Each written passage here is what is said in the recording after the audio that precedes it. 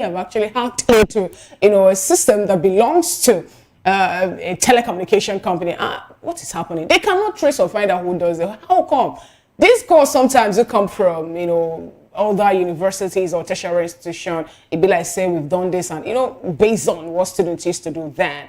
But now if you're talking about encouraging them or turning young boys into gifted individuals, some will ask, then what's the moral justification behind that statement? Why is it that the people who we know to be internet fraudsters, and some people are saying treat them somehow, redirect them, place them where they should be, bring out the creativity and energy that they have in them for them to be used for productive innovation? How much of a production can these people actually bring out? I had this conversation yesterday with someone, and the person said, do you know to be a Yahoo boy is not easy? I said, what do you mean? He said, it requires a whole lot of energy, and you must be super attentive to all the numbers. I was like, are you serious? Is it that hard? He said, yes. And then not just that too. Most of them behaves like criminals or detective because they want to make sure they check your tone, the way you talk, and I'm like, okay. I never knew it actually involved all those things. I was thinking it's just for people to sit down and, when this person was trying to break down, I was like, oh, okay. So how do you get to know about this? And the only thing he said is that guys are doing it now. So sometimes I watch them do it. So what do you mean? But now, what we're trying to say is this. It's not really good.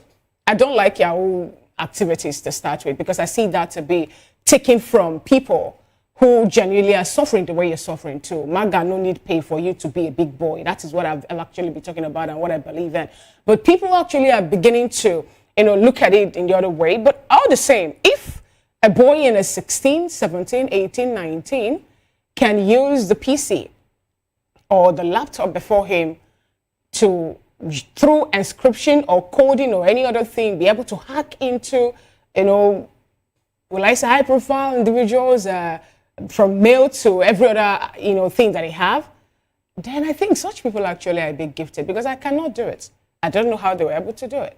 And what happened, sometimes I ask myself, what's the motive? How are they able to do that? Breaking up those codes. Okay, money. Motivation for them is trying to get rich quick. And most of them, they don't even study computer engineering. Yeah, they don't have to. No, you don't have to. Right? They need to know the inscription and the coding and the breaking of it. And, They don't have to. But no, there are different streams of what you're talking about. Scamming, Okay.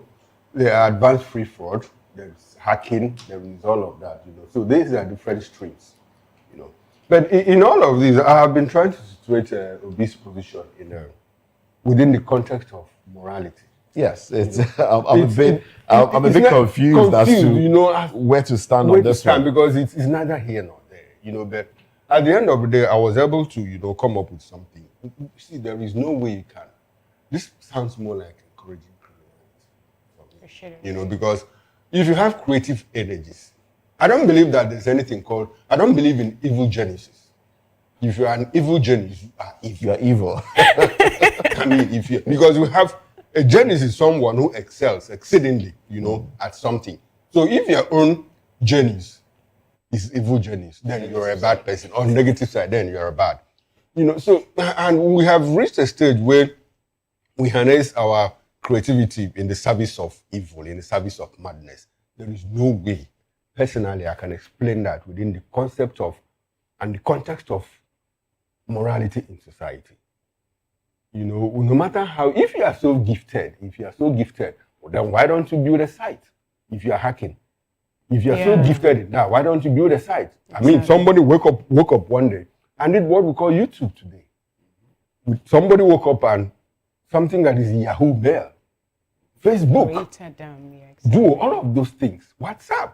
So why don't you do it in such a way that it becomes more creative and contribute meaningful to society, rather than you do something and police is chasing you, security agencies are chasing you, and all of that. So, but it speaks larger to the problem in society. Yeah. Because if you had opportunities, if you had opportunities in terms of technology, in terms of an IT hub, if you had our own Silicon Valley, this would be the appropriate place, to channel these creative energies to. But we don't have all of that. So and they said that the idle mind is the devil's workshop. So if it gets to a point where you cannot contribute creatively to society, then use it negatively. It speaks to the rot in society in terms of economics, in terms of development, in terms of growth. So that is where I place it. I disagree clearly with Peter Obi on this, What I would rather do is let us emphasize being creative, positive. If you think that you can, because at the end of the day, this thing harms somebody. Exactly. It harms a lot of people. People's earnings are taken away. Money that they have earned all their life is taken away in one fell swoop. Okay, Fida, there's a song. You said something that just reminded me of a movie. No, a song rather. Maga No Need Pay. I think that was a song done by some Nigerian artist, Cobams, and a few others, MI in there, at a time when advanced fee fraud was really a menace in our society. So they did that song to dissuade people. But has it dissuaded people? I don't think so. In fact, we have more young people, going into it. There's now a school. If you go to Benin, there's a school. If you come to Lagos, there's a school where they teach Yahoo. Yes. Are you serious? There's a school. They teach them how to. How many times have they busted Indians? Chinese and Indians teaching Nigerians. So Yahoo schools. Oh, that's now about Evil Genius. Also, there's this animation, this animated movie, Despicable Me. I don't know if you've ever seen it. Yeah. He's an evil genius, but he got in touch with his soft side when he discovered he had daughters. And, they made him softer, so he did good with his evil mind. But talking seriously now, I will try to make sense of what Peter Obi has said and be on, both sides of it really. On this other side, it's we should be careful with statements like that, really, because if care is not taken, it will be perceived as encouraging crime. In fact, not just perception, it will be encouraging crime, because more people that feel like, okay, they want to be noticed, will go into crime, do it in a scale that they will be noticed so they can get employment. And I'm sure we don't want that. There are a lot of young people, there are a lot of young Nigerians who are doing great things. There are some Nigerians, off the cuff right now, I just missed the name, I think it's Joel or something, one young Nigerian in the north who started building cars. He even went abroad to study mechanical engineering and came back and could build Lamborghini. Where is the young man today? Where is he today? Many years back, I came in contact with a man, I won't call him a young man, but he is quite advanced in age, who built a very rugged car with scrap. Sunny Autos. Yes, I remember. Sunny Autos. Back in the day, this is more than 12, 13 years now. He built the car, he drove it around Obalende and the rest, drove it for quite a long time with scrap, things found here. Now we have people like that we can encourage. If we start encouraging people like that, we will now encourage people to start doing good. So rather than just say, oh, if you hack into, hacking is different from fraud. You can hack into a security website or hack into the DSS to get information, and you are caught. You can now be arrested and then be convinced to work for the DSS or whatever. That is different from going out there, with an intention to defraud and you are caught. No. If you go out there, why would someone hack into a DSS website? We were told that the MBS the other time, their own website was hacked. Their information that one would need. To what end? Why don't you just approach to sell? To sell. Yes. That is fraudulent. Fraudulent, but then you're not. It's fraudulent in a different way. But it's fraudulent. It's in a different way. It's in a different way. You're selling information. I mean, what? There are no free apps anywhere. What this Meta and the rest of them do is sell your information. Every information you put out there is being sold. As long as you click agree. Oh, when every you sign information I put out there Yes. is sold. it's sold to somebody.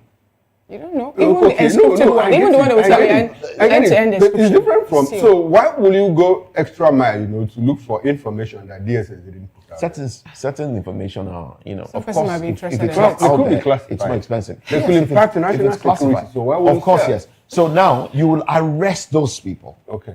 Let them know that what they have done is criminal. Okay. Now, if you see that they can be remorseful, you can now bring them in and say, okay, look, rather than go to jail, let's give you a job to protect. I mean, if you know a back door in, help us block back doors, help us block access into, the security system.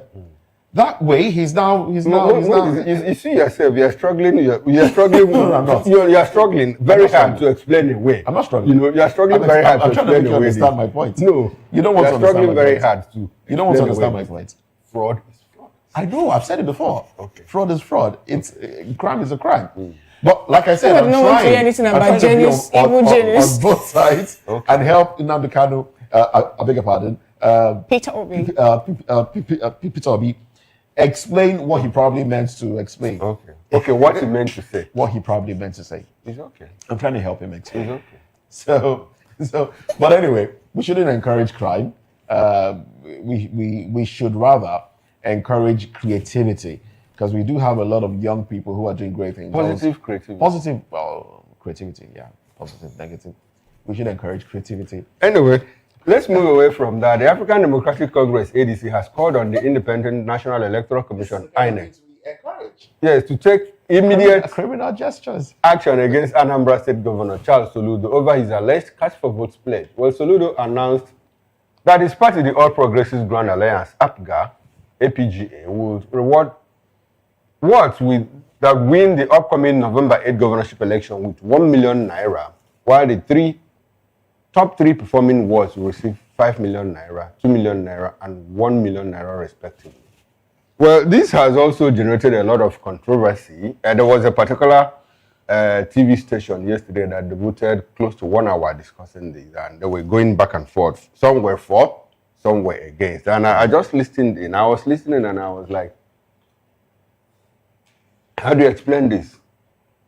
Cash for votes, inducement. Is it vote buying or what? And personally, I came up with the conclusion that this is clearly vote buying, because I had to turn it 360 degrees. Anywhere I face, I see vote buying. Anywhere I turn, I see vote buying. That's your conclusion? Personally. Okay. Personally. Wait, some official of ABGA has said this is not vote buying. According to him, this will discourage voter apathy. Do you expect people in ABGA to say that this is vote do you buying? think this can discourage voter apathy? Do you think people now?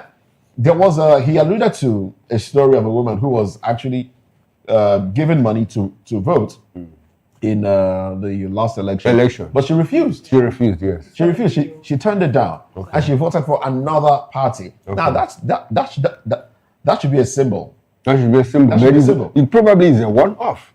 Happens. Probably is a one-off. How often does that happen? Because what Chukuma is trying to do is, look, to come from the back door and encourage people to go and vote. If there wasn't a cash reward to it, it would be a different thing. But this is clearly vote buying. Because, like I said, I turned it 360. Anywhere I look at, anywhere I turn it, what I see is inducement. Certainly inducing people, you have to go and vote. And how will it discourage voter apathy? It will not. It will not, because when this 5 million comes in, it probably goes into the account of the local government chairman. Are you going to spread it into the local government itself? How are you going to spread it to get to the people? So the people will likely, I'm not sure that this 5 million naira, if we win, will eventually get to me. So let me get the one that I can. It won't get to the people. At the moment. It will get to the people. So And to get to the I think stakeholders. what is most likely going to happen would be the local governments will do all they can to rig the election in favor of APGA to prove that they have more numbers. So there will be massive rigging going on. Yes. Every local Government will try try to outdo the other. Will try to outdo the other. I wonder how that will play out if we are to look at registered voters in each place. So the onus now is on INEC. It's an INEC. And the onus of proof now is shifted to INEC. To INEC. You know, that's the new thing now, you know, about electoral malpractice and vote defense and all of that. But you know one thing, what this will do is also, I just pray that this thing, you know, that Governor Soludo didn't put himself into a bind. Because somebody might just wake up one day after the election, go to court, defend it, say, look, there was evidence of vote buying before, during, and after the election. And it will become a very serious. Since when has evidence presented in court? It depends on who is presenting it. Okay. It depends on who is taking it to court. It depends on who is behind it. Well, you know, you just say something about a way for him actually to still exonerate himself from the whole thing, even if it's to get to the court. Which is? Did you see me give money to you? No, the money actually was made available to your local government for further No, but he development. made a promise. And he promise. sent the money to the development for further development, to the local government for further development. After vote buying. It was not given to individuals. It was used as an encouragement package, a palliative for the local government actually to shine bright. You know, you see, we are discussing this as laymen. You know, if you call like 3-4 lawyers now, they will give this thing different interpretations. But like I said, I just hope that he didn't put himself into a hole, you know, that could be his undoing after the election. I've asked this question before. Let me ask again, and it's really rhetorical. It's for you now. It's for you to answer, not necessarily for my colleagues here.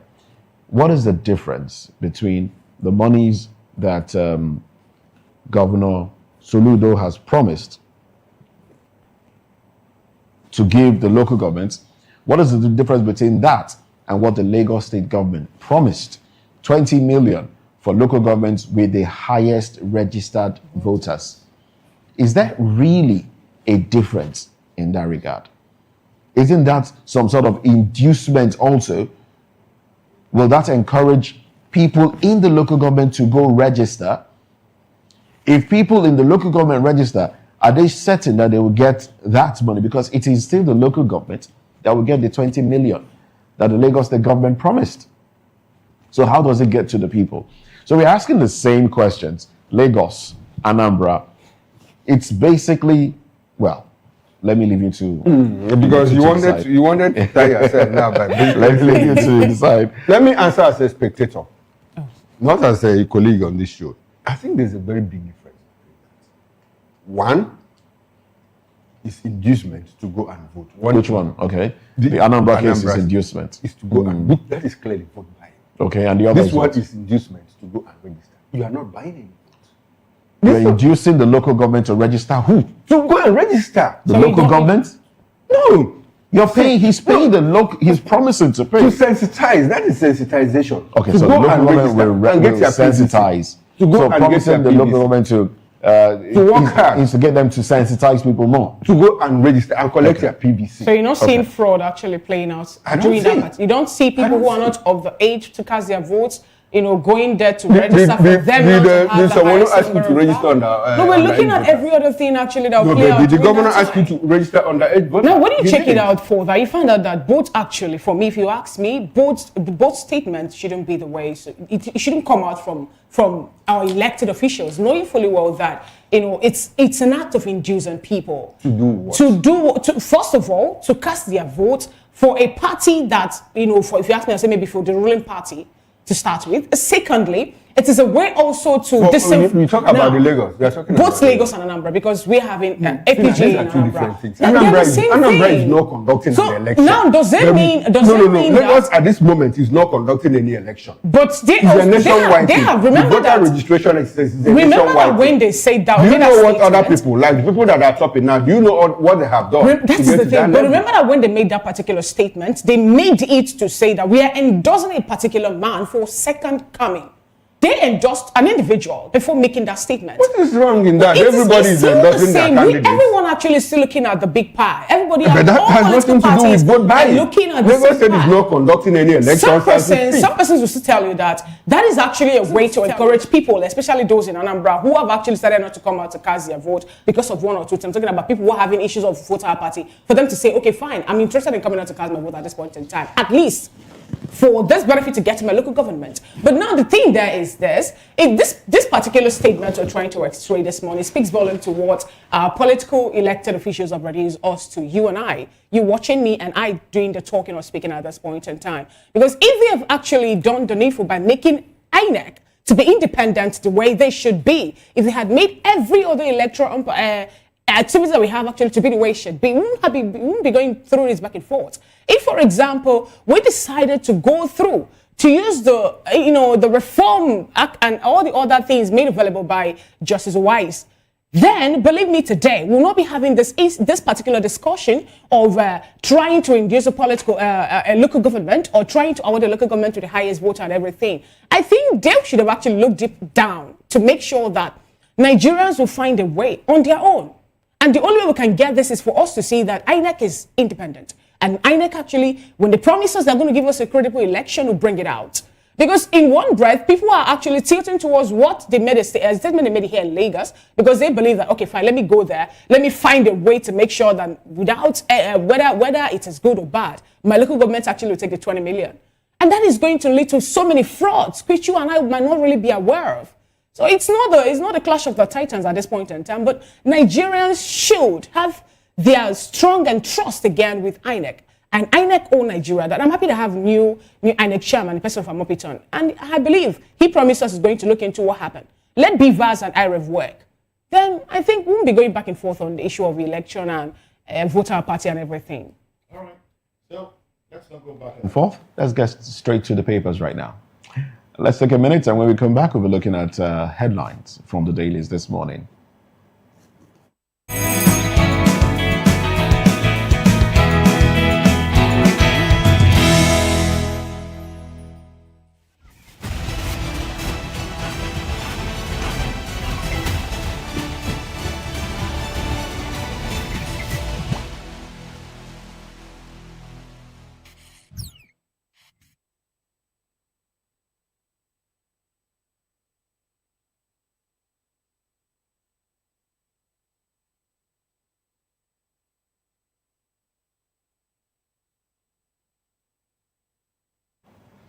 Well, thanks for joining us again. Now, let's dive straight into it. It's newspaper headlines this morning. Daily Independent is on our table. Now, on top of the masthead, we have our coalition is to stop Nigeria from turning to one-party state, ADC. Dangote Refinery aims to be world's biggest with 1.4 MBPD. Projects 55 billion annual revenue. Plans NGX listed to empower Nigerians. And then front page comments stemming the gale of defection. Hard times linked to deepening credit crunch, monetary tightening. Nigeria's $50 billion crypto boom shows shift from capital market SECDG, that's SECDG. Tinubu turning peaceful protesters into prisoners. Atiku. Intel CEO harps on firm's re-entry into Nigeria's telecom sector. Serap to NNPCL account for 22.3 billion naira, $49.7 million, 14.3 million pounds. 5.2 million euro oil money. That's a lot of money that NNPCL will have to account for. Air Peace begins direct flights from Abuja to London. Nigeria risks $15 billion revenue shortfall as U.S. crude prices fall by 17%. And those are the headlines on the cover page of Daily Independent. And up next is the first daily today, and beside the masthead, NAPTIP smashes child trafficking ring, rescues 26 children in Benue operation. And we have the banner headline to be troops wipe out 80 bandits in fierce Kebbi border battle. Dangote refinery sets for mega expansion output to hit 1.4 million barrels daily. ADC urges INEC to probe Soludo over alleged cash for votes scheme. Syrup to NNPCL. Explain missing 22 billion naira, $48 million all funds or face court action. Don't blame Sharia for insecurity, Muslim scholars tell Kuka. Resident doctors declare indefinite strike from Friday, warns of system collapse. Police snap Chinese national over Ikeja CCTV shop explosion. And we have the bottom strip headline to be Hisba arrests 25 for alleged same-sex marriage in Kano State. Those are the stories on the cover page of the First Daily today. And from the Blueprint newspaper, NDLEA uncovers UK-bound cocaine in CRIES, naps nightclub owner, orders. The window headlines, Blueprint columnist MK Osman emerges Foodma vice chancellor. Rice price crashes across Lagos markets amid increased supply. And in the world of sports, AFCON friendly, Super Eagles face Pharaoh of Egypt, December 14. I'll check that again. AFCON friendly, Super Eagles face Pharaoh of Egypt, December 14. Now the big story, alleged genocide. Nigeria's conflict, social, not holy war. That's coming from the Vatican secretary. With the riders, mosques also under attack. Muslims killed. Cardinal Parolin. Its mischaracterization aimed at dividing Nigeria. Fani Kayode. Chinese investments in lithium processing hit 1.3 billion naira. That's coming from Dele Alake. Dangote refinery is said to become world's largest with 1.4 million barrel per day capacity. Targets 55 billion naira annually. Plans NGX. How hypertension silently threatens future of Nigerian young adults. NECO opens new examination center in UK.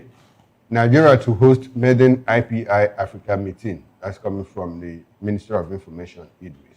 And the bottom strip headline, youth can only be asset with education, security, economic opportunities in Doma Eba. And that's it from the Blueprint newspaper. And from this day newspaper, let's quickly take these headlines here. Dangote refinery. Now Dangote projects over $55 billion annual revenue from refinery as Afrexim Bank considers fresh $5 billion expansion credit. Dangote says expanded refinery will guarantee energy security. Afrexim Bank foresees expansion will halve petroleum prices in West Africa with expansion. Commends Tinubu's industry-friendly policies. Company to increase power generation output by 1,000 megawatts. And yes, of course, some of the headlines here. The big story here is Adedeji FIRS collected 22.59 trillion naira in 9 months, 47.39 trillion naira in 2 years. Why are we still borrowing? Question on my mind. Lamido joins PDP. I beg your pardon. Lamido joins PDP national chairmanship race. Picks nomination form today. And some more those are the headlines here. Those are the headlines on the cover page of this day newspaper. All right, and the Nigerian Tribune, we have the winter headlines to be how states waste billions on unavailable airport. Only 3 out of 30 airports profitable. That's coming from FAN. States can leverage aviation business to boost trade, according to experts. Ekiti 2026, 886 delegates to affirm Oyebanji as APC consensus candidate today. We have the banner headline to be Dangote Refinery aims to be world largest in 3 years. Plans to expand production from 650,000 to 1.1 million barrels per day to be listed on Nigerian Stock Exchange in 2026. Lagos government violated court order, demolished 100 properties in Oroshoki. That's coming from Falano. Police deny attacking residents during demolition. NDLEA raids Lagos nightclub over drug party, arrests over 100 suspects. resident doctor to begin indefinite strike November 1. PDP convention, Southwest leaders, zone secretary to Oyo, auditor to Ogun. Ekiti Ondo to produce deputy organizer secretary. Makinde meets BOT members. Southeast lawmakers threaten to boycott convention. Sule Lamido's loyalists vow to resist to CRIES emerges as PDP chairman. And those are the stories on the cover page of Nigerian Tribune. And those are the headlines on newspaper headlines. Join us again at 10 for newspaper review where we go deeper into those headlines. But in the meantime, let's get to our first conversation today. Army deploys soldiers with former Boko Haram fighters. Let's x-ray this when we come back. Join us again.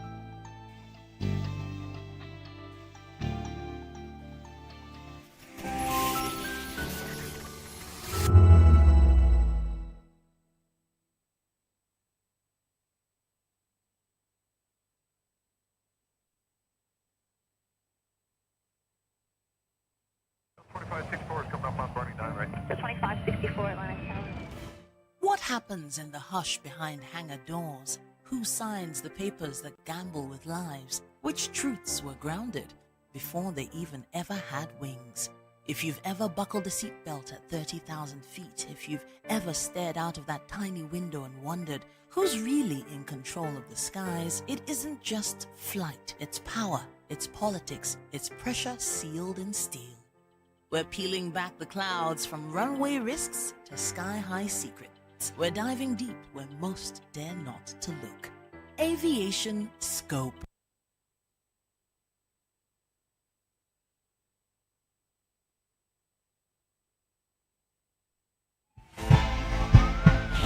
This is Health Check, your weekly guide to better living, smarter choices, and trusted answers. From everyday wellness to urgent health issues, we've got you covered. Health Check, only on Voice of the People television, where your health has a voice.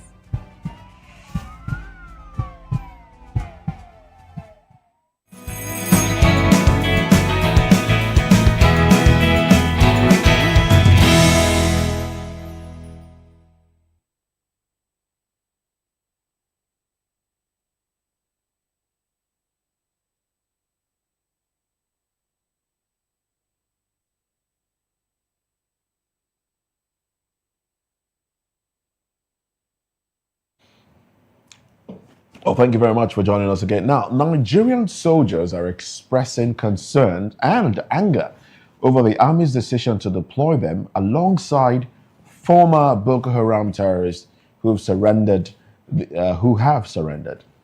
then reintegrated into the military.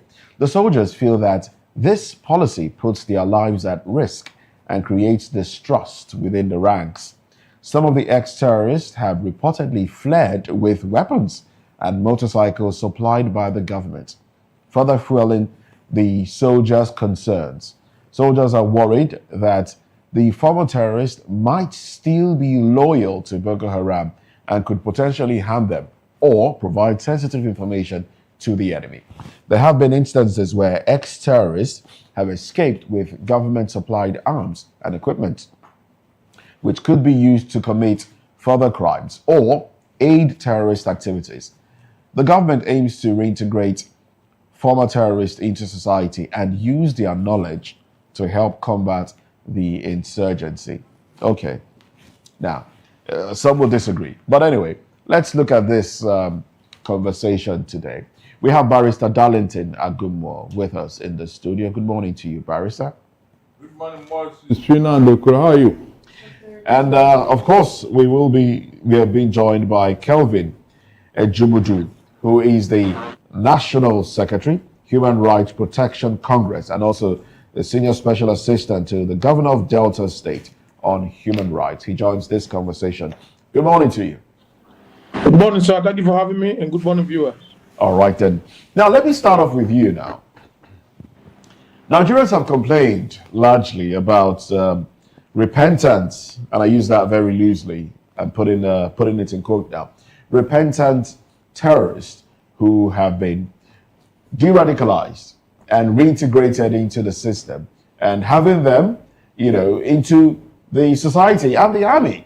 Now, remember one time the NSA, Nuhu Ribadu, complained about sabotage within the ranks of the military, how some military officials steal weapons and supply terrorists.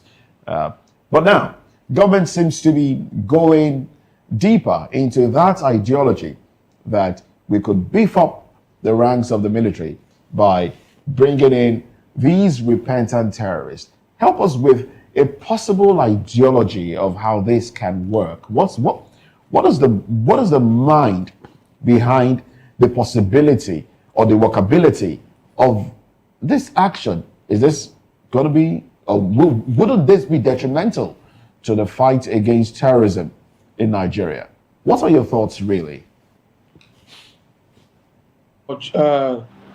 Personally, I think this is uncalled for.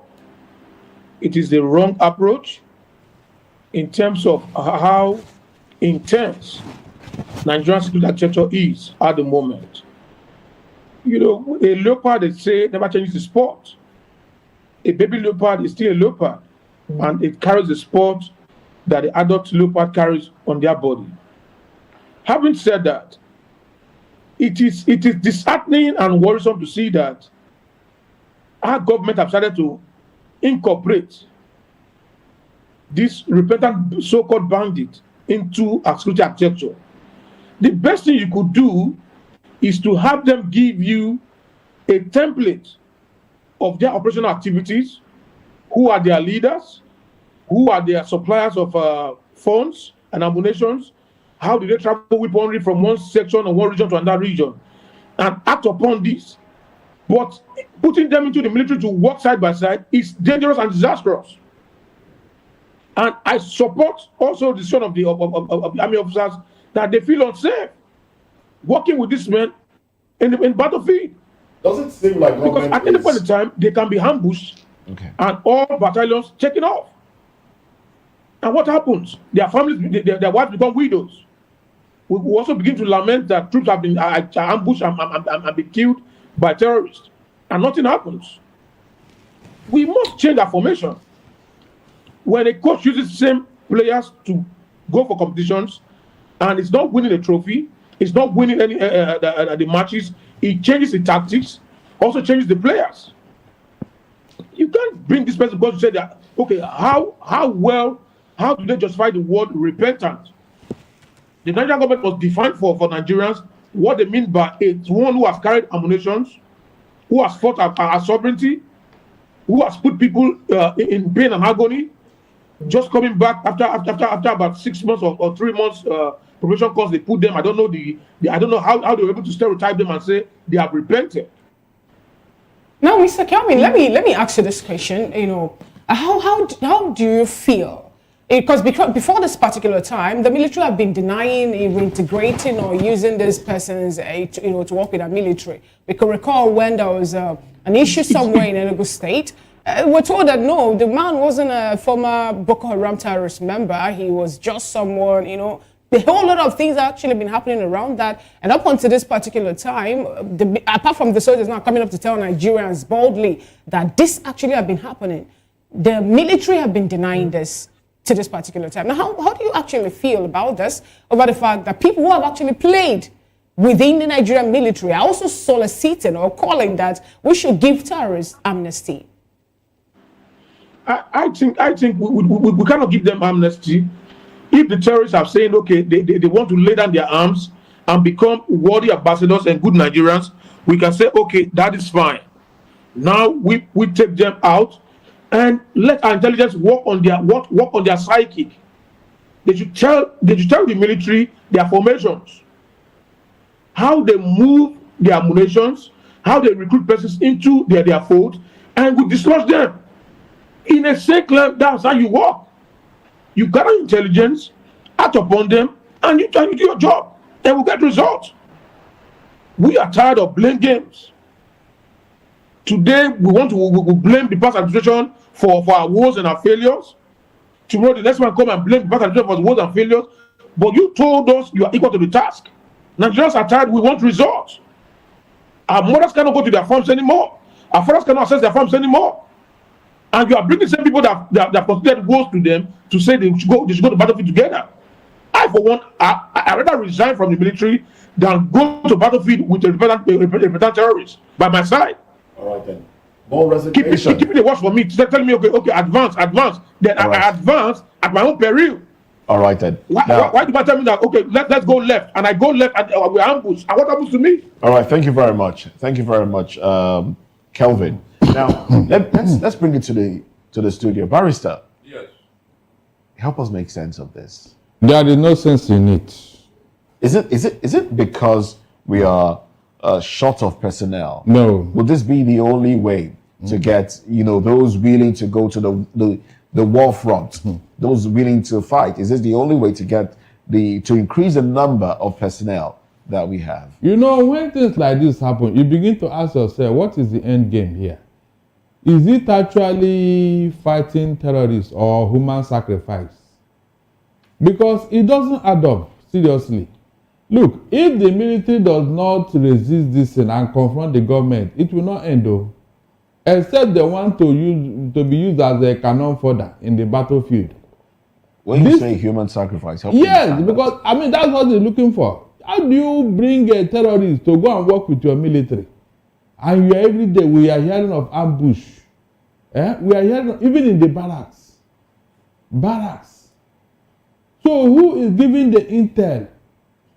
Who is providing the logistics? If not these terrorists you brought into the military. Barrister, does it seem like we are willing to combat terrorism? Because just the other day, Interpol was in Nigeria and they arrested 11 individuals. They've been doing that raid across Africa, from Angola to South Sudan and the rest. Yes, sponsors of terrorism. Yeah. And from Nigeria, they picked 11. 11 individuals. Yeah. Now, these individuals, is it that our government don't know these people? Couldn't we have arrested these people if there was a will to do so? When this thing happened, I was laughing. I said, look at it. How do you embarrass yourself as a government? That people that are working under your nose, a foreigner had to come and they tell you, this is the sponsor, this is the terrorist. And they pick them. In your presence, they pick them. Look, but let us not dispute ourselves. There is something wrong with governance in Nigeria. Seriously, this thing we are doing here is wrong a joke. With governance in Nigeria? I'm telling you, we don't have leadership. Seriously, if we have, this thing cannot happen. Imagine a foreigner going to the US to go and pick a terrorist operating in their soil. Can you ever think of such a thing happening? But it's happening here. Yet somebody is telling us that they want to provide a paradise for me. You can imagine. This thing has become a very big joke. Okay. Our soldiers must wake up, seriously, or else they will be decimated, because that's what we're looking at. Okay, now Barrister, talking about decimating our soldiers, I would like to tie my question with what Moses said. Moses asked, are we in short of troops? We are not. I asked that question in the light of the fact that between 2015 and 2025, this year, last week as a matter of fact, Nigeria has Nigeria retired over 500 army generals. Yes, from brigadier general to major general to higher rank. Why? Because any time you do reshuffle of service chiefs and you bring up somebody. Because of the command structure, hierarchy, that is required in the military, a lot of people have to go. In 2015, when Buratai and Co were removed, about 100 generals had to go with them. Now, in the light of all of this, I still want us to interrogate, our sincerity, intentionality of our government, the security architecture in trying to fight insurgency. We are very deep in insurgency, and we are doing all this rejigging. Like I said, in the past 10 years, about 500 generals trained with taxpayer money, have been moved out of service. And now we are looking for ragtag repentant terrorists to go help us fight insurgents. Barrister, are we very intentional?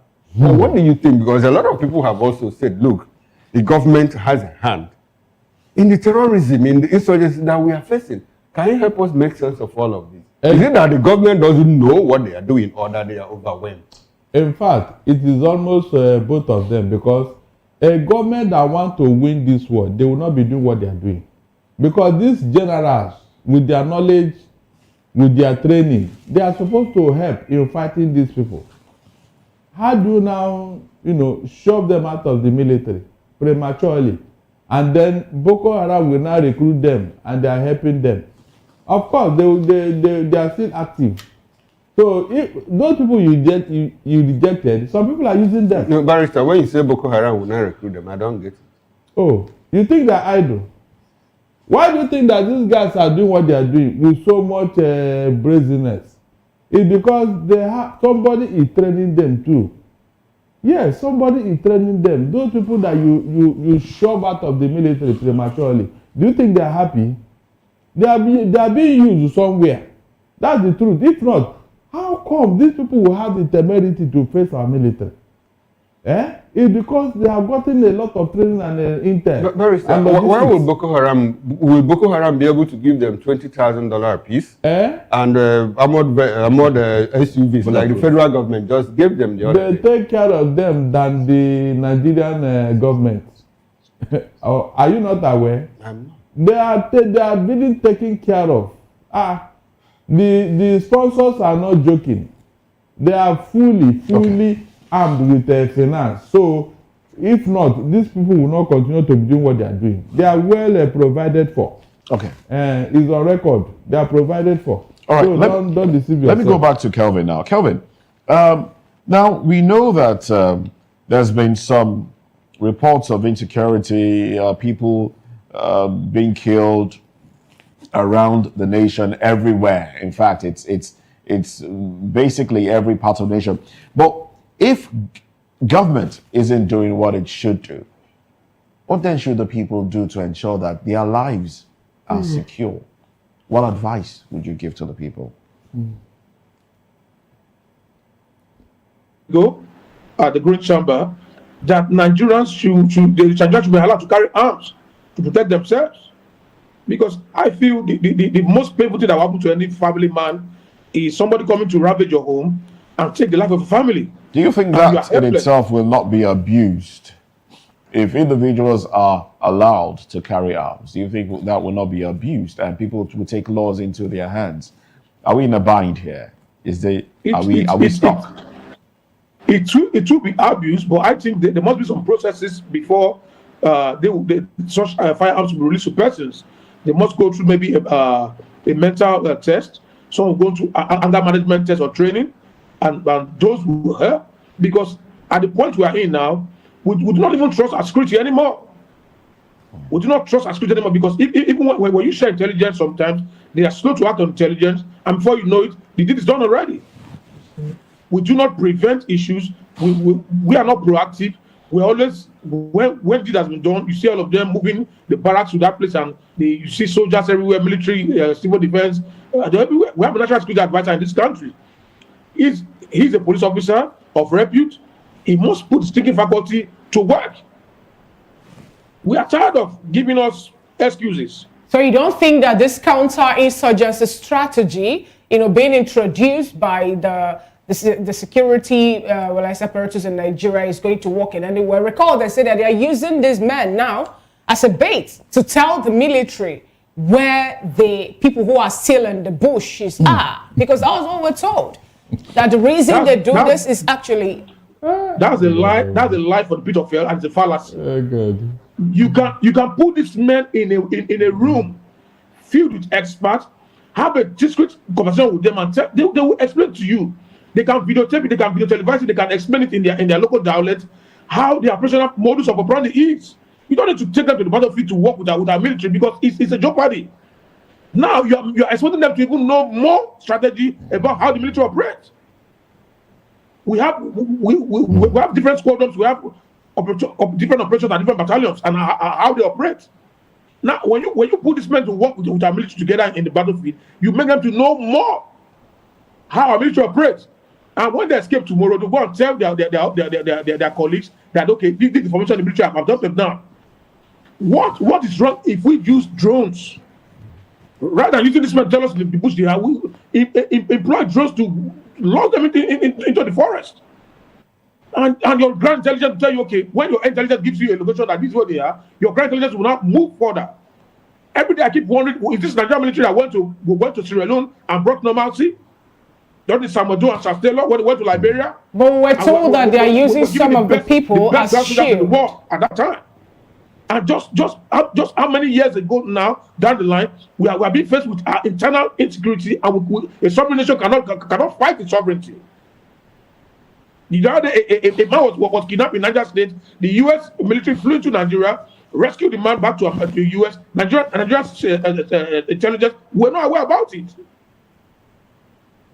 Mr. Kisele, up until today, we are yet to declare, sort of emergency on insecurity in Nigeria. The president went for that to give vote of confidence on the people he appointed, the cabinet members, saying that they are doing what they should do. And, nobody should talk about it. What does this really portend, given the fact that till tomorrow, Nigerians are still dying, and then some people are talking about this becoming more like genocide. Some are saying it's not genocide, more like some people are saying is a religious war back and forth, even to the point that a congressman in US is beginning to bring out the notion that Nigeria should be made or re-designate a country of particular concern. It's worrisome that they've even prescribed Nigeria as they blacklisted Nigeria for travel advisory for US citizens and UK citizens. And that doesn't tell well for us at all. Every day we keep going to seek for foreign investors come to your country to invest. How can they invest when you have insecurity? These men just come to TV to tell us what we want to hear. But on the field, nothing is being done. I say this with all full confidence that the bandit and terrorists in Nigeria are more equipped, more funded than the Nigerian military. Okay. All right. You see what they carry in Katsina State going for peace talk. They were carrying launchers, heavily armed, than even what Nigerian military are carrying. All right, Mr. Jumudo. For peace talk have not been apprehended by security operatives. Okay. And we have intelligence, and we have DSS. Mr. Ejumudo, if you say that we have these insurgents, the terrorists and bandits, that they are more equipped, than the Nigerian military, and we have some of them that are repentant, some of them that have repented, and now are on the other side. If we don't want to embed them, with our own soldiers to help us, because we are afraid they might turn saboteurs and kill our soldiers, how best can we utilize the knowledge that they acquired as bandits in the fight against terrorism? Good. The first thing first is, first of all, change their mindset. Because the first call of service, when they are inducted into a terrorist camp, they tell them that Aram means what is forbidden. They tell them that the Western knowledge and culture is forbidden. They tell them Christianity is forbidden. They tell them anything Western is forbidden. Hence the word comes Boko Haram. Haram means something that's forbidden. Now, in all of this, how do you change a man's orientation? Is work on his cognitive. Put them through series of, let's say, weekly training, monthly training, yearly training, and retraining. And when they are done with this training, the next thing, you put this man in an office and let them just be doing a reportage for you and telling you at this point, every September, they gather in Borno, for example, to attack. You say, okay, the intelligence will take a record of that. They say, okay, at every Friday, this is where they gather. The man that brings arms from Jigawa or Nasarawa, it comes in through Duse. The man that brings also food for them comes in through Mubi. And when you get all of this, you act on it. You don't need to take this man to the battlefield without security architecture. It's disastrous, it's dangerous, it's a national threat. If you trust how do we trust the information they give as being enough, and providing security for our people? If we can't use them in the battlefield and we keep them in offices and provide this information, how trustworthy are those information? Intelligence is a two-way traffic. Okay. I'm a security expert. When you get intelligence, you run through it. While you run through it, you checkmate the intelligence they're giving to you. You're not going to just go there on Sunday and just attack. No. That's why we have air intelligence, we have ground intelligence. If they tell you, okay, this is intelligence they've gathered, you will not work on your air intelligence and take inventory of that, start to school that every Friday this person brings this thing here. When you carry out your intelligence that cooperative for 3 times they have come through that route, then you know that, okay, this intelligence they're giving to you is true. Then you act on it. Then the 4th one you strike. But at this point in time, when I tell you that, okay, the arms are kept, for example, in those states that they slots for them to act with. They just go there immediately and start attacking. No, you will be ambushed.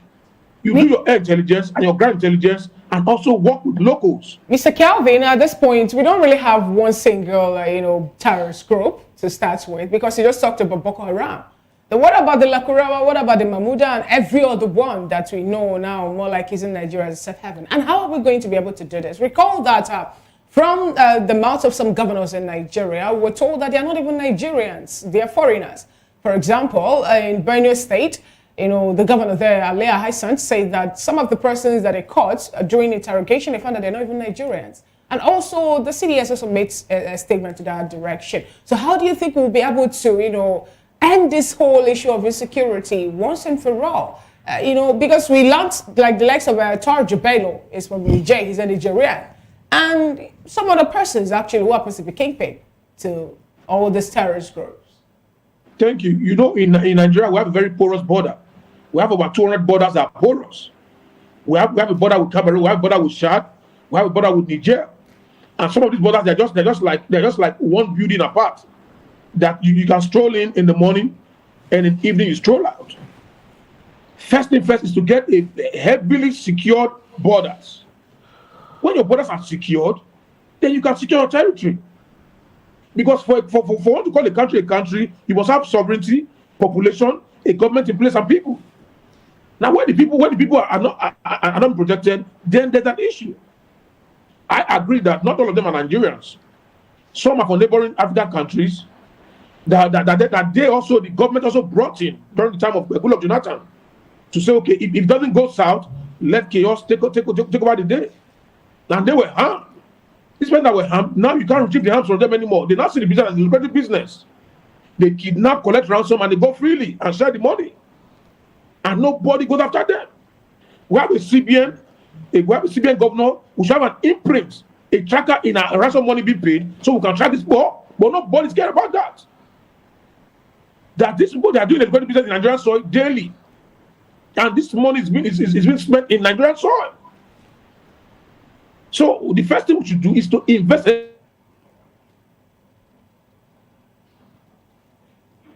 All right, we think we're having a network glitch there, so we'll bring it back to the studio. Okay, if you can hear me, let's get your thoughts. Continue with the line of thoughts, Mr. Kevin. So using modern day technology to combat crime is the best way to go. Invest heavily in drones, security drones. Have a well-structured security, and they should be well paid. Our security, our military, they have a low morale. Their morals are low. If a man dies in battlefield, what is the take-home pay?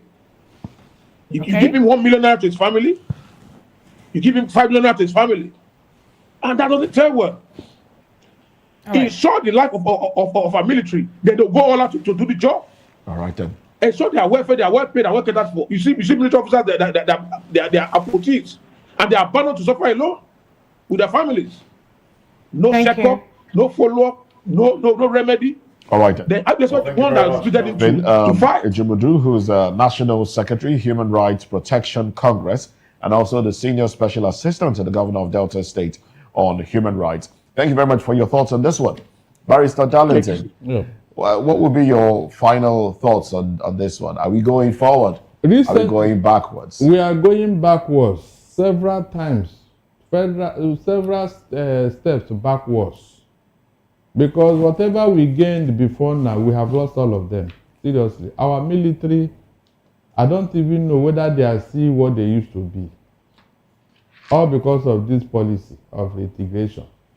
There's no way anybody will be comfortable and happy working with somebody who was facing you in the battlefield yesterday, and now you and him are dining and whining on the same table. You will not be comfortable. There's no way. So I don't know who brought this idea. In fact, except to remove the sentiment that have gotten into this terrorism fight, it will not go away.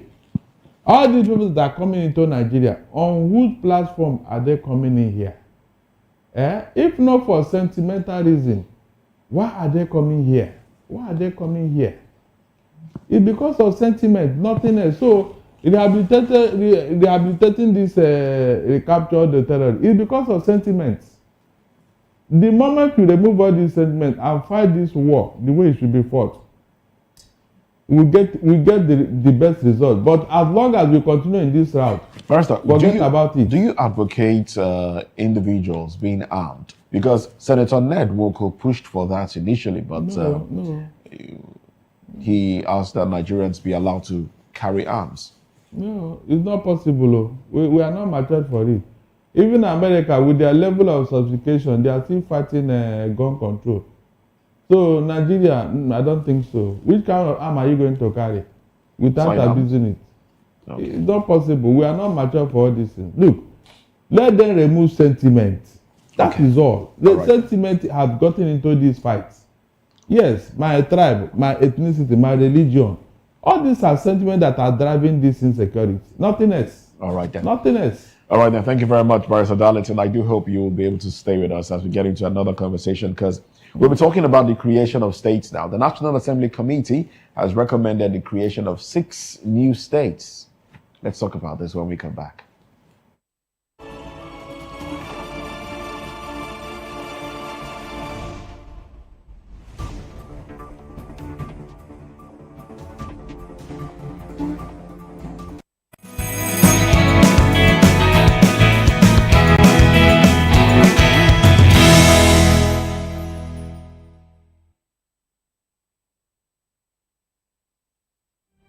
In a world where power shifts with every headlines, news breaks and events happens, we bring you unbiased and explicit information on politics, economy and state of the nation.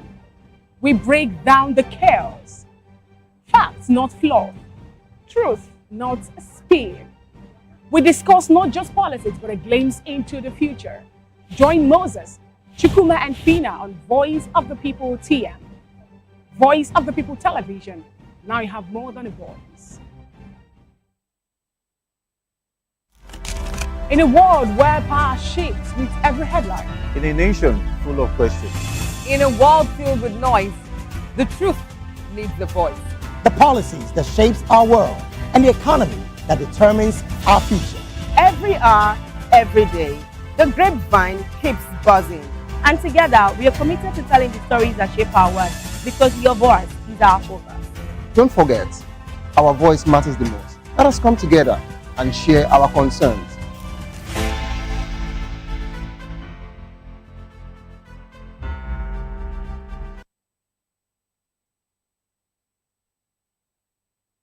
Join us on People's Voice, where we amplify the voice of those that matters the most. Join the conversation. Share your thoughts with me. I am Xavier Udo. Weekdays, Monday through Friday, from 4 p.m. to 5. Don't forget, our voice matters the most. Let us come together and share our concerns. Thank you. In a world where truth is the ultimate power and opinions scream the loudest, it's time to wade through the noise. Hunger no get tribe. Hunger no get religion. and scan the human interest and trending topics that matter. Stay tuned to The Issues, your plug to the stories making the buzz, from politics to science and technology, social justice, and more. Let's tackle the tough questions and expose the truth. The Issues on Voice of the People Television. Don't just react, understand.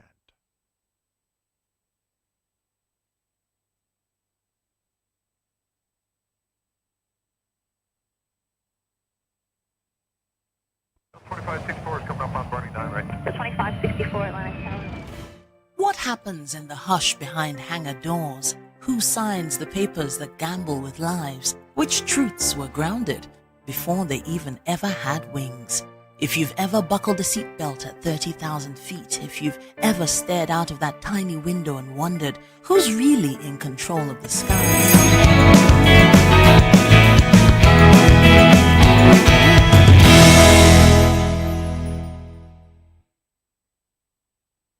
Vibaka still VOP this morning. The Joint Committee of the Senate and House of Representatives on Constitutional Review has approved the creation of 6 additional states in Nigeria. According to the proposal, 1 new state would be created in each of the 6 geopolitical zones, increasing the total number of states from 36 to 42.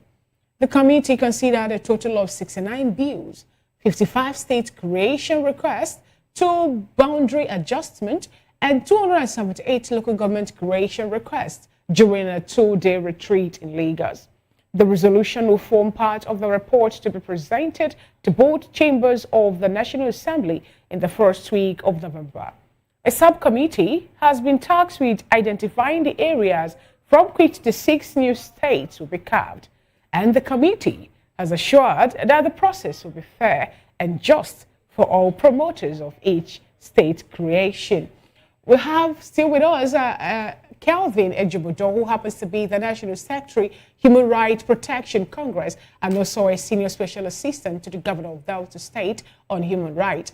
And we'll be joined by Archbishop Dr. Ibokun Gospel Bob Mario from Port Harcourt. He is a public and political affairs analyst, as well as a former National Vice President, Institute of Strategic Management in Nigeria.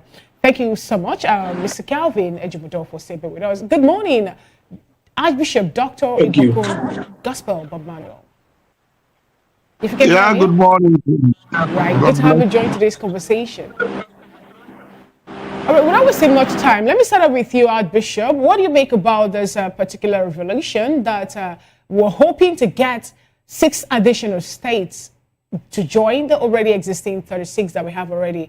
And what does this really portend? Because some persons will say, especially people from the Southeast, that it still shows or speaks to the level of marginalization that the Southeast is being subjected to, being the only region, the geopolitical region, that have only 5 states, where we have every other geopolitical zone have 6, and even one particular geopolitical zone also have 7. Help us actually walk around this too. And how just do you think that the committee will be with the carving out of these new states?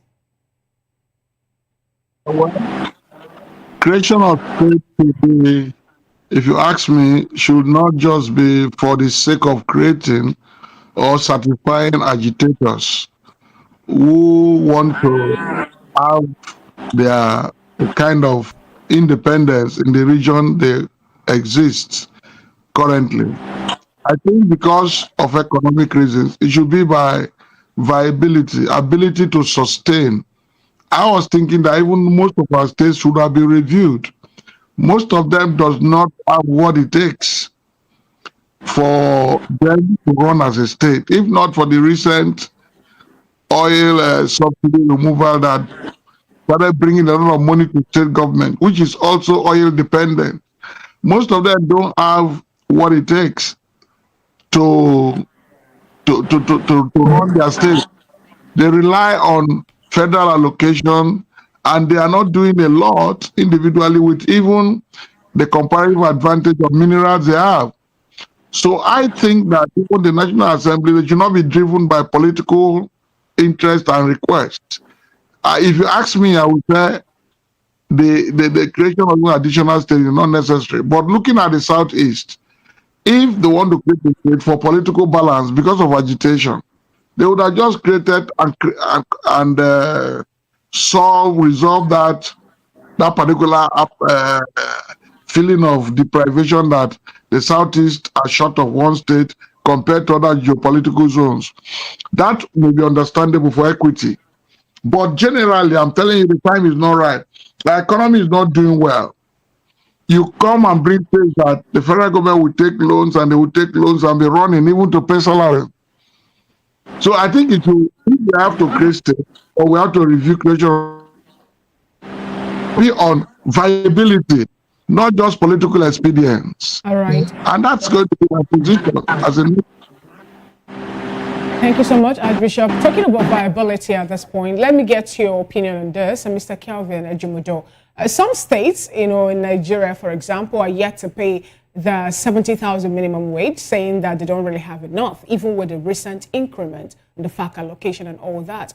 And some persons have come up to say that instead of having more states, we should find a way to collapse it. And others are saying, no, we shouldn't collapse the ones that we have already.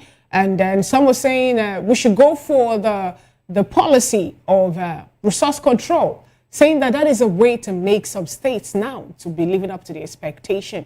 What do you make also of that? Do you share that line of thought? And if that actually should be the case, do you think that the federal government at this point in time, knowing that we're not really practicing true federalism, will let such actually play out?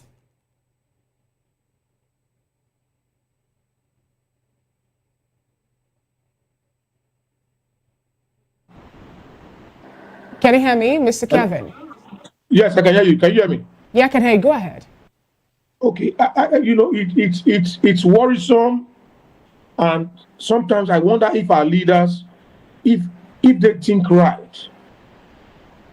Governance is all about the people, the welfare, safety, and security of the people. Now, I want to ask, have we been able to cater for the 36 states we have, including the FCT? The answer is no. Have we been able to secure the 36 states we have, including the FCT? The answer is no. So why the rush for creation of extra 6 states? In my opinion, let's first of all be able to feed the state we have, secure the state we have, be a productive state that we have. Okay, we can cater for ourselves and also even a neighboring states. And that way you cannot say, okay, we have a balance. Like my bishop rightly said, some states cannot even fund their own salaries for persons in a month. They do not even have the wherewithal to run their taxes for a month. They have a lot of collapse systems within their state. Some have not been able to pay even the 77,000 naira minimum wage. Some, they don't even produce, they don't get to the table.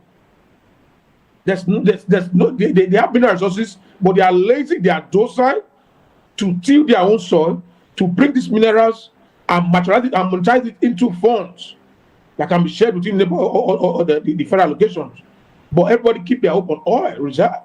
That when oil is so, at the end of the day, they get their money. And now with the removal subsidy, it has tripled for them. And some are still crying wolf. The IGRO they raise in their own various states is for them to squander. Security votes for governors is for them to squander. Some are just agitating to get this state so that they can enjoy security votes and squander monies. Not because they have okay, let them check the antecedents of some of these who are agitating for this state. What have they done in their own local assembly? Nothing to show for. Do they have empathy for humanity? The answer is no. So I think we should not be thinking about. We should think about first of all. Let's be able to feed the state we have. All right, Mr. Kevin. Let's concentrate on internal democracy. Let's make our institution be powerful. Let the institution be powerful than just put in government. Whereby we can call the president to order, come to court, he will come to court and appear and give a testimony in court. Where no man is bigger than the National Assembly. All right, Kevin, let me stay with you. Let me stay with you on this. If you say that some of the states are not viable and we are making propositions to create more states, will it make a difference if we go back to the regional system of government and still operate the kind of federal structure that we operate today? in the sense of having 6 geopolitical zones as regional entities, but without autonomy, as states are not now, in terms of resource control and all of that, will it make any difference? Make any difference?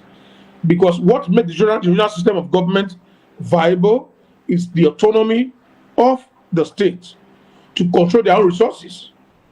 Like at the time in the days where we're into groundnut and oil and palm and also cocoa and all of that, whereby the region itself take 50, they send 20 to the center and 30 is being split. But in this circumstance right now, we cannot run a regional government using the federal character, the federating unit. It should be down to the center controlling the regions. But when the rich regions are powerful to control themselves and control their resources, then it's better that way. If you are docile, you're not functional as a state, your state will go into liquidation. And it doesn't consult anybody. You don't run to the federal government for backup. Okay. We must be able to, first of all, feed the state. Now we are kind of food shortage and food insecurity. All right. Now, if you create a such state, how are they going to feed? Just like a man that has one wife, you're not able to feed your one wife and your 2 kids. You're moving to marry 2 more wives. How do you get to feed you're not able to feed your one wife and your 4 kids in the house? Okay, now, so Kevin, let's go back to the proposal to create more states. If we create 6 additional states and bring it up to, that's 42 plus FCT, 43, and we go back to practicing true federalism, would that make a difference? My take, I do not want to subscribe to that proposal. What I want to see is, let's first of all consolidate on the existing state we have. Let's make something out of it. We shouldn't be thinking of creation of more states at the moment. So that proposal should be KIV, should be kept in view. Let us fix this. Let's fix what we have on ground now. Nigeria is sliding every day. And thinking of creation of more states is not the way forward. Okay. We must reunite our forces together, build on what we have, secure our boundaries, provide excess food for us to feed and export to neighboring countries. All right, then. Now Thank you very much. Now we have refineries that are not working. They are not even concerned about the refineries that are not working in the country. They're thinking of more states. Okay, thank you very much, Mr. Kevin Ejimodo. Let's go back to Bishop Bob Manuel, who joined us from Port Harcourt. Now, Bishop, I want to ask you the same question I asked Kelvin, and I'd like to see how, your opinions differ. Do you think that creating more states with autonomy or going back to regionalism with the present federal system that we have, which one will it be for you? Which one will you prefer?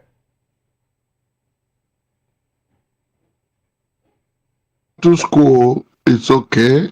The regional government, we all had the experience. There were still pockets of agitation for the states that, or the part of the region that were oppressed. I think that led to the creation of the 12 states first by Gowon after the, and what we had the 6 states. The state creation then was a result of expedient to be able to allow development for development purpose. And we had enough resources then. There was oil boom. And that necessitated that regime to create the first 12 states in the nation. And then the sentiment that run today in the country about ethnicity and a lot of deprivation were not like that. We are more of one country then. The mantra of the Civil War, the 3 arrows, was towards consolidating our unity as a nation.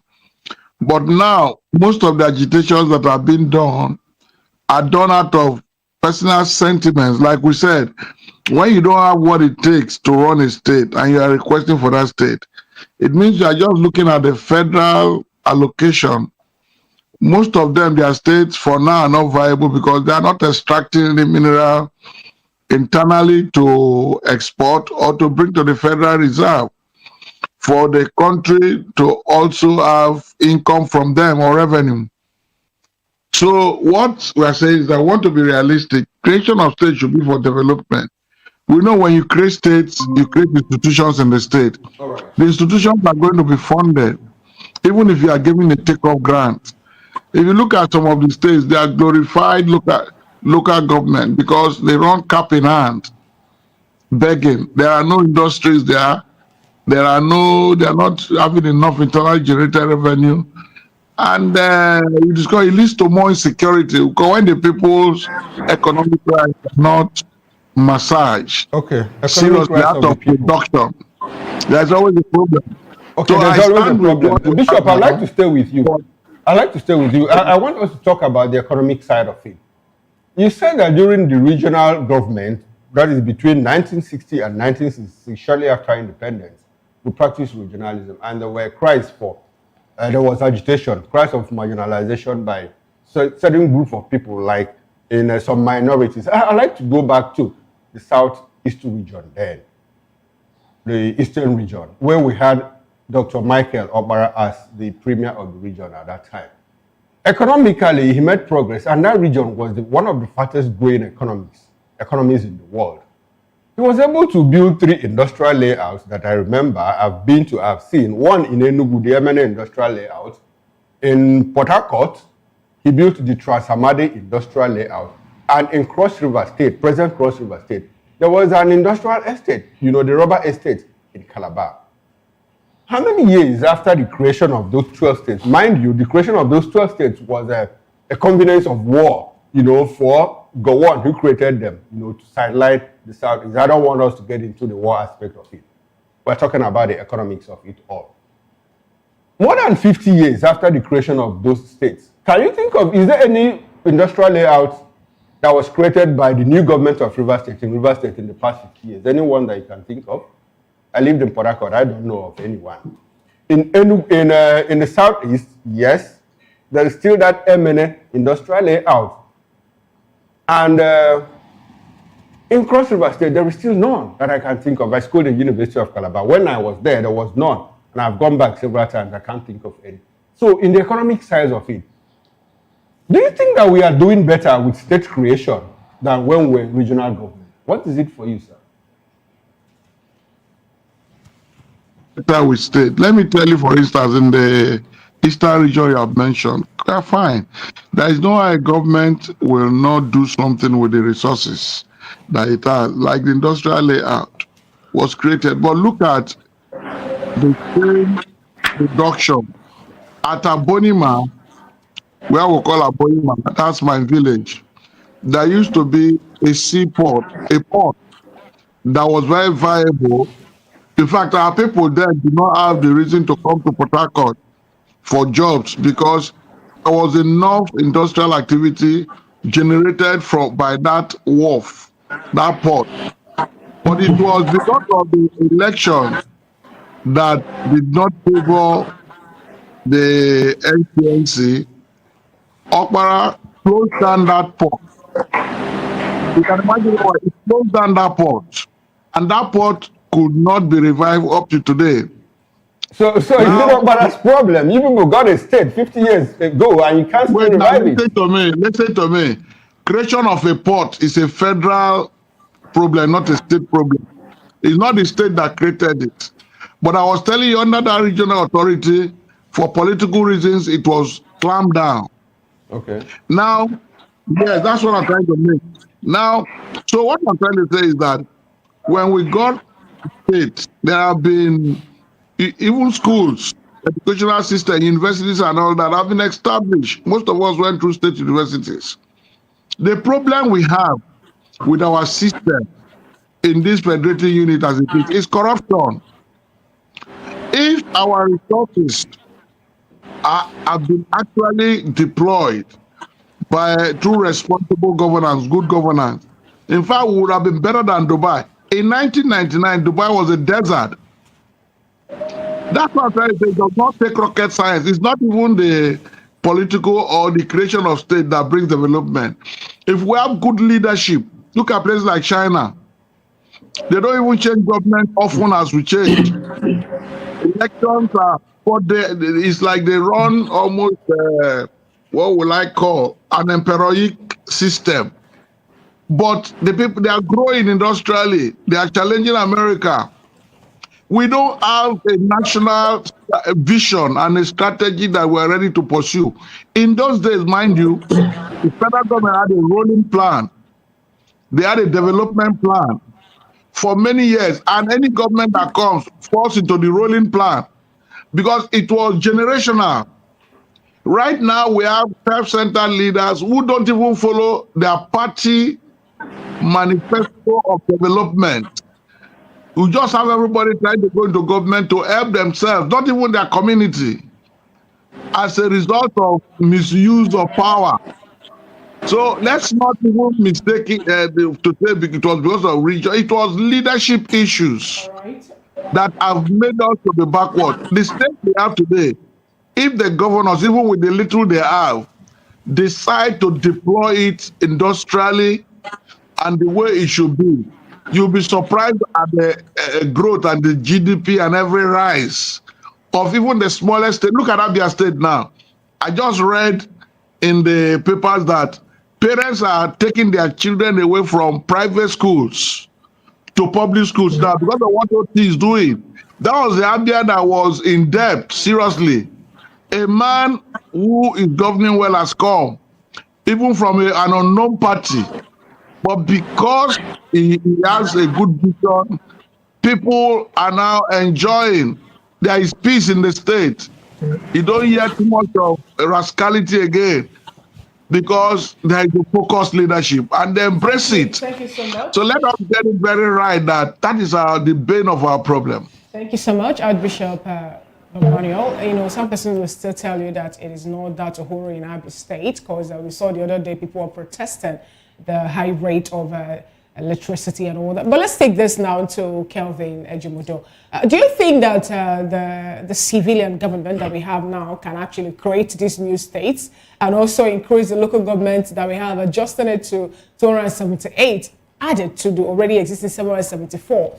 And then also part of the things that the House Committee will also look at is for us to readjust two boundaries also in Nigeria. What I'm asking is that if we check the states that we have from when Gowon did the creation of 12 states and from 1966 to 1975, we also have General Murtala Muhammad creation of state, Ibrahim Babangida, and the last, but not the least, that of Sani Abacha. Do you think that Nigeria, the way we are now, do you think we have what it takes to create new or more states? My stand will still remain. I do not subscribe to the creation of new states. Yes, we have the wherewithal to create more states, but we've not been able to manage our resources, secure our citizenry, annex our potentials. So creation of more states, I think, is not the way forward for now. What is the Nigerian plan? What is the respect of the Nigerian passport? Thank God we just came out from the watch list from the watch list of fraudulent. This from we as South Africa just came out from the list the other day. Good one. Let's continue to pursue good initiative.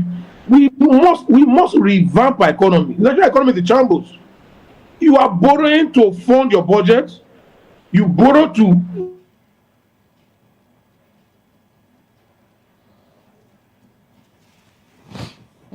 I guess we're having a network glitch there. I would sincerely believe that, if that is being rectified, you can give us your concluding thought because that's what I wanted to ask. All right, go ahead, please. Yes, you cannot be proactive. I read that they are not accountable to the masses. A comes, squandered money. B comes and begin to blame A that A was the one that squandered all the money that is just trying to revamp the economy. This where we are now is not where we want to be. I can't believe that this Nigeria that the other time Gowon was saying that we are too rich, that we don't know what we do with our money as a country. Look at Singapore. They were removed from Indonesia, from Malaysia, and say, okay, you people are too poor as a state, stay on your own. And they came together and formed a country. Today, Singapore is one of the biggest economy in the world. our economy is also lavish, travel abroad, dollarize the economy, and come back and start blame the other person after 4 years. We cannot create more states because we want to please the ego of some political elites. Thank you. The answer is let's first of all secure the existing state we have now, feed the existing state we have now, make them productive, and that way we cannot say, okay, what do we do? Let's move on and create more states. But not, we have 4 refineries that are not working. That should be our concern. A country of over 200 million persons, they have 4 refineries that are not working. You want to create more states. They should use the money to create more states, use to fund our refineries to work. Thank you so much, Kelvin Ejibudo, for your submission. And among the people that the states that they've already created, people are individuals that are clamoring for secession. And we'll actually, invite you guys to stay with us for the third topic of conversation, where we'll have to look at what is happening with the indigenous people of Biafra leader Nnamdi Kanu. They're still within the DSS, as we learned that DSS agents assault Nnamdi Kanu. So stay with us. We'll dissect this after this break.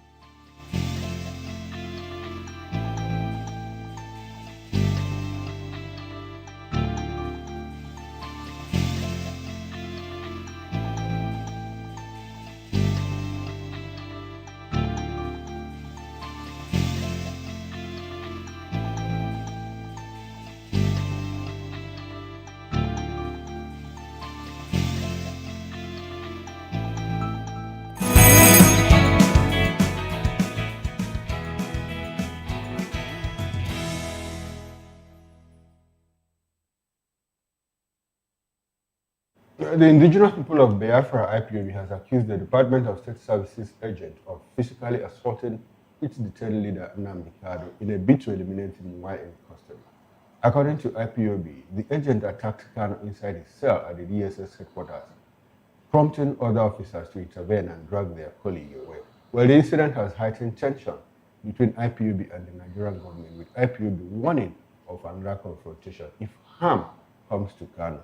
The group has demanded that the DSS ensure Kanu's safety and take disciplinary action against the officer involved. Well, we still have Mr. Kevin Ejimudo, who joined us from Benin, and Bishop Emmanuel Biobako Bob Manuel, who joined us from Odako. Gentlemen, thanks for staying with us. Let me come to you, Kelvin. You are a human rights activist. What do you make of the assault, on Nnamdi Kanu, allegedly, by an agent of the DSS, who's in DSS custody, by the way, by an agent who, according to IPOB, is making attempts to eliminate him? Why would that be? What's your reaction to that incident? It shows a high level of irresponsibility on the part of the DSS. And I always say it, if the DSS, if they are this effective and proficient, we should not have bandits working in our forest freely with heavily harm. They should channel their energy to the right places. The man is already in your detention facility. Why go about assaulting him? Allow the rule of law to take its course. He has the right to face his trial. And if he's found guilty, so be it. If court said discharge him and acquitted. You cannot be a judge in your own matter. That's why the DSS oftentimes, most of our cases in court, they fail woefully because they want to be the judge in their own cases. They manage your facility already, for crying out loud. Why go about assaulting me? Allegedly that they said, okay, they're trying to take his life.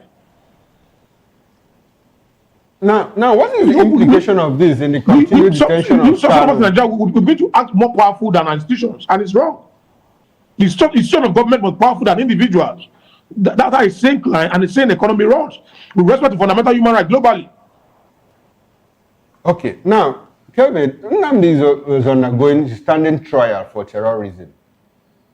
And allegedly, there have been efforts, by his lawyers and the IPOB to move him from DSS detention into a correctional facility. Do you think that the government will consider this, that the court will consider this, and order, his movement from the DSS facility to normal correctional facility, at least where his life will be secured?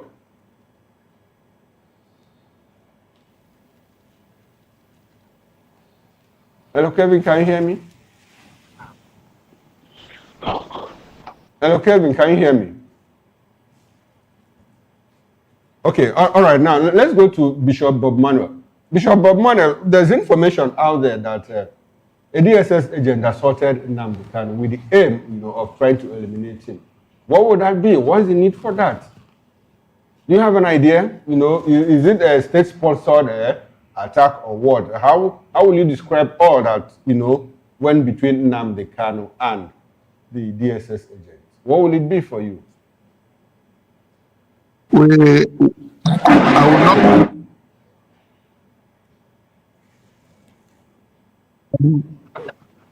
was justifiable or was state an instruction of the state to the official who is so mentioned, but I think it's condemnable. Whenever anybody, whether it's Nnamdi Kanu or any other citizen, local or foreign, is in any custody, it behoves that institution to ensure that they are safe, because peradventure anything happens to them, that institution will be held liable.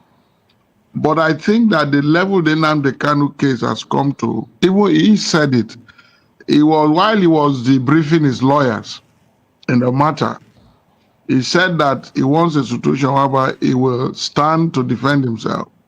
And after he has said all he's going to say, then he will wait for his death.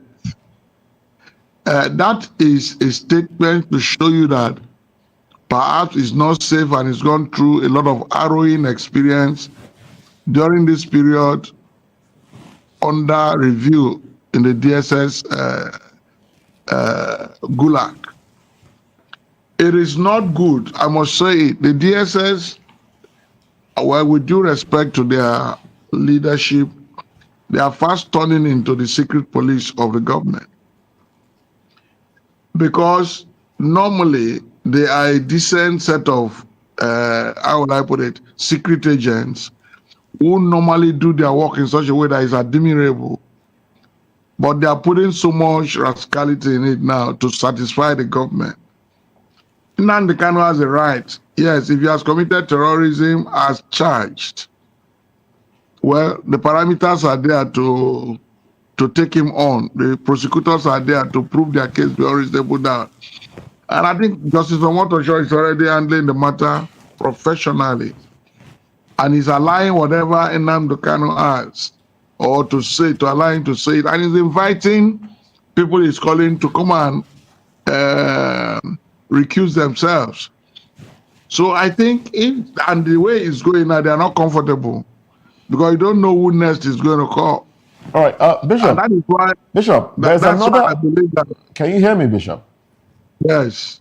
There's another school of thought that this might be IPOB painting a picture to attract sympathy. That's another school of thought. Do you see the possibility of that? The schools of thought is a given, because in a civil society battle or agitation, everybody will have their strategy. But the common line is that Nnamdi Kanu should be set free, either by the state or by the legal process, and it should be accelerated. If you look at it, there are cases where expeditiously, look at the cases of our post-election cases, even up to the presidency, the way they dispense with it. Why is it that this particular case, even if it is an act against the state, even if it is a felony, why don't you decide the matter based on the evidence before you? If you look well, it's like a deliberate attempt to keep this man behind the bars so that the government will not have any problem. They will continue to maybe manipulate the Southeast because Southeast people themselves are not united. If you look, there are different groups that are doing the same thing. And different leaders, even within the IPOB, we're having cracks and all that. So we have some people outside the country and all that. So they need to consolidate and come out. For me, agitation is a right, but how you agitate, that could define whether you are take laws into your hand. Archbishop, but if today I say, let me stay with you for a little longer on this one. With Nnamdi Kanu sacking his legal team, how do you think that?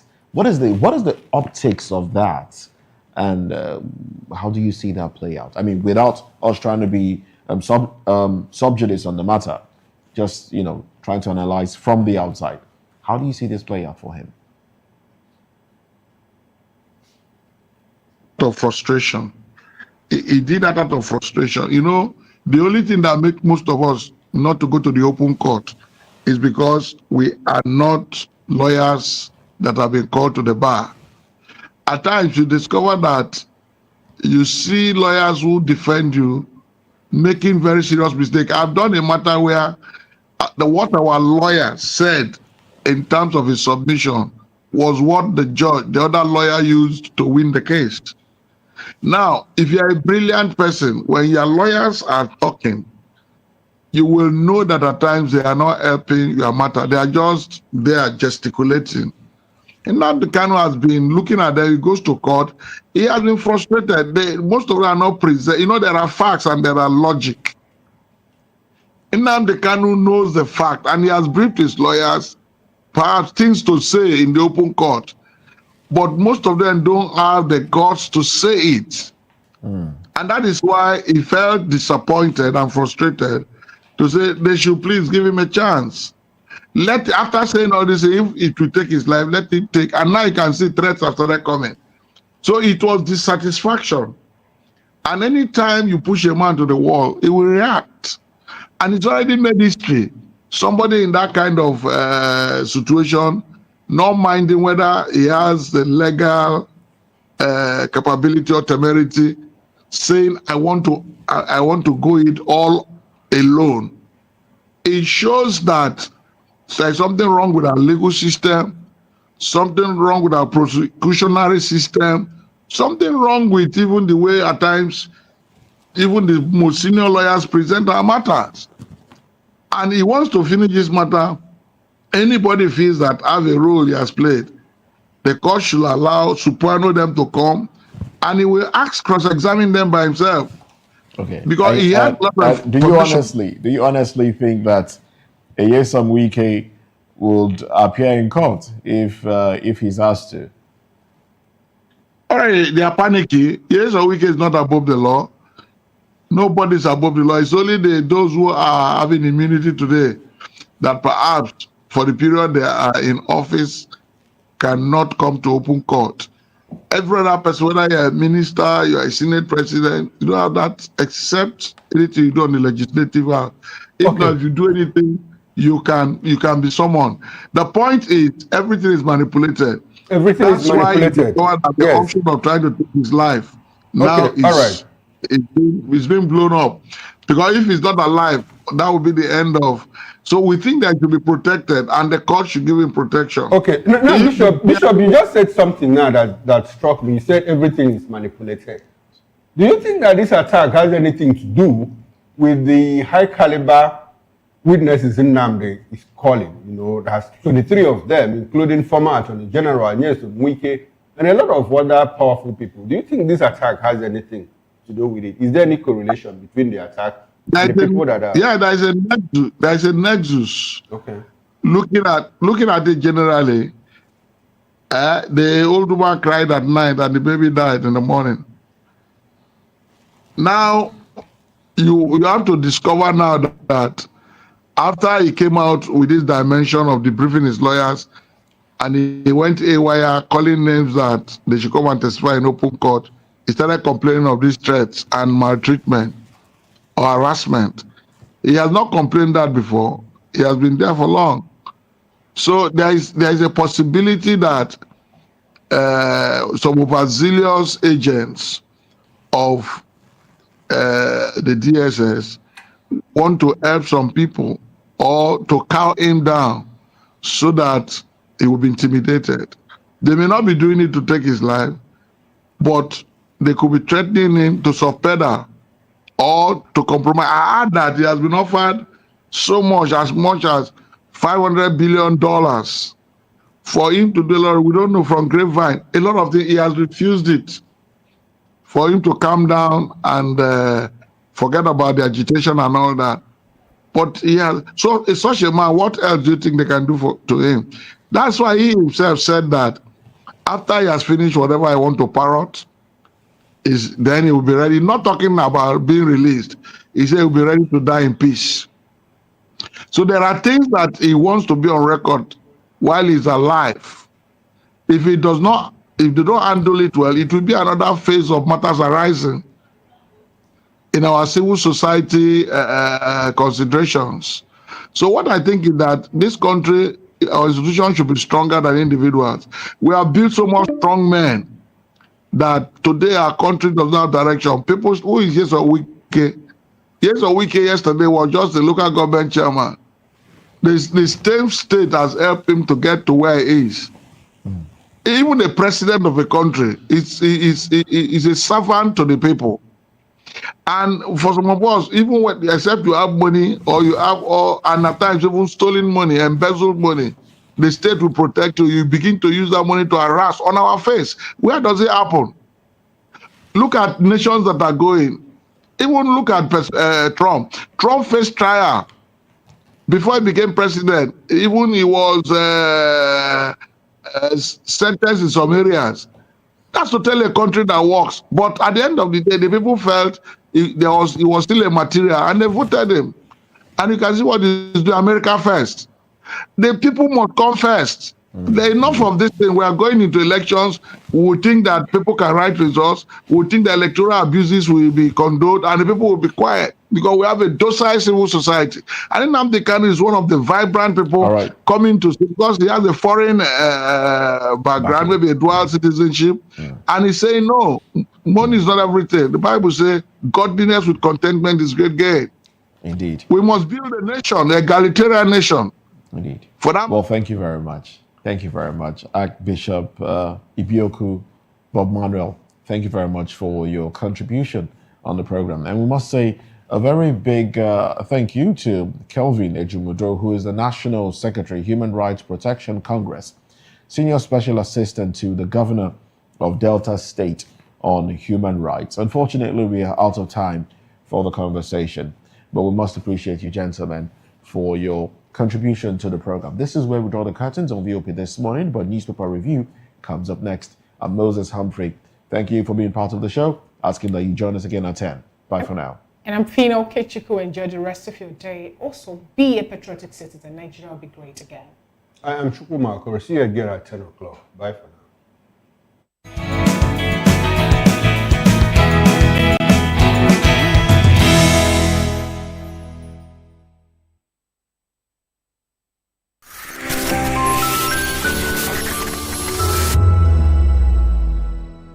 From the views on the street, we go to bed empty hunger, to the blaring horns of a hustling city, the loudest voices of the common man got a medium to be heard. This particular administration, they were coming unprepared. It's not a bad thing to renovate the president's lawn. Through top-notch programming, unbiased reportage of news, sports, business, entertainment, and cultural documentaries, Voice of the People 90.3 FM became a symbol for 21st century media.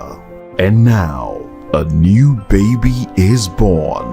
Voice of the People Television, VOP TV, youthful, full of vigor and penchant for excellence in the continent's media space, exposing the wrongs, applauding the rights, dissecting the news without fear or favor, through factual and accurate stories and contents. Corruption kills three things that makes a society. Representing the interests of the people and giving them a voice. Voice of the People TV is here to stay. towards building a fair society. VOP TV, Voice of the People Television, truly a voice for the people.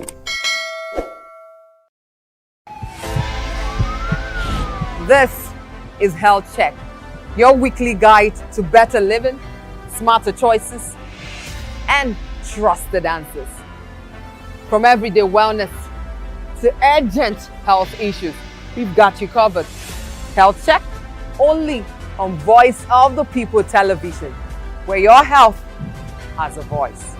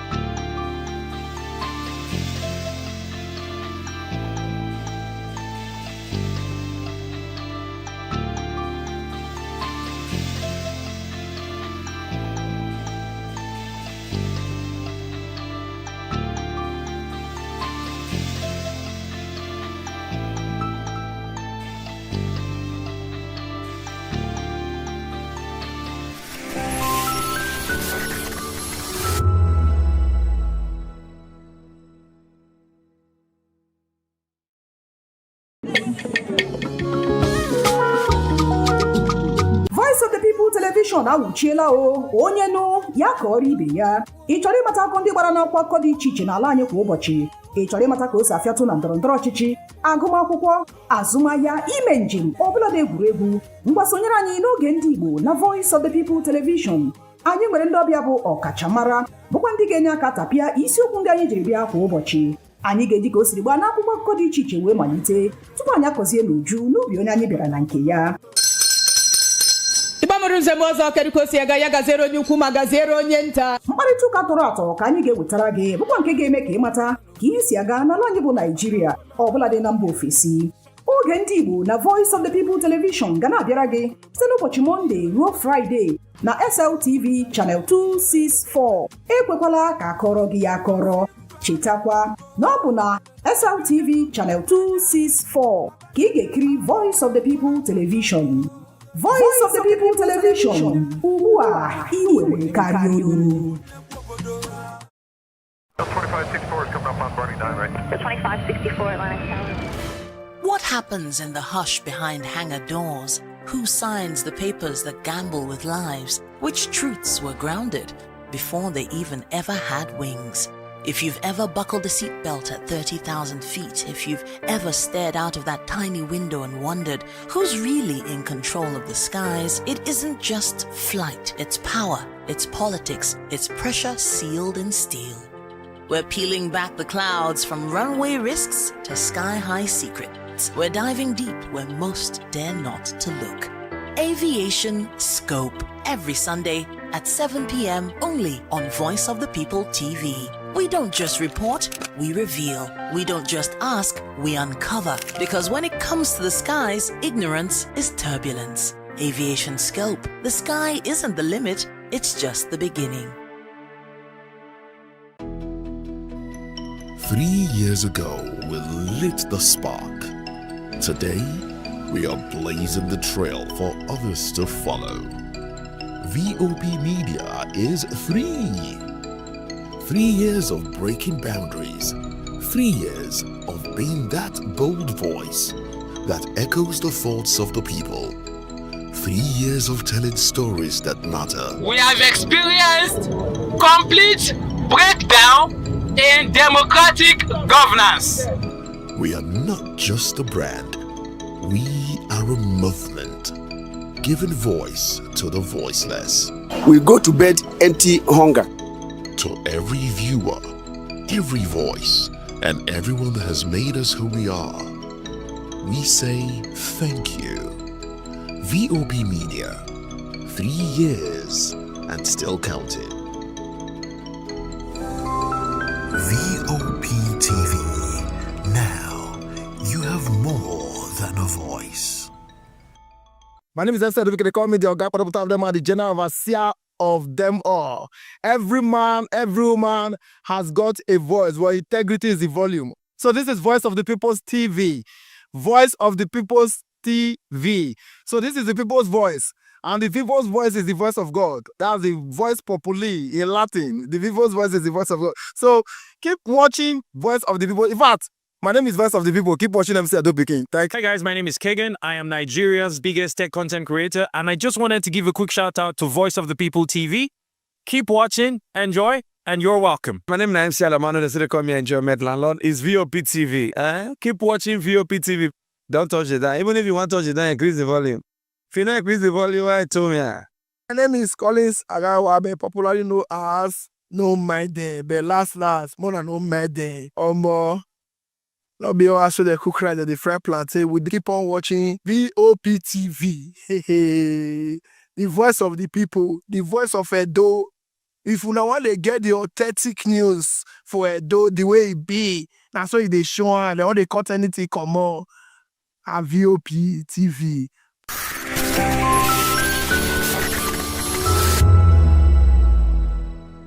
Voice of the people. You can hear me now. My name is Patrick Doyle, and I wish that you continue to echo the voices of the people. Big up VOP TV. My name is Suibifa Dokobo. Please keep watching VOP TV.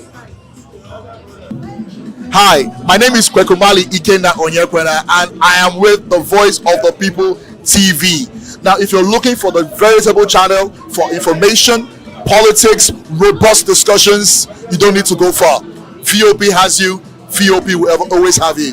Thank you. Hi, my name is Patrick Diabwa, aka Ibani Chuka, Amayanabo the Eagle King, and you are watching VOP TV. Stay with us. Behind every broken desk lies a broken promise. Education shapes the nations. But who is asking the right questions? Introducing Edu Dialogue, the show that goes beyond the surface, exposes the cracks, the corruption, and the silence in Nigeria's education system. Edu Dialogue, Saturdays, 3 p.m., only on VOP TV. We break the biggest stories, from missing funds to policy failures. We ask the tough questions and demand real answers. Edu Dialogue, this Saturday, 3 p.m. on Voice of the People Television.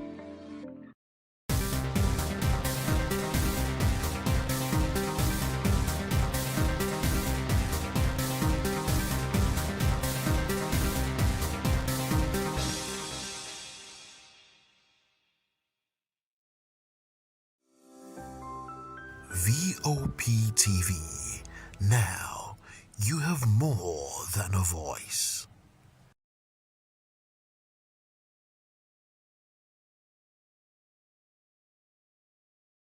Morning. It's the start of a beautiful day. Well, start your day right with a healthy dose of news, fun, and inspiration.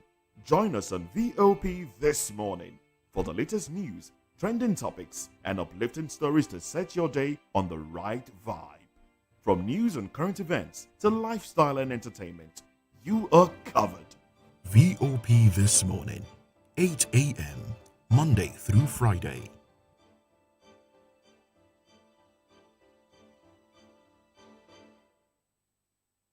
Turn on some people's voice, where we amplify the voice of those that matters the most. Join the conversation. Share your thoughts with me. I am Xavier Udo. Weekdays, Monday through Friday, from 4 p.m. to 5. Don't forget, our voice matters the most. Let us come together and share our concerns. Thank you. 2564 is coming up on Barney 9, right? The 2564 Atlantic Tower. What happens in the hush behind hangar doors? Who signs?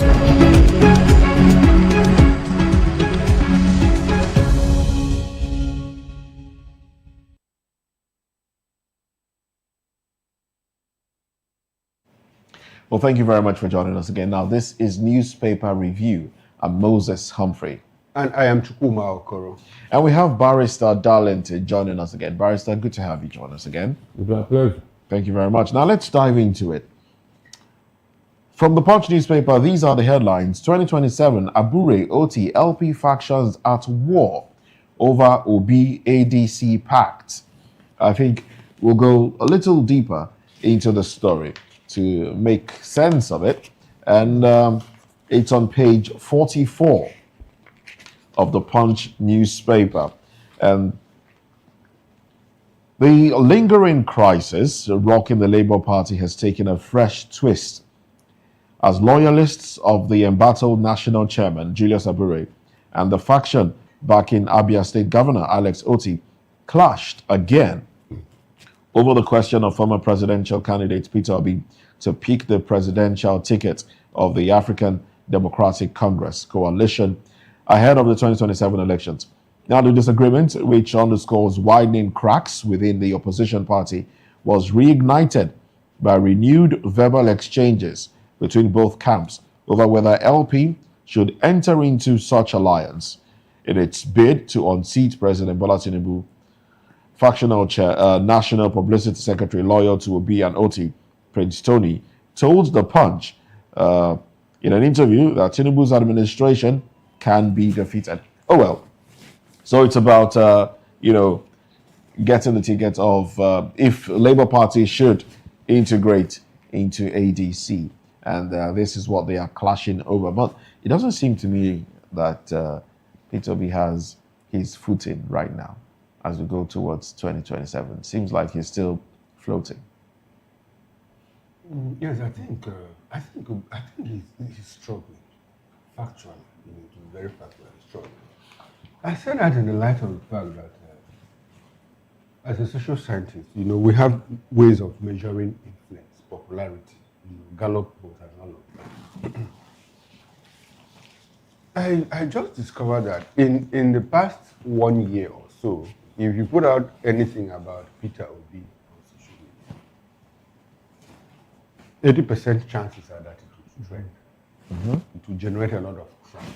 Mm-hmm. Which is good. Which is good. Over time, it has dwindled.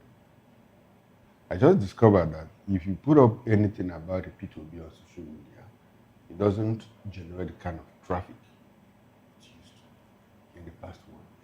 So what does that tell you? It tells you that, look, somehow people are like, does it look like, is it real? Is it something that we can try with? And coupled with the fact that we have had a lot of attack from the government against this person. And we have this army of social media, how do we put them now? Soldiers. That anything Peter Obi says, they are quick to turn it, in reverse to attack him and paint him as the devil, that is causing problems. So all of those things are beginning to have effect on his personality, on his popularity. Unfortunately for them, they have not succeeded in tarnishing his image. If they had anything against him, they'll have put it out there. But it is what Obi says that people now turn around, to use against him. Intentionally misconstrue. Intentionally, trying to, reconstruct it in the negative side of it. Say, okay, look at the person you want to be president. And unfortunately, when the current president said something, the same people now promote it on the positive side of it. So you just discover that there is direct sponsorship, by some elements. I wouldn't know whether it is APC, I wouldn't know it is the president's handlers, but it is real, it's palpable. You feel it that you're meant to be drug something. Or is it ethnic driven? Ethnic driven to a very large extent. But I think the army of people that are doing this thing, the army that is doing this thing, is more of paid hatchet. Okay. That is the way it comes across. Because we still have a lot of people on the ethnic side who, well, I might belong here, but look, Obi is the real deal for us.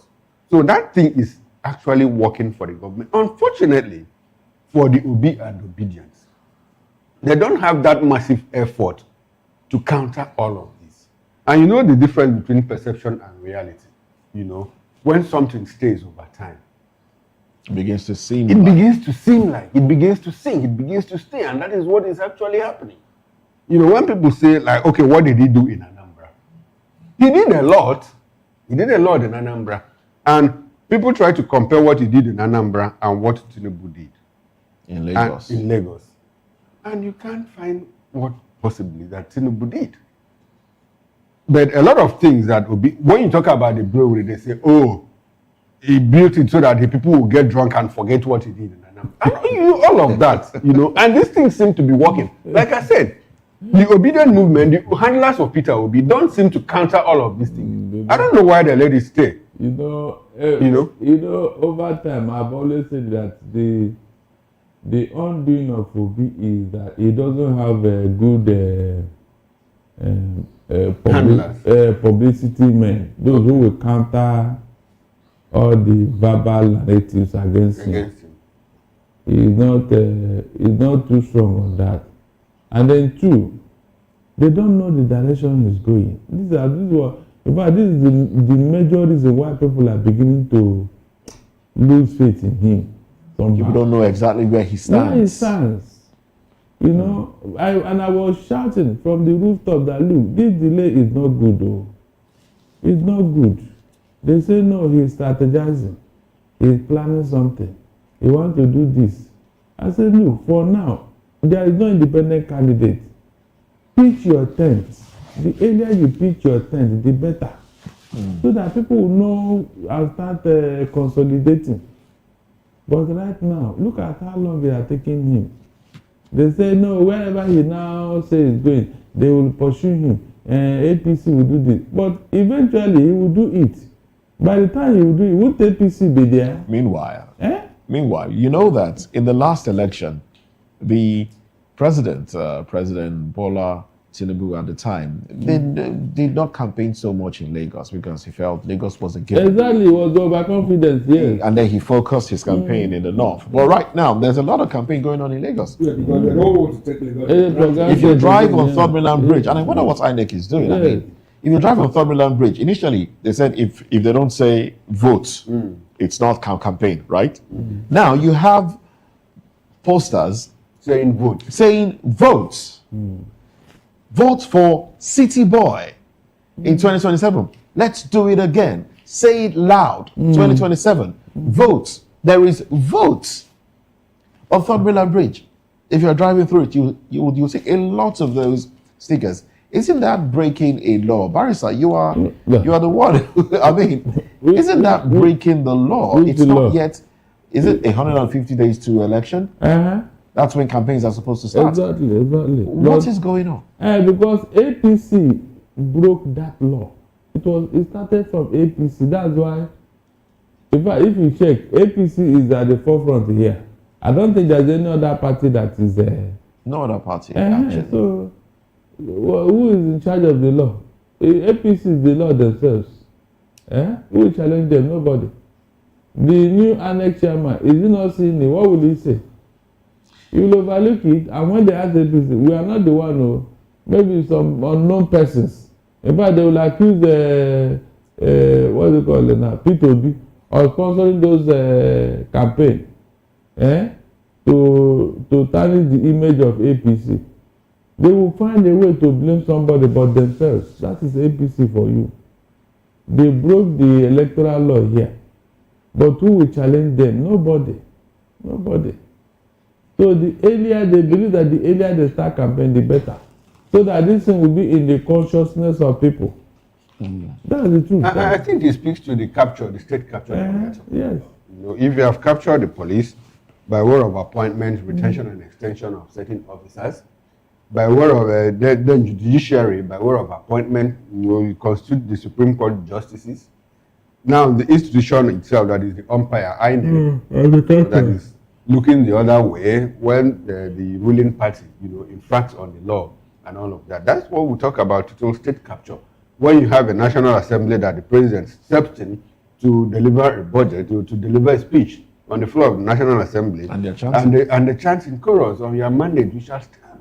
The National Assembly. The National Assembly.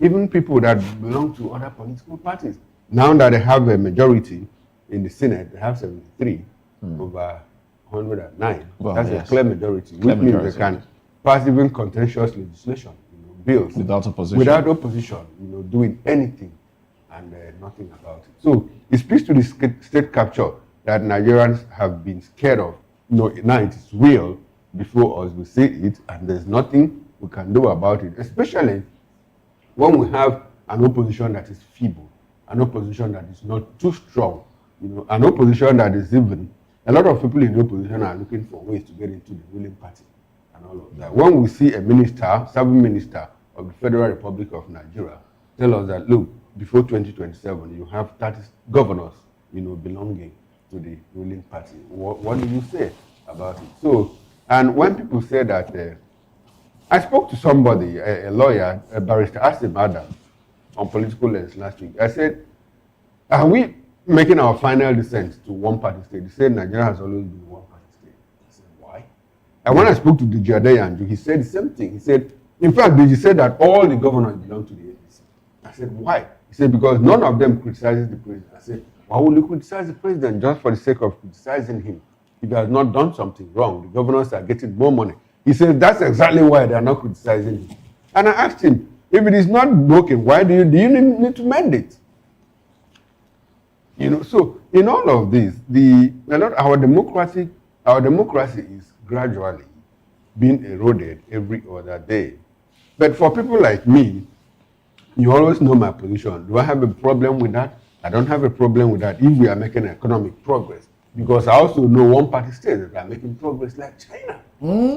Yes, they are making progress economically. And I also talk about between democracy and economic well-being. Where will a Nigerian be? Nigerian will like ordinarily. And I say that the average German, doesn't care about democracy. The average Singaporean doesn't care about democracy. They care more about the economic well-being. If I get home and touch the wall, will I have light in my room? If I open the faucet, will there be water?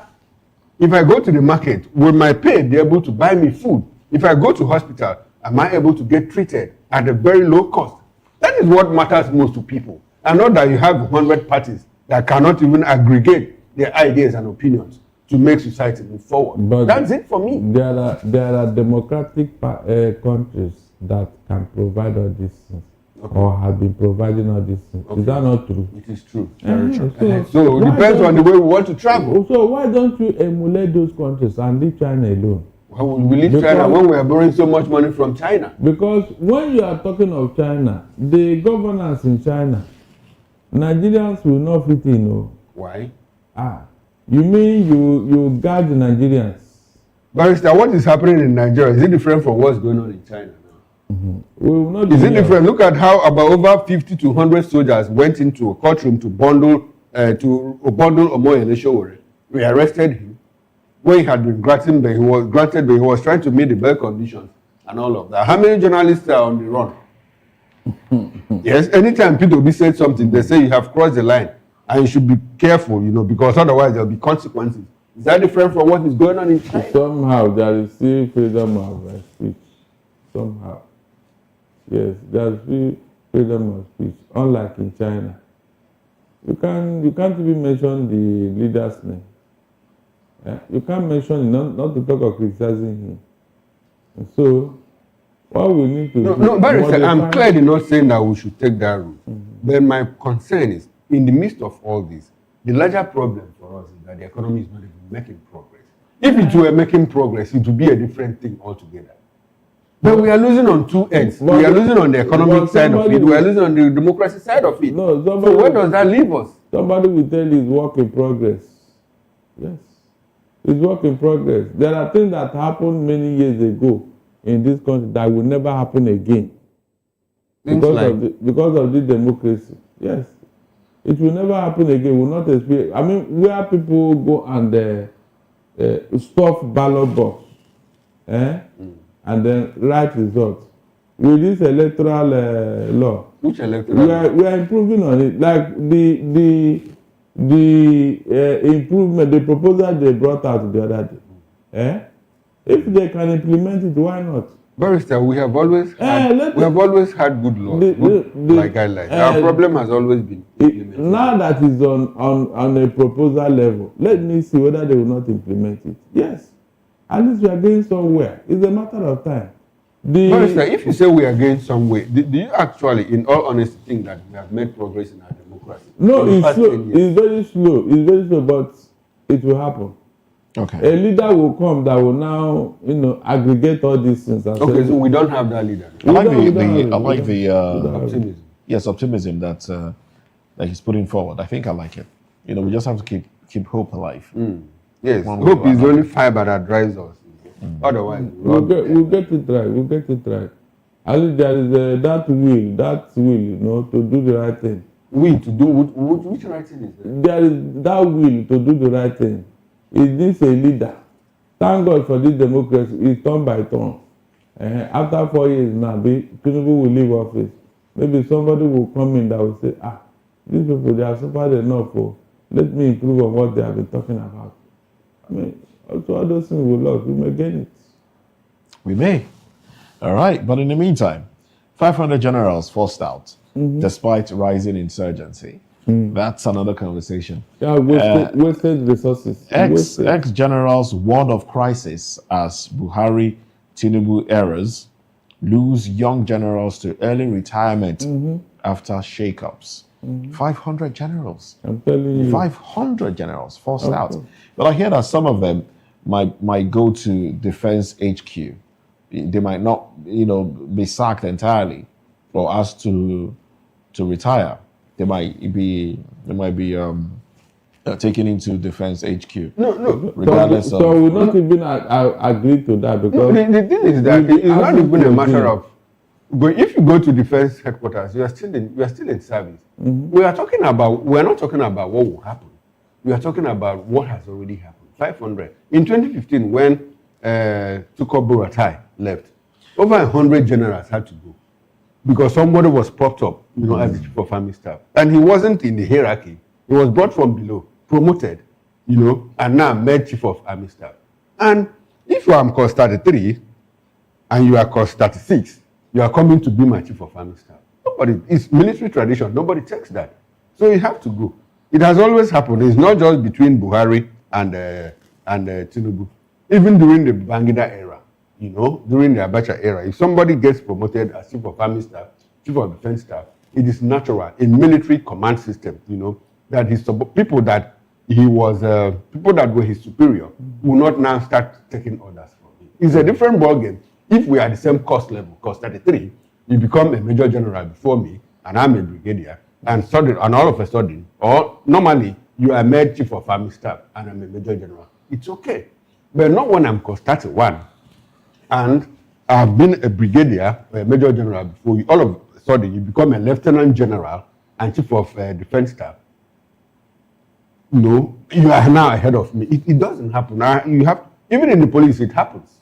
Yes. When you prop up somebody from a lower rank to the IGP, a class is now. In as much as government has said this has nothing to do with the alleged coup attempt, it's difficult to look beyond that. I mean, it's difficult to look away from the possibility. It cannot be looked because we've seen who has come up as the chief of defense staff. Okay. Oluyede. Oluyede was chief of army staff when Taoreed passed on. Yes. He was acting chief of army staff. And some would say the president probably has some sort of trust in this individual, especially because he's from the Southwest as well. Yes. It's difficult to avoid those angles to the conversation. It's really tough. And mostly when you have done something outstanding, like this school rumor, the person that leaked it and then brought it to the fore will be seen as a good boy. So who's the person? We don't know now. I said that's part of the promotion. When you have done something like that, the authorities will say, yeah, that's a trusted friend.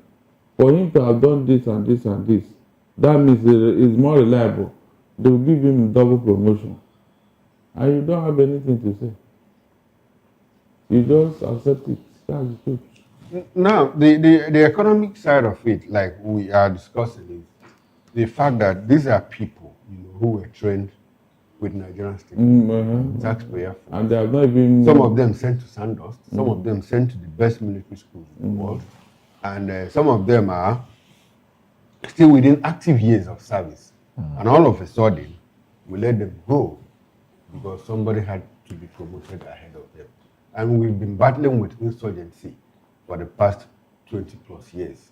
Especially where we are now trying to embed repentant terrorists, into our troops, the troop level. And like you asked during the morning show, is it that the troop level is very low, that you need to beef it up with repentant terrorists and all of that? It's a big issue for us.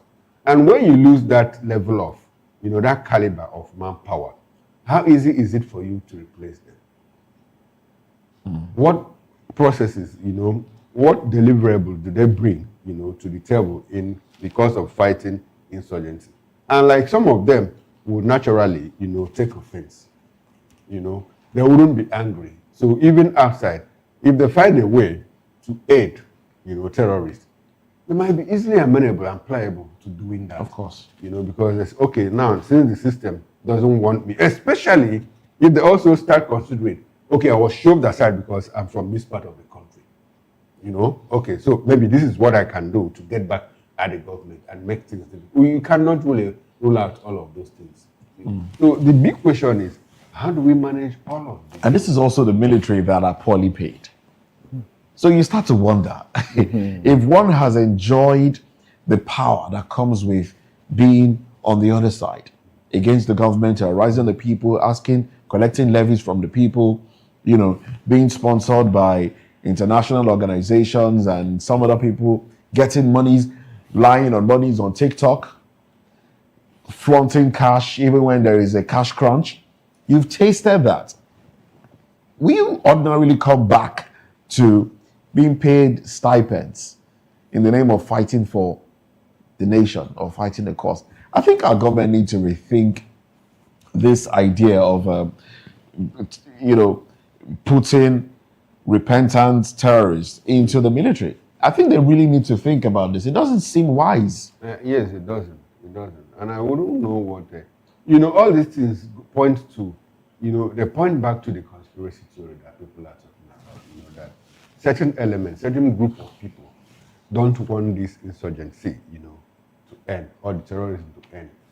To an end, which maybe, most likely, looks like a conspiracy of, a reconquest, to reconquer the people. Because we see these things happen in the Middle Belt Plateau, whether we can continue to live in denial as long as we like, Why is it that a certain group of people are busy sacking another set of people, from their communities, occupying them, chasing them away? People are living in their native lands, in their homelands, in IDPs, while foreigners are occupying their homes. And this is the reason why some people were talking about this genocide. Because if you look at the people doing all this, they are from a particular religion and a particular ethnic stock. That's the truth. Yes, and I was a little taken aback when this morning I heard the Vatican secretary say that this is not genocide, that Muslims are killed too. Yes, you understand that Muslims are killed. What is the number, the percentage? We are looking at numbers here. And when people talk about genocide like this, I go back to 1946. The person that, formed that word, genocide, mass killing, is a lawyer, Austrian lawyer, Raphael Kimmel or what on top of, but his first name is Raphael. After the Jewish genocide. Have you seen the Escape from Sobibor? Escape from Sobibor. Does it look like Jews didn't kill other people? Jews killed other people, even in Germany. When they wanted to escape. So the fact that Muslims have been killed doesn't take away from the fact that this is genocide. It could also be genocide against Muslims. Yes, it could also be genocide against Muslims. So, when they want to remove that word genocide, even the European, the Western powers, when they want to remove that word genocide, because ordinarily, with the Convention, the Geneva Convention, the Rome Statute and all of that, if they accept that there is genocide, it will be a call to action, which they cannot fail, and which they are not ready to do at the moment. Probably because of what is going on in parts of the West, Europe, Gaza, and Russia. So if they admit that there is genocide, it will be a call to action. Like what happened, during that means Israel will come in and all of that. So that is why they are very cagey, very dodgy about this thing. from the book definition of genocide, in terms of having the content of the mental and the physical, what is going on in Nigeria is pure genocide. I don't know why people are trying to spin it around. This is genocide. It's clear genocide. That's why deliberately, whenever these things happen in Benue or Plateau, they will now go to outside there, maybe Katsina, Zamfara, and then do some skirmishes there. You said that Muslims have been in fact, the way these people are doing this is orchestrated, seriously. Deliberately orchestrated to give us a semblance of generality. You cannot say that this is one-sided. But so far, it's only Benue and Plateau that have heard that some terrorists are occupying some villages. I didn't hear that they went to Zamfara and occupied their villages. I didn't hear they went to Kano and occupied their villages. Yeah, but the kidnappings and they kidnap in hundreds, they take them into the forest. Kidnapping is different from they compel them to pay levies and all of that. If that one is different kidnapping is criminal. Genocide is atrocious crime. You want to wipe out an entire race from the face of the earth. The people in the IDP camp now, are they not Benue people? In Benue State. In Benue State. Meanwhile, you have foreigners living in their home state.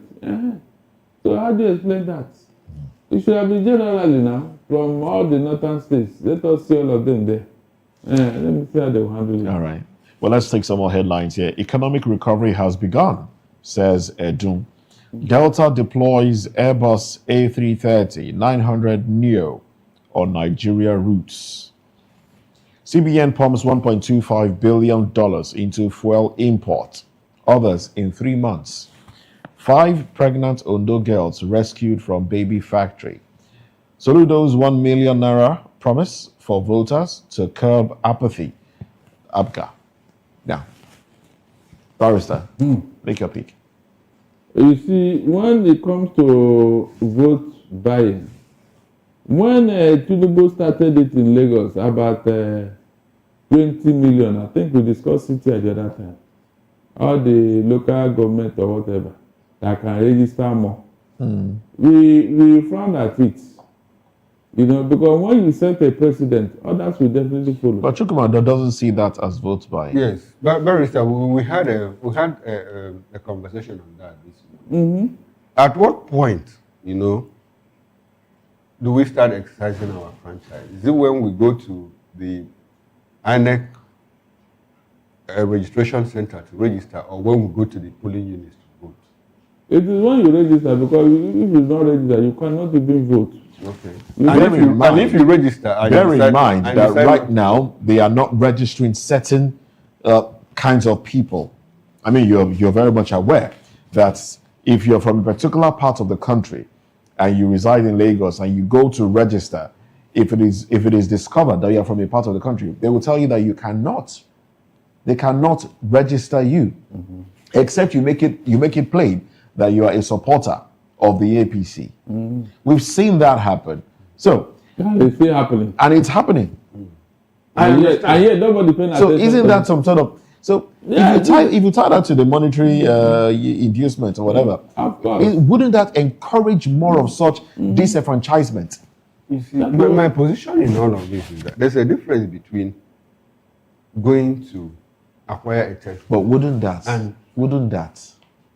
action, the promise by the governor to have people, registered more CVRs from a particular place, wouldn't it lead to further disenfranchisement of people that are not negotiables? When you bring it up, they will not even agree. They will tell you, where is the person? Where did you see that? Do you have proof? Do you have proof? But it's going on underground. It's going on underground. Who will come and tell you? Who will come? And mostly this is affected by people who don't have a say. The ordinary folks who don't even know what is going on under their work. They will tell you there's no whatever. All sorts of excuses just to frustrate you. But if you're intelligent, you know that something is happening here. Why would you now tell me that this and this and this are not available? But this other person, is available for him and you are registering him. So these are issues. They will be doing it underground. That means all these people have been brainwashed or bought over to carry out this responsibility, all because of election. I told you here, you see there are three things that are disturbing us here: tribalism, ethnicity, and religion. If these things can leave Nigeria, Nigeria will become a paradise. But unfortunately, politicians want to make a political capital out of these things. They will never succeed without these things. They will not. That's the problem here. And when you raise it, they say, no, we don't want such a thing. Meanwhile, they are the head.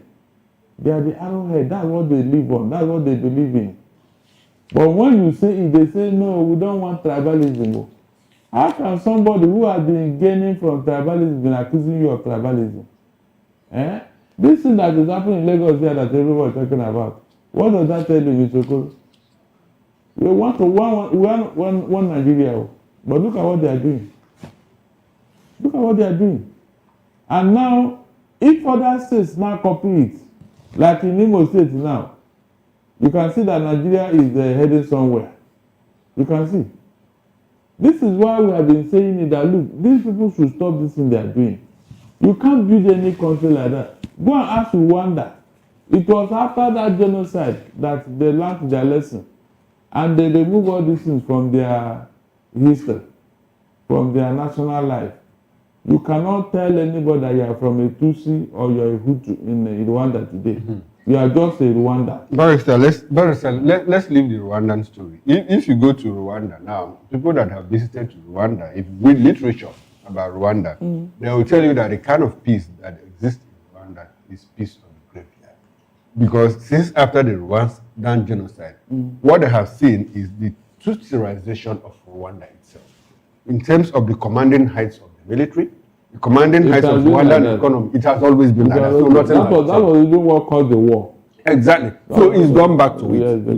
Yes, so nothing has changed as far as Rwanda is concerned. It's more like a piece of the graveyard. When we talk about multi-ethnic society, we look at, where we are able to moderate and modulate our differences and be able to live together as a people. There is no multi-ethnic society. There is no multicultural society that you have what is called absolute peace. So what we try to do is, but our own problem is that we on our own compound the problem. We created it. We create it and compound it more. Why can't we have true federalism? If we had a true federal system, some of these things, will quietly, ordinarily die down. If you have your own state police, if you have your own economy, you are in control. How can you look at the economy we keep talking about the economy of California being the 5th largest in the world. Do you think that if there was federal incursion that they would do all of that? They will not. They will not. Why? Because they're able to get whatever they want, use it, harness it, and plow back to that same and contribute just a little, to the central government. And that is because a leader in America don't have control over the states. Over the states. Over the national resources. But here, if you're a president of Nigeria, you have the key to finance ministry. You have the key to CBN. You have the key to the Ministry of Petroleum Resources. Everything. So so that is the problem that we have here as a people. Unfortunately, that is what it is. But there's one headline read out there. Delta Airlines, trying to put an Airbus. Yes. A330. Delta deploys Airbus A330. A330. 900 new on Nigerian routes. That to tell you that business is good. They are doing very well. So I'm trying to factor in with the cost of air ticket and all of that, and the reduction, because I know a couple of people that have gone to the embassy and they were rejected, So how do we factor in all of that? And Airbus, putting in more airlines, into Nigerian roads. Meanwhile, Nigeria don't have an airline. We don't have a national carrier. What is it called? The Minister of Aviation is saying there should be a law that every state official must fly Nigerian Air. Which Nigerian Air? Which Nigerian Air? Where is Nigeria? Is it not when the when you have the person providing the service that you now access it. But is it not curious that some states are doing what the federal government are doing? We have Igbo Air that happens, looks like. Kali Air also just acquired about 3 aircrafts. Which one? Kali Air. Kali Air. Calabar. Okay. Now we also have Enugu Air. I don't know how sustainable those moves might be, but at least for now, Ibom has survived for the past 3, 4, 5 years. Ebonyi is not functional, but there's a very fancy looking airport there. I know. I think they have one airline that goes there, in and out. Ebonyi is not functional. But the airport looks good. It looks good. Yes, it's a maybe beautiful. Because of traffic. It's a beautiful airport. Maybe because of traffic. Yes. So what do people There's go no there traffic. to? There's no traffic. With the kind of money available to Ababio, he should have done better than that. Ababio. In Akwa Ibom. Yes, in Akwa Ibom. Yes. But you didn't. It was Emmanuel Odom that did it. No, it started with Ababio. No, it was Odom. It started with Emmanuel Odom. Ababio left government more than 10 years ago. It was Odom Emmanuel that did it. Ababio did something. Ababio built the stadium. The stadium. The stadium, yeah. And he has his name. He has the name to it, but that is not even the issue. The issue here is that whether you are the one that finished a project or not, or the one that started it, the important thing is that let the project be there to uplift you. That's the truth. Uplift you. Most times, most government officials, they want a project that they will collect some 10% and feedback and abandon the project because there will be no money. How do you start a project? Nobody is talking about 10% now.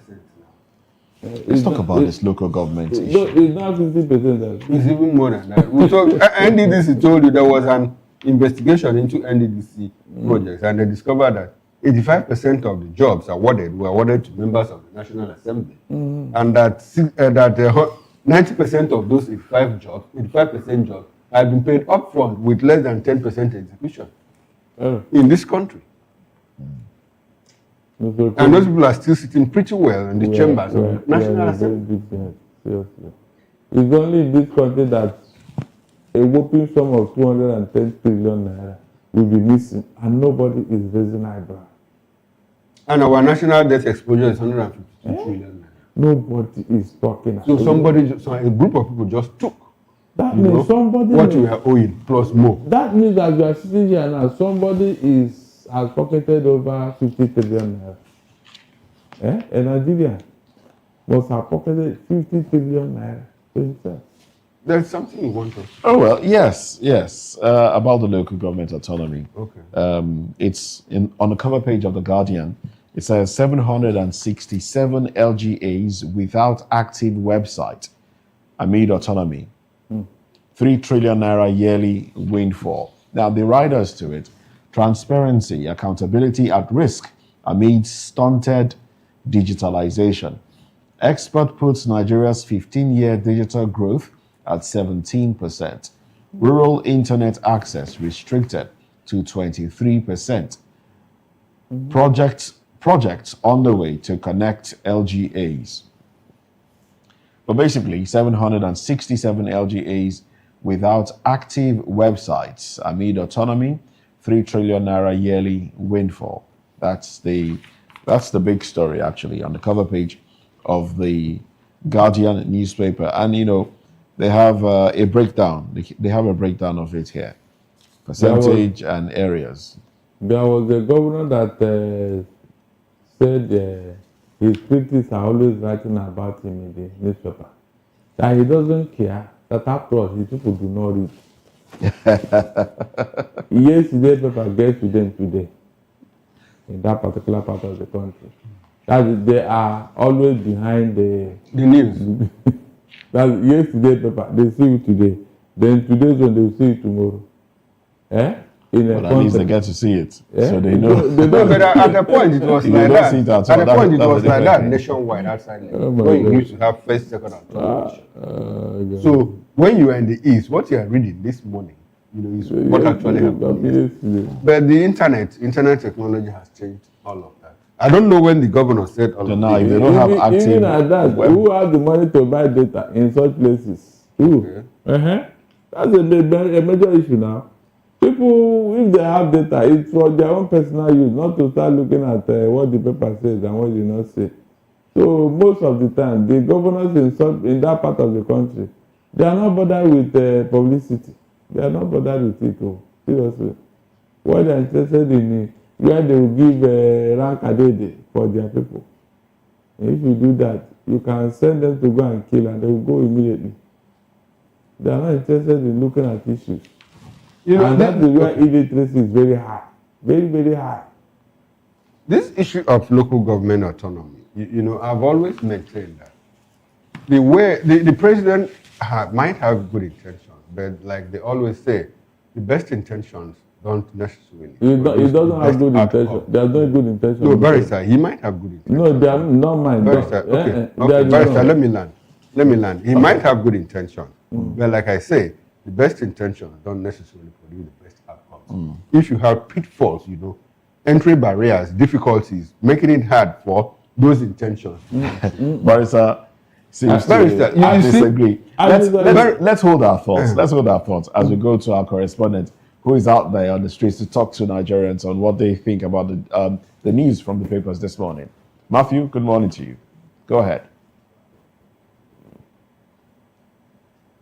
Morning, Nigeria. It's another beautiful morning out here on the streets of Lagos. And as always, one of the things that is right at the federal under bridge, where any morning rise of course gathered to check the newspaper daily. So we have some Nigerians that would like to have to celebrate the good morning. Thank you so much for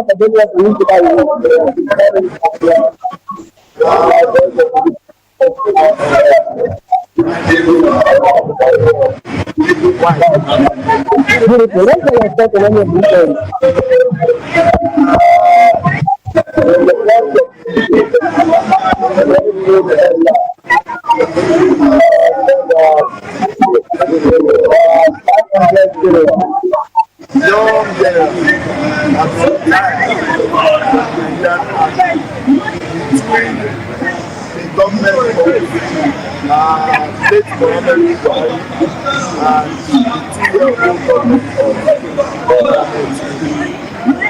I look at it as unfortunately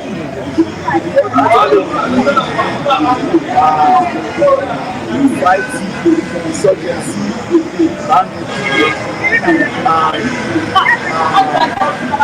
terrorism.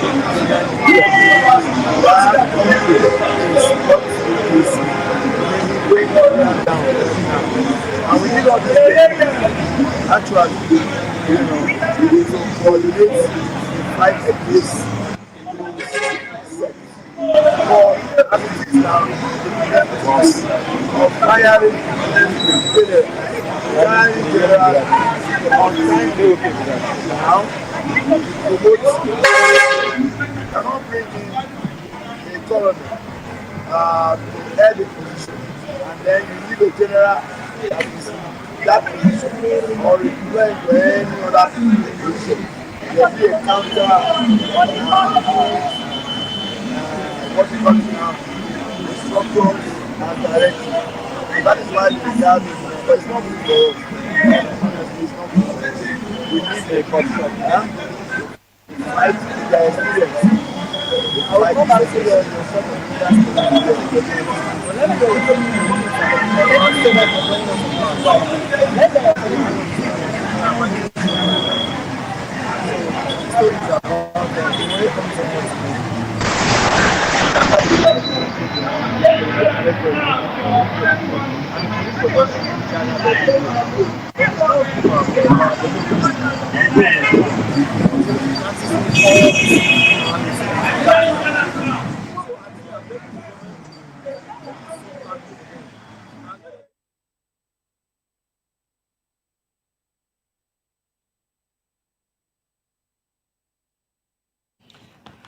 All right, and unfortunately, the quality of audio made it difficult for us to continue with that one. But Machi will be out there again to get the thoughts of Nigerians, because this is Voice of the People, and your voice matters right here. Well, let's go to some more stories now. Well, let's go to some more stories, and you can as well just land on your thoughts on the the On the issue local of government local autonomy. government Okay, autonomy. now quickly, what I actually mean is that look, the way of implementing this autonomy, we need the autonomy. Everybody understands that local government is the closest to the people. You know, if you have local government rules, they are more in number than the state rules, and the state rules, they are more in number than the federal rules. You know, so if we're able to fix all these local government rules, how would we do that? By ensuring that the money gets directly to the local government authorities. But it doesn't. You know why it doesn't? Because the governors, you know, have a hold on local government. And you don't blame them because that is what the Constitution prescribes. The Constitution says that give the House of Assembly, the State House of Assembly, the power to make laws for the good governance and administration of local government areas in Nigeria. And until you remove that, until you go to the Constitution and make that amendment, you cannot make the local government a tire. Local government is not a tire. That is why they are not a union. They are not part of this union. They are creations of the local. Unfortunately, there's that complexity. They were created by the Constitution, but they are not part of the union. What we have as a union is the state and the central government. Yeah. Now, the Constitution gives the state powers to make laws for the good governance of local government. Now, you go to the Supreme Court to take away that power. The Supreme Court is more powerful than the Constitution now. That is the problem. And governors tell local government chairmen, don't go to central bank to open any account. And they don't. Why? Because the governors, directly or indirectly, are the ones that, you know, enable the elections, appointment, and all of that. So it's a difficult thing. The president might have good intentions, like anybody, to make local governments autonomous and work for the people. But in implementing it, what is that? No, that intentionality is in there. Don't cut a flag for the president. He just did that thing for publicity stunt. He knows it will not work and it will never work. If not, why can't he use fiat and say, yeah, local government collect your money direct? He can't do that. Yeah, he can't do that. He can't do that. The governors will be waiting for him. He can't do that. Eh? Why can't he even take a bill to the National Assembly? Exactly. He still can't do that. Why won't he? He can't. But sir, we are going through a process of constitutional amendment. Hold on. If he can do that, he would have done it since. No, is it because he can't do that or he doesn't want to the do ruling it? by the Supreme Court, has anything happened? If they are just at the whims and caprices of the states, even if they even go through that route to amend it and all that, the states will still be building down the neck of the local government chairman.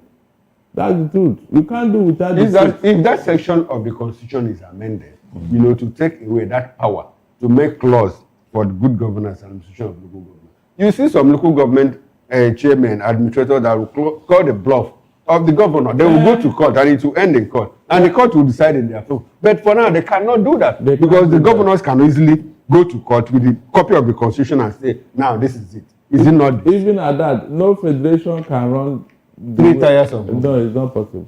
It can never happen. That's why I told you that Tinubu knows. If not, look at how he's hanging it. Tomorrow now he count it as part of his achievement that he very sure the local government has financial autonomy.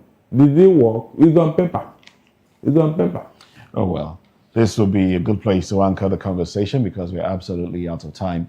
But I must say a very thank you to Barrister Darlington Nagumo for coming on the program. Thank you very much, Barrister. Well, Chukwumakoro makes a comeback at 6 p.m. Later tonight on Political Lens. You want to share? Yes, I will be joined by Barrister Darlington Nagumo, and we're going to take a tour, you know, around the country to see what is happening politically. Then it promises to be quite interesting. There's if something bigger did not happen between now and then. All right, then. Well, this is how far we can go. Well, that's it on the show today. Show comes back tomorrow morning. Bright and early, we'll start your day with VOP this morning and then segue into newspaper review. But at 11 o'clock will be sports coming your way. I'm Moses Humphrey wishing you a beautiful day. Bye for now.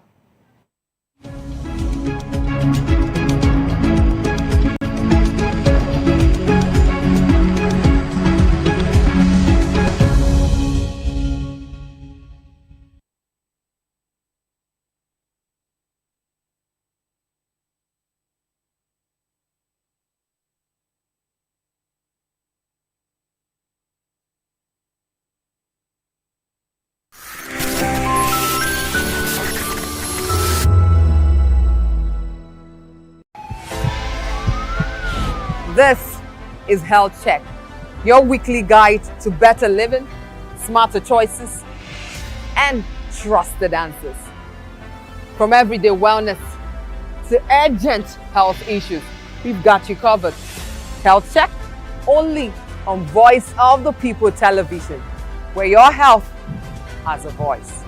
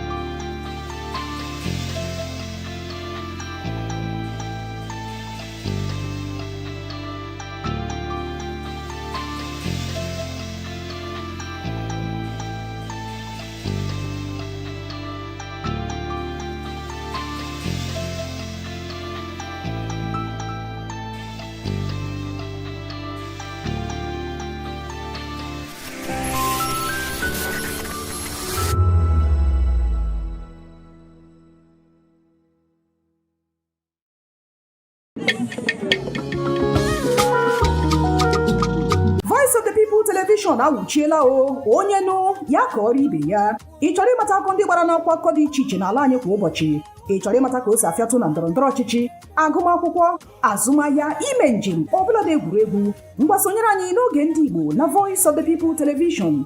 Anyị nwere ndị ọbịa bụ ọkachamara bụkwa ndị ga-enye aka tapịa isiokwu ndị anyị jiri bịa kwa ụbọchị. Anyị ga-eji ka o siri gbaa n'akwụkwọ akụkọ dị iche iche wee malite tupu anyị akọzie n'uju n'ubi onye anyị bịara na nke ya. Ịgbamụrụ nzem ọzọ kedụkosi aga ya gaziere onye ukwu ma gaziere onye nta. Mkparịta ụka tọrọ atọ ka anyị ga-ewetara gị bụkwa nke ga-eme ka ịmata ka ihe si aga n'ala anyị bụ Naịjirịa ọbụladị na mba ofesi. Oge ndị Igbo na Voice of the People television ga na-abịara gị site n'ụbọchị Mọnde ruo Fraịde na SLTV Channel 264. Ekwekwala ka akọrọ gị ya akọrọ. Chetakwa na ọ bụ na SLTV Channel 264 ka ị ga-ekiri Voice of the People television. Voice of the People television. Ugbu a ị nwere karịa olu. 2564 is coming up on Barney 9 right. 2564 Atlantic Tower. What happens in the hush behind hangar doors? Who signs the papers that gamble with lives? Which truths were grounded before they even ever had wings? If you've ever buckled a seatbelt at 30,000 feet, if you've ever stared out of that tiny window and wondered who's really in control of the skies, it isn't just flight, it's power, it's politics, it's pressure sealed in steel. We're peeling back the clouds from runway risks to sky-high secrets. We're diving deep where most dare not to look. Aviation Scope, every Sunday at 7 p.m. only on Voice of the People TV. We don't just report, we reveal. We don't just ask, we uncover. Because when it comes to the skies, ignorance is turbulence. Aviation Scope, the sky isn't the limit, it's just the beginning. 3 years ago, we lit the spark. Today, we are blazing the trail for others to follow. VOP Media is free. 3 years of breaking boundaries. 3 years of being that bold voice that echoes the thoughts of the people. 3 years of telling stories that matter. We have experienced complete breakdown in democratic governance. We are not just a brand. We are a movement, giving voice to the voiceless. We go to bed empty hunger. To every viewer, every voice, and everyone that has made us who we are, we say thank you. VOP Media, 3 years and still counting. VOP TV. Now, you have more than a voice. My name is Esther. They call me the Oga of them are the general overseer of them all. Every man, every woman has got a voice where integrity is the volume. So this is Voice of the People's TV. Voice of the People's TV. So this is the people's voice. And the people's voice is the voice of God. That's the voice populi in Latin. The people's voice is the voice of God. So keep watching Voice of the People. In fact, my name is Voice of the People. Keep watching MC Ado Pikin. Hi guys, my name is Kagan. I am Nigeria's biggest tech content creator, and I just wanted to give a quick shout out to Voice of the People TV. Keep watching, enjoy, and you're welcome. My name is MC Alamano, the city call me Enjoy Landlord. It's VOP TV. Keep watching VOP TV. Don't touch it down. Even if you want to touch it down, increase the volume. If you don't increase the volume, why to me? My name is Collins Agawabe, popularly known as No My Day, but last, more than No My Day, or more. Not be also the cook right at the fry plantain. We keep on watching VOP TV. The voice of the people, the voice of Edo. If you now want to get the authentic news for Edo, the way it be, that's why they show and all the content anything come on at VOP TV.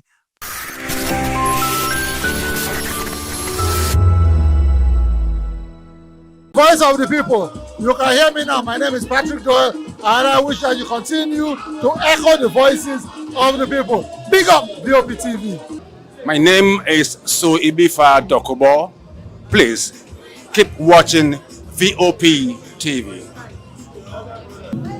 Hi, my name is Kwekumali Ikena Onyekwena, and I am with the Voice of the People TV. Now, if you're looking for the veritable channel for information, politics, robust discussions, you don't need to go far. VOP has you. VOP will always have you. Thank you.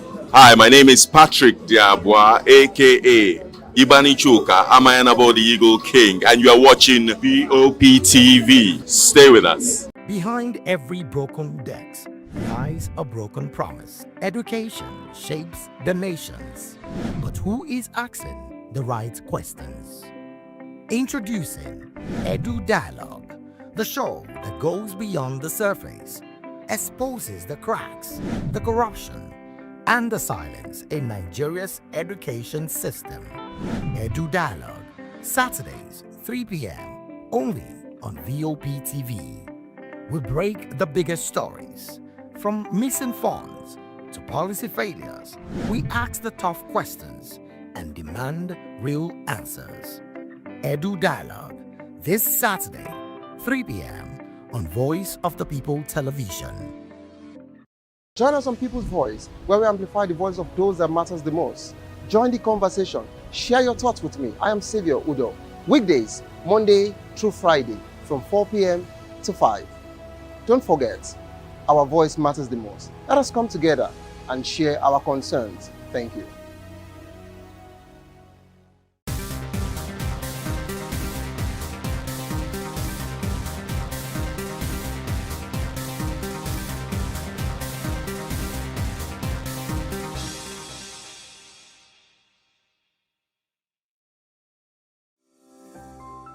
VOP TV. Now, you have more than a voice.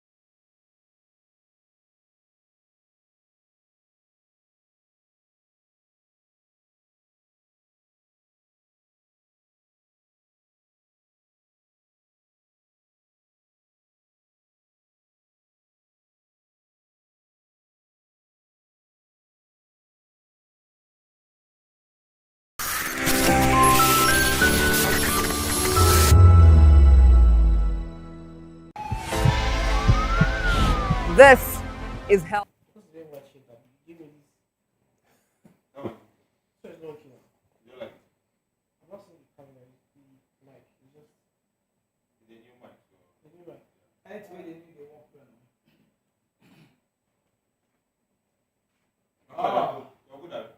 Yeah. But I said my guys, say you need bang massage. You know, telling you, Joe.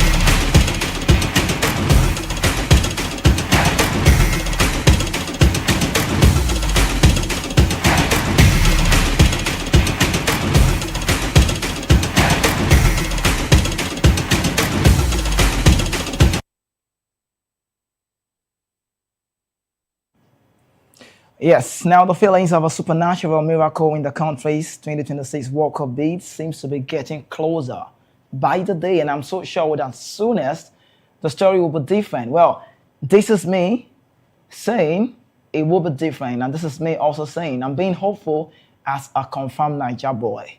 But let me tell you something. Nigeria had struggles for goals throughout the qualifiers, but on the day it mattered most, they scored 4 against the Benin. Talk about the Benin Republic side. The team's 40-goal foul set magically fixed itself, and I'm happy to celebrate. Victor Osimhen's hat-trick could have been expected, but Frank Onyeka stealing into the box late in the match to score the all-important final goal was just too close to fiction. Not even the best in Hollywood script could have plotted that Nigeria would be getting that result, and also not even the Bollywood movie crew could have written how they got to that very phase. Nobody could have done so. Maybe just God. Not maybe, God knows. Although Nigeria lost the automatic qualification ticket to Group C winner South Africa on the final match day, a strong second place finish means the Super Eagles side stand a chance of getting to a World Cup ticket through the different playoff tournament. First, Nigeria joined Gabon, Cameroon, and DR Congo, and as 4 countries that will be competing at the African playoff scheduled for Morocco in November. The winner will then proceed to a 16th interconfederational playoff with 2 countries sealing their places in the World Cup. Now, if you look at that phase, people will be asking the question, let's get to know, how did Nigeria secure that African playoff spot? That's a question anyone is asking. Please tell us, we want to know. Tell us, how did they get to that phase? But let me tell you, according to CAF World Cup qualifiers regulations, 4 of the 9 second-place teams had a chance to feature in a playoff and that tournament to determine the destination. However, a virtual withdrawal from the Group A triggered a rule that invalidates the result of the matches between second place and last place nation in other groups. Consequently, points earned by second place nation in such matches are deducted for fairness and equity. Now, you might be asking, as a result, Nigeria jumped to 4th place among the runners-up with 15 points. The Super Eagles had finished with 17 points, but earned only 2 points from Zimbabwe, the lowest-ranked nation in the Group C. And I tell you, Gabon, Cameroon, DR Congo occupy the top 3 spot in the runners-up table ahead of Nigeria. Notably, Nigeria qualified ahead of Burkina Faso, who had the same points tally due to our superior goal difference. Now, we talk about it. It's more like just playing on the show this day. How did this happen?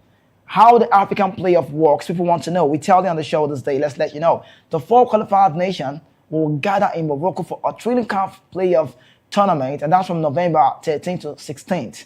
The team will be seeded based on the upcoming FIFA rankings, which should be released.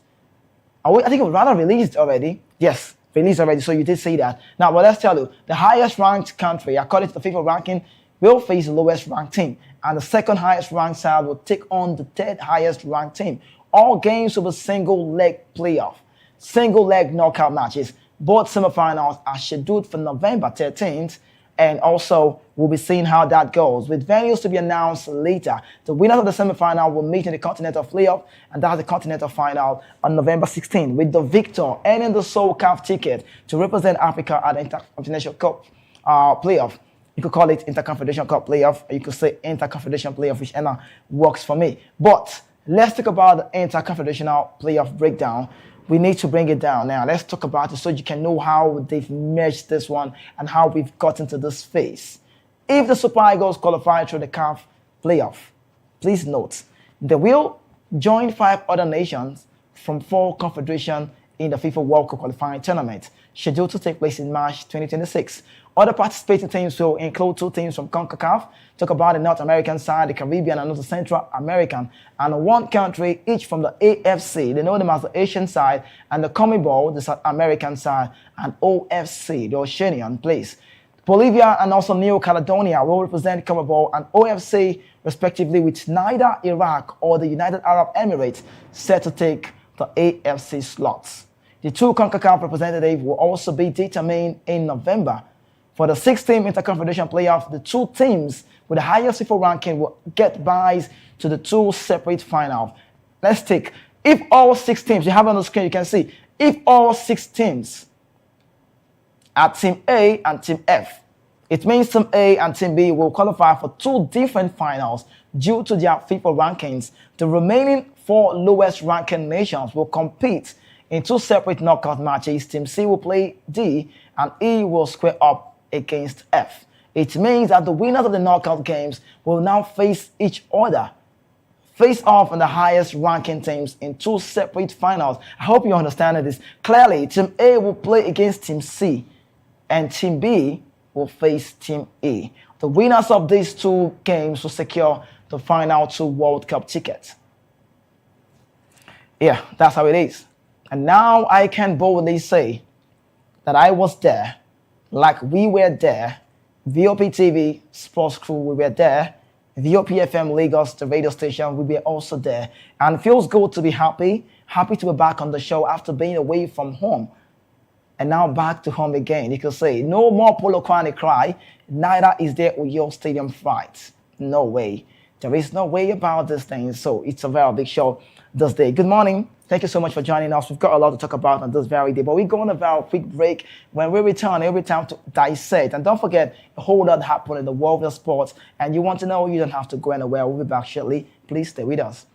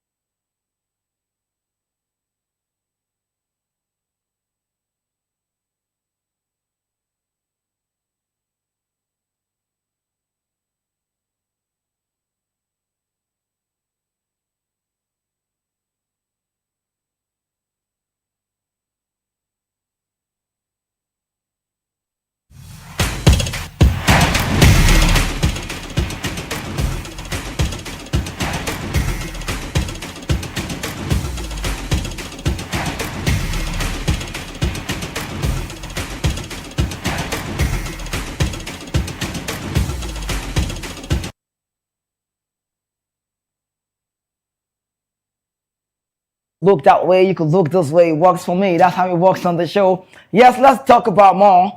Before we get to the Super Eagles news, where we still look into other sports on the show today, let's take a big talk. Let's have a talk about what we did see yesterday. I don't know if we're getting better or if we're getting worse, but I would say I did not feel fulfilled. I felt so bad yesterday, and I can't recall the last time I felt so bad about African football and how far we've come. Now, 9-time champions, you could say 9 times in a row PSL champions, Mamelodi Sundowns, they did what they needed to do yesterday against the Nigerian side, Remo Stars, and the best team dominating South African football since it became PSL stole the show yesterday. And I could say they came to Abeokuta, yes, the MK Abiola, the same Moshood Stadium, that's what it's called, and they stole the show 5-1. I saw that very game live, and aside that one, yesterday we saw what happened in the CAF Champions League. Nuno Santos, 21st minute goal, high press from the Mamelodi Sundowns side. Charles Lille leaves it, and that was the first goal for the Portuguese this season. Last time, the Remo Stars side conceded 12th minute, but yesterday it felt like we were better. They had a good second half, but regardless, I'm still not happy with what I saw yesterday. Yesterday game was a trailing game, and 3 Portuguese we did see in that very game. Miguel Cardoso, that's the coach of Mamelodi Sundowns. Also Nuno Santos, also a player for Mamelodi. Then they have Thiago Conde, the coach of Remo Stars. We did see him yesterday. So like 3 Portuguese on that very game. But Nuno Santos, quality player. Who more can you begin to talk about a player and you say, yes, this one is good to go. He's got all it takes. He's strategic. And I tell you, playing in the CAF Champions League for the first time. That was the first time. And he once played for Victoria Guimarães. That's in the Premier Liga. Talk about the Portuguese side. And not just that. He played in the Europa Conference League. Exposure-wise, there was no way, not on the world of football, that you would have compared or compete or talk about. You want to put like for like the Mamelodi Sundowns side to the Remo side. Do you know what happened yesterday? I felt so bad seeing that game because We struggle to play from the side. We struggle to play from the back. We could barely do things with the ball. We were struggling. Now, like, is this Remo Stars? What a game. Like, they did not do well. But you look at that game, you saw Shalulile. Do you know that man? He has not played for a long time. He's got a record to his name. He's African record goal scorer. Such a professional. When given the time and the mandate, he showed us why he hasn't played for so long. But I'm hungry. I've got urgency and I want to play. I knew before the game that there was no way Remo Star would have gotten it right. But I felt like they would have played for pride. 0-0, like 0-0 would not be wrong, just maybe. But 2-0. Well, let me just keep it that side. But can I tell you, last time a Nigerian side won a CAF Champions League was 20 years ago. That's how bad it is. 20 years ago was the last time an MPFL side won the CAF Champions League, and it was Anambra back-to-back. And regardless, 5-time Nigerian side have reappeared or come to the final, and Anambra stole the show twice. And after that, it's locked off. We've not been there. We keep struggling, and our game is not really looking so well. We played against a better side. 24 times Sundowns. They've been involved in CAF competition more than any other side. I must say on the show, I'm so sorry to sound this way. Congratulations to the South African football. PSL, congratulations. They've done so well within a short period of time. Pirates got 22. Mamelodi Sundowns got 24. Pirates got 22. Kaizer Chiefs has got 11. Super Sports has got 11. In Nigeria, the country close to my heart, we say, how many? Anambra back-to-back. So are we going to see any side? With what I saw yesterday, I don't think this is the Remo Star that I want to watch. I cannot pay to watch them. I'm sorry to sound this way. I cannot pay to watch Remo Stars play. They did so bad. Second half, maybe, just maybe, I saw Samson missing that goal. He wanted to score a goal. And I'm like, this team can be better off. They did not do well yesterday. I felt like they should be the side to own the game. There's no way you can compete them. You can't compare. Remo Stars will always play second fiddle to Mamelodi Sundowns, a team that are 24 times champions in the CAF competition. What more can be talked about the side? But let me tell you, in just 2025, currently, only one side have won them at home. Now, only defeats in 23 home matches. I think they've played 23 home matches. Yes, they've got just one defeat. And that's Kaizer Chiefs, who did that strong one to them. But for Remo Stars, a lot of people, when I saw the break, and I'm like, what a team. There was a break in between the game. And I felt like it was a Conde talking to the boys. And I looked around and I saw a lot of people talking to the boys. I was asking how many people are talking to those boys. A lot of people are talking to the boys. Blah, blah, blah. It doesn't work like that. We can be better. But regardless, Peter Shalulile, who made 2-0, and then this guy did so well. Shalulile, I like to talk about that very man. You saw his goal with the celebration, made it 2-0, 21 goal in all Total Energies CAF Champions League tournament, and then 3 goals, 12 appearances, 2 goals, and in 2 matches. That's about Shalulile. He scored the goal. You saw the celebration. He had to place his hand on his waist, and he did it. It worked so well. So what more can be talked about a team like the Mamelodi Sundowns? Now, I said, and I would like to reiterate again, there was no way you can compare the Remo Star side with the Mamelodi Sundowns. And I'll tell you the reason. We all saw the Chan tournament. You saw it, right? How woefully we were. It was Eric Chiao. You saw Sudan demolishing Nigeria. And that record will be there. The upcoming case will talk about that record. Now, let's keep that on the sideline. Let's talk more. Right? The Bafana national team, that's the South African team. Many of those boys that played their trade at Mamelodi, the Sundowns team, are playing for the national team. It's not my fault that they don't travel away from home. They say they've got good quality. We've seen the PSL, how good they've been. You see quality team, Kekana. You saw Motiba. Motiba wasn't the team yesterday. You saw, what's the name? Teboho Maquena. They had some Brazilians in the mix. Sales, Brazilian. They had Nuno Santos, the Portuguese. There's also one man in the midfield again. I think another Brazilian. So they've got a quality team. And I saw Mudau, and I'm like, Mudau, you sabi play ball. You're so good. So good that you have to play the right back row. Assist-wise, is the king. He's scoring goals for himself. They've got all it takes. And I'm not surprised to see them at the World Cup. You saw them at the FIFA Club World Cup. That's about the Sundowns team. They've done so well. And if you look at their team well, now you see, Anambra has won them before.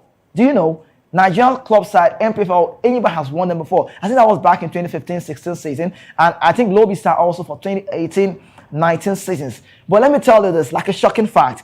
8 African teams have visited Nigeria before that very game. 8. None of them were able to get the results in 13 games.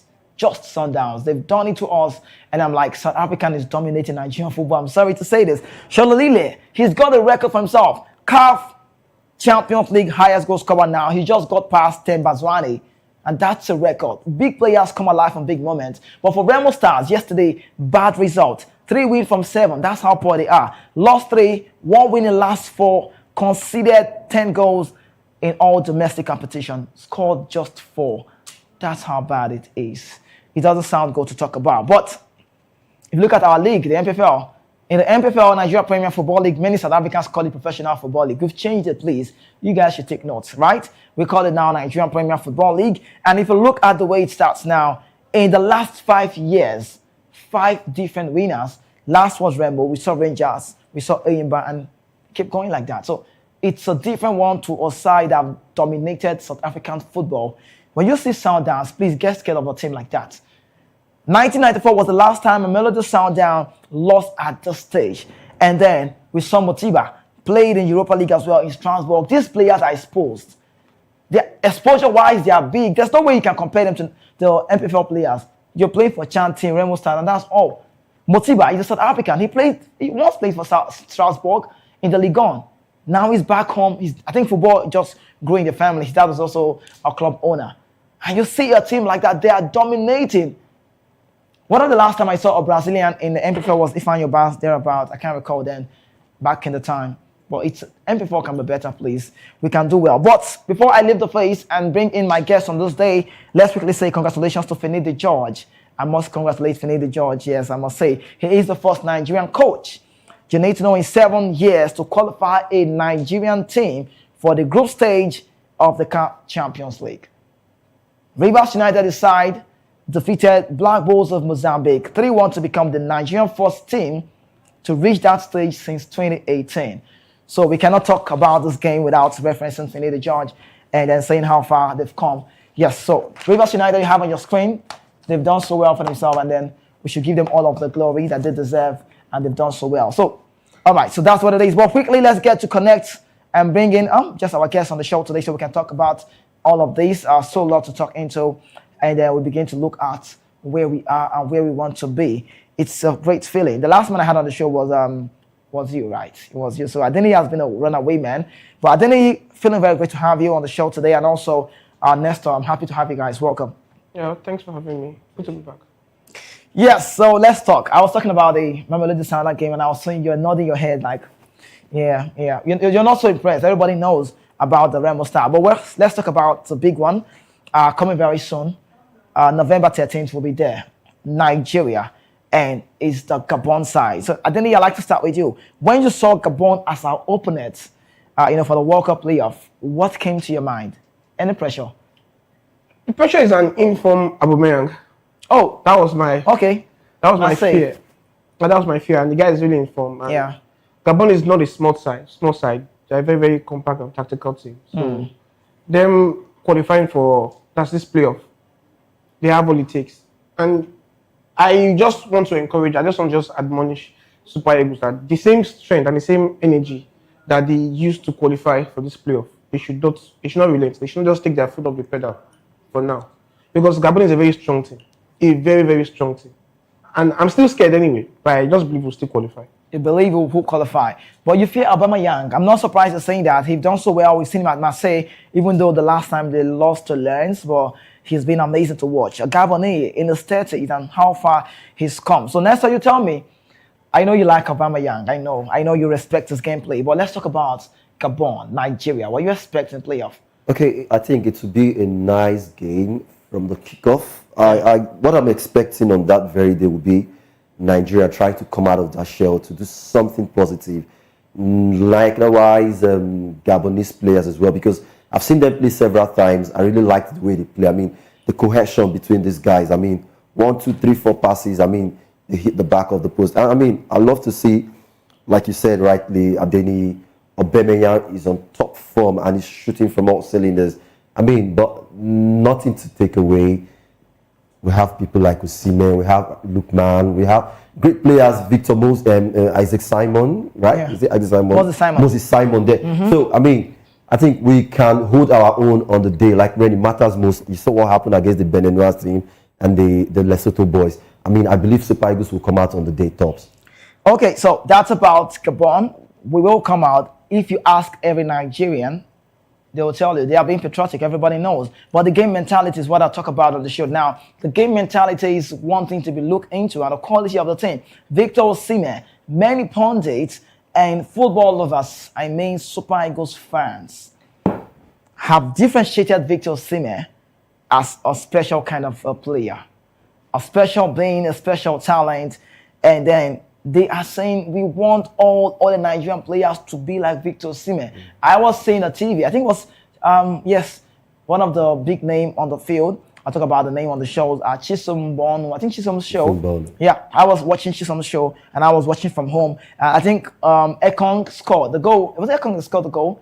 The penalty? Yeah, Ekong scored the penalty and then Victor Osimhen ran to the post. He got on the ball like, let's go and pass. Let them pass. That's how a player's mentality can be. But Ekong was celebrating. So Chisom's guests, I don't want to call names, but they know themselves. Shout out to them though. And on that day, we're saying, Chisom, I want our players to be like Osimhen. They don't have Osimhen's mentality. Can you see the way Ekong scored? And then Osimhen took the ball, and then Chisom was like, no, come on. I'm not going to agree with you guys. There's nothing wrong in scoring the goal and celebrating. It's a goal. It should be celebrated. Now, Victor Osimhen got the ball and ran to drop the ball at the middle of the pitch for the other side to, pass the ball. Doesn't really mean the rest of the guys don't have the mentality, but we can see it. It's vividly clear. You can all see how Victor Osimhen is hungry to play. And that's a player everybody wants to emulate. Now, do you buy into this notion as a Nigerian that the rest of the guys don't have the mentality? Yeah, now, talking about mentality, quite all right. I would say most of these boys are not groomed here in Nigeria. But Osimhen has that heart. I remember the last time I spoke to you, I told you, I said, if you never play for Lagos State, if you never play for Lagos, you don't know how to be. Most of these boys, they grow outside of the country and they don't really have that passion, the zeal. But it's a World Cup here. No, just the World Cup. Okay, the game. Osimhen has the heart. Osimhen wants to play. He has the passion. He wants to win every single game, just like Cristiano Ronaldo. Right. I keep making guesses every now and then. You see somebody who has that kind of quality, maybe close to Victor Osimhen, is a certain Lookman. Certain Lookman. So yes. You agree with that notion that says Osimhen's mentality is different? Yes. You want to go contrary to that? He has a different mentality, but I can still mention like a few other players that have same zeal and enthusiasm as Osimhen. Likes of Calvin Bassey. When the guy is playing, you could see how he dominates the field. His body, his mind, everything. Another player again is what's his name? Akko Adams. Yeah, that guy too. Yeah, the new player. And Iwobi is starting to surprise me so lately. Iwobi is starting to surprise me after all the criticisms. And again, this Moses Simon too. And Chukwueze too. Yeah, all of a sudden. Chukwueze is not really there, but I mean, Chukwueze for now. If Chukwueze is talented, no doubt, but if Chukwueze can come out tops in every game like this, I tell you, with what he has, I mean, we'll win every game. These boys, they've got what it takes, honestly speaking. But I love the way Osimhen is taking the charge. Yes. He's taking, I'm the points man, I'm the front man. Yeah. Let's take the fight to these people. And he's doing a very good Funny enough how Osimhen has played, how he has evolved from the under-17 to the under-20 to the Super Eagles setup. I mean, I saw his game against, was it Liverpool? The Champions League game against Istanbul. I mean, and Slot has so many things to say about Osimhen, from being a very porous player who came into the fray and trying to, even was the captain of Virgil van Dijk did say something about Victor Osimhen. He said, very hard to play with, very hard to play against even as a player. For Gary Lineker to actually come out and apologize to Osimhen, he speaks a lot. He says a lot about his energy and his performances over the past couple of months. So you're proud to have Osimhen as a Nigerian? Yeah, of course, yes. He's a talisman now.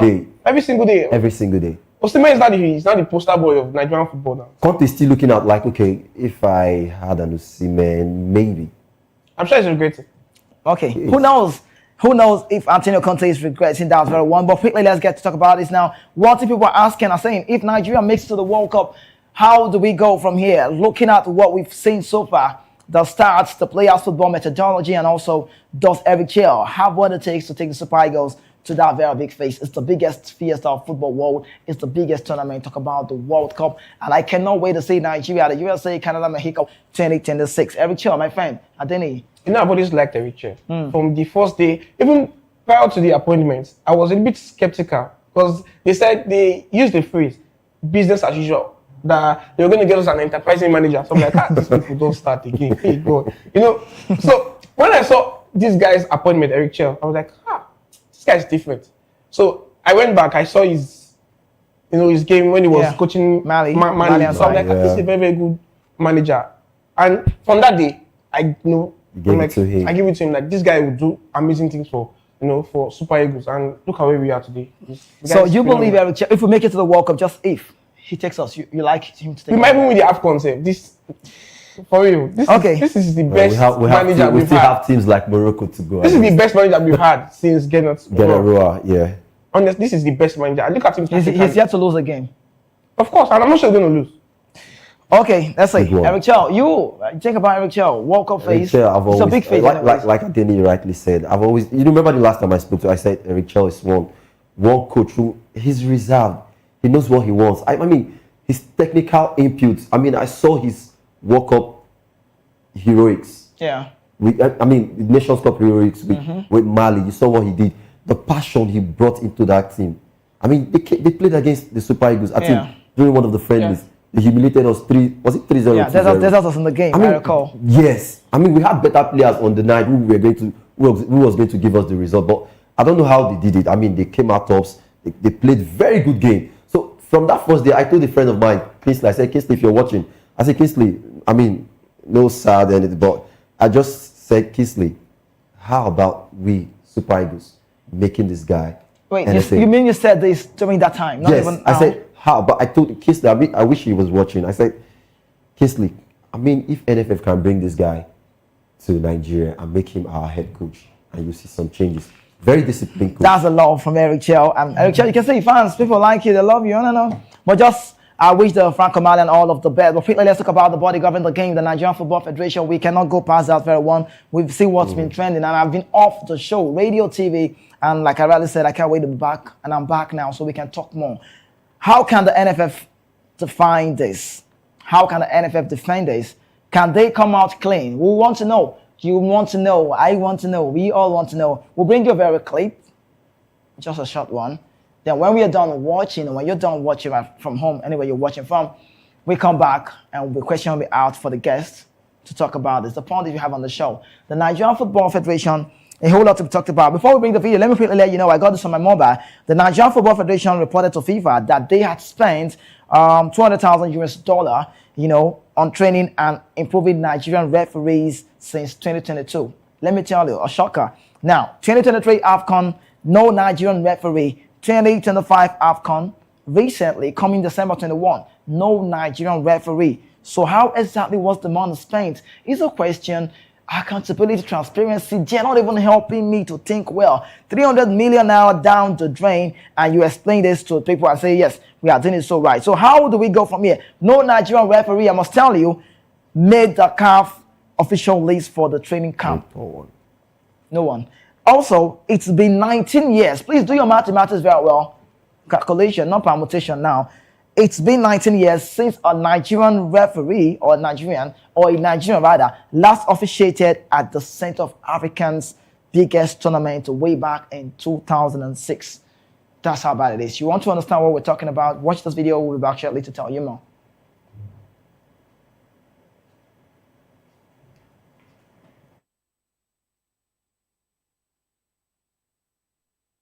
On the $10 million with FIFA, the FIFA Forward project, where the aim of this project now for sports and infrastructural development for Nigeria. Now FIFA give us $10 million under the FIFA Forward project. The account NFF give say how they take spend the $10 million where FIFA give us. Then say on infrastructure, they spend $2.6 million. to build 2 mini stadiums, which is this one now where they build for Benin Kebbi for approximately $1.2 million. See the stadium for Benin Kebbi. Then the second one where they supposed build for Delta State for Warri. They say on national teams, say they spend $2.3 million on our national teams. I don't know where this money go because no be NFF they provide jersey, no be anyway now them talk say they spend $2.3 million on our national team. Then on administration and governance, as in salary and all the things, they spend $1.9 million on administration and governance. Say on our women's football, they spent $700,000 on our women's football. Then on uncategorized competition, say they host some kind competitions for Nigeria, they host competitions. Say they spend $200,000 for some competitions where they host for us for Nigeria. Then on equipment, say they spend $200,000 on equipment. Which equipment?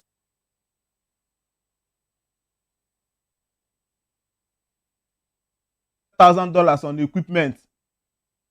And every match day for you, carpenter go dey walk up and down, they not boy for signboard. We no fit buy LED this thing. They come first. Say and then on capacity and development, say we spend $100,000 on capacity development. They train coaches and referees. They spend $100,000 to train coaches and referees for Nigeria. Now, the other stadium where they talk story about now for Delta State, where today I no see that stadium. I see a report from the contractor of that project where the name of the this thing Money Michel. The contractor come out, come give his own report of wetin happen and wetin the talk say the project was saying for Warri, then supposed to do the project. Then Amaju Pinnick come tell and say make them carry the project go in own community for Ugborodo. Say make them go do am for Ugborodo. They can't agree finish. When they come reach Ugborodo, it can't be say where Amaju Pinnick tell them to build the project, say na for water. Say the money where they give them no reach to build the this thing for water. Say in fact the money where they NFF come pay them. Say NFF come out 15% inside the money where they pay them. Tell them say the money now the 15% where they come out. Our as a men where they glass house. Say the 15% where they come out from the money. Then tell them say now for bank charges and development, no development. See our league, see our national teams. So NFF need to come out to make them come really explain to us wetin dey go on, because if they no fit come up with developmental initiatives wey go help us, then make they come explain the one wey dey give them money for make them do for us wetin dey go on. And na for the players head na everything dey land. We just dey waste anger and annoyance on the players. Meanwhile, the actual culprits, the kingpins wey dey hold us for hostage wey say we no go move forward, they dey waka free. See stadium wey NFF build for mini stadium say they build for $1.2 million. You know wetin be $1.2 million as at 2020, 2021, 2022 sef. See the one wey Patoranking build last year for Ebute Metta. So Patoranking spend $1.2 million to build this. The most annoying part of this whole thing is that right now there is no progressive initiative, any developmental plans from NFF right now where they go on. So they need, if they get anyone where they go on or the ones where they get plans, so make them come and begin tell us, because we cannot remain like this. We cannot, things cannot remain like this. Wetin be the work of those as a men for that glass house aside to the drop account, make money they enter? Wetin they really do?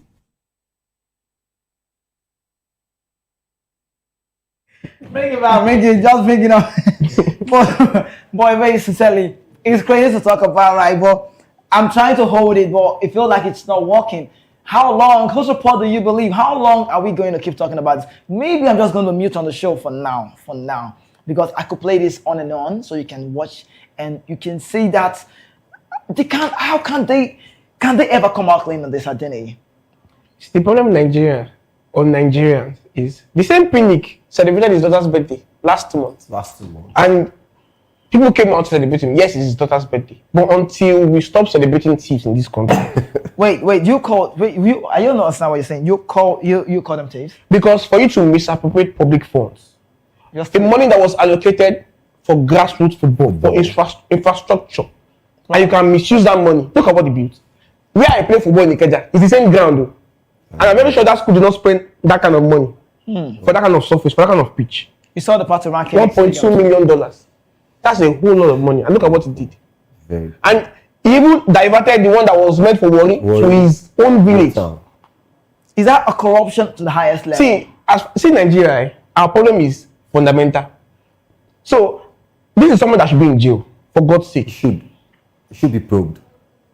No, it's just without bail. Just put him in prison. If they want to have bail, give him like maybe 500 million, maybe 1 billion naira bail. So that money they're actually stealing, they'll be taking it back to the courts. Yeah, true. Because this is a bad image. I don't know. See, honestly, if I just want to just say what's in my mind on TV, I'll just be saying some very offensive words, and that's why I just reserve my comment. Well, on this I already know your face. For FIFA to put the same stadium as their DP. On their social media handle. It's a far cry. No, this is absurd. It's a far cry. So absurd. Nestor, you didn't ask me. You didn't ask any question. Like you said, like you rightly said. How funny? Let's get the camera. Bring it full. Just look at this two men. Look at just look at position like hands.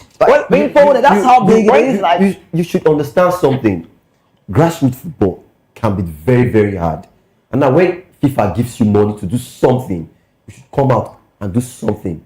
Kizzy, he said something. Sorry to doubt. He said something about South Africa against Rainbow Stars. Yeah. After even before they hosted the 2010 World Cup, they invested billions in their grassroots football. Jordan. Look at the stadiums and the facilities in South Africa. Still top notch till date. You cannot compare it to any facility. Like even the best stadium in Uyo, you know, still reach the least stadium in South Africa. Oh, okay. I expect our boys now do well continentally. Now magic. How? What kind of magic will allow those boys to improve? When even on home soil, see how they are being treated. See the conditions at which they are playing football. See the kind of facility you are building in Kebbi State that is very hot.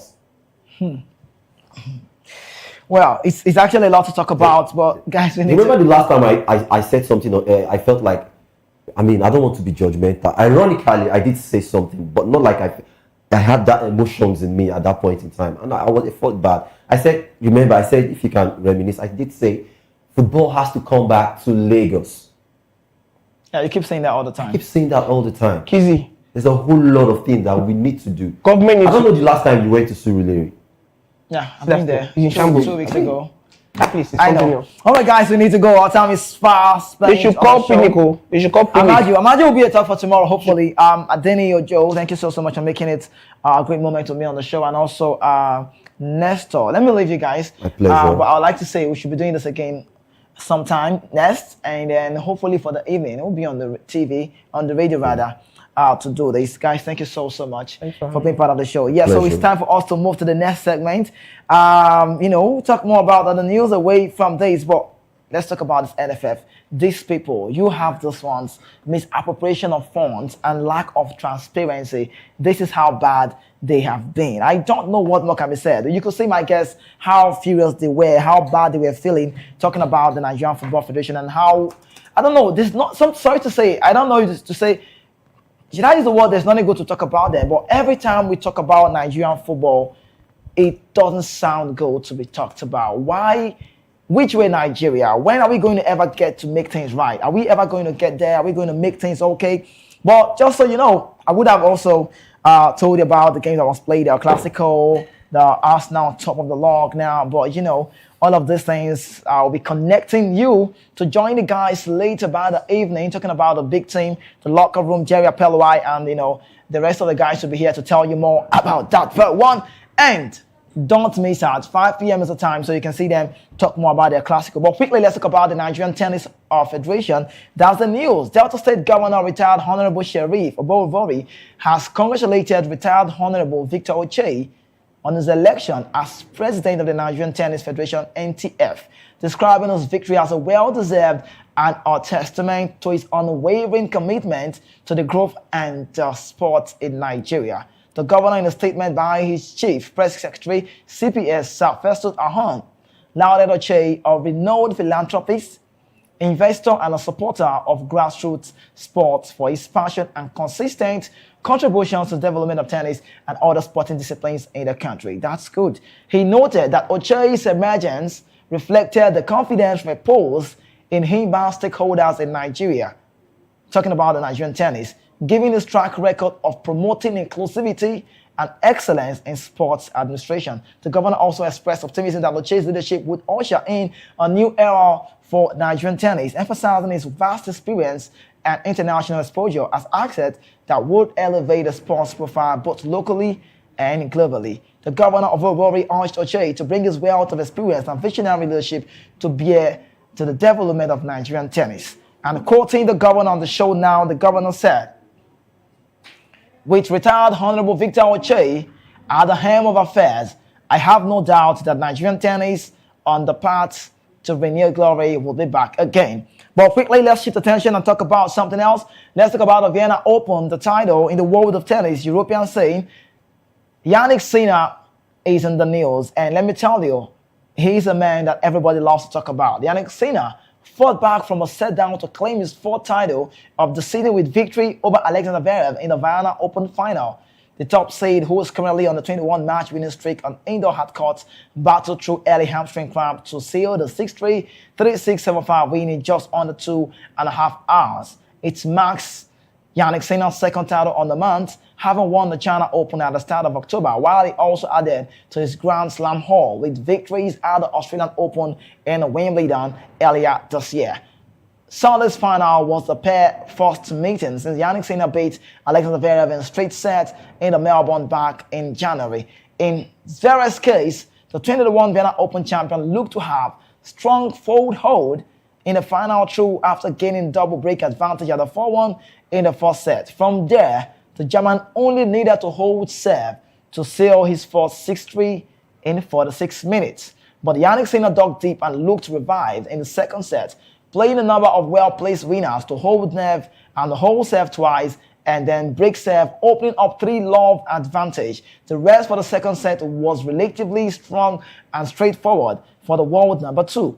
But he and Alexander Zverev went toe-to-toe in the second set before Yannick Sinner broke serve at 5-5. From there as well, he opened up 3 championship points before Alexander Zverev netted a simple backhand into the net. Can we shift attention and jump into the world of boxing Hall of Fame? This is about Nigeria Lagos boxing.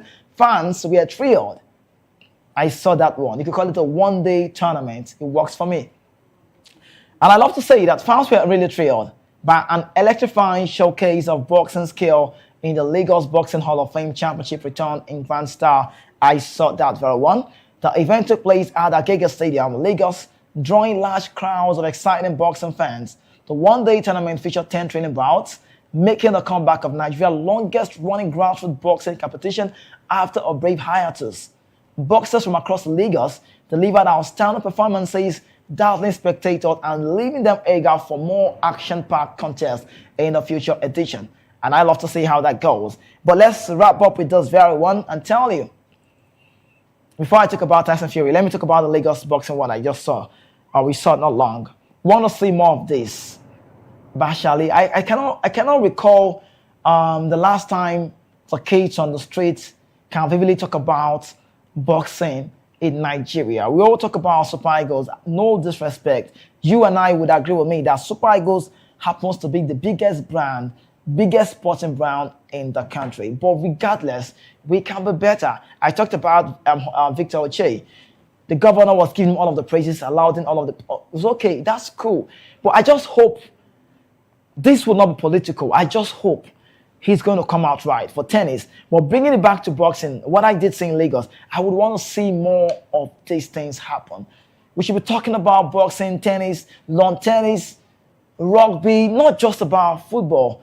If you say football, I'm not going to fault you. I understand how big the game is as well. But the basketball world, the other day I had DK Medina, the basketballer, on the show, and I was asking him a question. He was telling me about the infrastructure of Nigerian sports. This is not about the NFL. This is where I feel His Excellency, Madam Shehu Diko, should look into. And I'm so sure he knows how sports runs in the affairs of this game. So I believe the NSC will do so well. But wrapping up on the show, let's talk about Tyson Fury. Tyson Fury has spoken out after YBO talk about the Fabio Wildly defeated Joseph Parker via a controversial stoppage on Saturday night. British fighter Wildly stopped Parker in the round 11 to win the WBO interim heavyweight championship. The 30-year-old is now a double champion at the heavyweight, being in that very phase and also defeating Justice Honey to win the vacant WBA interim crown back in July. His New Zealander opponent was ahead of Wildly on the scorecard as the 11th round got off underway. But Wildly trapped Parker in the corner midway through the round and began unloading a series of punches. You have on your screen, you can see Parker managed to retreat and also retreat towards the ropes. But that's how it went on. But we need to go. We have the media news coming up next right here. But I'd like to say again, join the guys for the evening, and it will be in the locker room, and that's 5 p.m. But this is me signing out. Thank you so much for being with us. Tomorrow happens to be another day. Have yourself a great day.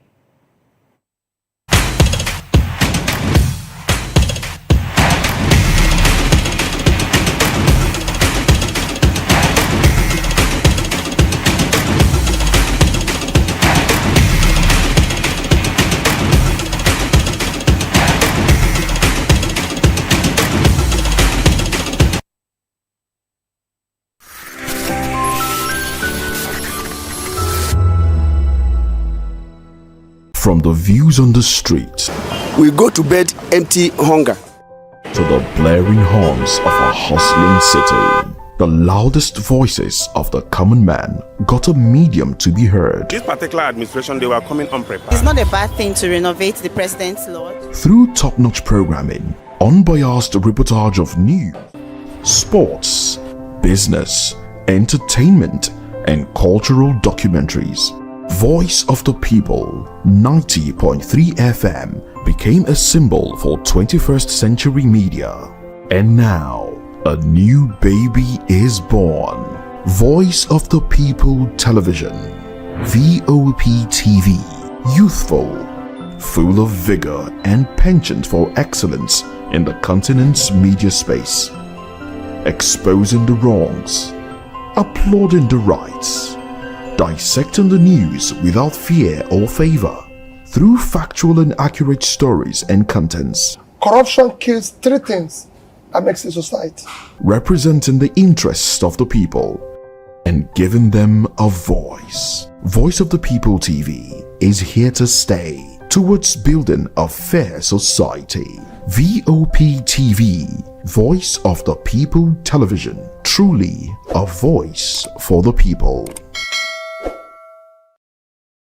Are you ready for the extraordinary? Something big is happening on your screen. Introducing VOP TV, now streaming on SLTV channel 264. From breaking news to captivating conversations, news analysis, giving you all sides to the story. We bring in-depth discussions on the issues that matter, from politics to sports, entertainment, and lifestyle. VOP TV on SLTV channel 264. Join us as we redefine what television means to you. Voice of the People Television, VOP TV. Now you have more than a voice.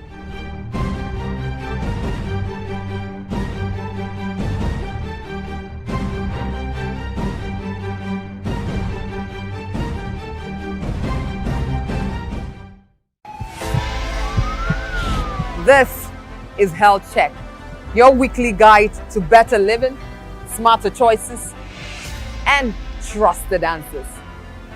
From everyday wellness to urgent health issues, we've got you covered. Health Check, only on Voice of the People Television, where your health has a voice.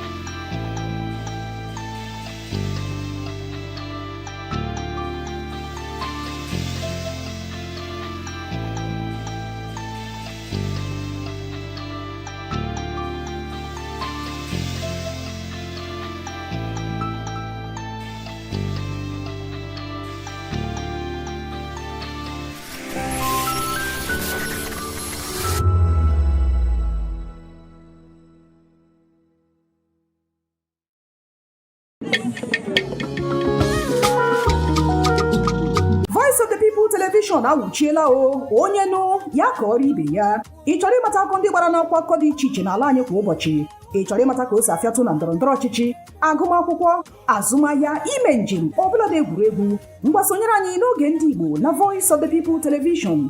Anyị nwere ndị ọbịa bụ ọkachamara bụkwa ndị ga-enye aka tapịa isiokwu ndị anyị jiri bịa kwa ụbọchị. Anyị ga-eji ka o siri gbaa n'akwụkwọ akụkọ dị iche iche wee malite tupu anyị akọzie n'uju n'ubi onye anyị bịara na nke ya.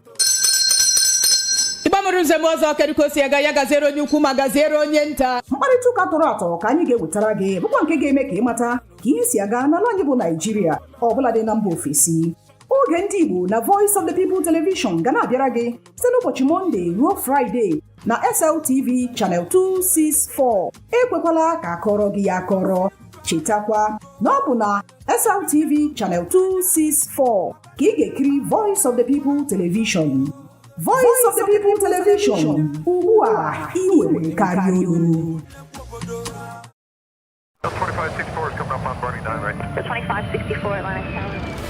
What happens in the hush behind hangar doors? Who signs the papers that gamble with lives? Which truths were grounded before they even ever had wings? If you've ever buckled a seatbelt at 30,000 feet, if you've ever stared out of that tiny window and wondered who's really in control of the skies, it isn't just flight, it's power, it's politics, it's pressure sealed in steel. We're peeling back the clouds from runway risks to sky-high secrets. We're diving deep where most dare not to look. Aviation Scope, every Sunday at 7 p.m. only on Voice of the People TV.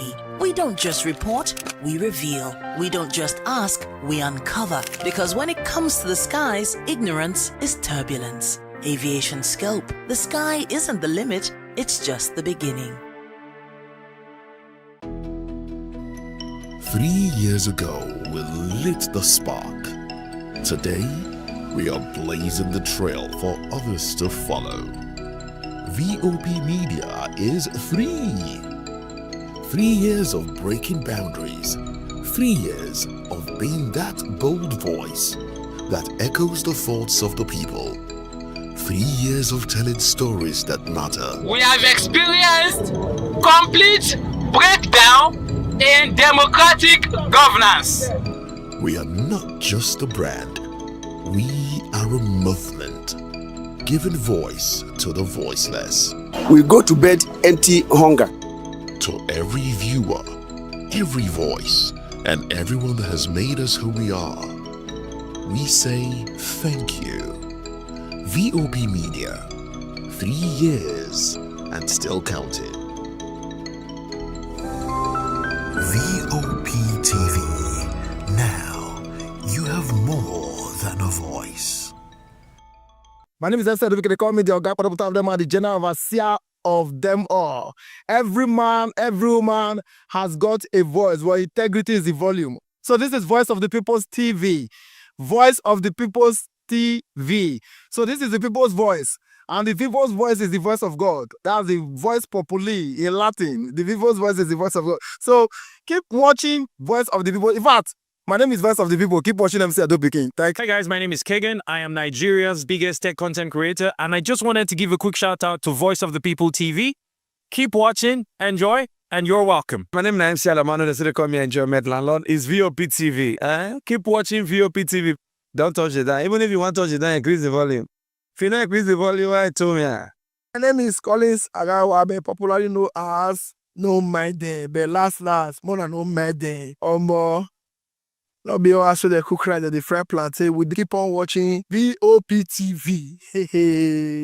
The voice of the people, the voice of Edo.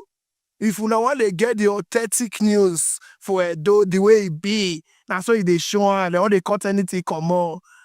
At VOP TV.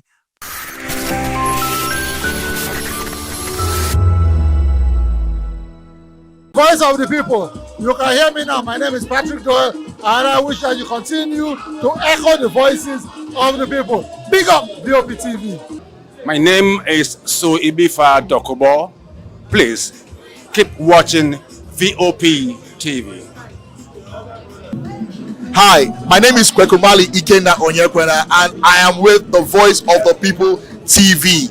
Now, if you're looking for the veritable channel for information, politics, robust discussions, you don't need to go far. VOP has you. VOP will always have you. Thank you. Hi, my name is Patrick Diabwa, aka Ibani Chuka, Amayanabo the Eagle King, and you are watching VOP TV. Stay with us. Behind every broken desk lies a broken promise. Education shapes the nations. But who is asking the right questions? Introducing Edu Dialogue, the show that goes beyond the surface, exposes the cracks, the corruption, and the silence in Nigeria's education system. Edu Dialogue, Saturdays, 3 p.m., only on VOP TV. We break the biggest stories, from missing funds to policy failures. We ask the tough questions and demand real answers. Edu Dialogue, this Saturday, 3 p.m. on Voice of the People Television.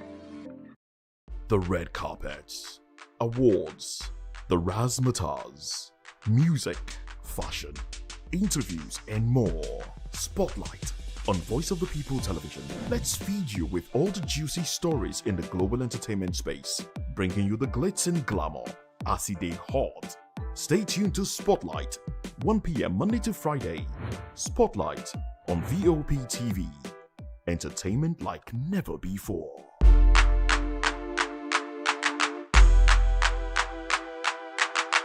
We encourage you to click on the like button and subscribe to our YouTube channel. We are Voice of the People TV. Also follow us on all our social media platforms. We are at VOP TV Live. Visit our website www.vop.ng for fresh and trending news. Also watch us live on SLTV channel 264.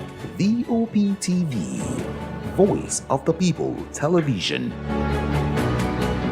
Join us on People's Voice, where we amplify the voice of those that matters the most. Join the conversation. Share your thoughts with me. I am Savior Udo. Weekdays, Monday through Friday, from 4 p.m. to 5. Don't forget, our voice matters the most. Let us come together and share our concerns. Thank you.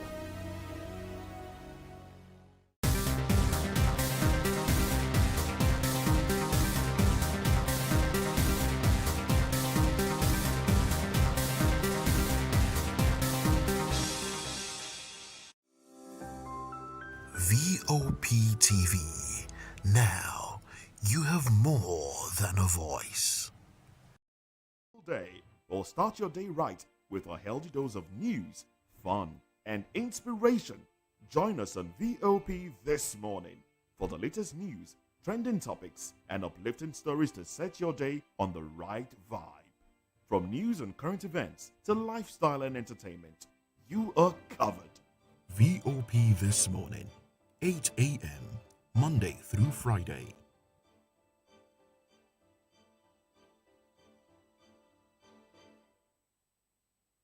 Join us on People's Voice, where we amplify the voice of those that matters the most. Join the conversation. Share your thoughts with me. I am Savior Udo. Weekdays, Monday through Friday, from 4 p.m. to 5. Don't forget, our voice matters the most. Let us come together and share our concerns. Thank you. 2564 is coming up on running 9 right. 2564 Atlantic Tower. What happens in the hush behind hangar doors? Who signs the paper?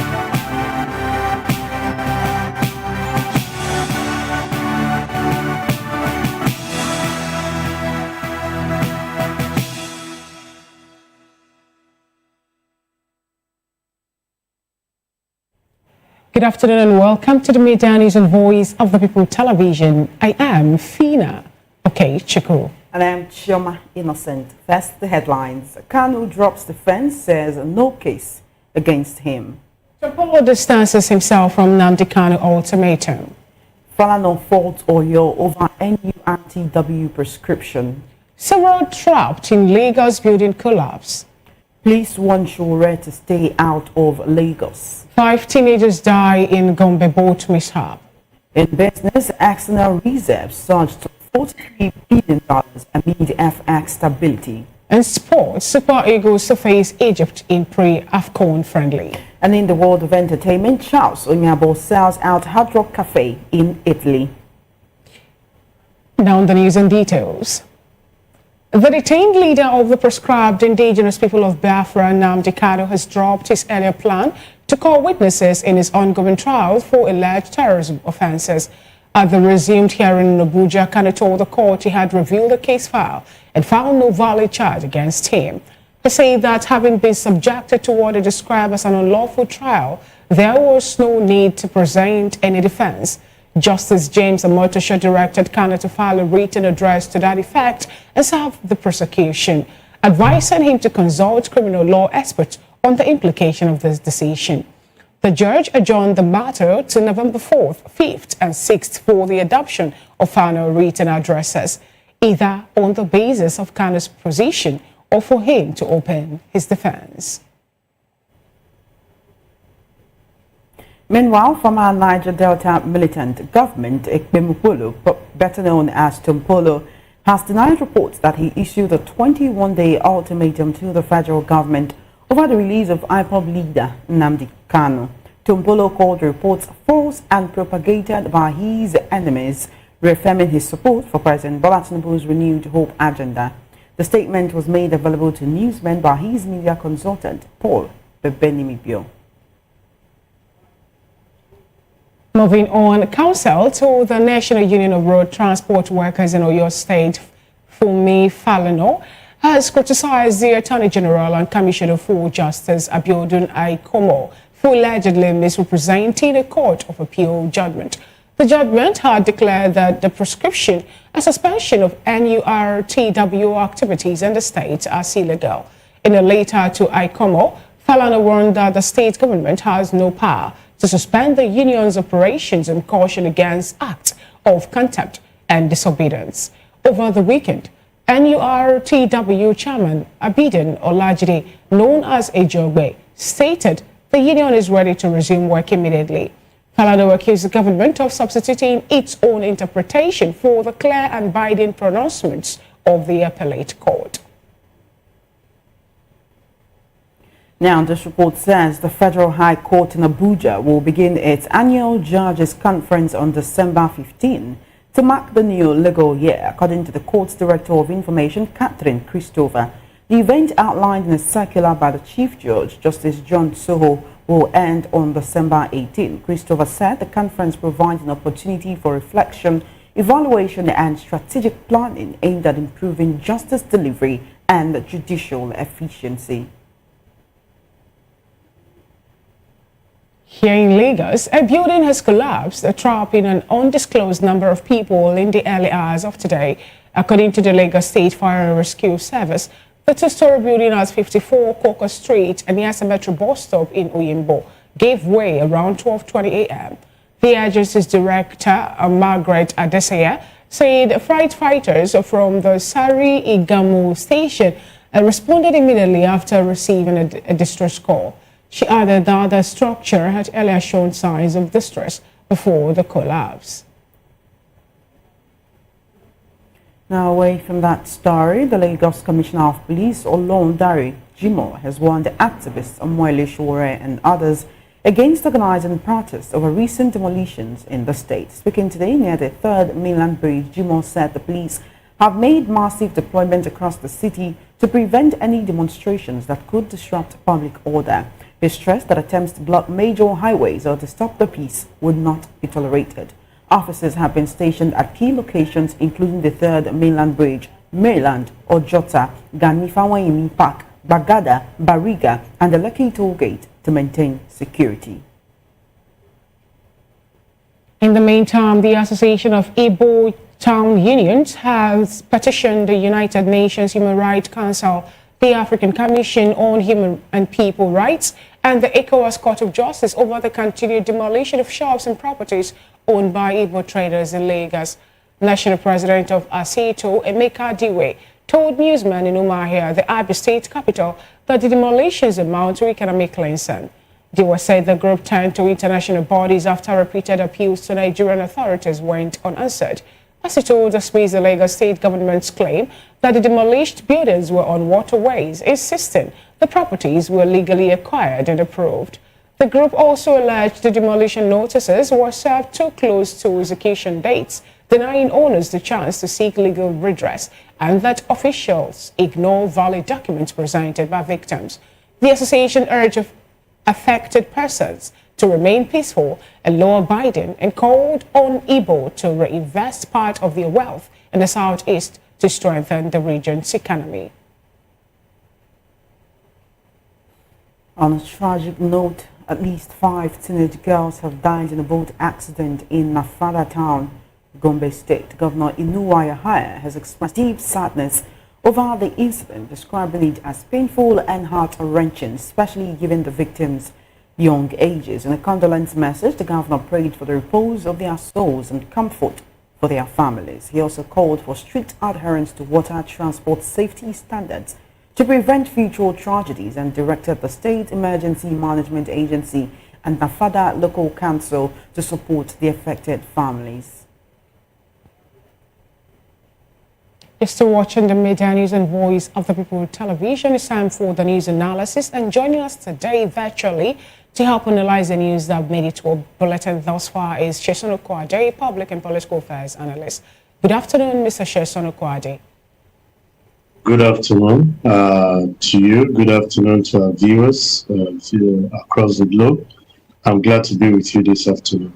Same here. Good to have you join today's Media News. Let's start off, although this particular news, a sad note, where we learned that 5 teenagers died in Gombe over the boat mishap that happened there during the weekend. And then let's also look at the fact that even some persons who are trying to run away from insurgent attack from Borno State sometime still this month also lost their life too to a boat mishap. What do you have to say about this, over the fact that it's more like the Nigerian waterway is not really well, I say up to the way it should be? We're looking at life jackets not being made available to people who bought the boats or who are to be passengers on boats and all that. And what do you think at this point you can do to mitigate such happening from recurring?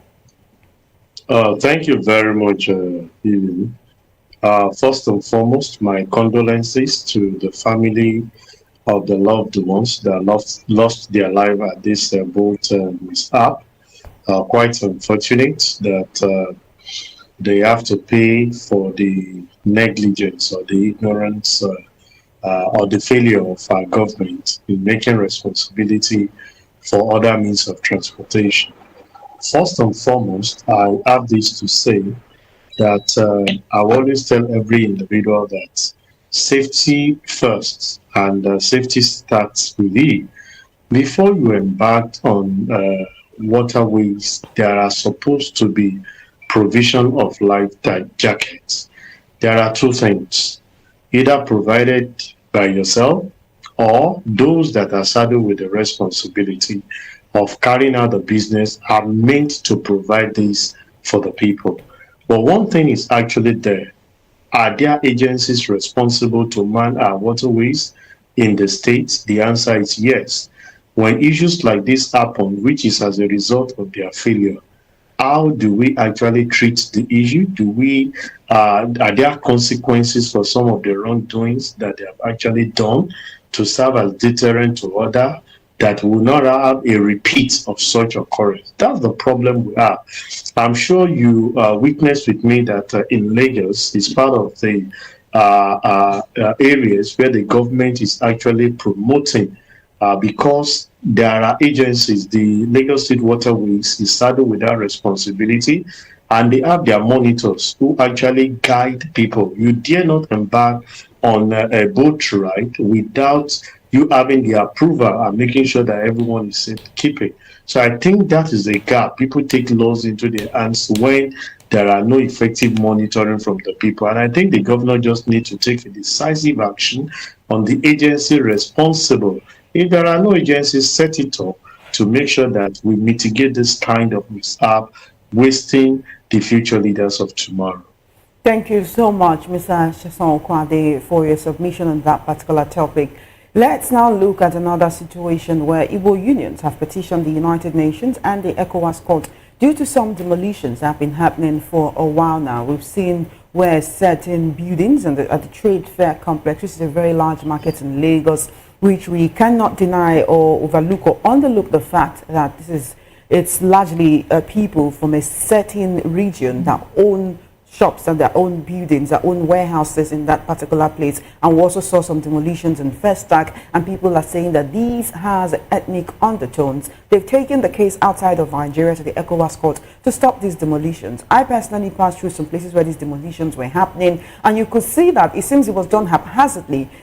Like half of the building will be demolished and the other left. It looks like, oh, they just didn't want it to be habitable. These are people who have actually put their money, they have put their resources into having buildings for themselves. They're also saying that many times they only get an order or they only get a notice very close to the execution date. What do you think about this move that the union has taken? First and foremost, pardon me, when I hear about ethnic correlation, there is no place in Lagos that you can predominantly say is dominated by a particular tribe. It's a mix of so many, but we might have maybe individuals from a specific area having more building or in that area than the other, but it's predominantly a mix of people from different ethnic regions that reside in all nooks and crannies of Lagos State. That's the first submission on my part. But reacting to the aspect of this demolition, I've been an advocate to say when government actually wants to carry out this, it's part of their failure, because you ask yourself, what suddenly happened that a building, because there are claims that some of these buildings were actually approved by the government. If they are approved and there are documentation to it, I think there must be compensation for such people first before you carry out the demolition. And it's part of what we keep telling individuals. And this thing is two-edged. So at times, when those that are saddled with the responsibility of monitoring the activities that relates to building, when they carry out their activities, some of them do it, you know, without having a recourse for the future that they will leave the seat, approve what they are not supposed to approve, and commit the government to issues that are embarrassing like this. I feel that when demolition has to be carried out, there must be proper notice. I'm not a lawyer, but I know there must be a good time. And I think we should start thinking of creating a server where people can, or a circle where people can actually have their resting place, knowing fully well that they've invested so much. And enough of people moving ahead before the government. Government should be decisive enough to say these areas are cordoned off. Who are the people selling the property to these people that will claim are actually building on the waterways? You know, that was actually the next question I wanted to ask you, Mr. Sheson Okwade, because we know that Lagos, the way it is, you cannot even erect a single bacha without the government officials coming to meet you the next day to ask you, what are you doing? So how possible is it that, you know, people are being given the go-ahead, people are being given certificates to, you know, of, let's say, of occupancy, this particular land belongs to you and all that, and also we have surveyors coming to make sure that the properties where they are cited it is where it should be, and sometimes you see 2, 3, 4, 5-story building being erected, and government actually will be mum until when they believe it's now time to act, they'll come to pull down those buildings. Is it possible that individuals will build structures in Lagos without government not being aware of it, especially in Lagos here? Yeah, Fina, I would say it's very much possible because most of the time, the agencies that are actually set up themselves compromise. And that's where I feel government failed without punishing those that are concerned with this responsibility of monitoring and approving some documentation. There are times people just take off their eyes, or they do paddy, or they take money and they feel that, well, it's none of my business, and it goes that route. When you have a proper documentation with the government, you have every right to sue, because that document is binding on the government. Whosoever must have approved it, government is meant to pay compensation in terms of the value the current value for that particular position. But what we've seen most of the time is that people initiate the process, they go ahead with the construction, and on the long run they complete it, and government come out to actually trap them. That's why I tell individuals that there is no need rushing in putting up structures when you don't have the approval of the government, in the sense that it's the same government you claim you are trying to relieve of the burden of the shortfall that we have in terms of housing, that will come ahead and demolish some of these things. And it's something that is quite worrisome. And that's why I will always say that people should follow through to make sure that they have, if you have your documentation with the government that is valid, that is actually approved, because the only person that approved the CFO is the governor. So if a governor has approved that, you have every right to sue the government in making sure that they give compensation even for that, because you did not do that on your own. It is with subject to the approval that has been carried on. Even when the approval was done 20, 30 years ago, what is responsible of the government is if there is an obstruction which was not observed years back, they must definitely look for a way to relocate that particular occupant before they demolish something. These are gaps that I feel that the government needs to work on. But I need to also emphasize that most of the time, these corruption acts also cause some of these things where government officials arbitrarily approve what they are not supposed to approve, all because they have been tipped. Even at times when people they say stopped order on a particular building that they consider that they have not completed the approval, people still tip and they go ahead. That's why I feel that there must be consequences, not only to the people that their building have been demolished, but also to the government officials who has misled Mr. Governor, has sent him to CFO, and on the long run you come out and demolish the building. What does this particular petition being carried out by the Association of Igbo Town Union, what does this have to say? What does this speak to Nigeria, and also, the way things are happening? Because they first petitioned the United Nations Human Rights Council, the African Commission on Human and People Rights, and even ECOWAS Court of Justice over the continued demolition, especially when it has to do with shops. For example, what happened in Trade Fair, where a particular man, was of the opinion that even the federal government knew of his property, and he did what he's supposed to do, regarding that, but yet that building was pulled down, even with some goods in it. What do you think will happen, or what do you actually make of this particular, petition to all these international bodies? Yeah, I think this speaks so much volume to a judiciary process. You ask yourself, when the judiciary arm that are supposed to be the hope of the common man do not have confidence in them, and we need to seek international justice. Whatever it is, there is still going to be local interpretation of whatever judgment this UN or ECOWAS court are actually bringing out. They cover the West Africa and the United Nations, which we are part of. But whatever the judgment, you still domesticate it. And this is a wake-up call for the judiciary to actually restore the hope of the common man. They feel that they are actually being cheated. Most of the time, they stand on the part of the government, knowing fully well that they don't want to actually be penalized. But you can put yourself in the shoe of the people that is actually petitioning the government. If you have actually labored so much, and all of a sudden you see demolition, occurring, even for property that has actually been approved by the government.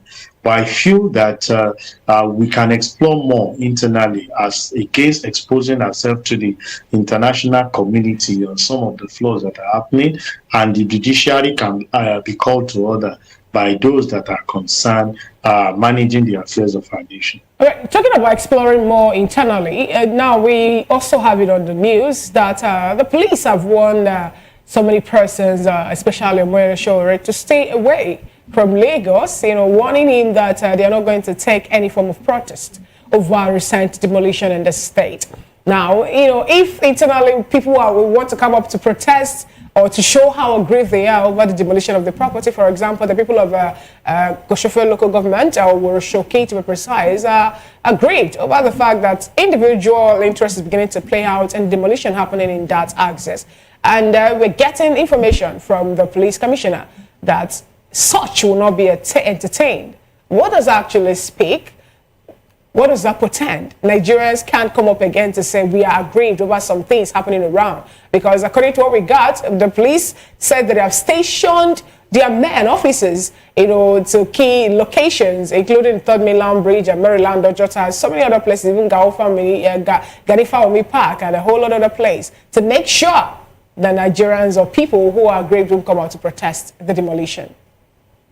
Yeah, thank you very much, Phelan. I'm sure you know part of the rights of a common man or a citizen of our country is the right to freedom and freedom of association within ourselves. So we have the right to associate, we have the right to protest, we have the right to express our grievances to the governor or to the government. But the area of interest is how often do we manage this effectively? How do you do it in such a way that you don't affect the freedom of the other party? That is the issue here now. And I think that is the position of the government.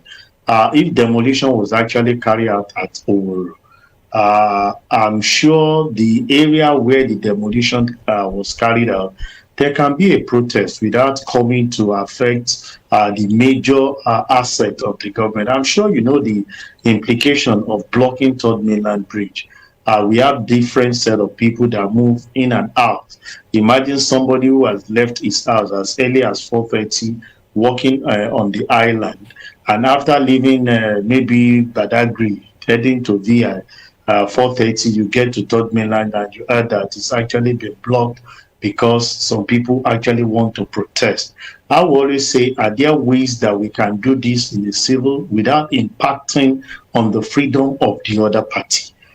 It's quite interesting that we must balance that out, because most of the time, individuals use their own to affect the other parties that are not concerned. If it is overall, I'm sure there are places where people can gather. What you are trying to pass across to the government is to say, we are here, these are our grievances. I was even of the opinion that there can be a march, maybe to the governor's office at Ikeja, where you will not, impede the free flow of traffic. But situation where you want to halt the process, where it will grant the economy, or is being affected, so you want to impact on the people coming from Ajagadi, people coming from Airport Road that has a business appointment on the other part. That's where I feel that we need to balance this thing out. All right, Mr. Sosokwa, one could argue that these people are just trying to bring awareness to that situation. They are the ones who know, they're the ones who wear the shoe and they know where it pinches them. We're seeing videos online just yesterday and the day before, people sleeping in their homes in the middle of the night while bulldozers were stationed outside their gates to demolish buildings and people were sleeping inside. We also got reports that over 50 policemen stormed the area and threw tear gas at the people who wanted to gather, and that's the reason why people decided to protest. Now, with these Warren-Shoki demolitions, some people have accused the Oba. He said he has no hand in it. How come the Lagos state government, they've also come out to say before that they have no hand in it, they're not doing anything about it? How do we displace people who have lived there for decades? Some people have their family homes there, and then the police now coming to tell a Nigerian not to move to a particular place in Nigeria to actually lead a protest, which is his fundamental human right. Would you say that the police is moving this way just to satisfy the whims of this present administration, who seems to be very averse to criticism and anything that looks like protest? Recall also that he was arrested for leading a protest just last week Monday. Well, when you talked about being averse to protest, I will always say that, reiterate my point, that if you need to carry out a protest, it must not be done to impact the freedom and the peace of others. The wrongdoing have actually been committed, and I think the government needs to be more careful if indeed they understand the implication of what is entrenched in the Constitution. Protecting lives and property is one of the cardinal points that is expected of them. So if the people you are expected to be protected are also being attacked, well, I didn't see the video, must be candid. Well, it's really, it doesn't really make sense, which I've seen in time past, where police people invade, apartment at the middle of the night while people are still sleeping. And I asked myself, what happened to the daytime when everybody can see what is actually happening? I'm really not in support of that. I didn't see the video, but it's really not the way to go. But I'm still of the opinion that if an issue has actually happened in Oworu, we need not to come to the public assets disturbing the freedom of other people. We can take that particular move. We can galvanize and maybe stay at the government house at Alausa to express, because that's where they can listen to you, and they would definitely be addressed while you are there, because you are in front of governor's place, rather than having pickets. You know, from what they say, it's actually not Oworu that they are actually targeting, and government will not actually open its eyes while few with issues is disturbing the activity. Don't forget that when there are protests, I always say this, there are people that rely on daily earning, and you disturb the flow of their activities with that which has actually happened.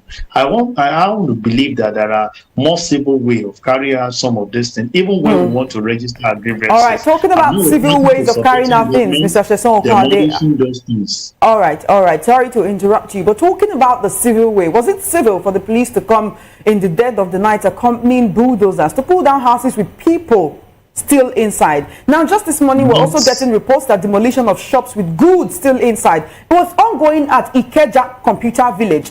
So when we talk about how the people in power, the people who have some form of power over Nigerians, treat Nigerians, you might want to understand that that's the reason why some Nigerians also take the kind of steps that they take to say, look, if we block the third mainland bridge, other people will also feel our plight, and they can also speak for us. The people of Oworoshoki, no matter how many they may be, they are just a little out of the number of the over 230 million people who make up Nigeria as its citizens. So when we talk about civility, are the police being civil in the way they're handling this case? Whichever company is in charge of pulling down those buildings, the demolitions, are they being civil? Has the Lagos state government been civil in its response? Will the federal government continue to pretend that it cannot see what is going on in Oworoshoki? Because imagine what it is like to step out of your house and come back and meet a rubble with your belongings that you have been striving to furnish that house. See everything just out there in dead of the night. So we're trying to put ourselves in the shoes of the people who have suffered what they have continued to call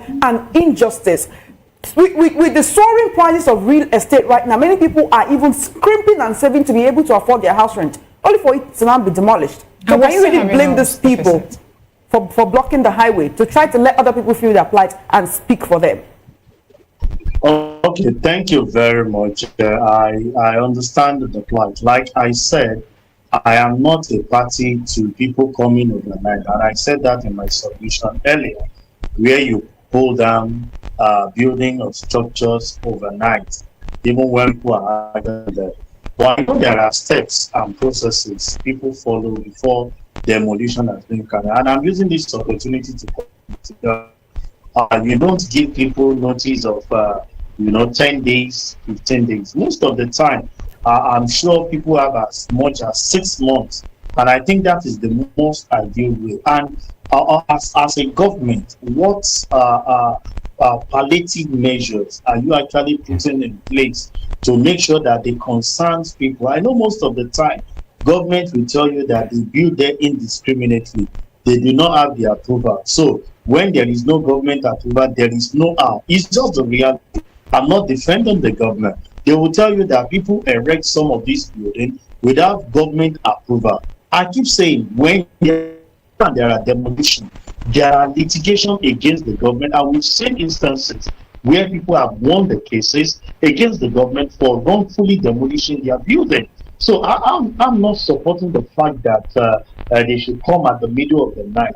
If to that do certain things during the day when everyone can actually see what is actually going on. But most of the time, when notices are served, people tend to average Nigerian. We wait for the die minute that no, they are away. And most of the time, this government official deceive the people by saying that it's been handled because they're actually collecting 1 or 2 things for them. And overnight, when government now comes to put this sledgehammer that we've given you 6 months notice, we've given you 3 months notice, we've served a reminder, but there are no action. That's when we speak. I'm not defending them, but we must the way it is that most of the time people take government can say, and they own the land, and they always tell us where and where those things are. And I will stand with it to say, when someone needs to pull up a structure, there must be proper documentation so that when things like this happen, you can take it up with the government, even if it takes forever, but you definitely know that you get justice because that document is a power that has actually been given to you by the government to say that you are in possession and you own this. And if such must be demolished, it must have an alternative way of paying compensation even to the person that is concerned. All right, let's move away from that story of demolition to another one where we have a government, Tompolo, distancing himself from Nnamdi Kanu and the 21-day ultimatum. Recall that some persons were of the opinion that government happens to be the person who, gave the 21-day ultimatum to the federal government for the release of the leader of the indigenous people of Biafra, Nnamdi Kanu. But here, he is calling this particular report a false one and a propagated one by enemies, still showing his support for the president. What do you have to say about this particular story? Because so many persons are of the opinion that, the call for the release of Nnamdi Kanu has been sponsored. And we saw Malaysia also lead a particular protest on the 20th day of October for the release of the same man himself, Nnamdi Kanu. And now, government has distanced himself from that particular call, 21 days ultimatum. Well, Tompolo on his own has come out to say that which concerns him. I'm not his aide, neither am I his PR person, but he has come to distance himself from the information that is actually being circulated, giving government 21 days ultimatum. It's his personal decision, and he can decide to have it whichever way he chooses to. But the other aspect is when you look at what is going on in tend with this case that we have before us, that currently the person in question, Nnamdi Kanu, has actually sent all his legal what I'll call the legal advisors or people that are actually managing his cases, and said he can stand to defend himself because he feels there is no case against him. And that on its own, is what is given the government to say we have 7 days for you to actually roll out, whether you want to contact those that have understanding of the criminal act or criminal law.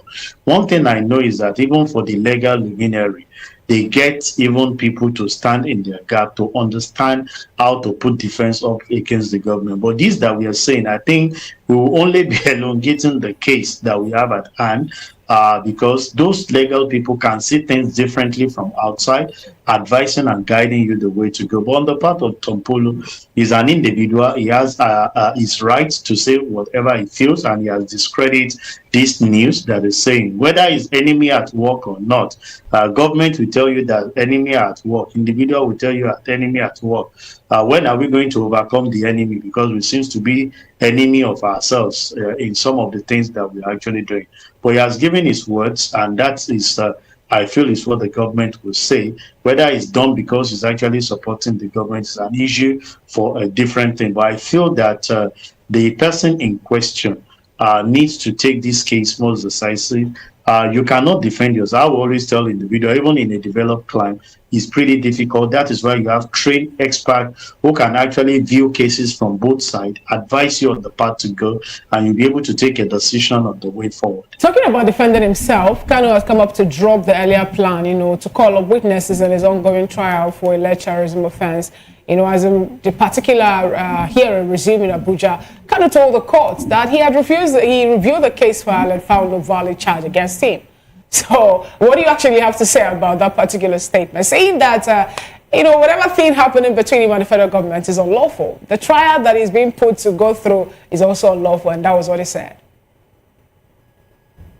I asked myself, which I don't know, stand to be corrected. I don't know whether he's actually a lawyer, but one thing I know about the issue of law is there are several interpretations to the choice of words that you even have in some of the documents that they give to you. Fina, if they give you a document, I always advise people consult the lawyers. Why? You will see will, would, some of these use that we make, the words we make use of ordinarily, when they are put to use by some of these lawyers, it will twist you to know that what you are reading and having as interpretation is against what is actually documented, because they understand their language much more better than anyone can say. So if he's saying that, I think the judge too have made a submission that he should consult those who understand criminal law experts and seek their advice on the case that we have on ground. But I don't think that individual can understand. I'm an accountant and I won't speak from the place of law, except if tomorrow I become a lawyer who has actually studied the rudiment. But I can tell you that most of the time, even when you prepare your account, you think that you've had it all until when we get in there. That's why you have an external auditor reviewing your books. You feel that you've done it in, but when an external auditor comes to review your account, you know that that knowledge you claim you have people interpreting some of the posting and some of the figures that you have there. And so I feel that having an independent person to have discussion with him will be much more better than him just giving personal interpretation to the world, because law is deeper than what you just see on the surface. Thank you so much, Mr. Sheson Okwade, for joining us on the Midday News today. We do appreciate you. Thank you very much for having me. It's always a great time to start the week with you. All right, and have an amazing day as well. We have been speaking with Mr. Sheson Okwade right here on the Midday News and Voice of the People Television. We'll be right back after this break to talk about the NDA alerting residents ahead of a shooting exercise. Stay tuned.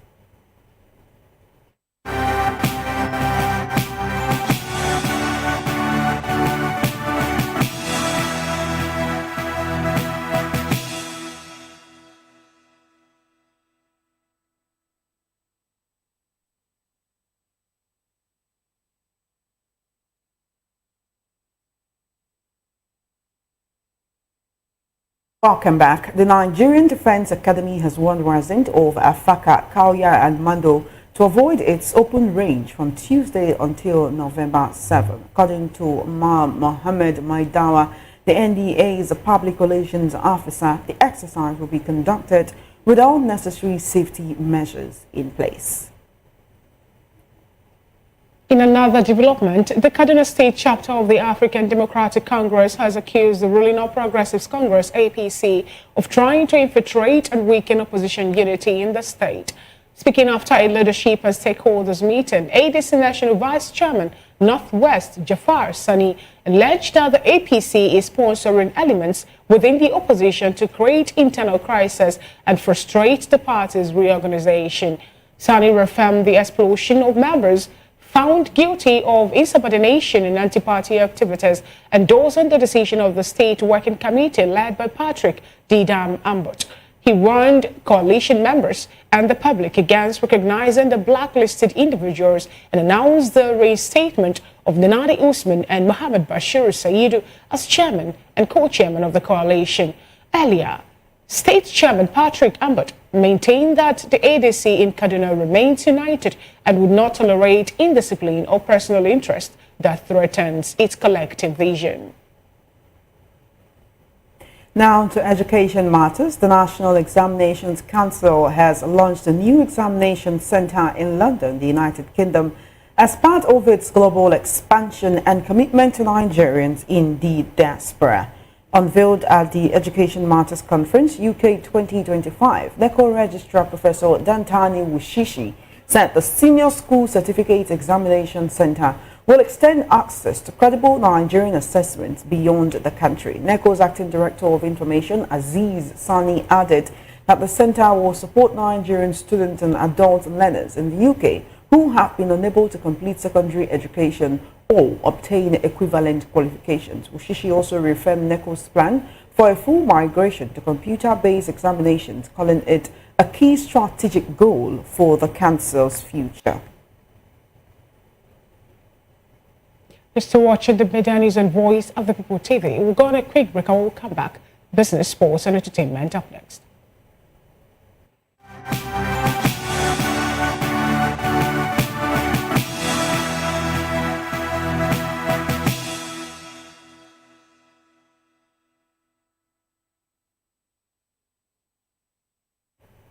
Glad to have you back as still the media news and voice of the people television. Now to some business stories. Nigeria's external reserves have risen to $43.05 billion in September, highlighting the impact of central bank reforms and reduced speculative forex activities. The naira has also continued its rebound, strengthening from around 1,600 to between 1,470 and 1,455 naira to the dollar at both the official and parallel markets. CBN Governor Laimi Cardoso says the reserves, which stood at $40.51 billion in July, now provides over 8 months of import cover. Speaking at the launch of the FX code, Cardoso emphasized integrity and fairness in the foreign exchange market. The CBN has also introduced an electronic FX matching system to curb distortions and speculation by providing real-time data on rates and trading volumes. Still in business, the federal government, in partnership with Google Abuja, has launched an artificial intelligence training program for public servants to enhance governance and improve service delivery. The initiative, led by the Federal Ministry of Communications, Innovation and Digital Economy, aims to equip civil servants with their skills to apply AI in their daily operations. Speaking at the virtual launch, Minister Bosun Tijani said the program aligns with President Bola Tinubu's vision of building a $1 trillion economy and ensuring Nigeria keeps pace with global AI adoption. Tijani noted that AI can boost productivity in key sectors such as food security, education and healthcare, and must be fully integrated into government operations. Also speaking, Google executives Adewolu Adede and Olumide Balogun highlighted that AI could add $1.75 trillion to global public sector productivity by 2033, positioning Nigeria for significant digital growth. In sports, the Super Eagles will face Egypt in a pre-2025 Africa Cup of Nations friendly on Sunday, December 14, at the Cairo International Stadium. The match will help both teams prepare for AFCON 2025 in Morocco, which kicks off on December 21. Nigeria will begin preparation on December 10, while Egypt will participate in a 4-nation tournament in Dubai with Uzbekistan, Iran, and Cape Verde. Nigeria is drawn in Group C alongside Uganda, Tunisia, and Tanzania. Elsewhere in sports, former England striker Wayne Rooney says Liverpool are struggling this season due to a lack of leadership. The Reds have lost 4 consecutive Premier League matches and sit 7 points behind leaders Arsenal. On the Wayne Rooney show, the 5-time Premier League winner expressed concern over the body language of captain Virgil van Dijk and star forward Mohamed Salah during Liverpool's struggles. In entertainment, Europe-based Nigerian Afrobeat sensation Charles Onyabo made history by selling out the Hard Rock Cafe in Florence, Italy. The son of Afro-funk legend William Onyabo delivered a high-energy show blending Afrobeat, soul, funk, and modern rhythms, performing hits like Ifinkili as Ide Play, Ide Show, and his club anthem, Cho Cho Cho. Still in entertainment, Canadian singer Nelly Furtado has announced she's stepping back from performing for the foreseeable future. In an Instagram post, the Grammy-winning artist said she plans to focus on other creative and personal endeavors without providing further details. The announcement comes shortly after her return to music following a 7-year break marked by the release of her album 7 in September 2024, her first since 2017. And that is it on the Media News and Voice of the People television. But before we go, let's take a quick look at the headlines. Kano drops defense, says no case against him. Tompolo distances himself from Nnamdi Kano ultimatum. Misrepresentation, Falana for Toyo over National Union of Road Transport Workers prescription. And in a tragic development, several trapped in Lagos building collapse. Police warn Showore to stay out of Lagos. And 5 teenagers die in Gombe boat mishap. In business, we told you that external reserves surged to $43 billion amid FX stability. And in sports, you heard the Super Eagles will face Egypt in a pre-African friendly. In entertainment, Charles Soludo sold out a Hard Rock Cafe in Italy. And that is it to the video. You still want to subscribe to our YouTube channel. On YouTube, we are Voice of the People TV, and on all the social media platforms, we are VOP TV Live. Up next on the schedule of Voice of the People Television is the Spotlight Show with Precious Agumanu. I am Fina Okechukwu. And I am Chioma Innocent. Thank you for watching.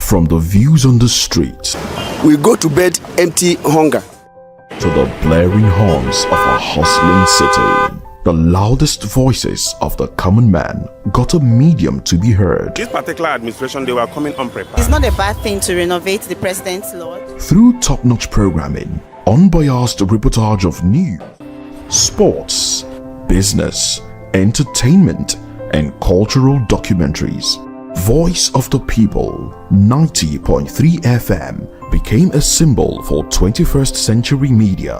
And now, a new baby is born. Voice of the People Television, VOP TV, youthful, full of vigor and penchant for excellence in the continent's media space, exposing the wrongs, applauding the rights, dissecting the news without fear or favor, through factual and accurate stories and contents. Corruption kills three things that makes a society. Representing the interests of the people and giving them a voice. Voice of the People TV is here to stay towards building a fair society. VOP TV, Voice of the People Television, truly a voice for the people. Ready for the extraordinary? Something big is happening on your screen. Introducing VOP TV, now streaming on SLTV channel 264. From breaking news to captivating conversations, news analysis, giving you all sides to the story. We bring in-depth discussions on the issues that matter, from politics to sports, entertainment, and lifestyle. VOP TV on SLTV channel 264. Join us as we redefine what television means to you. Voice of the People Television, VOP TV. Now you have more than a voice.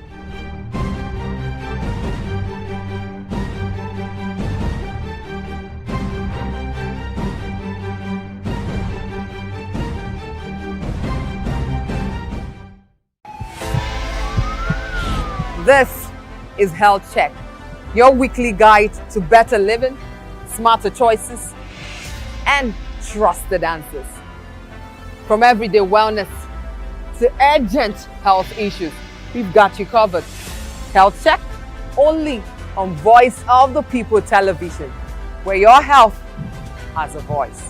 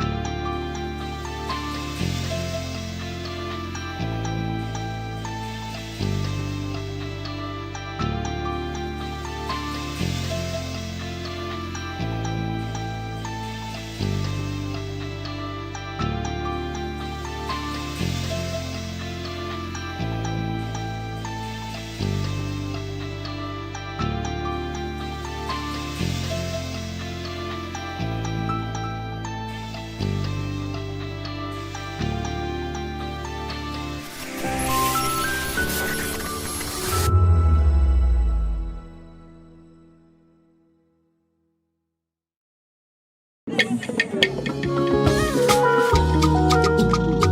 of the People Television awuchiela o onye nụ ya ka ọrụ ibe ya. Ị chọrọ ịmata akụkọ ndị gbara n'akwụkwọ akụkọ dị iche iche n'ala anyị kwa ụbọchị. Ị chọrọ ịmata ka o si afịatụ na ndọrọndọrọ ọchịchị, agụmakwụkwọ, azụmahịa, ime njem, ọbụladị egwuregwu. Mgbasonyere anyị n'oge ndị Igbo na Voice of the People Television.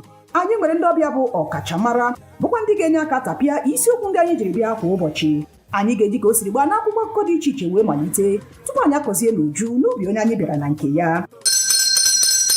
Ịgbamụrụ nzem ọzọ kedụkosi aga ya gaziere onye ukwu ma gaziere onye nta. Mkparịta ụka tọrọ atọ ka anyị ga-ewetara gị bụkwa nke ga-eme ka ịmata ka ihe si aga n'ala anyị bụ Naịjirịa ọbụladị na mba ofesi. Oge ndị Igbo na Voice of the People Television ga na-abịara gị site n'ụbọchị Mọnde ruo Fraịde na SLTV Channel 264. Ekwekwala ka akọrọ gị ya akọrọ. Chetakwa na ọ bụ na SLTV Channel 264 ka ị ga-ekiri Voice of the People Television. Voice of the People Television. Ugbu a ị nwere karịa olu. 2564 is coming up on 29 right. The 2564 Atlantic Tower. What happens in the hush behind hangar doors? Who signs the papers that gamble with lives? Which truths were grounded before they even ever had wings?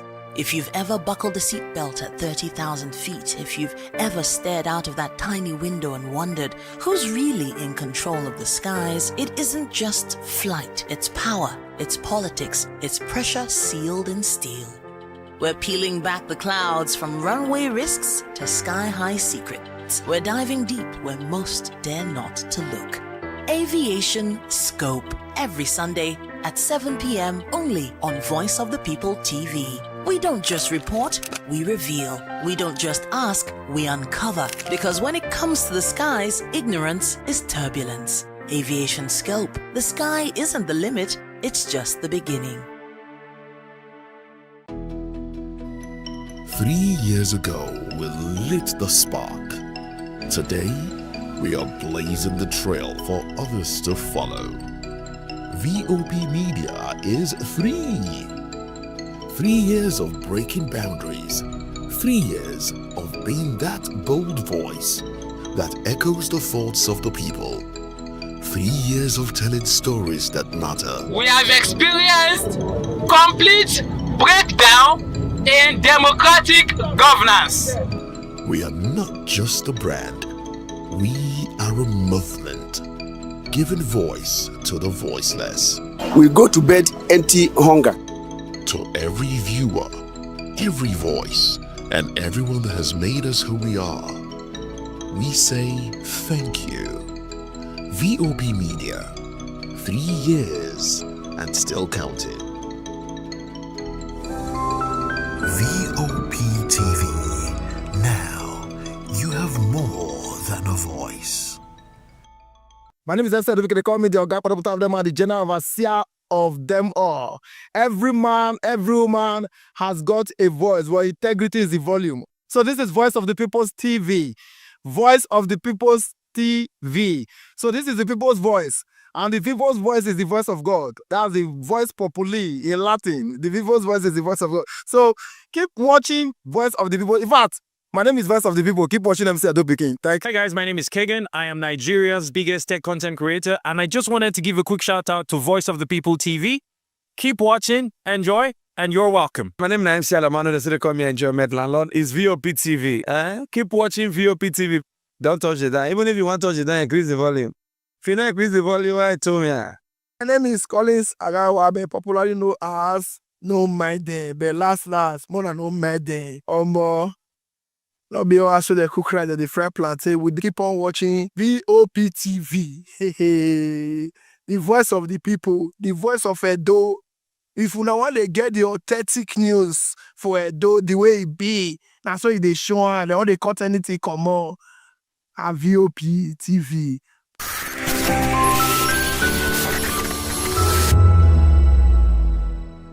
Voice of the people.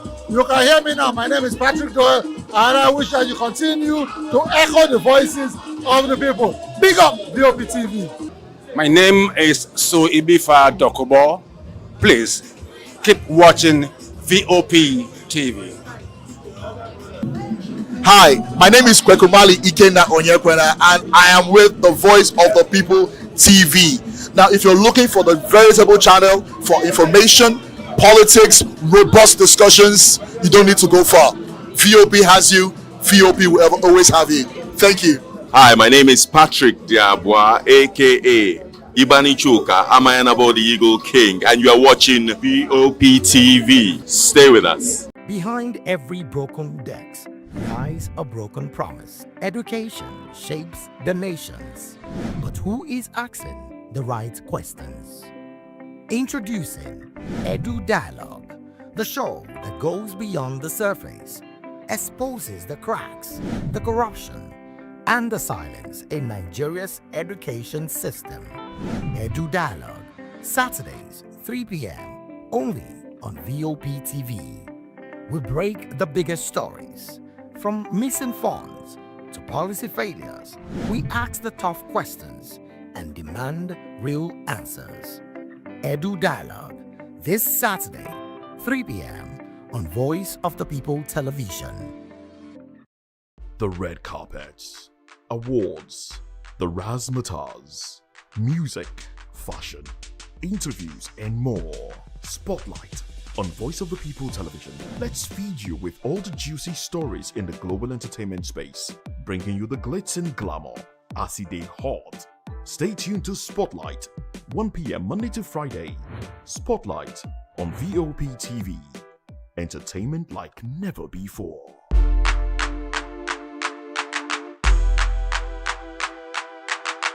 We encourage you to click on the like button and subscribe to our YouTube channel. We are Voice of the People TV. Also follow us on all our social media platforms. We are at VOP TV Live. Visit our website www.vop.ng for fresh and trending news. Also watch us live on SLTV channel 264. VOP TV, Voice of the People Television. Join us on People's Voice, where we amplify the voice of those that matters the most. Join the conversation. Share your thoughts with me. I am Xavier Udo. Weekdays, Monday through Friday, from 4 p.m. to 5. Don't forget, our voice matters the most. Let us come together and share our concerns. Thank you.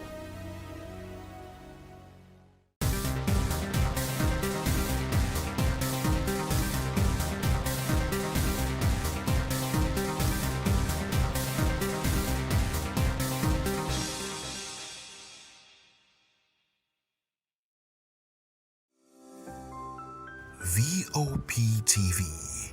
Now, you have more than a voice.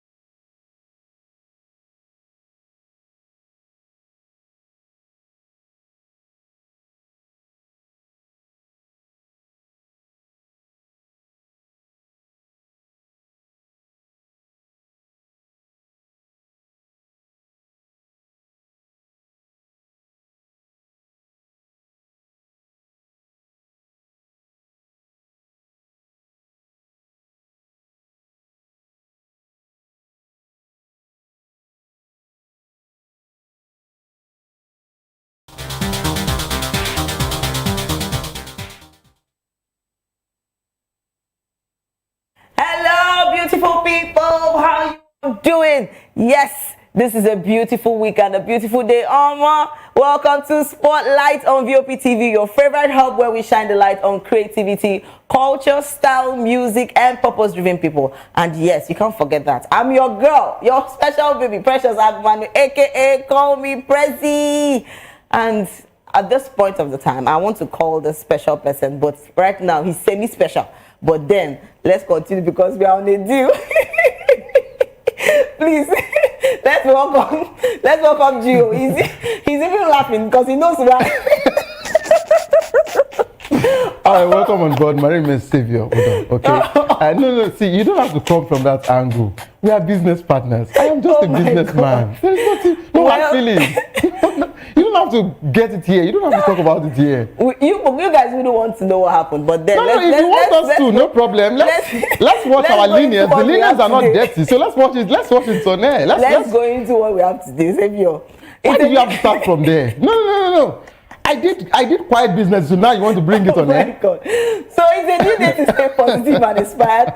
Grounded too. We're bringing you an exciting blend of gist, and trust me, please don't go anywhere, because we have plenty stories to talk about, plenty gist, plenty story to talk about. And first off, in what we have today, we are talking about Lasisi Eleno. Yes, Nigerian comedian and actor Lasisi Eleno, whose real name is Nosa Afolabi, has joyfully welcomed a baby boy with his wife, Noso Adika Afolabi.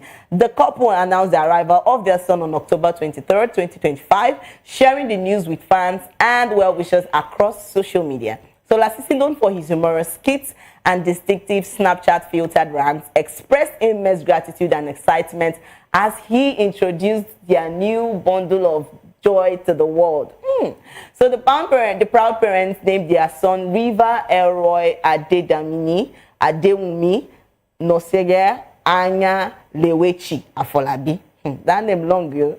So a name rich in culture and spiritual significance. This marks the couple's second child together, following the birth of their daughter, Rain, in 2022. The news has been met with an outpouring of congratulations from fans, colleagues, and fellow entertainers, celebrating yet another milestone in Lasisi Eleno's growing family. But this is beautiful. Just look at this boy's legs. When you see man, you know say now man. You get what I'm trying to say? And this guy is going to be tough. It is, cute legs, but wait even shock myself now the name where they give this because all the names where they just call out how far now the daughter I don't call him rain storm wind. No, but it's fine. For me, first, congratulations, Lasisi and the wife. Just like his statement, something just happened right now. Okay, so no, the fact that you named your daughter Rain, right, and now we have River.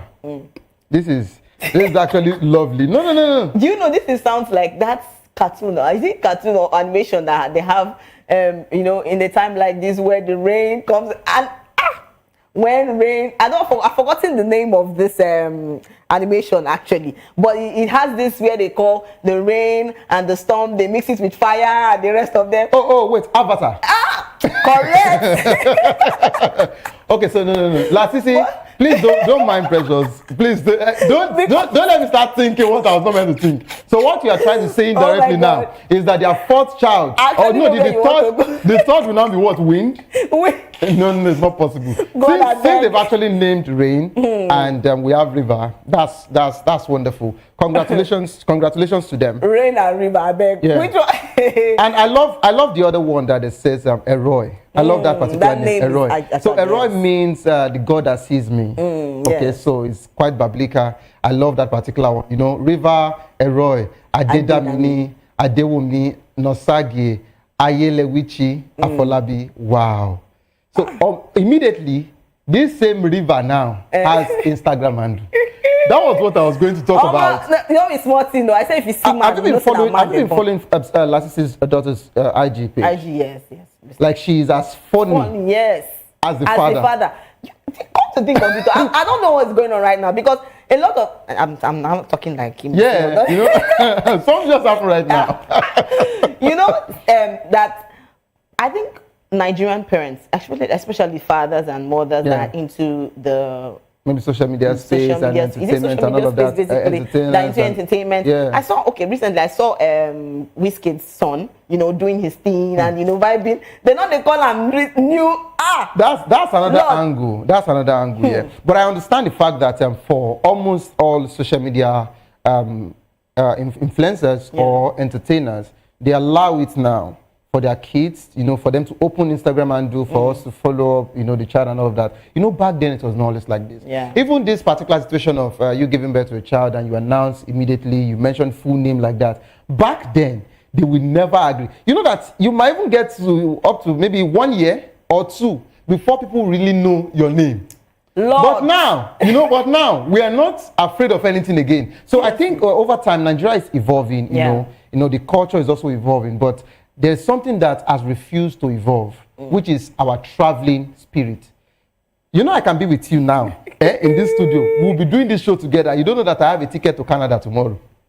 Is that bad? So I don't know the reason why we don't use. No. It's just an example. I don't know the reason why we have decided. No, I'm not leaving. I love this country. I'm trusting Nigeria. I'm just saying it's just an example. Okay. See, I don't. Play. They know the truth. No, I'm serious. Don't worry, I'm still here with you. So, but I don't know the reason why we get to keep some of these informations away from each other, especially this traveling thing. You see, your friend, your real friend, they will be putting in, doing this documentation and everything. They will mention it to you. In short, some of them would go first. It is when you call them on WhatsApp. And you know that WhatsApp, usually, when we are together in the same country, the same region, it rings in a particular way. It is when someone is not in your country, that's when you get to hear that the ringing tone has changed. That's when you start asking, you say, my guy, no vest. Now, last night I go. but I love the fact that now, officially, we can start announcing the birth of our child, wedding, baby bumps, and things like that. But trust me, still, people don't still tell people, like, the friends they have that they want to travel out. Or they are, do you get what I'm trying to say? Even pregnancy, they don't tell. Women, like, no, but basically, I think it's also an avenue. I think it's also an avenue for me to, if I'm permitted by you. So also a gospel artist, Peter Kanu, he also received his bundle of joy today, a bounce baby girl as well. You understand? So one of these days, of course, he will be on the show. So, but I just have to also do that. Congratulations to them. So since it's about people giving birth, getting married and all of that. So we're still thinking that this thing goes round. Do you get? As regards to engagement, as regards to getting married, as regards to giving birth to children. So I just feel this thing should go round. It has come from us like this, so it should go round. Do you get? So basically, I'm not. I didn't call anybody's name. I'm just talking. So let this thing just go round. So that we can decide to name the child. I've decided from VOP. If we have River, we have Rain somewhere, then we can just do lightning. Today I want to be. I just want to be calm. Sincerely, I'm calm with you. Spirit. But I don't know why Savior. This is hand. No. It's just freedom of expression. That he's doing this way again. Okay. So are you saying the way I'm expressing myself is not okay? Must you express yourself and be doing like this? I think all I can say is congratulations, Lasisi. And welcome, baby River. Welcome. Baby River. But I wanted to I want to take you back to what you actually said, that you don't want to go that route. Wait, because when I saw the river, the river and the what did you say? Rain. Like I'm like, okay, this is Avatar because. Precious, Precious, can you leave people alone? Let them do the cost. Let them customize their name. I've already pictured my mind. I've already pictured my mind in what I want to say. I just pray that they call Precious out for this particular one. I just pray that they call her out for this particular one. No, but you know that some people. I cannot say what I saw again. No, yes, you can. I saw it on the internet when they post. No, but I think it's now the trend where some parents want their children name to be the first alphabet to be in sync. They want it to be the same. So since they have the Rain, they have River. What we thought be now? PCR, you can help me. Just tell me anything. I don't know. No, what can that thought be? Because it has to be liquid, water, and things like that. So we have Rain, we have River. Wait, I just want to call it. You can't bring fire and thunder into this thing. You can't bring earth. No. But if it has to be R, it can go. But it was not R in the Avatar now. Is it? No, I'm not bringing Avatar. You are the one talking about Avatar. I'm talking about Lasisi Elenu. I'm talking about their own children. So you're not leaving me in this. No, it's fine. But I know of a family as well that has Wesley, Presley, Queensley. They just want that last words, the lady to keep going. No, it's just the trend. So we're just waiting for somebody. When once she does as maybe, just maybe, then we can get other names. I don't understand what Xavier is saying actually, but whatever he's saying. Okay. Please, let's congratulate Lasisi. We have said that already. And yes, a lot of fans have actually come out to say congratulations to Lasisi and his bundle of joy, because this guy is gonna be, and the guy's leg is too fresh. No, these are the kind of children when you say, I gave birth to my bundle of joy. Do you know that? You understand? Do you know that I got to speak to someone, one celebrity like that, and he was like telling me that you should not that there are some ways to advertise your child, or tell the world about your child. That people way born ugly children. No. Funny, I was not even coming from the ugly part. I just remember something. That's what I'm saying. But please don't say it too. We have people like Hafiz that they are not really blood of Jesus. So we have, and if you decide to tamper with the prompter, it's a problem. Hafiz will come for you. Hafiz, please. I want to say this beforehand. I'm not. But you started the conversation. No, you started the conversation. Why you look at Lasisi's son, you would see that they paid for hospital bill and they received birth certificates. But for someone like, okay, let me bring myself in. For someone like I and Hafiz now, it was receipt our parents collected. Hey, God. You understand? And they will say we don't born, no. So it's fair. It's a fair gift. I didn't just mention Hafiz. I said I and Hafiz. So there should be peace. All I know is that Hafiz cannot run away. Hey. When you go back to your sports arena, talk about me. Hafiz, I'm really sorry for what he's saying right now. It's not on behalf of. I know you will not say it, don't worry, but I'm begging on behalf of him. Look at feet now. Look at this baby's feet. Look at how lovely. When you see wait, a baby, a child. The man actually told me that. Don't be picking. There are some children that you want to say, you can meet my children. Yeah. No, that's true. So that's a man thing. When you know that your wife is beautiful first, and you have, handsome and, beautiful kids, wherever you go to, you will be the first to call. You never see my wife. That's my wife. Will see my children. With the latest trend now. You get. They cook. Please, who started that thing? Because I think no. The women did. So the next thing I see is when they do their baby bombs, they save that video, they keep it until they give birth. So the next thing you see, you say, who say I know they cook? Who say I know they cook? You understand? So the cooking now has left kitchen. Cooking now is about childbirth. Precious. Thank your God. I will say you're not fine. We foresee waiting for cook, but let us just tell you. Please. Cooking is not about one person. Cooking is about a wife and husband. If the husband is not as handsome or he's not too fine, the cooking not go. Please. So I'm just saying I will still cook. Cook it. But don't let there be too much pepper. Hey, God. Well, we are not leaving this particular conversation anytime soon. Even after this particular show, this is a wonderful baby's food. Yes, and actually. They don't need to show us the full picture. With seeing this particular one, with that particular biblical caption, the John 7:38, I love this particular one. Whoever believes in me, blah blah blah blah blah. So river is here. We already have rain, and sooner or later we would have anointing oil. Yeah. No, just you call the anointing oil. Just for everything to mix now. Shebi I did my own peacefully. I say I don't the same family that got a Bible reference for the name river. They will have Bible reference for anointing oil. You just said that anoints my head with oil. My cup runneth over. Please, we have a lot of comments. Let's take some comments because a lot of fans have actually come out to say, they are like surprised about the name. Then someone saying, congratulations, this is actually okay. That they kind of like what I love. I didn't say so. I beg, man, just see, the next or what? I beg, just peaceful. This is comment section. Just peacefully comment and leave. I don't get strength. I beg. All right, another person said, Triple said, rain.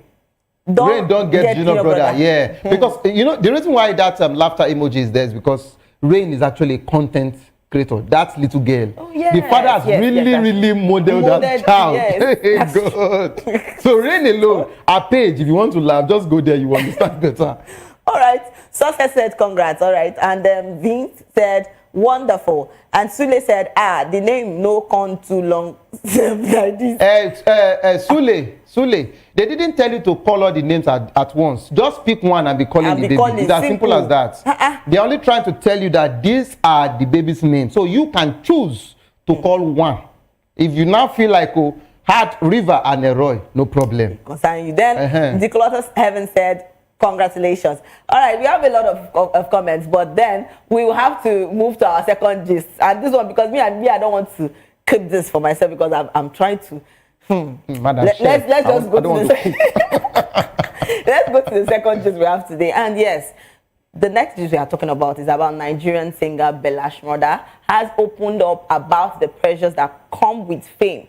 So he revealed one of the unexpected costs of being in the public eye, not being able to repeat outfits, like, change of clothes. I want to repeat this one, kind of that stuff. So in the recent interview, the Cash App owner explained that as a popular figure, he feels compelled to maintain a certain image, nothing that once he's been seen or photographed in an outfit. So he can't wear it again. As an artist, as a popular figure, that's what he said. Then say this clothes where I don't wear like this, I no fit wear them again.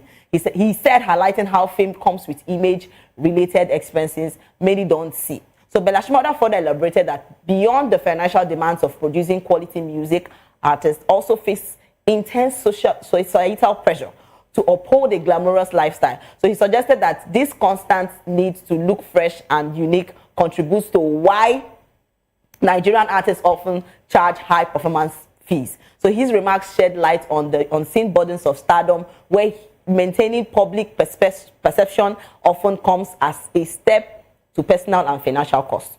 So he's saying that clothes wear before, maybe go for an event or maybe don't work out, fit repeat them again. You get what I'm trying to say? God. Me, I go buy expensive clothes finish. You can't tell me make I no repeat them again. Why? Because this generation where we get now, they are under so many pressure.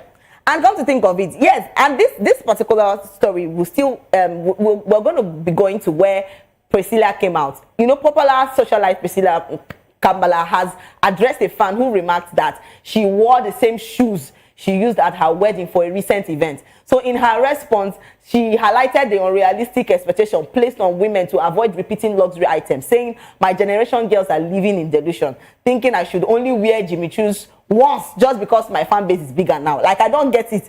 Do you know how much Jimmy?" Hey, God. So she emphasized that societal media often amplifies such pressures, but she intends to live life on her own terms. So dismissing critics' opinions as mere noise. So the social God, her response has sparked discussion online about societal pressures on women regarding fashion and lifestyle choices. Many supporters applauded her stance, noting that repeating outfits or accessories should not be frowned upon, while others argued it reflects a growing awareness of sustainability and practical in fashion.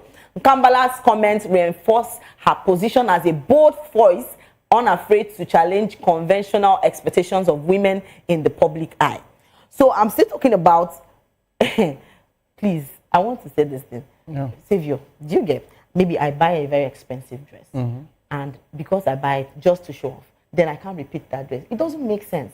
So when I buy clothes like that, I have to start giving them out or throw them away. Okay, so you use the statement that is quite, will I say, controversial? Yeah. Or that would also pin you to a particular position. If you get a clothes just to show off, yeah, and that's the reason why sometimes you get to buy something that you cannot wear again. But if you buy clothes because you used your hard-earned money to buy it, yeah, and the clothes was meant for wearing, okay, I see no reasons. So let me give us a backstory as regards to the build-up to this situation. Yeah. So back then, before social media, entertainers, everybody were living their life peacefully, you know, because when they take your pictures, it can only reflect on the newspaper magazines, yeah, okay, and we show on TV, that's all. There was no social media. So you can repeat your stuff. So when social media came, that was when we started having social media police. Oh, that's true. Yeah, where whenever you wear something or you carry a packing bag, for example, yes, and you repeat it again for another event, they tell you, no, this doesn't. And they said all of these things, the so-called entertainers, yeah, because I don't want to say celebrity or whatever, so-called entertainers started feeling, you know, the tension. and running unnecessary raids. Did you notice that the African Magic Viewers Choice Awards has gone from just being a random award now to fashion show? Yes. So it's no longer about the movie industry anymore. Because if it's about the movie industry, why are you telling us that you are compelling people to become the best dressed, the best this, the best that? And people are they are not really caring about who's getting the award. They just want to come dressed to kill. So, if you look at that particular trajectory, you would agree with me that over time, entertainers have been putting themselves on unnecessary spots. And that's the reason why one thing I've learned as regards social media, if you give social media things to say about you, and you've given them the right, or you bring your stuff out there, they will help you to finish the conversation. I'm telling you, they will help you to finish the conversation. Except you decide to restrict and let people know that there's boundaries. Yes. So you are buying the clothes. What comes to your head at that boutique or wherever is that you want to buy a clothes? When once I'm done wearing this clothes, I'm not going to wear it again. No. So I'm not in support of you saying because, oh, it's your clothes. You wore it now and you want to immediately repeat it. No, you have other clothes, right? But that doesn't mean you are not going to wear it at all. So I love the fact that you actually took this conversation simultaneously. Yeah. We have the Bella Shmuda who says he can't repeat clothes. Has he repeated clothes before? Yes. But he said he can't repeat clothes. That means he's lying. So no. He has repeated clothes before. But there is a level of stardom you get to. Don't forget that every artist in Nigeria has to be about grades, right? We have the grade C artists, we have the grade B, we have the grade A. So the reason why we don't usually call grade D is because grade D is always in and out of grade C. Yeah. Do you understand? Sometimes they might have just one hit track. It picks them up again. You understand? The likes of Joy is coming. After that one song, what happens next? So we get to expect them to drop more, and we don't hear anything. Or they drop, it doesn't pick up. Do you understand? So my issue now is, if you feel you have now, moved from different stage, and you feel you can't repeat clothes again, it shouldn't be a thing that you should be talking about, because you have only invited people to start checking. And trust me, he said this on Instagram. Let him say it on Twitter. That's where you see that Twitter guys would go and bring they are not pictures. Smiling. Twitter guys would go bring pictures of when he repeated clothes for different shows or even different appearances. As regards maybe meet and greet or something. I'm telling you. Yes. So you can't say you have never. So you are telling me that every clothes you've ever gotten, that you've given it out, or you know it's not possible. Except the only time, and this was how we were doing it back then. When I use the word we're doing it back then, of course, if you're a presenter for entertainment show, we had the boutiques people that get to say, oh, wear our brand. They give you clothes, you do the advert, you don't cut the label. This thing I'm telling you has been on like that for years, back in the days before social media, where you get to give them credits, outfits by. And that's when we can say, oh, you wear, you return. Or a musical video shoot, you rent, you wear, you return. But when you say the clothes you bought for yourself, you can't repeat. Why? They still call it now, yeah? You said? Those are costumes. Do you understand? Yes. So you can't tell me that you can't wear it again. And that of Priscilla, I love the fact that she quickly spoke to these people that, that needs help, upstairs. No, that's the truth. Because, because she wore a particular outfit for a wedding, she shouldn't repeat it. And she can't repeat the outfit. Even if, even if it was, what's the name of that shoe again? Jimmy Choo. Jimmy Choo. Yes, so even if it was not a brand, even if it was a lower brand, as far as this belongs to you, it is your own. Okay, officially, let me say this here. You have the right, as far as you use your hard-earned money, to buy it. Even aside from hard-earned money, as far as you were gifted and it belongs to you, you have 100% right to wear anything until you now look at it and say, I have won you. Now you can go. And come to think of it, even the fan that actually came to her page to say that why would she repeat the same shoe she actually wore for her wedding? You understand what I'm trying to say? Those kind of people, they don't even get one. No, the question is, who are these people? No, that's the thing now. Who are these people? They don't even get one. I don't know if you saw that particular video. One of these social media influencers. I think she's in Madrid presently.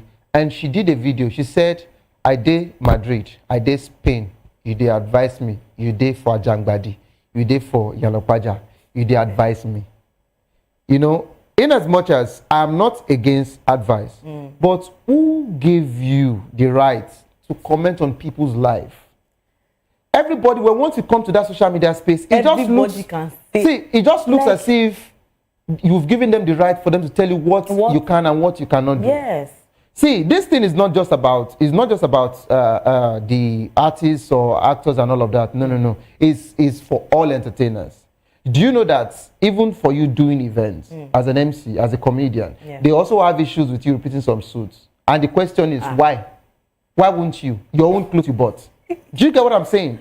So until you understand that it's your clothes. Come to think of why I even got, like, I was so upset was when remember the time Davido was getting married and the pair of suits that he actually got, and somebody came out and was like, why did he get that kind of suit? And I'm like, what is your business? Can I remember that his name again? He calls himself fashion doctor or something. What is your business? Yes, I saw it, and he said he was expecting someone else's money. Yeah, he said he was expecting Davido to have contacted, big guys, guys that are really better than this one that did it. My question: did that wedding hold or not? Yes. Yes. Was it successful or not? Yes. Will Davido remember that suit again? No.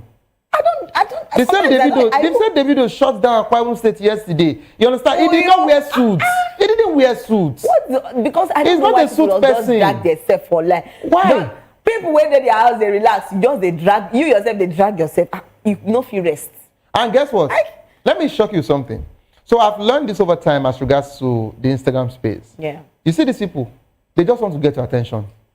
Whenever they write anything like that, and if they succeed and you reply them, they don't want to get the time. But you know what Chike has taught all of us, So once they write any negative comments, just tell them, send your account number.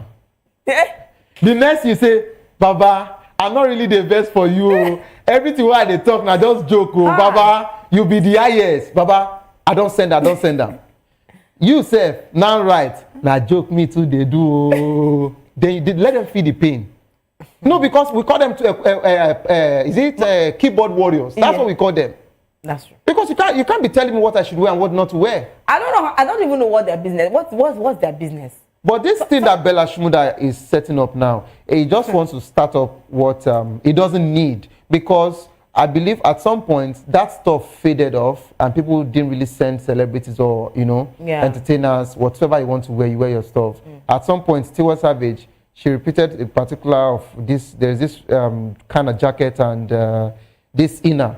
I saw it about 2 or 3 times that she did. Why can't you repeat clothes? Is that clothes? Why can't you? Now you are telling me that even to Davido's wife, there was this particular bag. I don't really know you guys' names of brand and all of that. Yeah. I've seen her she did club with her husband, in Miami, I think, and she used that same bag.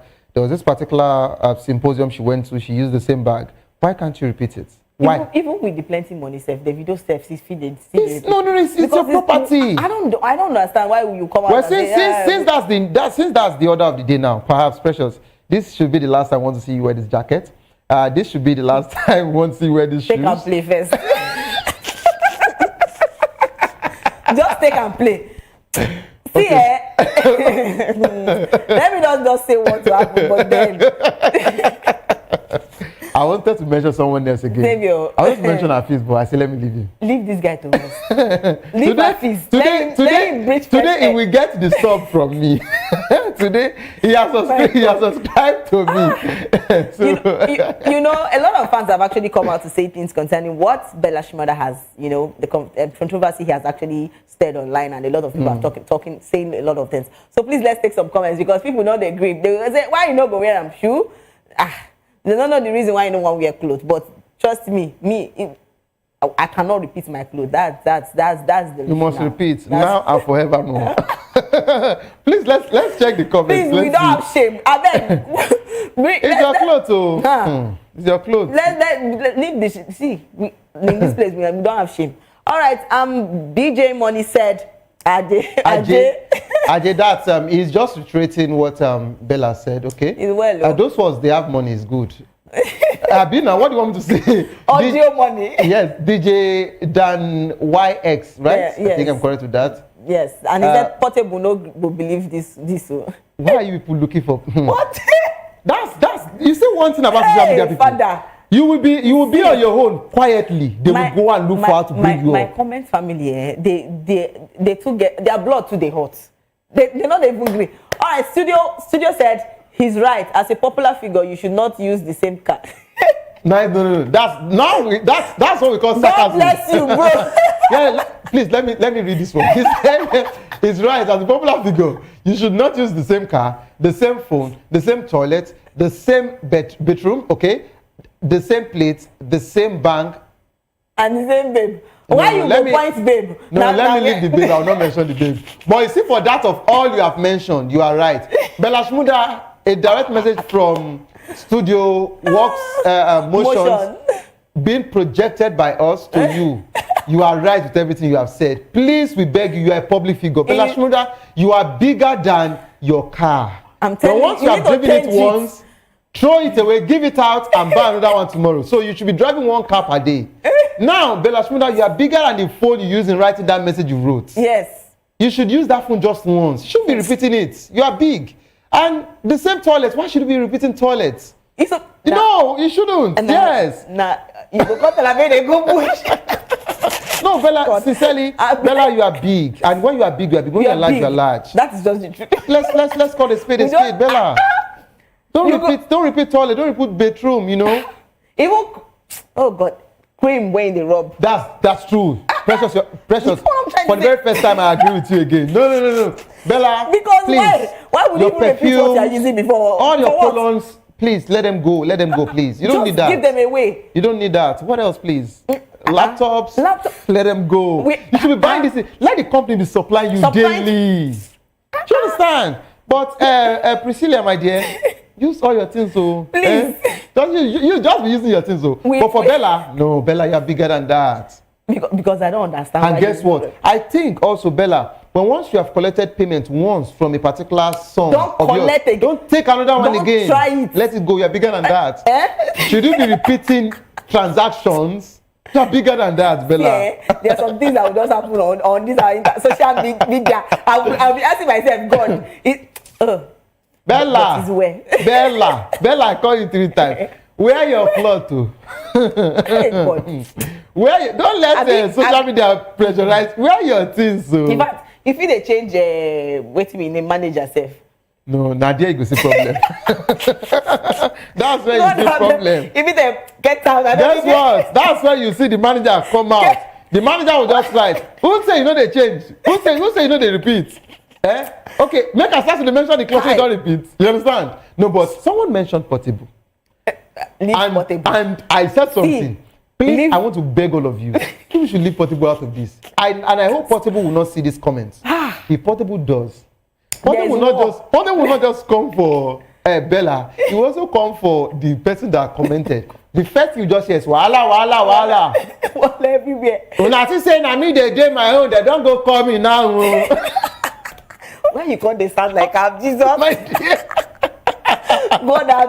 Nice thing. Portable, instead of Portable to reply, Portable just go into the studio. Yeah, producer, cook the beats. They want start the TVGM and Billon. God. the race between VDM and Billon. No, those guys. At last they've rested. No, at last they've rested. They go start another one. They've rested. At last they've rested. All right. Please, enough about Bella. Anything that you want to do like this, free, you can do. If you want to even change your mama, papa, that one is never possible. you be changed, and no worry. We solidly behind you. But please leave Priscilla. Priscilla, make sure they do what she they do. That's you all. Understand? And that's on period.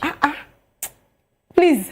And that takes us to our next gist. That has to be reality TV star and billionaire heir Kid Wire teaser has stirred widespread reactions online after declaring, "I live life for a living." No, speaking on the podcast of The Record, the former BB Nigeria housemate said his daily routine revolves around leisure, travel, and luxury, describing himself as a man of leisure who is uninterested in a typical 9-to-5 job. Wow. So Kid Wire, son of Nigerian billionaire Terry Wire, explained that being a rich man's son comes with its own pressures, adding that his lifestyle filled with parties, travel, and enjoyment is his version of work. So the remark quickly went viral, drawing mixed reactions across social media, while some critics slammed his statement as tone-deaf and insensitive amid Nigeria's harsh economy realities. So others praised him for being honest about his privilege background and unapologetically living his truth. The comment has reignited debates about wealth, privilege, and what it truly means to walk into this society. So Baba has actually come out to say that, you know, the kind of people he meets, the kind of babes he carries, they are all work, you know, going out, having fun, flexing, it's all work. God, I need this kind of work. I need this kind, hey. Okay, so if I'm going to comment on this, the reason why I usually don't like talking about Kidwire is because is the same person that made us know his father. Otherwise, his father was living a very quiet life, right? And the guy is quite controversial. Sometimes we know your family is rich, not you. Yes, your dad is rich, not you. So, and yeah, we have to be clear about it. You wait, you're just saying. No, because your father is rich, Davido's, no. Because Davido's father is rich. Davido is rich. He is working. You get? Yeah. So, but Kidwire's father is rich, but not Kid. Yeah. So he has been unnecessarily controversial. Maybe, just maybe, the only way he can get paid on X, which is former Twitter, is for him to drive this traffic and, you know, to come big, to still keep being an influencer and all of that. Yes. You know, coming from Big Brother, Nigeria, and all of that. So usually, for me, I don't like when people talk and they use smoke screen to communicate. If you are a social media influencer or you still feel some people are looking up to you, you don't get to come out like this and say things like this. You are privileged, not just privilege. At a very young age, your name was and is part of the board of trustees. You have a shares. That's where they get to make money from for every rich man's child. And it's not just about rich man's child, for every man that is responsible enough. That's what we do for children. Okay? Yeah. So, yeah, we were totally. So, even before your child comes alive, you already have a name. And when you give birth, that's what you do. Yes. You know, you get shares for them. They are board of trustees of your company. So, growing up, of course, he has so much going on with him. But they can't tell me that he doesn't attend board meetings. Sometimes he does. Okay? But that's not even the issue. The issue now is, what are you trying to prove? Thank you. So you're trying to prove that you have a net worth of 30 billion, okay? Which, if we want to do our investigation, Bloomberg normally just, whenever they get an amplification or, you know, whenever they get a projection of what they feel that you have given out to the society that you have, okay, that's what they use in talking. But if they want to really, you know, go into that particular wealth that you claim, you know, that you have, I am telling you, they realize that you have less than what you're saying. Do you even know what 30 billion is? I just feel that it's noise that he's making. So he's just making noise. For me, for this particular one, I'll just say, keep living your life. Whatever you call life, just keep living your life. That's it. But for Kidwire, it's not... because if we're going to talk about people that have, their fathers have actually money, that have money, we'll talk about Alinko Dangote. We'll talk about what's his name? The Otedola's family. You understand? Thank you. We'll talk about Davido's family. Yes, we'll talk about a lot so many of them. So you will not, you know, their children are responsible doing other things. You don't tell us that you take carrying women going to this whatever. Clothes, what is that actually adding to the life of any youth that are looking up to you? Don't forget when once, and that's the problem. When once you are now a public figure, you start having people looking up to you. So what are you trying to teach them? I Nothing. Understand. So for Kidwire's matter, let me leave both of you to do family meeting. Father. Hey God. You guys should do your family business regards Kidwire. So, but for me, this is not what you call wealth. You are not working towards it. You got it from your father. It just makes noise. So you are claiming that the life you live, you understand, is, you know, that's all. No. That's not it. Traveling here and there doesn't mean that you're successful. Let's get it clear. I don't even know what to say to him right now, but then we have a lot of comments concerning what you know. I'm really interested in this comment. Because this comment, people, they will not. God, let's move to the comment, because a lot of people have actually come out to say things concerning what Kidwire has said. Him living life for a living. You get. Ababa wants to do the drop quotes. I live life for a living. All right. You know, official Dizzy music. You know, easy, my brother. I relate with you 100%. My son was feeling just the way in the future. I told him, calm down, because you can't fry a popo with Cameroon pepper without sugar. No, that's sarcasm, right? Okay. He say this person said he talk in mind, make una rest. Good. And someone else said that's laughable. Japiti said that's laughable. Well, it is very, very laughable. It is very laughable. It is very, very laughable. We have a lot of comments. Let's take more comments. So another person said, I can't wait to be rich. Make my children still they come online. They motivate the poor. Ah! But that's not motivation. That's not motivation. For me, that's not motivation. Nothing do you, bro. Keep trying. You know, that's it. And good year, he said, I'm just living. Me right now, I'm just living. My dear, you are just living, no? You understand? You are just living. Someone actually said something. I think a friend called The Stalker, a comedian. The Stalker said that this life is sweet when you hoe, but nobody say you hoe people. See lines. Very they cry. Very deep. Lines they cry. I'm telling you. Wait a minute. I'm telling you. Because of that comment, I just remember what this is a very good friend, right? So whenever we are actually chilling after the comedy club and all of that, the Stalker can say something. So he said this life, you see as lucky be when we say this lucky be like it's sweet.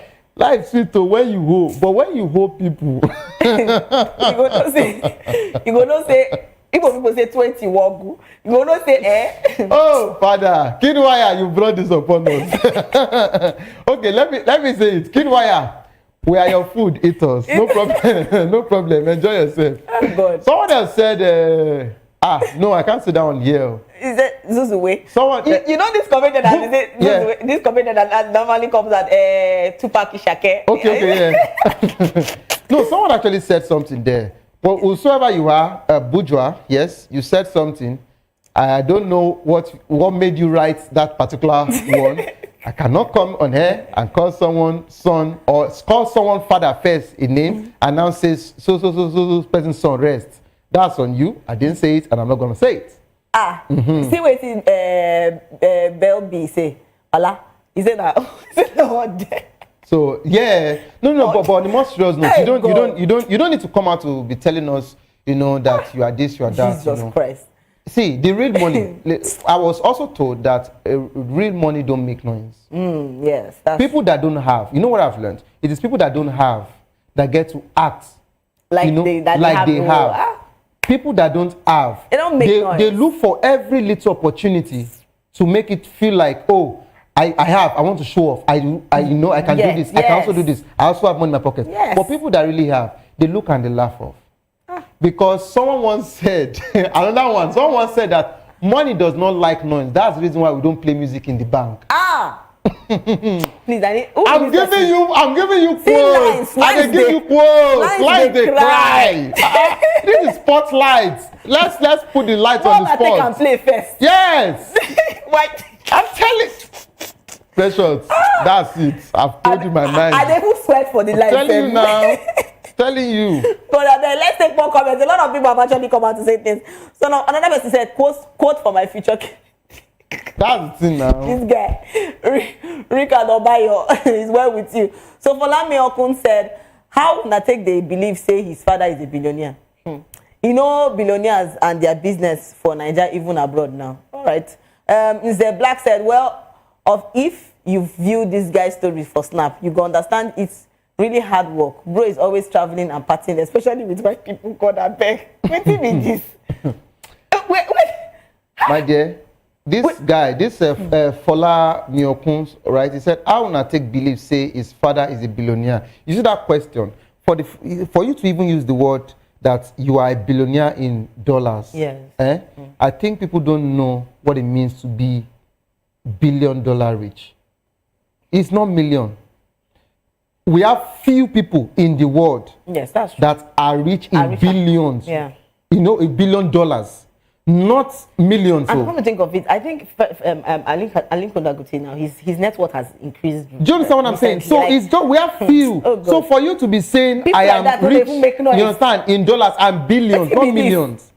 It's like you play a lot in this country. And that's why somebody came and said, you are never depressed, bro. You understand? Sister, you are not depressed. Just come to Nigeria. Come to Nigeria. That depression will leave you ASAP. The only thing you have to have in Nigeria, have data. They have like small food in the house so that it can be keeping you going. Then stay in an environment where you have light or your friends to on gen. You are good. You cannot. You won't feel bad. Nigeria are cruise. I'm telling you, Nigeria are where you go just be like this, eh? Other countries, see, that's why. See, I love my country. See, people who want the Japan. I love Nigeria. This is one of the reasons why I love Nigeria. This is one of the reasons why I love Nigeria. We like cruise well, eh? But my dear, aside from cruise, don't forget, there's hunger in the land. We want to eat. Yes, I have to bring the serious talk. There's hunger in the land. So let us round off with hunger. Who not they hungry? He go relax, saying no japa. Because they've mentioned it, and I think the psychology thing, they've actually made it clear now that the grass is greener on the other side. And that's the reason why it is looking like people are moving. And when they get there, they realize that the grass is equal everywhere. You just have to walk. And maybe because the cost of living is quite, accommodating over there, that's just the difference. Yeah. So, boy, if you are talking about hunger, it's everywhere. I want to see, it's not even easy. So, somebody can be patriotic if with empty tummy. If you're talking about Japa syndrome, it's not even easy there. You know, this guy came out to say that that people that he has seen people that are actually abroad and they work like how many jobs just to sustain. You go see one to this.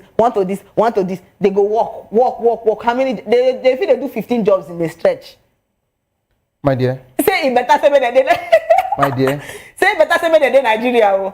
They enjoy their life. How would you feel if you have there's someone? No difference. How would you feel if you have someone there that is calling you for urgent 2K? Let's close with that. See. Hey God. Savior.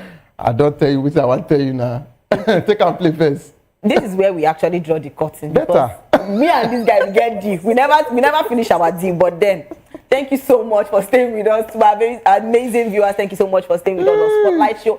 It was a blast, and trust me, I enjoyed myself, and I'm sure you did. Please, if you're going viral or going global, don't forget to tell your story with heart. And yes, follow us on all our social media handle at VOPTV Live, and please subscribe to our channels for more exciting episodes and updates. Until next time, I am Precious Agumano, and yes, this has been Spotlight, and I didn't do this alone. I am here with Savior. All right, thank you so much for staying tuned. Bye for now.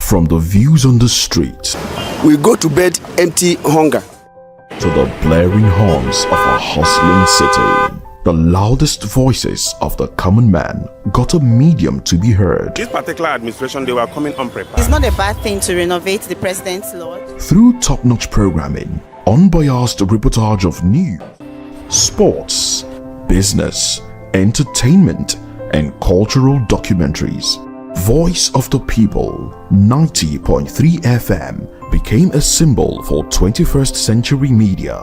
And now, a new baby is born. Voice of the People Television, VOP TV, youthful, full of vigor and penchant for excellence in the continent's media space, exposing the wrongs, applauding the rights, dissecting the news without fear or favor, through factual and accurate stories and contents. Corruption kills three things that makes a society. Representing the interests of the people and giving them a voice. Voice of the People TV is here to stay towards building a fair society. VOP TV, Voice of the People Television, truly a voice for the people. Are you ready for the extraordinary? Something big is happening on your screen. Introducing VOP TV, now streaming on SLTV channel 264. From breaking news to captivating conversations, news analysis, giving you all sides to the story. We bring in-depth discussions on the issues that matter, from politics to sports, entertainment, and lifestyle. VOP TV on SLTV channel 264. Join us as we redefine what television means to you. Voice of the People Television, VOP TV. Now you have more than a voice.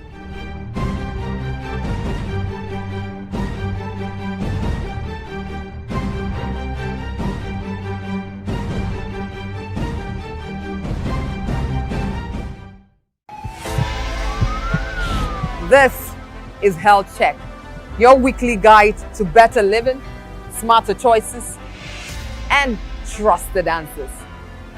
From everyday wellness to urgent health issues, we've got you covered. Health Check, only on Voice of the People Television, where your health has a voice.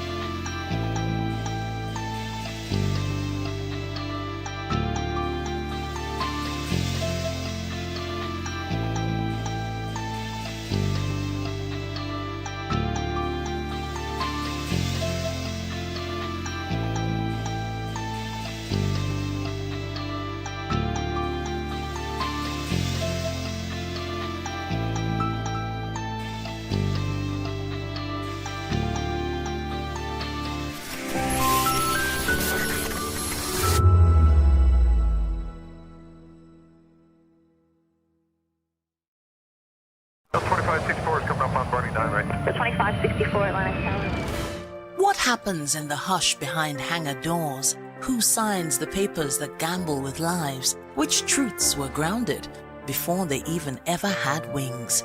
If you've ever buckled a seatbelt at 30,000 feet, if you've ever stared out of that tiny window and wondered who's really in control of the skies, it isn't just flight, it's power, it's politics, it's pressure sealed in steel. We're peeling back the clouds from runway risks to sky-high secrets. We're diving deep where most dare not to look. Aviation Scope, every Sunday at 7 p.m. only on Voice of the People TV. We don't just report, we reveal. We don't just ask, we uncover. Because when it comes to the skies, ignorance is turbulence. Aviation Scope, the sky isn't the limit, it's just the beginning. 3 years ago, we lit the spark. Today, we are blazing the trail for others to follow. VOP Media is free. 3 years of breaking boundaries. 3 years of being that bold voice that echoes the thoughts of the people. 3 years of telling stories that matter. We have experienced complete breakdown in democratic governance. We are not just a brand. We are a movement, giving voice to the voiceless. We go to bed empty hunger. To every viewer, every voice, and everyone that has made us who we are, we say thank you. VOP Media, 3 years and still counting. VOP TV. Now, you have more than a voice. Voice of the people. You can hear me now. My name is Patrick Doyle, and I wish that you continue to echo the voices of the people. Big up VOP TV. My name is Ibifa Dokubo. Please keep watching VOP TV. Hi, my name is Kwekumali Ikenna Onyekwena, and I am with the Voice of the People TV. Now, if you're looking for the veritable channel for information, politics, robust discussions, you don't need to go far. VOP has you. VOP will always have you. Thank you. Hi, my name is Patrick Diabwa, aka Ibanichuka, Amayanabo the Eagle King, and you are watching VOP TV. Stay with us. Behind every broken desk lies a broken promise. Education shapes the nations. But who is asking the right questions? Introducing Edu Dialogue, the show that goes beyond the surface, exposes the cracks, the corruption, and the silence in Nigeria's education system. Edu Dialogue, Saturdays, 3 p.m., only on VOP TV. We break the biggest stories, from missing funds to policy failures. We ask the tough questions and demand real answers. Edu Dialogue, this Saturday, 3 p.m. on Voice of the People Television. The red carpets, awards, the razzmatazz, music, fashion, interviews, and more. Spotlight on Voice of the People Television. Let's feed you with all the juicy stories in the global entertainment space, bringing you the glitz and glamour as it is hot. Stay tuned to Spotlight, 1 p.m. Monday to Friday. Spotlight on VOP TV. Entertainment like never before.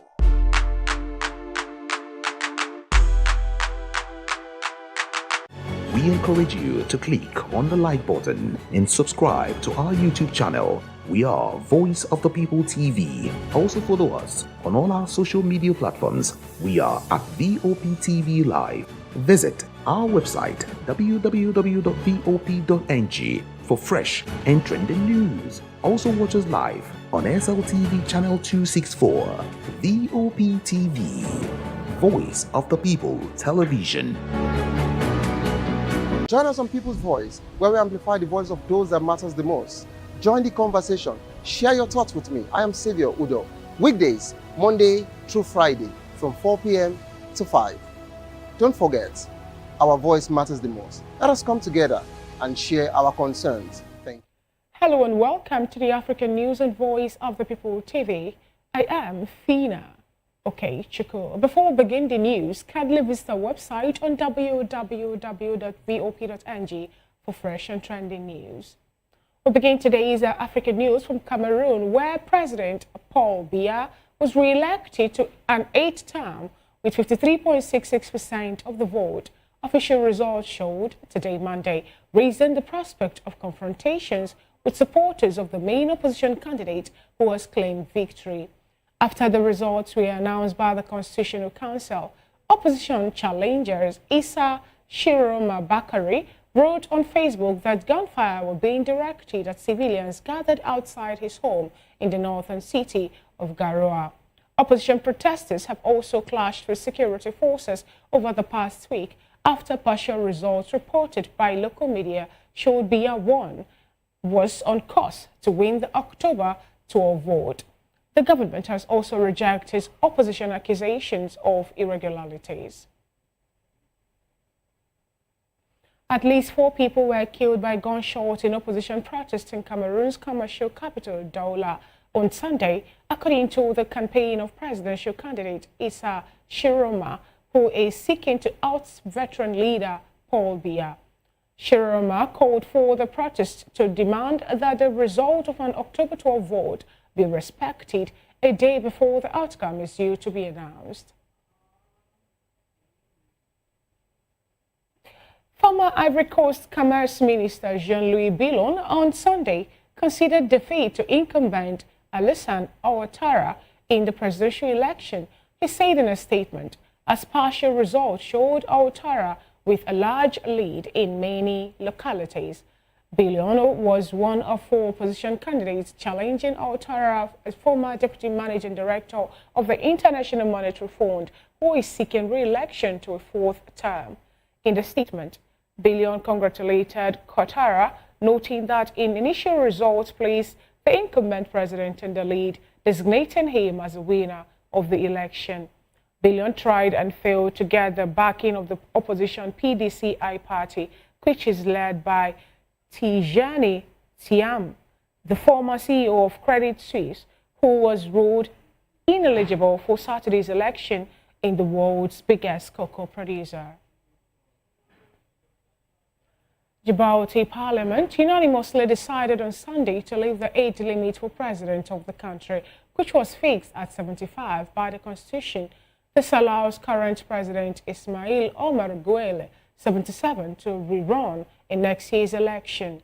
With the development, current President Ismail Omar Guelleh will be able to run in the country's next presidential election set for April 2026 if he wishes to do so. The Constitution of Djibouti limited the possibility of running for president to those of no more than 75 years. But on Sunday, all 65 lawmakers in the country's parliament voted to remove the limit, effectively allowing Guelleh, who is currently 77 years old, to run again in April. The votes still need to be approved by the president himself, following which it will be confirmed by another vote in early November. Despite being a small and not very populous country, Djibouti holds great international strategic significance due to its geographic location in the Horn of Africa. Meanwhile, Mali has suspended education nationwide for 2 weeks due to an ongoing fuel shortage, the country's education minister, Amadou Savani, announced. Savani said on state-owned public broadcaster that all educational institutions across the West African country will suspend activities from October 27 to November 9 and reopen on November 10 due to the crisis.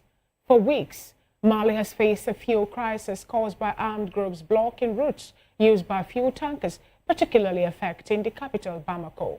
Long lines have formed at gas stations, while public transport and motorcycle taxis have been severely disrupted, leaving Bamako's usually crowded street unusually quiet. Higher education institutions in the capital also say they were forced to suspend classes, citing the inability of students and teachers to reach campuses due to the fuel shortage. Germany on Monday called for an immediate ceasefire in the besieged city of El Fasher in western Sudan. In a social media post, the foreign ministry expressed grave concern about the situation, citing reports of significant civilian deaths as the paramilitary rapid support forces RSF pushed into the city. Referring to Fletcher's earlier statement, the minister said it joined United Nations aid chief Tom Fletcher in calling for an immediate ceasefire, protection and safe passage for civilians and unimpeded humanitarian access. It warned that El Fasher is set at breaking point, with people trapped and fighting advancing further into the city. Germany demanded ceasefire now in El Fasher, Darfur and throughout Sudan. Heavy clashes erupted between the rebel group and the Sudanese army in the city on Sunday, according to the civilian-led El Fasher resistance communities and committees. Meanwhile, the United Nations says outside interference in Sudan is undermining the prospects for peace. The United Nations Secretary General Antonio Guterres disclosed this on Monday on the sideline of an ASEAN summit in Malaysia. They say the international community must call on countries to stop supplying weapons to parties involved in the Sudan conflict. You're watching the African News and Voice of the People television, and it's time for the African News analysis. And joining us this afternoon to help analyze the stories we've listened to thus far is Barrister Darlington Agomo, a political and public affairs analyst. Good afternoon, Barrister Darlington Agomo. Good afternoon, how are you? I'm good. Good to have you join today's African News.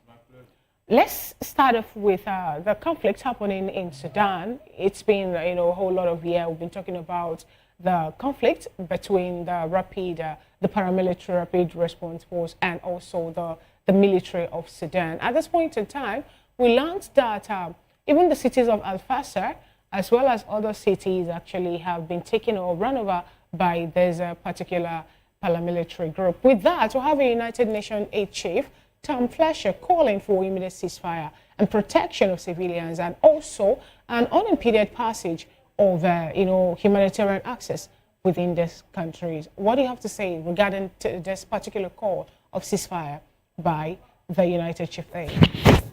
Yeah, this is what the UN ought to have been doing or have done before now. This international community, they always act behind time. When the Sudanese imbroglio broke out, they should have stepped in. This thing he's saying now, does he mean it? Can he be able to enforce it so that that place can have peace? But he just said it now. The countries that are doing business with this ROSF, they will continue to do that because no sanction, no enforcement.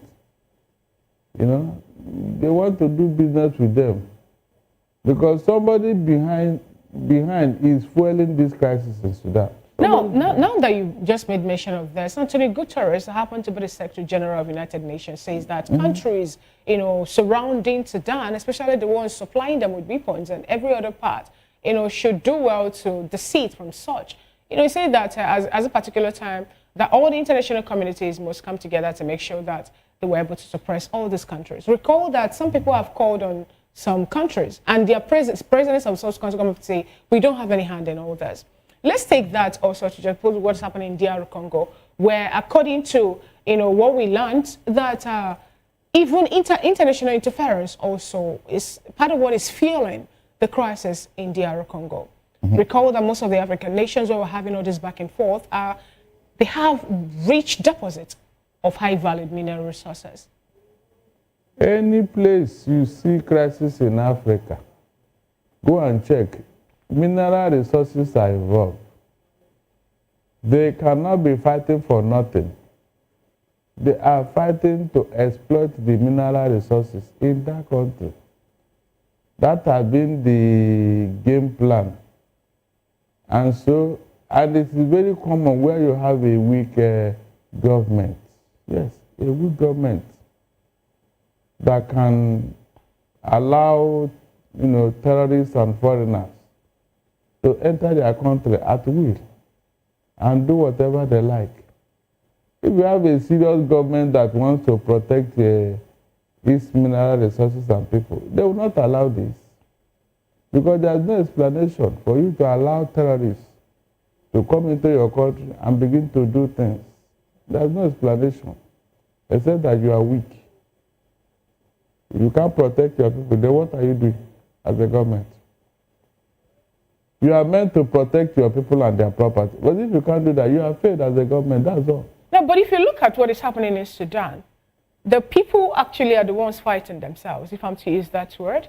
So when you say if you cannot protect your people, then you haven't done anything. We know that this war actually happens to be between the government military or government-backed or own military and another particular group that believe or that feel a bit aggrieved about the happenings in the country and how the resources are being shared. There are foreigners involved in the RSF. RSF is not purely Sudanese people. There are people that came in from outside, and then there are people that are supplying them arms. Yes, what is sustaining that war is what? The supply of arms and ammunition. If they don't have all those things, they will not continue this fight. So somebody is fueling it from outside. Simple. All right, let's take this conversation to Mali, where we learned that 2 weeks, Mali suspended all education activities for 2 weeks over fuel shortage. What does this really portend, given the fact that from what we learned, according to what the Minister of Education in Mali said, that this is actually as a result of the fact that they want to make sure that by 10th of November, when they must have had enough fuel now, that every academic activity actually will do or to open. And they say that this was as a result of crisis in Mali, whereby they believe that some armed group decided to go and block off the routes for fuel to get to, places where they needed them to be. You can imagine. You can imagine armed group blocking the route, the supply route, and the man is just saying it like that. Is it not a shame? Armed group, and the government forces could not dislodge them, and that is a military government, a military government. Yet armed groups are threatening them. It's unfortunate, seriously. The purpose of the military taking over in Mali is defeated if these things can happen. Yes, it means that even the military government, they don't have the balls to stamp out these Tuareg people for once and for all. How could that happen? That means they can hold that country to hostage if they want to. They could not dislodge them. They could not do anything. They allowed them to block the route. How many are they? You see, African nations, they are beginning to be a joke in the international community. Why do you say so? Because if you are a government and you are in power, why should some rascals be holding you hostage in this manner, disrupting your academic activities? They want to block. It's a direct affront to government. Now, do you think that Africa as a continent have the military strength and might, to be able to protect their territory against any encroachment, maybe from the extended arm of colonialism, which I believe we'll see in resurface and though not really that pronounced, but gradually it's more like coming back. Recall that it took, will I say, the military takeover, a coup, for the people who have been, or who were governed, who are being ruled by the policy of assimilation under the French policy, for them to oust them from their country. And ever since then, they've been having back and forth. If not the issue of rebels today, it will be another insurgent group, rising and all that. Do you think that they have the strength, the military might now, to protect their territory? I don't think so. If they have, these rebel groups, they would not even dare. Before they will even venture to start disturbing you as a country, they don't see you finish. They don't see you finish. It's like a group of terrorists entering America. Feel like be sincere to yourself. Will any of them come out alive in America? But shootings still happen in America. People still die in America, and they still move around. I'm talking of terrorists now. All these things that happen once in a while, you can't compare it with when a group of people went to block a highway in America. So can we actually say that the hands of the, I'm talking about the foreign entities now, not Africans, are we going to say that they have a hand in what is happening in Africa? They have, yes, now. That's it, because they are the ones fueling and supplying. So how then do you expect Africa that does not really have the military might and strength to protect their as long as they are doing it through a proxy, then deal with that proxy. Yes. Stamp them out. That's the truth. It's when you are weak that they will have their way. They won't come out physically and personally and attack you. Now let's look at the demand made by some political elected officials in Africa when they went for the United Nations General Assembly Summit 80, where some people were calling for Africans to be part of the, the Security Council, saying that they are the ones having the issue of insecurity, and you cannot discuss their continent without them getting involved, because they are the ones wearing the shoe and they know where it pinches. What do you make of that? That means they're ignorant of what the Security Council is all about. So you think that they are not going to let them part of it? Then why is it that Africans still align with such, even when they have been pointing them indirectly or directly to be the ones causing the issue of insecurity in Africa? Look, you cannot prove a point here. You cannot. You cannot come out and tell me that UK or Canada or US, they are funding insecurity in your country. Where is the evidence? FINA, just last week, some African persons came here to arrest sponsors of terrorism in Africa. And in Nigeria, they arrested 11 of them alone. These are foreigners. They arrested people sponsoring terrorism in your country. So how can you say they are So if that is the case, then on what ground then are we pointing, or what ground again are they saying that, or are you saying this afternoon that the hands of the West, or maybe the hands of the people who colonize are still showing? When I say foreigner, it doesn't necessarily mean the Western nations. It may be your people outside, like in Nigeria today. They are giving us a list of those sponsoring terrorism, and none of them is a white man. How do you make of that? None of them is a white man. And even when you got the list, you couldn't do anything, FINA. How is that the problem of the West? No, tell me. It could be your nationals who want to make money, out of this insecurity, and they're now sponsoring to attack the sitting government one way or the other.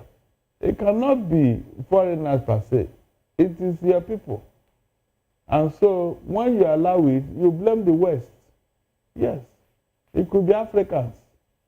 Because what would they gain by sponsoring all those things in your country? If they want to do business with you, the business climate must be conducive for them to do that. So it is you. The people that are fighting, are they white men? They are not white men now. So if you couldn't protect your country, don't blame the white men. They are not your problem. You look in West, like in Nigeria. I want to use it as an example. We are the one that is causing this problem. That's the truth. And I'm sure it is all over Africa, out of sentiment. When you have a leader who is not focused, who is not visionary, who doesn't know what to do, you blame some people. Like in DR Congo, where was the government when M23 rebels entered the country? Where was the government? To enter a country is not a day job. You must have prepared. You must be fighting from the border before you now gain entrance. So what were they doing? What were they doing? They couldn't stamp out those guys. So I don't, if the white man should be blamed for everything, not in this particular case. You may blame them for exploitation and all that, but not direct, sponsor of terrorism. For what? All right, let's take this also to Djibouti, where we learned that they have already done the, a parliamentary constitutional review, whereby they have decided to take out the limits. We have an age limit. 75 years old, once you're above that, you will no longer be eligible to contest for the presidential seat of the particular country. But at this point in time, they have removed it, making it open. Look, if you see Africa, the greatest enemy of democracy in Africa is the parliament. Those people, they are terrible. They are the ones who will remove age limit. They are the ones who will extend the tenure of the president. They are the ones who will alter the constitution. They are the ones who are doing all this in the parliament in Africa. But they are representing the people. They're supposed to be representatives of the people. Did they consult you when they want to do this infamous? They were being elected by people, so they are representative of the people. When they now elect them, they now act on their own instead of referring to their people. should we do this? This is what they have brought to us. So can we do this? Because for them to do all those things, somebody must have prodded them. That is the executive. Telling them this is what we think. Oh, can you do this for us? Can you do? And they will just agree like that. You mean they woke up on their own to remove the age limit? No, somebody must have told them, look, this is my age. I want people to do something about it. Too. But Ismail Guer actually still needs to sign to this particular, bill if that actually should happen. And also, I believe, according to their constitution too, it will be subjected to another voting. Now, do you think that the Bauchi at this point will ever go? Yes, by early November, they'll have another voting to this particular regard and all that. I heard when you read it, but I'm sure it's a done deal. The president will not say no to it. He will sign it. Now, why we have been, why is it so paramount, especially this particular time, this year to start with? Just this year alone, some, there have been permutation. First, in Nigeria, there were talks about how to extend it from 4 years to 6 years tenure. And then also other countries another country also decided to extend their own also by 2 years. And today, again, we're getting information about taking off or yanking off the age limit and about what is really happening. What is happening? It is the time of infamy in Africa. That is just the simple truth. Everything has a season. When one country have done it and succeed, others say, so I can equally do this, Abi. You now start working on the parliament. How successful will it be? Well, it's a matter of time before it will be reversed by force of arms. You know what I'm asking? With the girl of, protests happening in Africa already, it's more like any little thing that happened, they'll target Gen Z. Gen Z protest, Gen Z this, Gen Z that.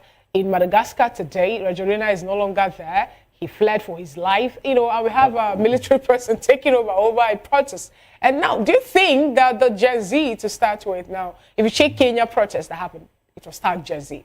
Nigeria and SARS, tag Gen Z. So now, do you think that Gen Z now at this point will sit and fold their arms and watch what the tag in Femi actually happen? When they know their future is at risk? In fact, I just pray that they will continue these protests in all these countries where you have type leaders, because they realize that the future belongs to them. If they don't act, then they have mortgaged themselves.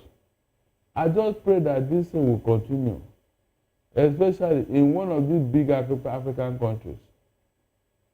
I'm telling you, except that one African country is Bangladesh or Nepalese. They will not listen. I just pray every day that one day I wake up and then one African nation will be Nepalese, like they did it in Nepal. Maybe that time leaders will now know that, yes, this their nonsense is over. They didn't bother with shooting. They didn't bother with their life. Because you get to a point where when you see millions of people coming, how many will you shoot before they will get to you and then tear you to pieces? You have not seen angry mob, Abi. Fina, you have not seen angry mob. I mean angry. Don't mess with them. The last person the security agency want to confront is an angry mob. But do you think Africa have grown to the level that will have such happen, where we have issue of a tribal sentiment, religious sentiment, and all that playing out? Fina, answers happened here. Some people will ask, some people will ask, what happened to be the benefit of the NSAS? We still know that, for example, in Lagos here, that October 20th, there was shooting. Up until today, nobody actually has come up to say, I'm taking responsibility of the shooting. Are the youths in Nigeria today united? Are we going to see something like that ever come up again? Are we seeing the youth now speaking in one voice if you say answers happen? It was still youths that was used to destabilize the activities of youths. And then we saw that actually play out. So can we say we have grown to the level where we walk up to say we are one and we're running under a singular united front? Answers just tested the waters. They tested the possibility and they saw it worked. This time around, they are going to correct every mistake that they made during SARS. All those shortcomings in SARS, Next time they will correct it. I'm not joking, because this country needs such a thing for us to get our bearing. The leaders of this country, they have not learned any lesson. The way they behave and act shows you that these people, they don't care about it. They don't even know what is governance. Seriously. Because most of their policies and actions tells you that they don't care about you. It's obvious. They don't want to exploit you and then dump you. How long will that continue? In a country filled with milk and honey, and you are suffering. And yet, people are still supporting that idea. I said, don't worry yourself. That's what I'm telling you. Don't worry. When the time comes, even these people that are supporting, they go and hide under their bed.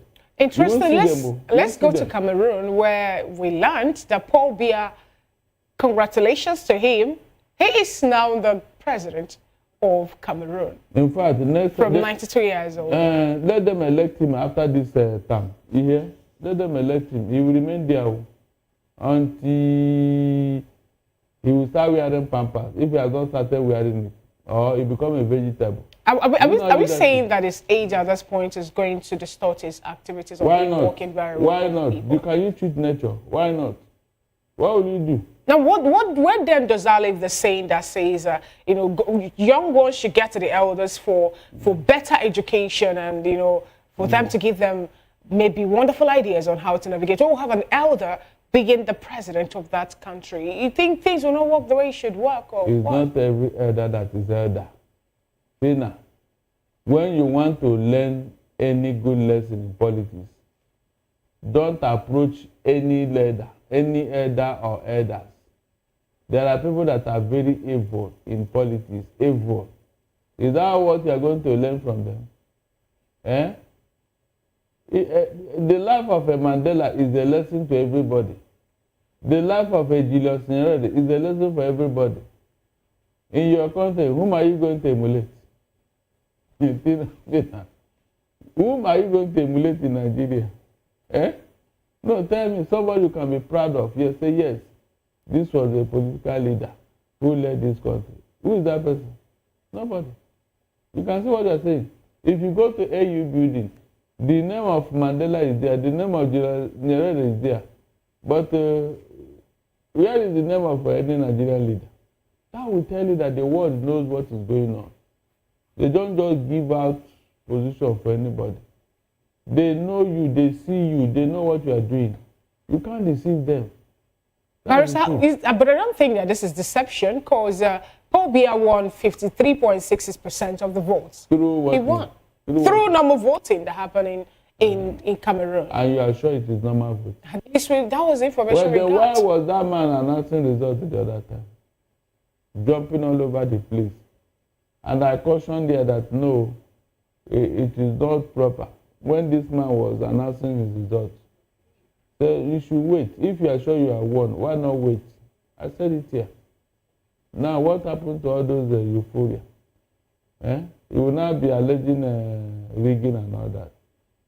If the people of Cameroon have voted for Provia, please let them go ahead. Though. In fact, if you survive this time, let them vote him again. You should remain there. Abi? You should remain there. At times, in fact, nobody should even bother in the next election with him. If you want to contest, just, let him be the sole candidate. All right, let's look at, the outcome of that particular, let's say, the result of the election, because we learned from Mr. Shiroma Bakri, who happens to be, a very strong opposition, coming up to tell the world that there were gunfires somewhere in the northern city of Garoua. And from other information we gather again today, says that 4 people were killed in Cameroon as people protest ahead of that particular election result. This is more like the aftermath of that election, Barrister. What was they protesting about? What were they protesting about? Maybe aggrieved politicians are protesting the result. Are you protesting because it was rigged? Or are you protesting because you are not allowed to vote? But the presidency come up to say there's no irregularity in that election. It was free and fair. Is that what you are protesting? If it was a free and fair election and Cameroonians voted for him, why are you protesting? If there is irregularities in the voting, you bring it out. Protesting is not the way to go. If you have evidence that, yes, this election was rigged, you bring it out. Abi? Is that not the best way to go? That people dying unnecessarily. Those people that died now, they don't even know them. They don't have a name. Eh? You want to go and die for politicians, greedy politicians in Africa. You want to go and die for them. Well, you died for nothing, no. I will not sympathize with you because there was no need for you to do that. No need. No matter what happened, no need. They know what they're doing. After this man was in Paul Biya's government before now. He was there before he left. Abi? So what are you saying? So you're saying that, you know, people shouldn't protest even when they agree. Now, Barrister, but the question I want to ask actually is this. At what point are we going to have a free and credible election? Recall that where we copied this democracy from, yes, everything actually might not really be equal or even, but we've not really seen them having their election marred with so much violence to the point that, you know, there will be gunshot, people will die, there will be this and that. And when are we going to get it right? To the point that after elections, we don't have to go back to courtroom, or we don't have to have protests, or maybe unrest or upheaval here and there. It's when you wake up from your slumber. Politically, Africans are sleeping. They know what democracy entails, but they don't want to do it. That is the truth. The day they wake up, you see the difference. I'm not joking. The day they wake up, it will, in fact, it will be impossible for anybody to rig election in any African state. Very, very impossible. Maybe that time, the good ones will start coming out to contest election. Most people don't want to contest it because of all these things that are happening. Along they are proposing, you know, one man, whatever, election in Nigeria. That's the independent candidate. Independent candidacy. So if they can do that, why not? If not, then from there we'll take it. We'll get it better when the people have decided. You see this electoral reform. You saw how people clamored for it in Nigeria. This is not the first time people have been clamoring. In 2007, we had such. Obasanjo also have a committee for that.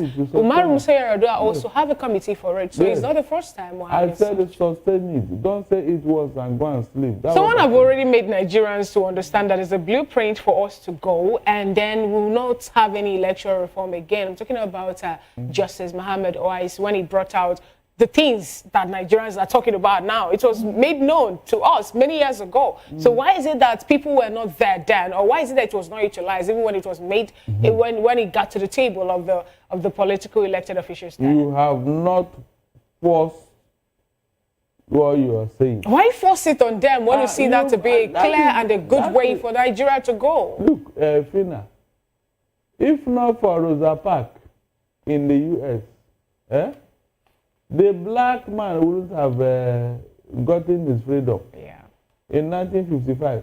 Look at that. So, look, those in authority, in power, they don't want the status quo to change. That is what democracy is all about. It is left for you to say, no, we must do it this way. That's the essence of freedom of speech. When you can be allowed to say things the way you want to say it and, you know, let the right thing be done. If not for that woman, the thing would have been there by now. Apartheid would have been worse in America. But she said, no, I'm not going to stand up for you. And from there, the march started. Everybody keyed in. And before you know, the government saw a problem coming. And they said, okay, please, instead of this, let us do it this way. Of course. It is when you sustain such, you know, protest that the government will listen by force. All right, Barrister. But when you don't sustain it, they will go back and say, don't worry. They won't even want it to change. That's the truth. Okay. Thank you so much, Barrister Darlington Agomo, for submission today on African News. You're watching the African News and Voice of the People television. And we'll be speaking with Barrister Darlington Agomo, public and political affairs analyst. We'll go on a quick break and when we'll come back, the rest of the African News continues.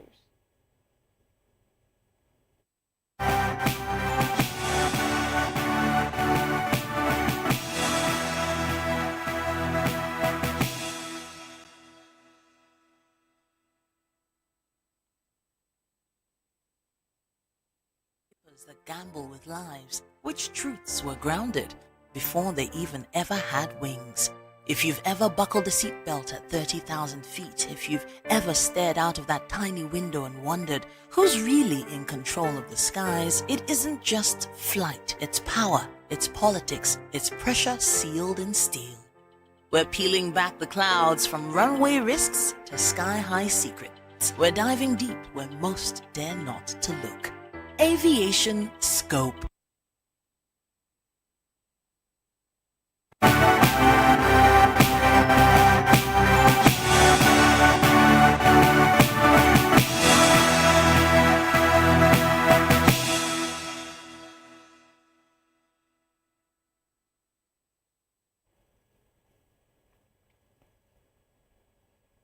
Glad to have you back. It's still the African News and Voice of the People television. The Managing Director of the National Port Authority, Seko Dukolai, has urged the government of Liberia to prioritize financing for port infrastructure across the country to achieve greater operational independence and attract international investment. Speaking at a media engagement in Monrovia, Dukolai emphasized the urgent need to modernize the port of Greenville, Hapa, Buchana, and the free port of Monrovia, stressing that data-driven investment are critical to boosting Liberia's trade competitiveness and economic growth. Still in the news, young demonstrators in Morocco have demanded reforms in the education and health sector, stronger action against corruption, and the release of those detained during previous protests as part of rallies organized by the General Z 212 movement. Generation Z, I beg your pardon, 212 movement. Hundreds gathered in cities, including Rabat, Casablanca, and Tangier, chanting freedom for detainees and freedom, dignity, social justice. The movement previously staged similar demonstrations between September 27 and October 9 before temporarily pausing activities. However, they have announced that demonstrations will now hold every Saturday and Sunday. Meanwhile, the government has accelerated reform projects and in the recent weeks in health and education sectors to address the main demands of protesters. Moving over to Namibia, the president, Netumbo Nandi-Ndaitwah, has dismissed the deputy prime minister and industry minister, Natangwe Itahete, disclosing Facebook. On Sunday, the presidency explained that President Nandi-Ndaitwah made an executive decision to relieve Itahete of his duties as Deputy Prime Minister and Minister of Industry, Mines and Energy, with statement that he will take on the responsibility of Industry, Mines and Energy Minister in the interest of ensuring continuity and effective coordination within this key sector. Commending Itahete's service to the country, the presidency confirmed that she would remain a member of parliament while assuring its commitment to sound governance, accountability, and the effective implementation of national priorities.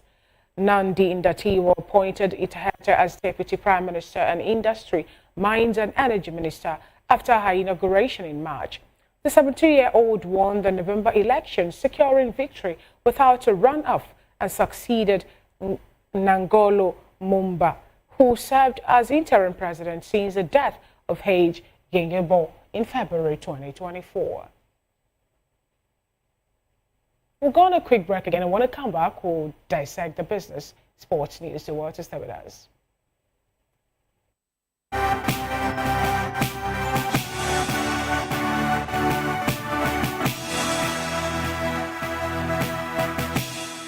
People's Voice, where we amplify the voice of those that matters the most.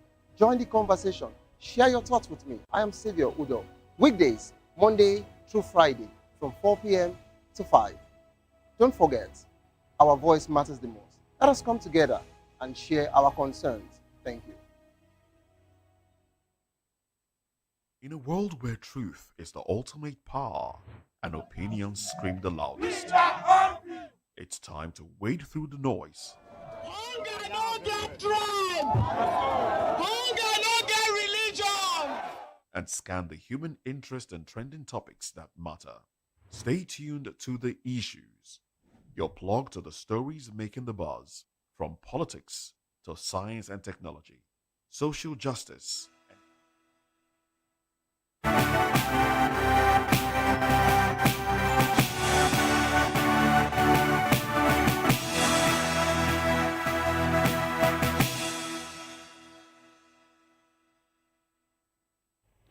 Welcome back. Still the African News and Voice of the People television to the business segment of that bulletin. African oil and gas company Rhino Resources plans to drill an appraisal well on a Namibian prospect next year and take a flow test on another as it races Total Energies to first oil in the Southern African nation. Its chief executive said, the first oil in the Southern African nation. The appraisal well, potentially part of a block-wide program and subject to government approval, is planned for Capri Corners, where light oil was found, and a flow rate of 11,000 barrels a day tested. While the drill stems test is planned for Volans, it lasts or latest high liquid yield gas condensated find. The new data will help guide the company as it looks to fast-track its discovery offshore Namibia, where Total Energies expect to take a final investment decision on its Venus field next year. Coca-Cola HBC would be acquiring US-based Coca-Cola nearly 42% stake in Coca-Cola Beverages Africa CCBA, and the Ghost family investment entire stake valuing the African bottler at $3.4 billion, according to company statement. Moving over to the sports segment of the African News, Nairobi United FC have qualified for the group stage of the 2025-2026 Total Energies CAF Confederation Cup. The Kenya Premier League side edged Tunisia aside a toil Sportive do Sahel 7-6 on penalties after the home side had won the return leg 2-0 to level the aggregate 2-2.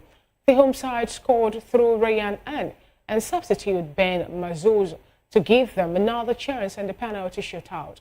Nairobi United goalkeeper Kevin Odo turned the hero after he served the host's seventh penalty before converting the decisive kick. Nairobi United FC will now join the other two teams, Azam FC and Singida Black Stars FC of Tanzania, in the group stage of the Total Energies CAF Confederation Cup. And that is it on the African News on Voice of the People television. Thanks for watching. And don't forget to subscribe to our YouTube channel. On YouTube, we are at Voice of the People television, and on all the social media platforms, we are at POP TV Live. If you witness news happening near you, we want to hear from you. Send your eyewitness report, event coverage requests, photos or videos directly via WhatsApp to 0814-606-4057. You can also reach our newsroom by email at news@vop.ng. I am Fina Okechukwu. Thank you for watching.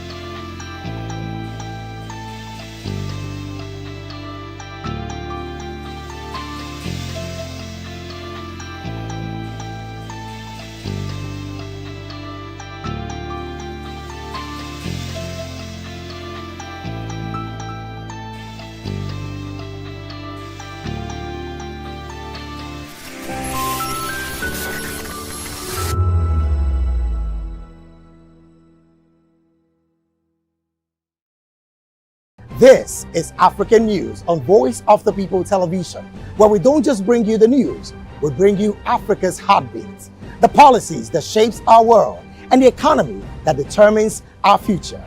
African News on Voice of the People television. Stay with us. In a world where truth is the ultimate power and opinions scream the loudest, it's time to wade through the noise. Hunger no get tribe. Hunger no get religion. And scan the human interest and trending topics that matter. Stay tuned to The Issues, your plug to the stories making the buzz, from politics to science and technology, social justice, and more. Let's tackle the tough questions and expose the truth. The Issues on Voice of the People television, Mondays to Fridays, 8 to 9 p.m. The Issues. Don't just react, understand. Welcome to Kitty's Corner. Every weekend is a new journey. Join Auntie Oni as she embarks on thrilling adventures. Each episode takes the young explorers to a different fantastical world filled with exciting challenges, making new friends and learning valuable life lessons. The show begins with lots of excitement in a cozy storytelling mood. Fairies teach the importance of kindness, honesty, bravery, teamwork, or curiosity. Kitty's Corner is a delightful blend of fun, education, and imagination with catchy songs, interactive games, and heartwarming stories. Join Auntie Oni every Saturday, 10 a.m. to 10:30 a.m. on Voice.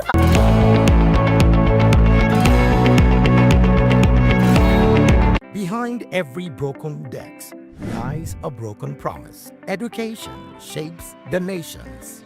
But who is asking the right questions?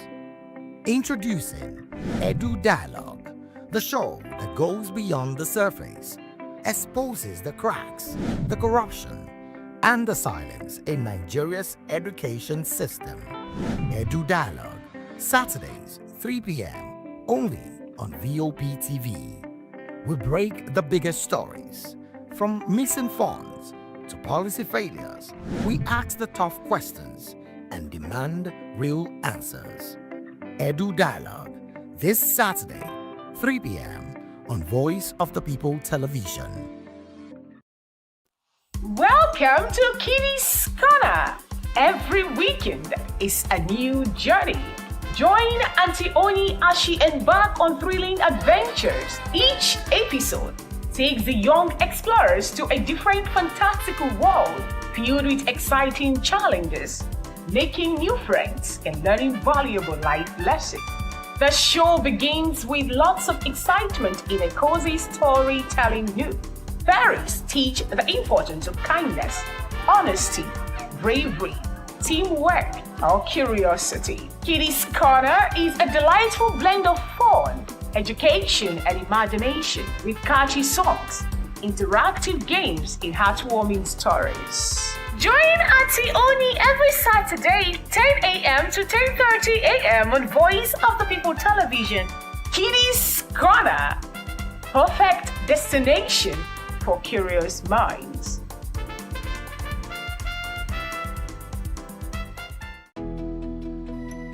Three years ago, we lit the spark. Today, we are blazing the trail for others to follow. VOP Media is free. 3 years of breaking boundaries. 3 years of being that bold voice that echoes the thoughts of the people. 3 years of telling stories that matter. We have experienced complete breakdown in democratic governance. We are not just a brand. We are a movement, giving voice to the voiceless. We go to bed empty hunger. To every viewer, every voice, and everyone that has made us who we are, we say thank you. VOP Media, 3 years and still counting. VOP TV. Now you have more voice. Mental health has increasingly become a global concern, affecting millions of people across age groups and background. World Mental Health Day, observed every 10th of October, serves as a platform to highlight these issues and encourage open dialogue. Across communities, organizations, and advocates are holding awareness campaigns, outreach programs, and counseling sessions, all geared towards breaking the silence around mental illness and fostering understanding. Depression, anxiety, and stress-related disorder continues to rise, especially among young people. Due to social pressure, economic hardship, and the fast-paced digital world we live in. Let's hear from an expert who is a clinical psychologist and family life therapist, Dr. Miracle Ihuoma.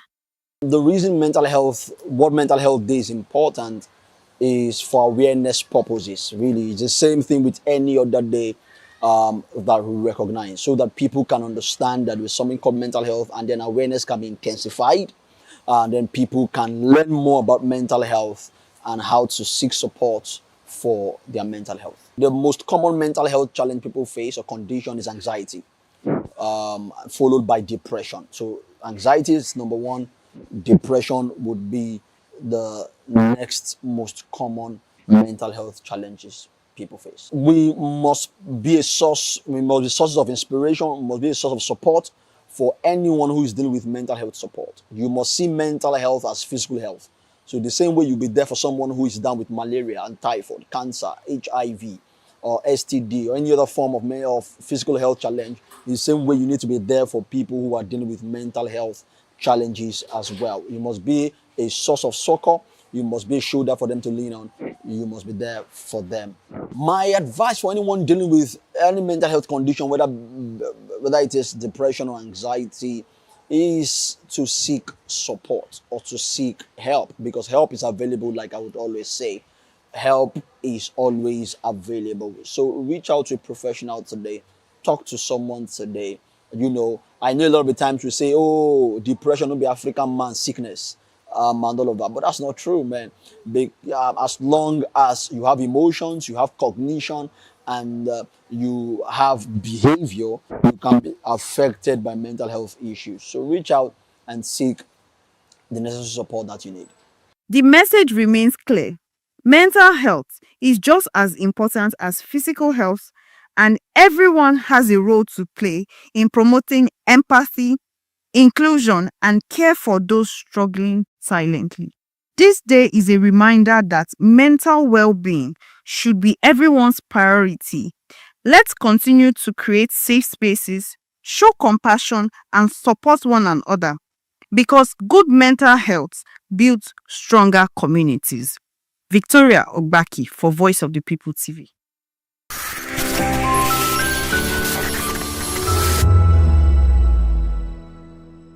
Are you ready for the extraordinary? Something big is happening on your screen. Introducing VOP TV. Now streaming on SLTV channel 264. From breaking news to captivating conversations, news analysis, giving you all sides to the story. We bring in-depth discussions on the issues that matter, from politics to sports, entertainment, and lifestyle. VOP TV on SLTV channel 264. Join us as we redefine what television means to you. Voice of the People Television, VOP TV.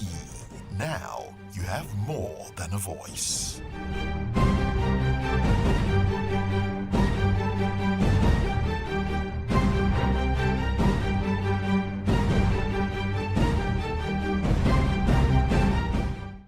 I've been in this profession over 30 years.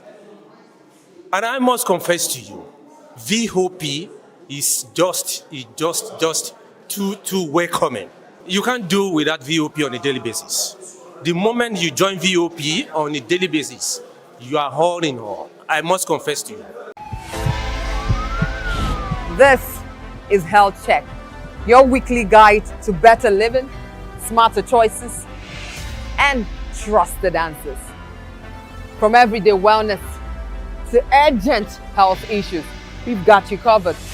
Health Check, only on Voice of the People television, where your health has a voice.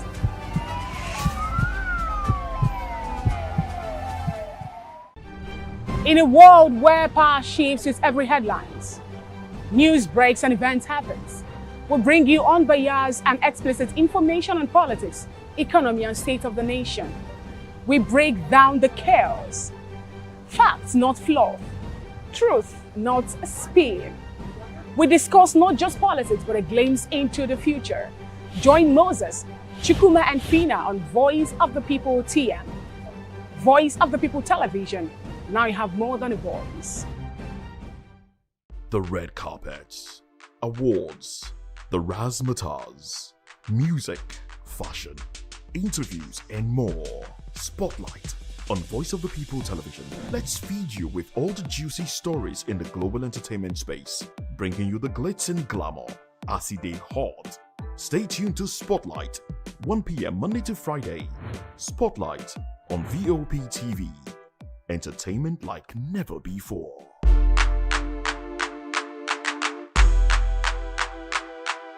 Everybody keep watching Voice of the People. All right?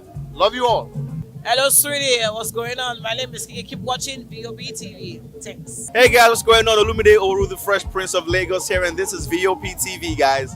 Hello guys, I want you to please keep on watching VOP TV. Ladies and gentlemen, my name is Hafiz Oyetoro. Please keep watching VOP TV. Shout out to VOP TV. Very big shout out to the fans and lovers of VOP TV. My name is Tayo Fanyuro. I'm an actor that you are going to live to love. Keep watching. Cheers. Hi everyone, so shout out to VOP TV.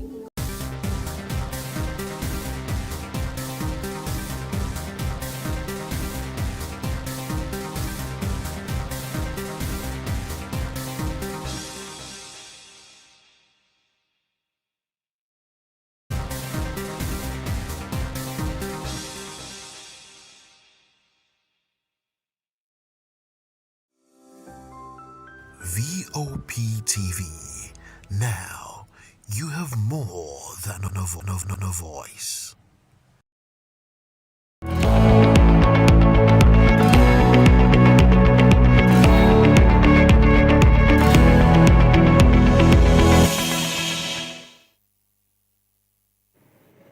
Hello and welcome to another inspiring edition of Health Check, your weekly companion for exploring the body, the science, and the real stories that shape us and help us live healthier, fuller lives, right here on Voice of the People television.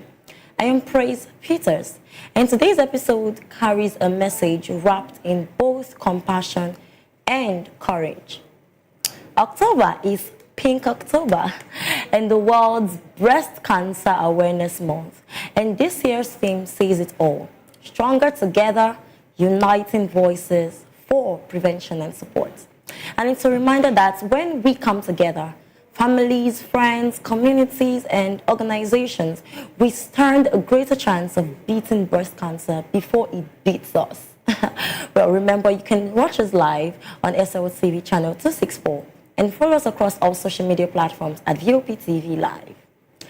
Now, to the topic of discussion. Breast cancer is more than a diagnosis.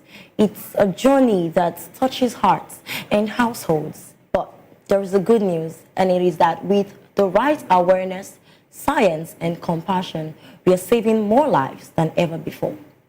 But I'm not doing this alone. To help us break it all down, I am joined in the studio by Dr. Charles Soludo, a seasoned medical practitioner, and later on, we will hear from Japari Yusuf, Head of Corporate Services at Sunu, Nigeria, whose organization is driving a powerful initiative offering free breast cancer screenings to women across the country. Amazing, right? Well, let's have Dr. Adiogun right now. Doctor, you're welcome to Health Check. Doctor, I understand that you've had a busy week. How's it been? Quite hectic, but quite grateful. Wow, wow. I must say that you're doing a very great job in this profession. Well done, sir. Thank you so much. Into all the lives that you keep saving and all that. No, no, no. You're doing a great job. Thanks so a lot. let's begin with the topic of discussion today. Oh. So let's start with the fundamentals. So Dr. Charles, when we talk about breast cancer, what exactly are we describing in medical terms? Okay, essentially, cancers are, they're like a menace now in the medical world. And obviously everybody hears cancer and you are terrified, and we all dread it. Yeah. Because our bodies are made up of cells. Cells make up tissues, tissues make up organs, and organs make up systems. So at the cellular level, cancer has to do with that multiplication of cells, of normal body cells, such that the mechanism that controls that replication now gets faulty due to several factors. And you now have these cells multiplying, without control. They get out of control and they now start forming more of the faulty cells, and these clump up together to form tumors, and the dreadful thing about cancers is that wherever they are found, which can actually occur in any part of the body, wherever they are found, they are not limited to the site of origin alone. They are able to disseminate or spread to other parts, affecting other parts of the body. So ultimately, when cancer results, you find out that they can pass through the blood circulation, they can pass through the lymphatic system, or they can pass from structure to structure, and that's how it spreads. That's the term we call metastasis, moving from the original site to distant sites. And obviously, when it spreads to the distant sites, it becomes more difficult to manage and it's potentially fatal. So breast cancer is that type of cancer you find in breasts. And it is important that we talk about it in the sense that it is one of the most important cancers that affect women, globally. But breast cancer has also been found in men as well, though it is not as common, but it can also occur in men. And typically, it's important for everybody to know, when to get screened, to know the signs and symptoms to watch out for. Early detection is always key. And once they pick it up, what are the important things they need to do? And what are the lines of treatment that are available, the options of treatment that are available to improve the outcome? Because once you intervene early, you are able to save the day. Early detection is the buzzword here. Early detection. Yeah. You said something about breast cancer being found in men. Yes, it can happen in men. It can happen in men, though it's not as common as women. As in women. Okay, talking about women, I think it's believed, right, that this breast cancer is found most in older women. Is that true? Well, in some instances, yes, but it can also, in medicine, you never say never. Never say never. You never say never, because in some younger women, you can also find out that they also develop breast cancer. So everyone should be cautious. Everybody should, be on top of their game when it comes to it, especially when there's a positive family history. We always emphasize that. Wow, so it's highly genetic. Yes, genetics plays a huge role in the development of cancers.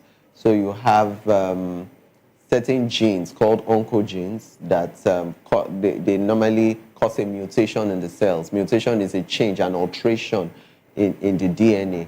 And this alteration causes the cell division mechanism to be faulty. And then these cells now grow out of proportion and they start multiplying and they start producing other abnormal cells, which ultimately leads to the cancer.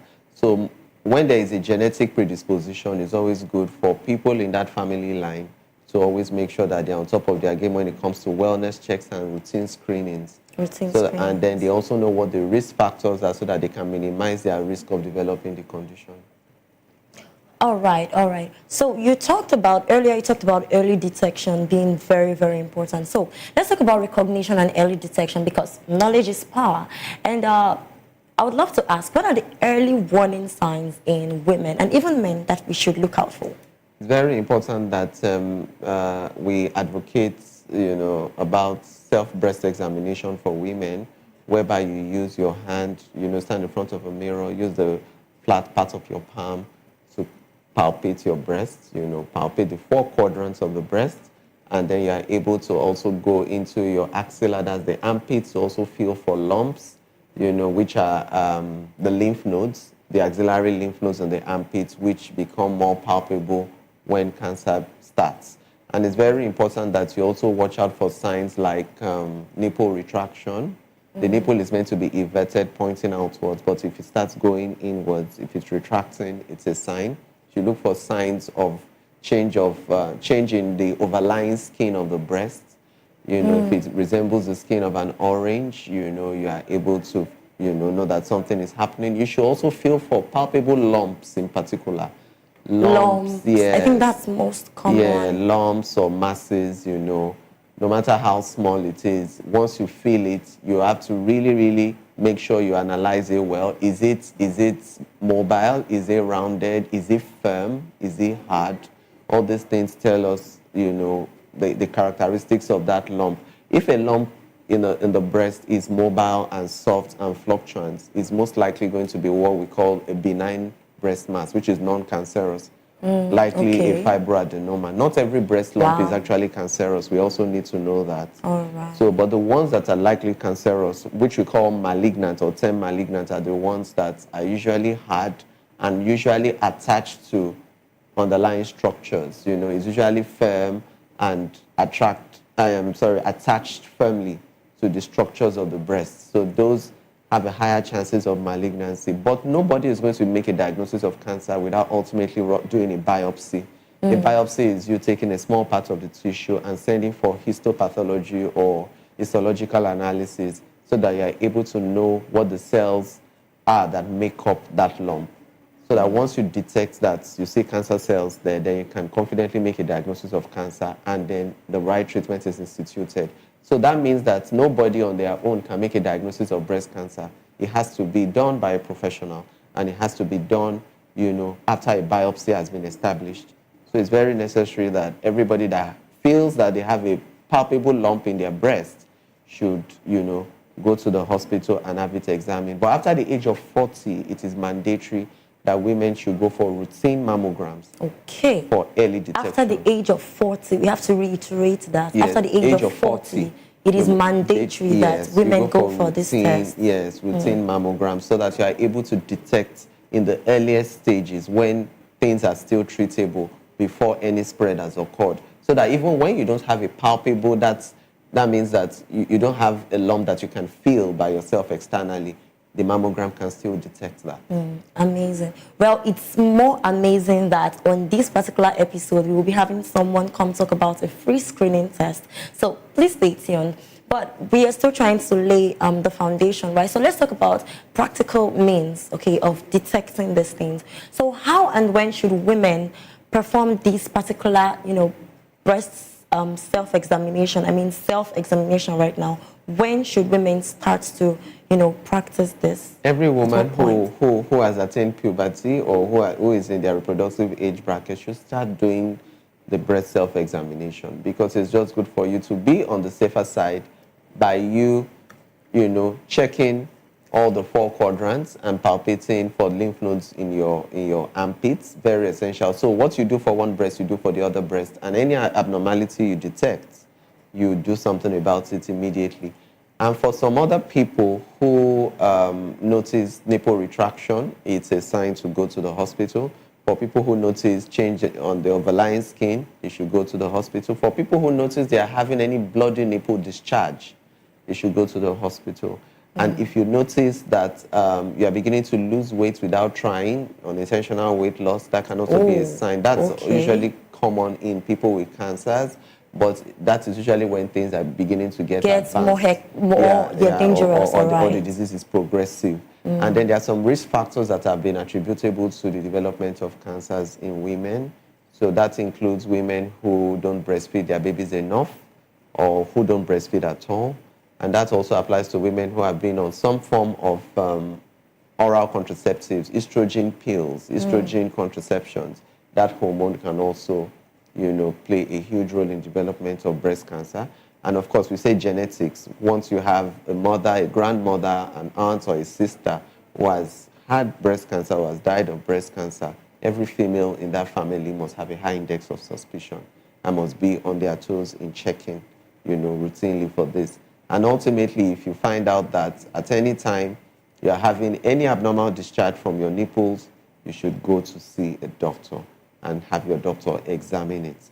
And it's very necessary that once a diagnosis of cancer is made, you are to quickly start intervention. And intervention can be in the mode of either a surgery or chemotherapy or radiotherapy or sometimes immunotherapy, whatever kind of therapy is made available. Please make sure you make yourself available for that. Because so if it's detected early, there is a probability that it can be worked on? Yes, we have breast cancer survivors, quite a number of them, because things were picked up early and they subjected themselves to the right treatment, and they followed through consistently, and ultimately they did well.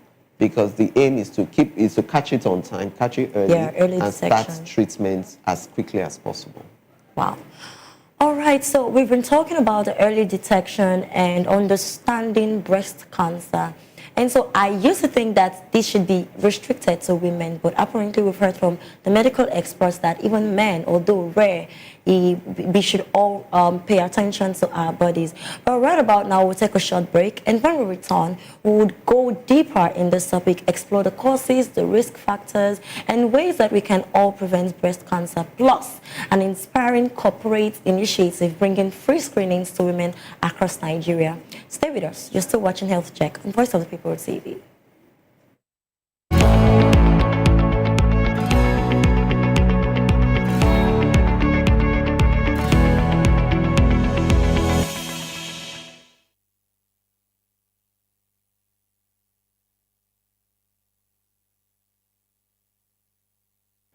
Welcome back. Let's talk about the factors that increases risk in breast cancer, because we've even heard from the doctor that from 40 years, please, it is mandatory.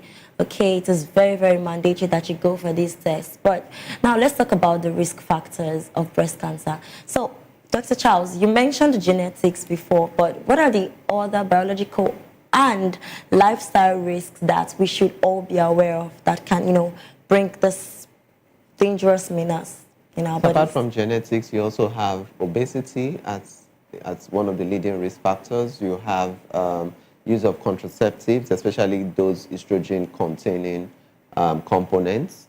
Then you also have alcoholism, people that drink a lot of alcohol.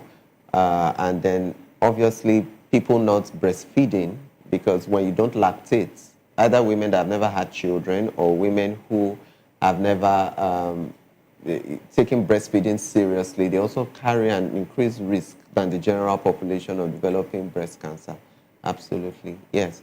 So it's very necessary that when we give you medical counsel or advice about breastfeeding, it is one of the benefits to the mother of breastfeeding. Breastfeeding does not only benefit the child. When we talk of breastfeeding, when we celebrate World Breastfeeding, everybody looks at the advantage child, to the child. Yes. But there are also advantages to the mother, which includes protection from breast cancer, and then quick reduction of the size of the uterus back to the pre-pregnancy state.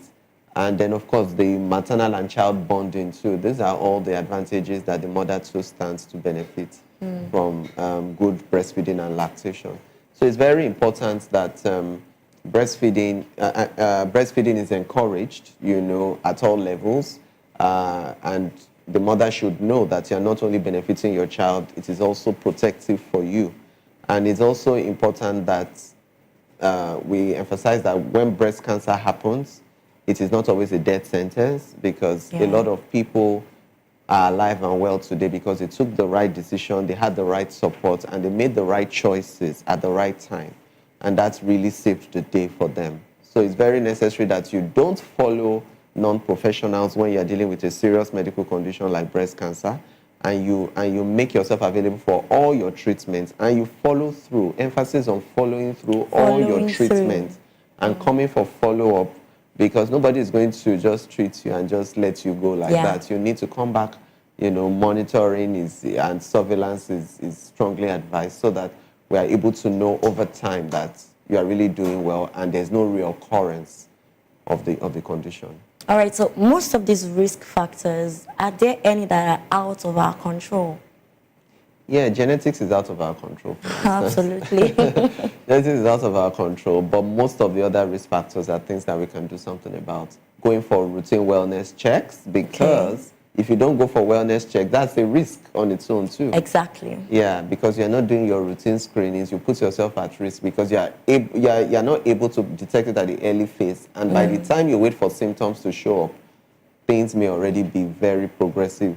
And you know, and even when the symptoms show up, they might mistake it for something less serious. Mistake it for something else. And we need to also emphasize to our audience that when it comes to medical conditions in general, if you have 3 people with the same condition, the rate at which their condition progresses will differ. Yeah. So for some people, they just progress so rapidly that before you know it, things just nosedive at a very alarming rate. And before you know it, they are already at the tail end. And for some other people, it may take quite a while for things to develop. But it's important that you don't take any risk at all. Make sure that you go for your mandatory screenings, and whatever findings, you don't get too alarmed at whatever findings are discovered. The important thing is for you to take the right steps depending on what findings are observed. You see your general practitioner, and then you get to see your general surgery consultant, if necessary. So if surgery is the way forward, if they advise that you do a surgery, please make yourself available. Just comply with whatever medical advice is given to you. Yeah. It's always safer and better at the end of the day. All right. So we're going to the best part very soon. But before we go there, let me just ask you about lifestyle. So I understand that lifestyle really matters, and I'd love to know what we eat, how we live, how active we are, stress and all that. Can that also contribute to the risk factors, Yes, what we eat goes a long way. Nutrition is a very, very important part for most illnesses. In fact, anything that has to do with your well-being, nutrition cannot be overemphasized. Most people that eat processed food, artificial foods, foods containing preservatives, additives, artificial colorings, some of these are carcinogens. In fact, it has even been shown that in certain cosmetic products and in certain hair dyes and things that people use in changing the color of their hair, depending on the constituents of such artificial dyes, you can also be at risk of certain cancer, because carcinogens are substances that have a cancer-causing potential, and they are in some of the preservatives, they are in some of what we add to our foods, they are in some of all the things we come in contact with on a daily basis. So it's very key that we eat natural as much as possible. We stay away from too much of processed foods, too much of artificial foods. The pesticides, the herbicides, the chemicals we come in contact with in our daily lives may also play a crucial role in the development of cancers. And of course, radiation too, has been shown. Ionizing radiation too has been implicated in causing various types of cancers. Okay, because I need you to break down that radiation for the sake of our viewers. So what do you mean by radiation? Radiation are things that are not visible to your eyes, but they are in form of electromagnetic waves or radio waves that are, everywhere. You come in contact with them, either through your mobile phone or through a mask or whatever, things around you, that, you can't actually, they are not tangible, you can't feel them, but they can have a potential effect on your health. So it's something that comes with technological advancements and urbanization and all that. So in as much as technology is advancing and we're having a lot of good things happening to us because of technology, there are also some downsides it may have on our well-being and on our health. So it's important that we stay as natural as possible, stay away from processed foods, from preservatives, from things that are not natural. And all our cosmetic products and things that we apply on our bodies must be something that we are sure of what the components are. Very important. Very important. Very, very essential. Because these are the women things, actually use these things a lot. Every day. Hair relaxers. Sometimes we even apply it multiple times hair a day. Hair relaxers, hair dyes, skincare products. Skincare products. You need to really be well informed. Really well informed about the kind of products you use. And then once you notice anything that is unusual, please seek help from your health professional. Yeah, don't self-medicate. Don't self-medicate and don't ever assume anything on your own. Assumptions. Assumptions can be deadly. Yeah. All right, so let's move to something truly impactful. Joining us virtually is Japari Yusuf, Head of Corporate Services at Sunu, Nigeria. the organization behind Pink October 2.0, a powerful CSR campaign offering free breast cancer screenings to 150 women across Nigeria. Hello, Japari. You hear me? Yes, I can hear you. Good afternoon. Good afternoon. Nice to be here. Nice to meet you. Wow, it's amazing to have you on the show. Yes, thank you. All right, Japari, can you tell us more about this year's initiative? Tell us how it works and how women can benefit from it. You have the floor. Thank you, Praise. Thank you for this opportunity. So I would like to say that Sunu Nigeria, which comprises of two subsidiaries, which is Sunu Health Limited and Sunu Assurances PLC. These are two insurance companies that have come together to organize this CSR. We started this CSR last year. We did free 3D mammogram for 100 women, and we saw the success of this initiative, of this CSR, and we decided to take it up a notch this year. So we're doing 150 women as against the 100 women that we did last year. And this mammogram is totally free. Sunu Assurances has paid for it. And so all that women need to do is to register and visit the hospital where this mammogram is done. I believe that before the end of this session, we would inform them of how to register. We would also inform them of the hospital, the name of the hospital, phone numbers, and all that. So this is basically the initiative. And of course, listening to Dr. speak, he has spoken a lot about breast cancer. This is a month that has been dedicated for the awareness of breast cancer, which is a major, major health challenge for African women. And Sunu Assurances, actually, it's a Pan-African insurance company. We're very passionate about Africa. And you know that the African woman is very key in the building of our society, in terms of career, in terms of women building businesses, and we've seen a lot of increase in that. And we've observed that one of the things that is very frustrating is to see a woman cut off in her prime because of breast cancer. And most of the time, this is because these things were not detected early. We heard the doctor say that as well. And so based on that, Sunu Assurances Nigeria has taken up this initiative to say, okay, we are not a hospital, we are not medical doctors, but how can we give back to the society? How can we give back to our community for doing business with us? And we decided that, okay, we can pay for this mammogram, 3D mammogram for women. So we're doing 150 women this year, and it is entirely free. Thank you. Wow, wow, wow. That's such an inspiring project. Expanding from 100 beneficiaries last year to 150 this year really shows true commitment to the society. Thank you so much. So what's driving Sunu's passion for this cause? Sunu is actually a Pan-African insurance company. We're present in about 17 countries so far in Africa. And we believe that the woman is critical to building businesses in Africa. We're very passionate about women. We encourage women in careers. We encourage women to do business. Our company has quite a number of women in key leadership positions. And so seeing the effect of the challenge that this health hazard, breast cancer, can pose to women being able to achieve their dreams, is why we as a company has decided to take up this initiative. We have various CSR initiatives that support education, that support health, that support wellness and lifestyle.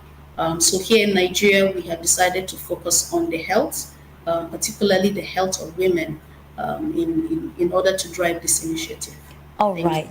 So I would like you, lastly, to just give us details what hospital, what means do people get to connect with you and all of that, what dates as well. Just give us the details in case our viewers wants to reach out. Is the Pink October month. This is the month where we create awareness for breast cancer. So the screening starts on Monday, October 27th, and it will be ending on the 2nd of November, which is a Sunday. So we have 7 days for this 150 women to access this service. This screening will be done at Diamed Clinic. Diamed Clinic is at TF Kuboye, Lekki Phase 1 here in Lagos. Let me mention that again, Diamed Center, which is at TF Kuboye in Lekki Phase 1 here in Lagos, and it is running from Monday 27th to Sunday, November 2nd.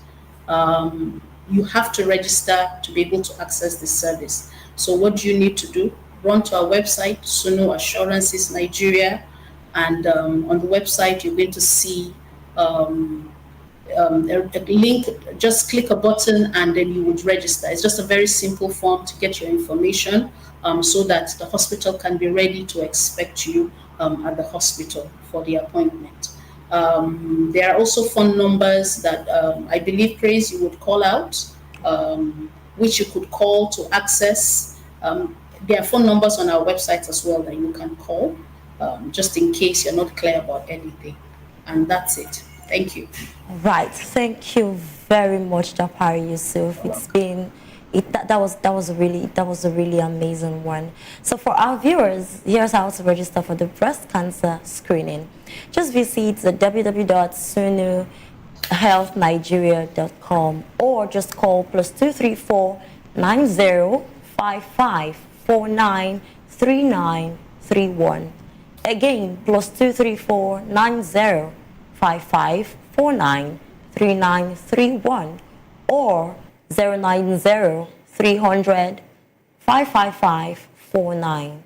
Again, 090 300 55549. And you can also find Sunu Health Nigeria on Facebook, Instagram, and X at Sunu Health Nigeria. Thank you very much once again, Japari, and the entire Sunu Nigeria team for standing stronger together with women and families in the fight against breast cancer.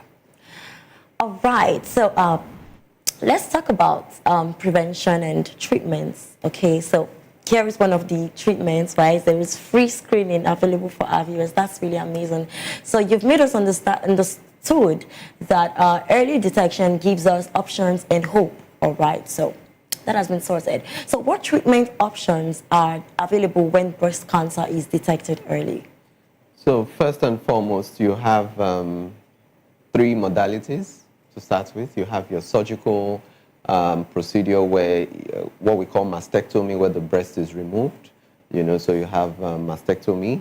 Then you have chemotherapy, whereby medications, these are cytotoxic drugs that are targeted at the cancer cells, to help to kill off the cells. And then you have radiotherapy, which is also an option.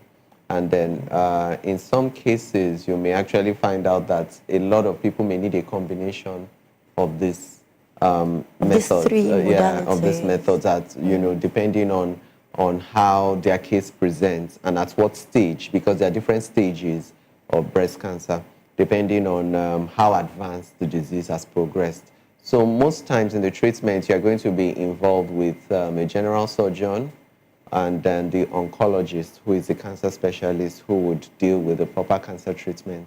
So these are specialists that will work in collaboration with each other and share notes on the management of the patient.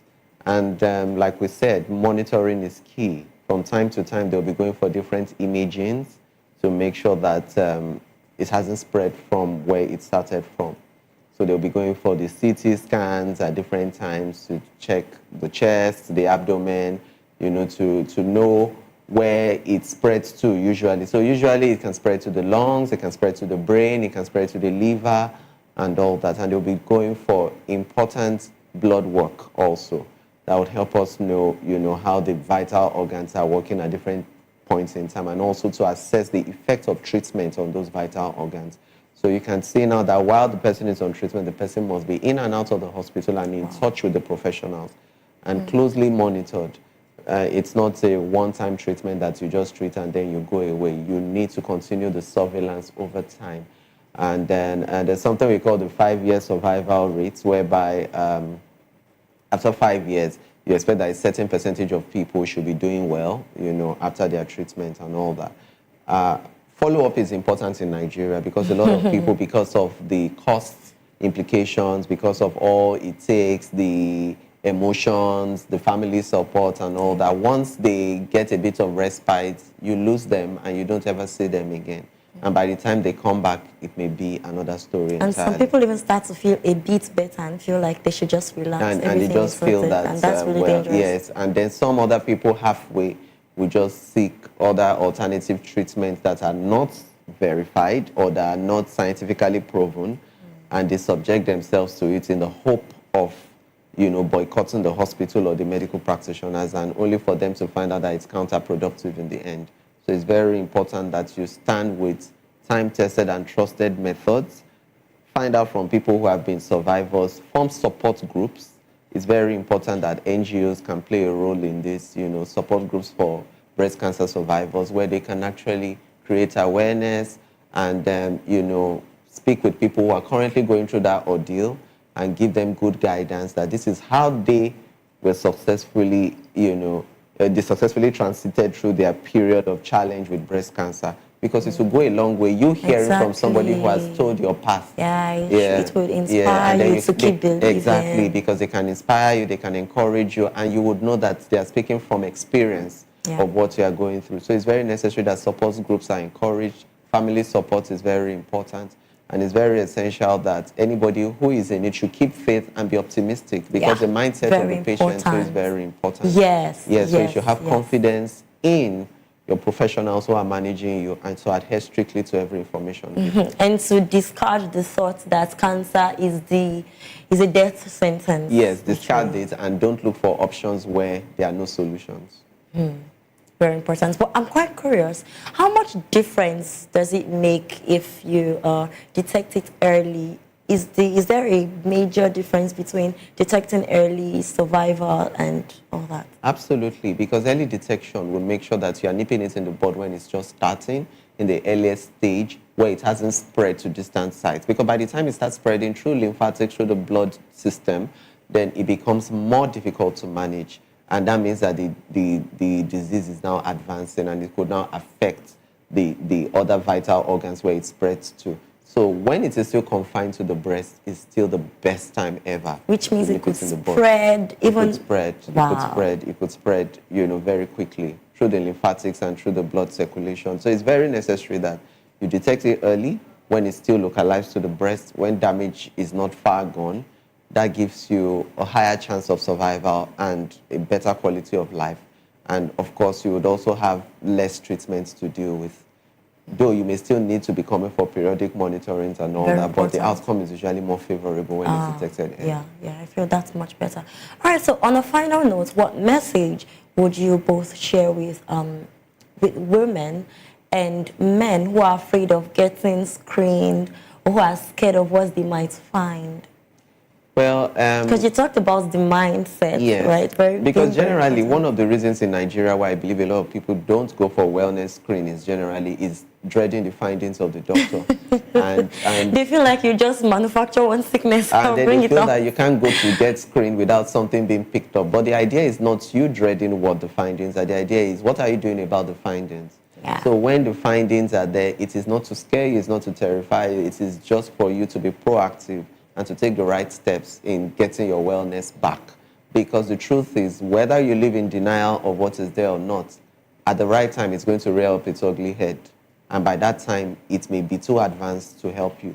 And by that time, you are ready to pay for an arm and a leg or whatever it takes to get a solution. But the doctor won't be able to help you at that point because the thing has progressed to an advanced stage. So it's in everybody's interest to take responsibility for our health. Make sure that you go for your wellness screening. Don't dread any findings. Keep an open mind.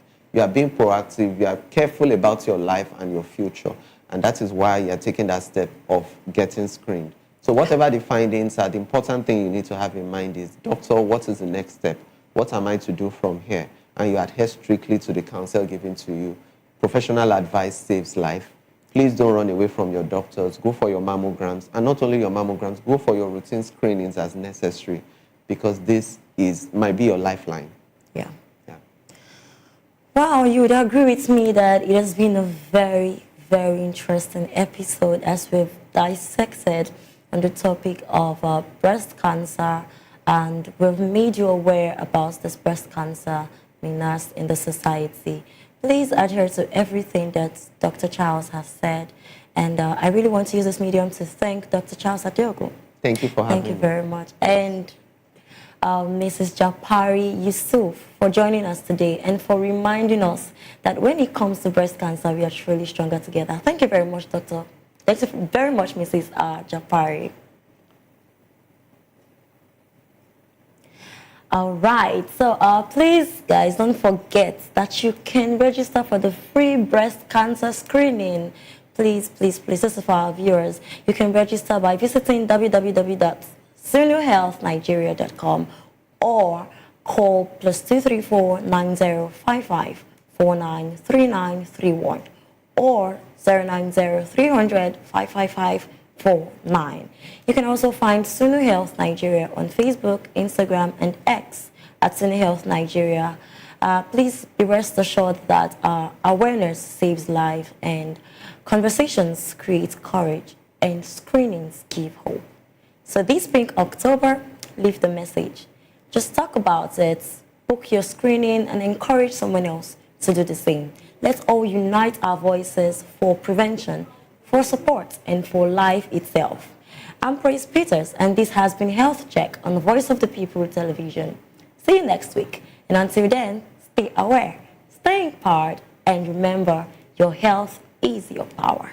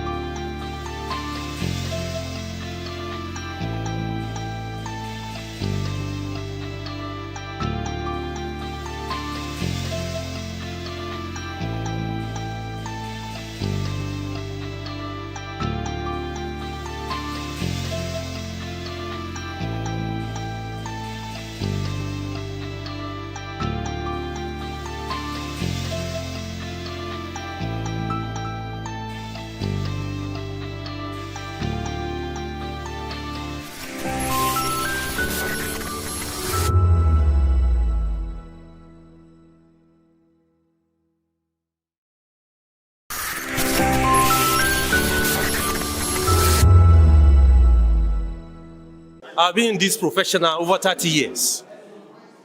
And I must confess to you, VOP is just too welcoming.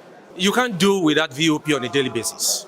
The moment you join VOP on a daily basis, you are all in all. I must confess to you. Join us on People's Voice, where we amplify the voice of those that matters the most. Join the conversation. Share your thoughts with me. I am Xavier Udo. Weekdays, Monday through Friday, from 4 p.m. to 5. Don't forget, our voice matters the most. Let us come together and share our concerns. Thank you. My name is Tao Familoni, and here's to VOP TV. Keep watching, stay tuned, do not touch that dial. Arararara, my name is Made Kuti, and you're watching VOP TV. Keep watching. Welcome, my name is Zika Davis. Distinguished ladies and gentlemen, boys, viewers, everybody, boys and girls. This is VOP TV. Do you know what that means? Voice of the People TV. You don't have a voice, don't come here. You better make sure your voice is heard. This is Health Check, your weekly guide to better living, smarter choices, and trusted answers. From everyday wellness to urgent health issues, we've got you covered. Health Check only on Voice of the People Television, where your health has a voice.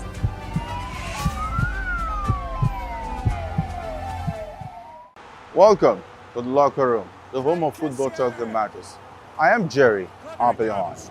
Join us every weekday, Monday to Friday at 5 p.m. Nigerian time, as we share the hot takes and hot debates in the exciting world of football. And joining me are the usual suspects, Ikechukwu and Mayowa, as we break down all the hot takes and everything that's happening in the football. Don't just watch football, live it with us. Catch us on the locker room and Voice of the People Television at 5 p.m. Nigerian time. And like I always say, if not 20 minutes off, with the sport. And it's Hakim Ziyech who puts the In a world where power shifts with every headline. In a nation full of questions. In a world filled with noise, the truth needs a voice. The policies that shapes our world and the economy that determines our future. Every hour, every day, the grapevine keeps buzzing. And together, we are committed to telling the stories that shape our world, because your voice is our focus. Don't forget, our voice matters the most. Let us come together and share our concerns.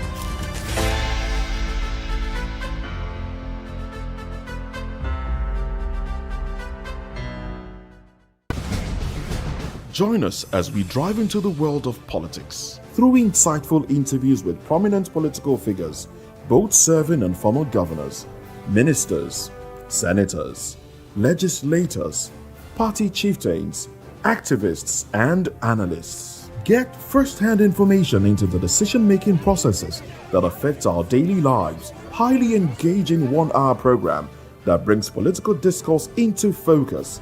I am Chukwuma Okoro.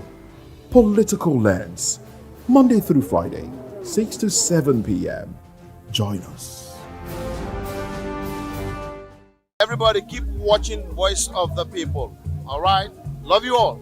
Hello, sweetie. What's going on? My name is Kiki. Keep watching VOP TV. Thanks. Hey guys, what's going on? Olumide Oru, the Fresh Prince of Lagos here, and this is VOP TV, guys. Hello guys, I want you to please keep on watching VOP TV.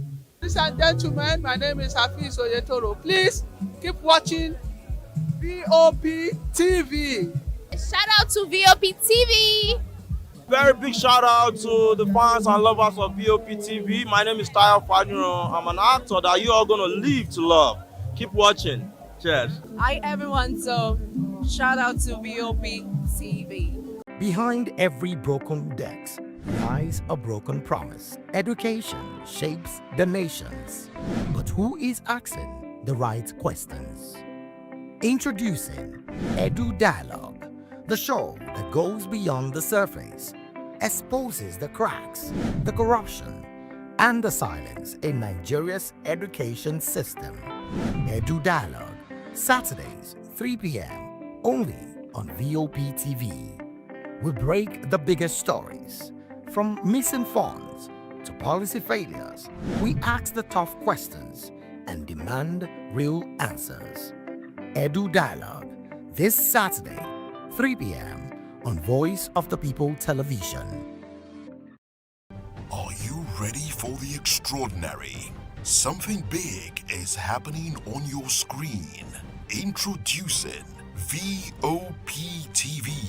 Now streaming on SLTV channel 264. From breaking news to captivating conversations, news analysis, giving you all sides to the story.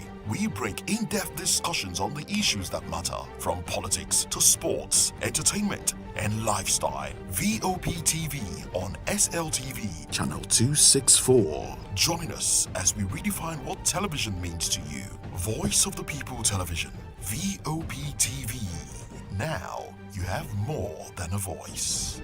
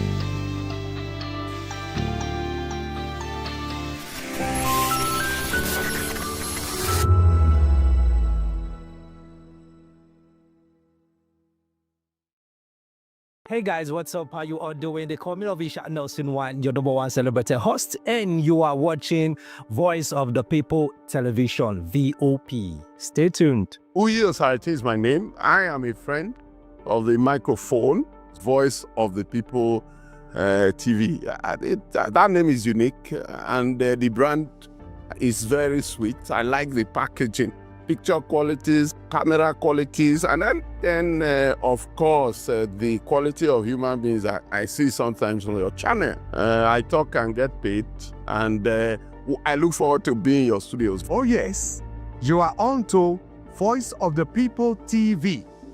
Live here in Benin City, the cradle of black civilization. What are you waiting for? Tune in, bro. VOP TV. Now, you have more than a voice.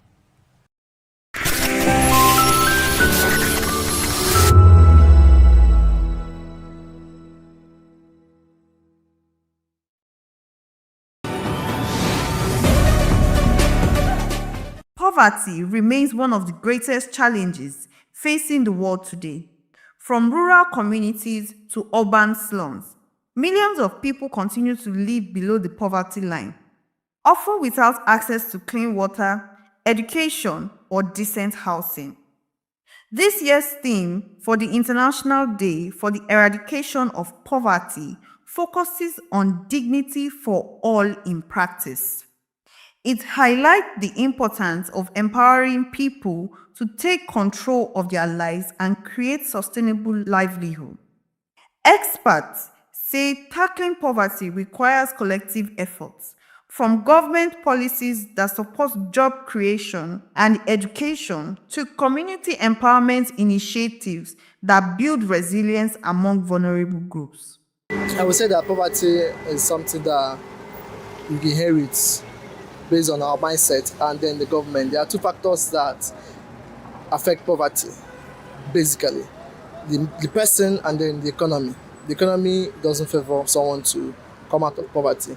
I was trying to interrogate our parents back then, how the country favored them during education. They were paying for their school fees. They were even paying them while they were in school. Why some? After school, there is job waiting for them, and then basically you can save money, and within a few minutes or a few days, you've already acquired. If you have targets, you've already gotten some things you need to get. But right now, you see yourself laboring, toiling day and night, and then all of a sudden you can't even. It's okay. Back then, someone that was serving can actually buy a bag of crayfish. Like one of my auntie, when she was serving, she could actually buy a bag of crayfish for her mom when she was serving back then in Calabar. Then I now imagine even those that they are collecting 77,000 now, they can't even buy a quarter of that crayfish. So it's so bad. And then I was listening to one woman, I was like, now to get rich is easier. I'm like, these people don't even know what they are saying. How will you say to get rich now? Then, you know, these are our current government. What they are making us suffer, they enjoyed while they were younger, you understand? So, a lot of things. And then also, on our own point, part of the thing is that a lot of us are lazy. We don't want to work. We don't want to put the efforts. But then, even though things are not favoring you, you have to put the effort because it's only you have to take care of. If those in government know that people are hungry, because it's very easy to get into office, and it's very easy to also get detached from the people. They don't feel the pain of the people. If they feel the pain of the people, they will know that people are seriously hungry. Just empathize with people. If I tell you, if you go to the average hospital now, a lot of people can't afford healthcare. Go to school, go and look at the level of deprivation of parents who was paying their children's school fees. You will be alarmed. Government schools that is affordable, how many people can really afford it now? Virtually almost all the prices are hitting the rooftop. How much are people taking home? Except for the private sector that is even supporting. What else is government doing for people? You go around all the people here now, when you hear their complaints, you'll be shocked. Thank God we are around Mafoluku area. Enter into the hinterland of Mafoluku, you will be shocked. Let there be reduction in price of goods and services. If you are increasing, okay, recently, minimum wage came up. Everybody start talking of minimum wage. Between that period when that minimum wage was adjusted, go and look at the price increases of all goods and services in this country. The last time I traveled to Ilorin, when I used to travel to Ilorin, how much was? But go there and 15,000 naira from the park. 15,000 naira to go, 15,000 naira to come back. 30,000 minimum wage is now 70 naira. So by the time you go and check your old folks twice, your minimum wage is gone. No feeding, no nothing. How much is the bag of rice? They should just try, let the price of commodity come down. If it can come down, people will not, nobody cares whether on your mandate we stand or your mandate we sit. Let people get food to eat. Once they get food to eat, somebody walked into the hospital that I walked into today and they gave the person the price of drugs. The person walked away. He dropped the card and walked away. Not because it doesn't want health care, but can't afford it. Sustainable Development Goals, particularly Goal 1, aim to end poverty in all its forms by 2030. But achieving this requires more than just economic growth. It calls for equality, social justice, and inclusive participation of all citizens.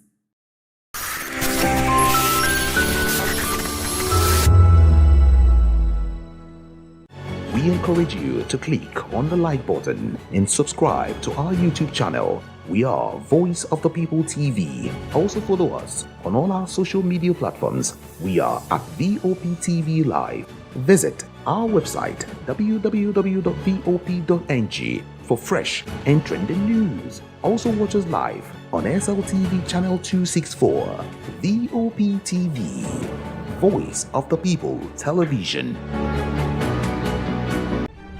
In a world where power shifts with every headlines, news breaks and events happens, we bring you unbiased and explicit information on politics, economy, and state of the nation. We break down the chaos. Facts, not fluff. Truth, not a spin. We discuss not just politics, but a glimpse into the future. Join Moses, Chukuma, and Fina on Voice of the People TM. Voice of the People Television. Now you have more than a voice. Are you ready to lift him high? All around the world, it's time. Let the praise wave ride. It's Praise Wave Live. Oh yeah, the rhythm of grace we testify. Let's go. He turned our mourning into dancing, our silence into shouting. It's Praise Wave Live. Let the glory rise. We're riding the wave. Every moment, every tribe. Praise wave, lift him up. Praise wave, don't stop now. Praise wave, all day, all night. Once we're live, let the world ignite. Voice of the people, you can hear me now. My name is Patrick Doyle, and I wish that you continue to echo the voices of the people. Big up VOP TV. My name is Suibifa Dokubo. Please keep watching VOP TV. Hi, my name is Kwekumali Ikenda Onyekwena, and I am with the Voice of the People TV. Now, if you're looking for the veritable channel for information, politics, robust discussions, you don't need to go far. VOP has you. VOP will always have you. Thank you. Hi, my name is Patrick Diabwa, aka Ibani Chuka, Amayanabo the Eagle King, and you are watching VOP TV. Stay with us. 2564 is coming up on Burning 9, right? 2564 Atlantic Tower. What happens in the hush behind hangar doors? Who signs the papers that gamble with lives? Which truths were grounded before they even ever had wings? If you've ever buckled a seatbelt at 30,000 feet, if you've ever stared out of that tiny window and wondered who's really in control of the skies, it isn't just flight, it's power, it's politics, it's pressure sealed in steel. We're peeling back the clouds from runway risks to sky-high secrets. We're diving deep where most dare not to look. Aviation Scope, every Sunday at 7 p.m. only on Voice of the People TV.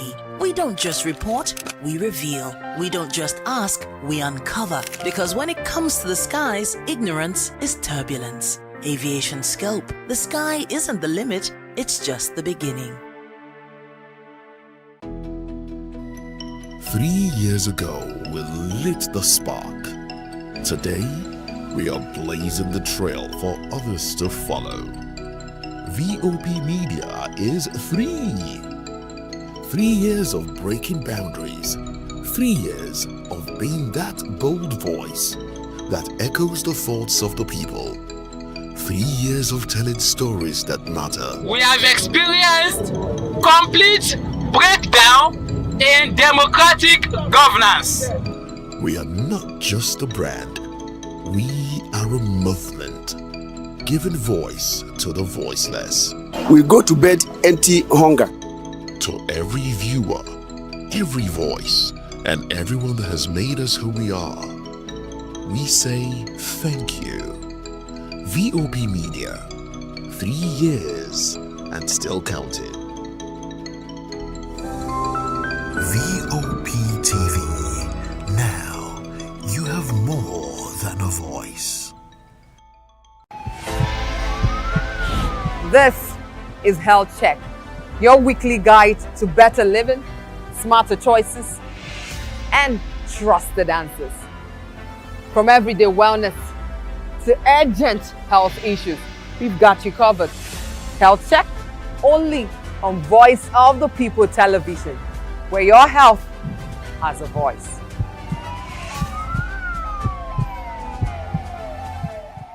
This is African News on Voice of the People television, where we don't just bring you the news, we bring you Africa's heartbeat, the policies that shapes our world, and the economy that determines our future. African News on Voice of the People television. Stay with us. Hey everyone, this is Desmond Elliott hanging out at Go Get Face of Africa and saying, keep watching, don't change the dial. This is VOP TV.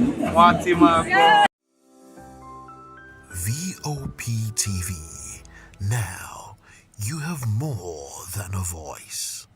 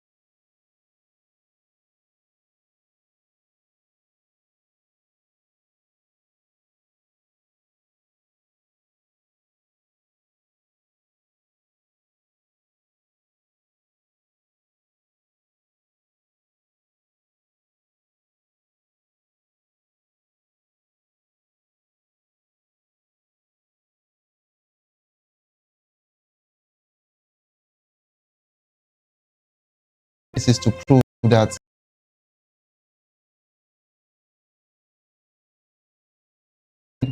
someone like you, okay, that God also created like you, can you, the in-laws that we're talking about, the in-laws in question, can you drink that water that they wash your brother that you claim? Can you drink it? No. How did we get here? Please, I think it's about time, and it's that time and age and season, you know, where we just have to leave all of this, will I say, olden days culture. Let's walk away from it. We have been evolving. Life is evolving. Let's not stay in that arcade season and all of that. See, so many traditions needs to also, you know, be reviewed, because some things are not really traditions. They are just punishments. Yes, they are really, really punishments.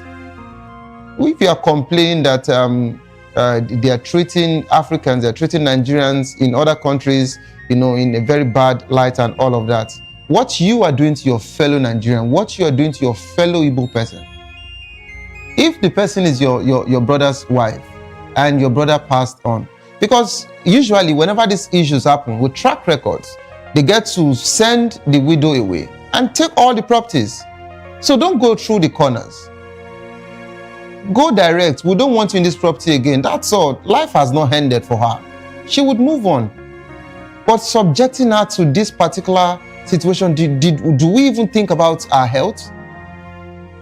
You know, what you're exposing her to as regards to our health, drinking the water of a dead person, you know, after being washed.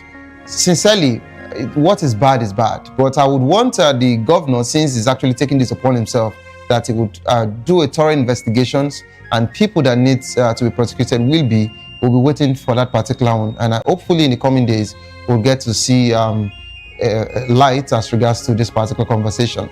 Now, let's also go to a particular conversation that we woke up to see. Okay, it started yesterday, but of course, today the news has become more clear and direct. National Assembly Committee recommends creation of 6 new states. The Joint Committee of the Senate and House of Representatives of Constitution Review has approved the creation of 6 additional states in Nigeria. According to the proposal, 1 new state would be created in each of the 6 geopolitical zones, increasing the total number of states from 36 to 42.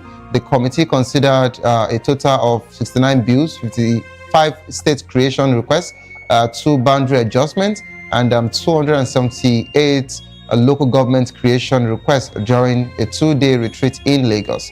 The resolution will form part of the report to be presented to both chambers of the National Assembly in the first week of November.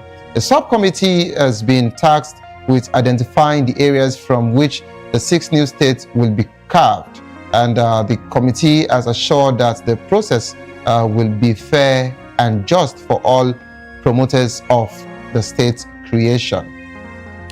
My question is it more states we need now, or a better economy?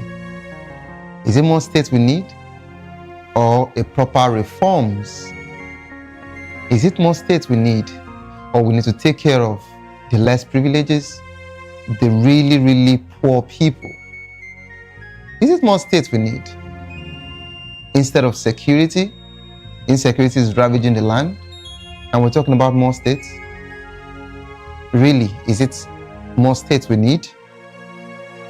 Our health systems are collapsing. Doctors, resident doctors are threatening to go on strike.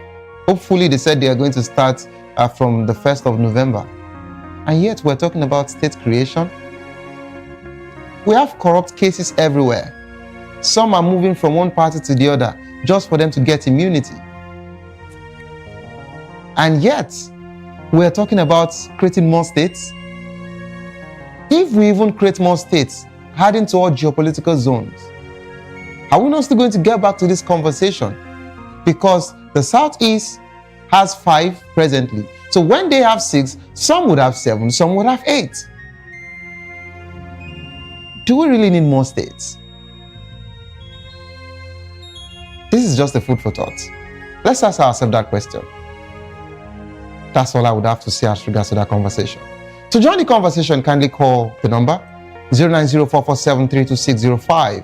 09044732605. Follow us on social media at VOPTV Live. You can use the hashtag People's Voice on VOPTV. And on YouTube, we are Voice of the People TV. Kindly hit the subscribe button, and together we can make our voices heard. It is time for us to go on a quick break. As soon as we return, we'll be talking about ADC urging INEC to act on Soludo's cash for vote pledge. You don't go nowhere, sit in place. We'll be right back.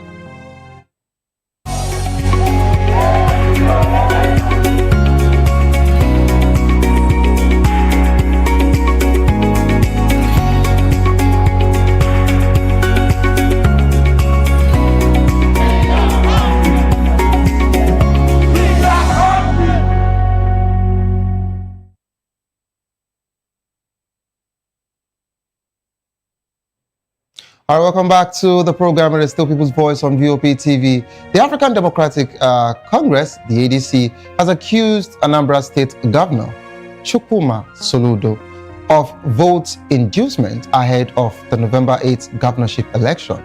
ADC's National Publicity Secretary, Bolaji Abdullahi, claimed that the Soludo's promises, of 1 million naira to communities in Arumba South local government area and additional 5 million to top performing ward if his party, the All Progressive Grand Alliance, APGA, wins this particular election, the coming election to be precise. And this situation actually violates Section 121 and Section 127 of the Electoral Act, which criminalizes voter inducements.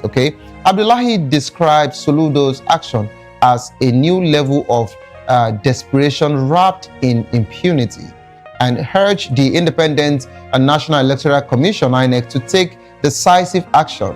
The ADC governorship candidate, John Nwosu, also criticized Soludo, stating that the governor has lost public confidence and is resorting to desperate measures to win the election.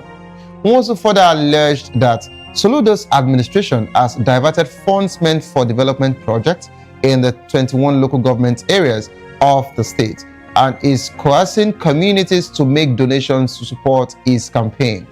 The ADC has called on INEC to investigate and disqualify Soludo from the election for violating the Electoral Act.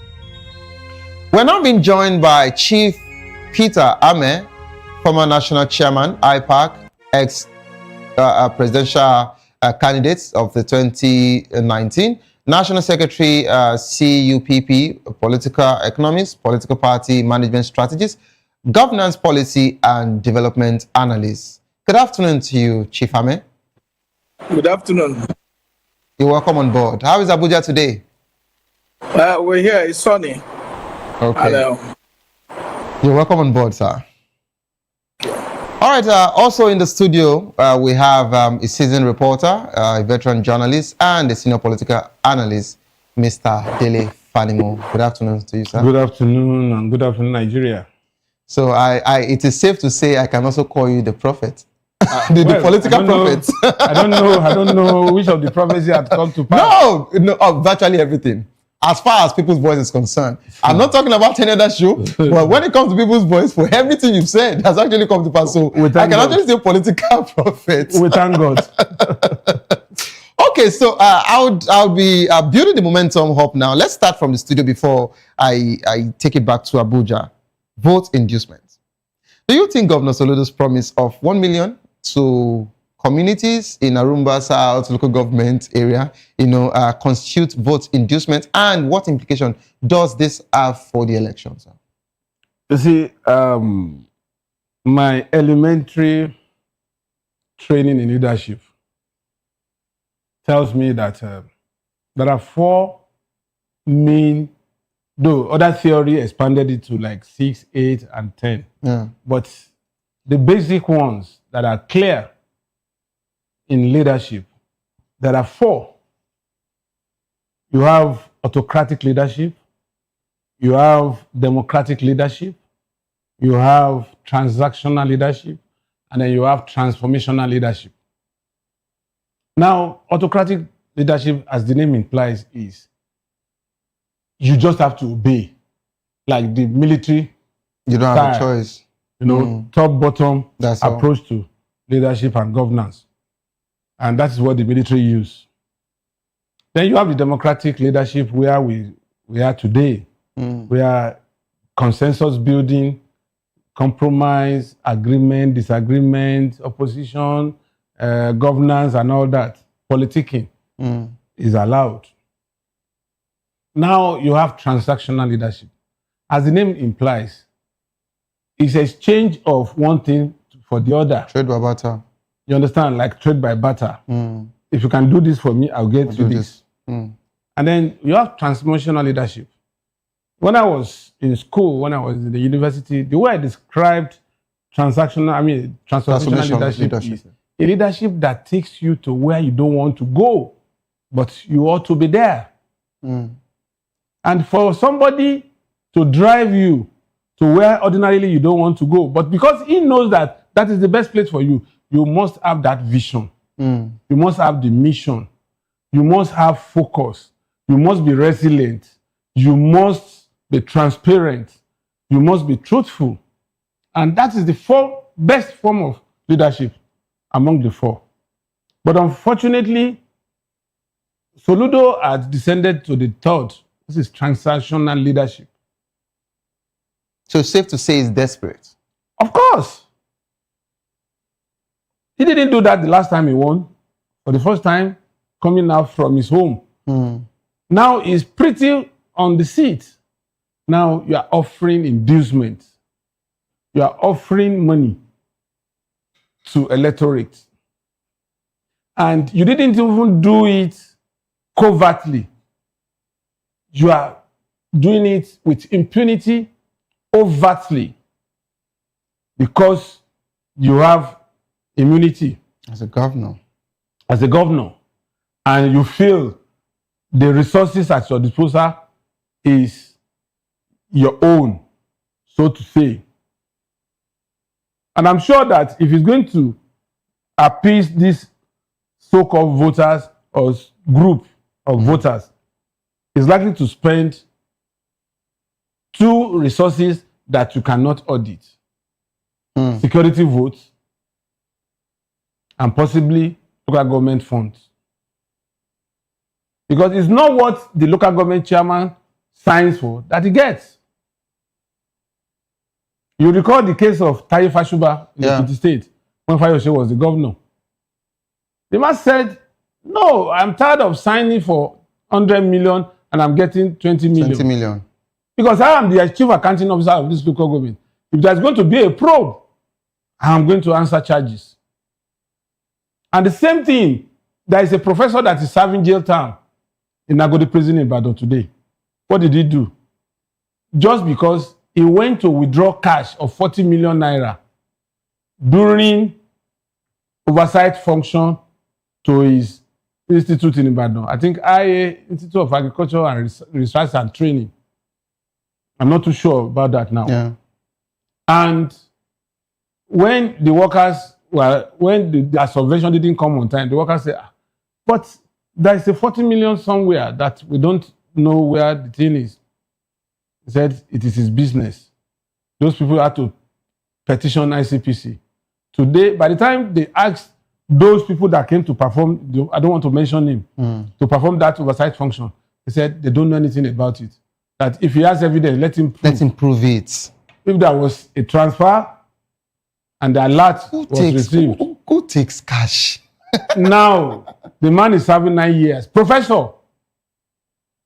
So, transactional governance is what Soludo is practicing. And it's against, just like you mentioned, it's against the law. Electoral Act frowns at it. The Constitution of Nigeria frowns at it. But unfortunately, it cannot be sued. But of course, they've been calling this a strategy. And that's the reason why I've not even heard, I've not seen where INEC has addressed this situation. This is more than 72 hours, if I'm correct. I think it happened around the Thursday or Friday. So yet, we've not gotten any comment from INEC. Hopefully, we would, in the coming days, we'll hear what Professor Amukuton has to say as regards to this. But if they would leave this particular one, because this would be... The point is, do they have audio or video recording of this statement? Of course, he said it in one of his campaign. It was open.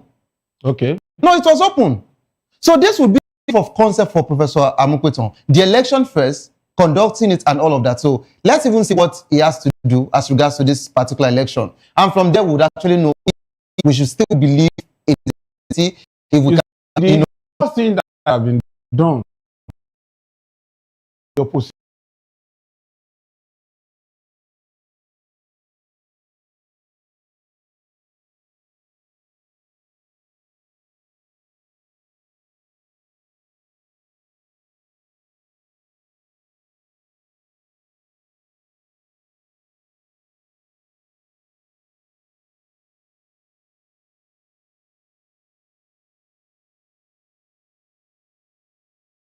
Followed suit as regards to what Governor Soludo said in one of his campaigns. Today, presently, I speak, he's also still campaigning somewhere, which I watched live. In Onitsha. Yes, in Onitsha, to be precise. Yes, so, and he mentioned that particular statement, you know, as regards to him giving his people in his party, you know, money as a reward for them to mobilize, you know, voters that would, you know, vote him in. So I want to know, is this about desperation or strategy?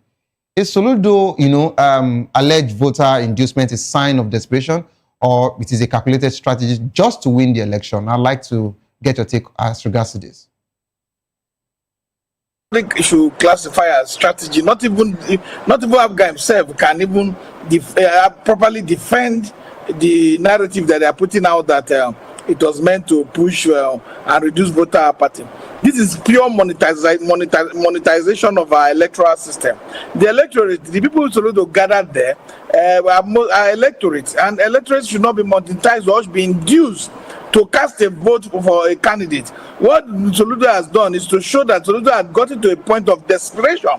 He's frustrated by probably the seemingly lack of enthusiasm among people towards his own direction.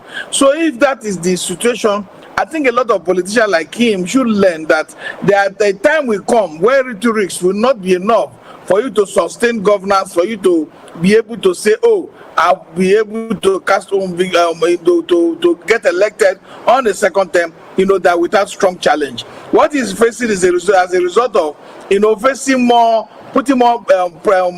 participation in politics than in governance. Because if you deliver for the people, if you work tirelessly, putting all your effort in the direction of making sure that infrastructural, you know, work is going on for more senatorial districts, and making sure that the welfare of the people become a paramount purpose of which you mount the saddle of governance in the Anambra state, you won't have this challenge of trying to induce voters and of trying to monetize the electoral process. This is clearly a violation of the electoral act, like everybody, both you and the guests in the studio have stated. Is an aberration within any democratic system that you have a candidate campaigning and openly on video. I have watched the video on video.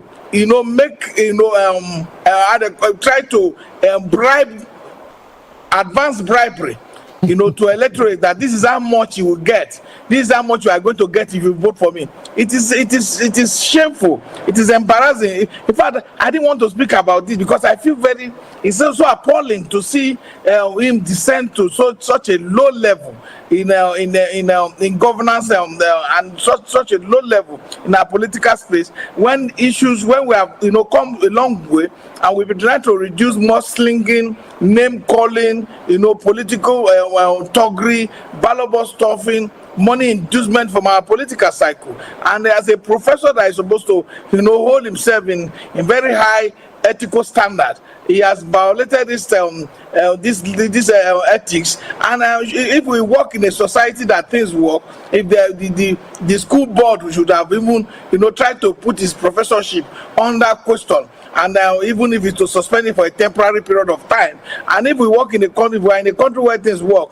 My brother there talked about political party petitioning, you know, INEC. There are a lot of other regulations that, you know, INEC look at papers, reply. You see their chief press secretary. If I saw the INEC chairman today, he would respond. So why will you say they will not see what has gone wrong, for them to be able to, set our electoral process in the right direction. So INEC must do better. I think that some persons have written petition. I will try and confirm again. INEC must do better to try to make sure that they are above board, to try to make sure that they do not, under this, under Professor Ojo Ashamoputa, that they do not descend into a level that we continue to discourage voter that election vote will not count, and that vote will be sold on election day, and that voters will not have the free will to cast their vote without any sense of inducement. All right, it's a big challenge. Chief Ame, I love the fact that you talked about some people who've actually written a petition and they've submitted to INEC and things like that. But if we need to get some backstories as regards to INEC roles, you would agree with me that INEC sometimes, and I beg to whosoever that wants to actually come against whatsoever my submission will be should mention it with proofs.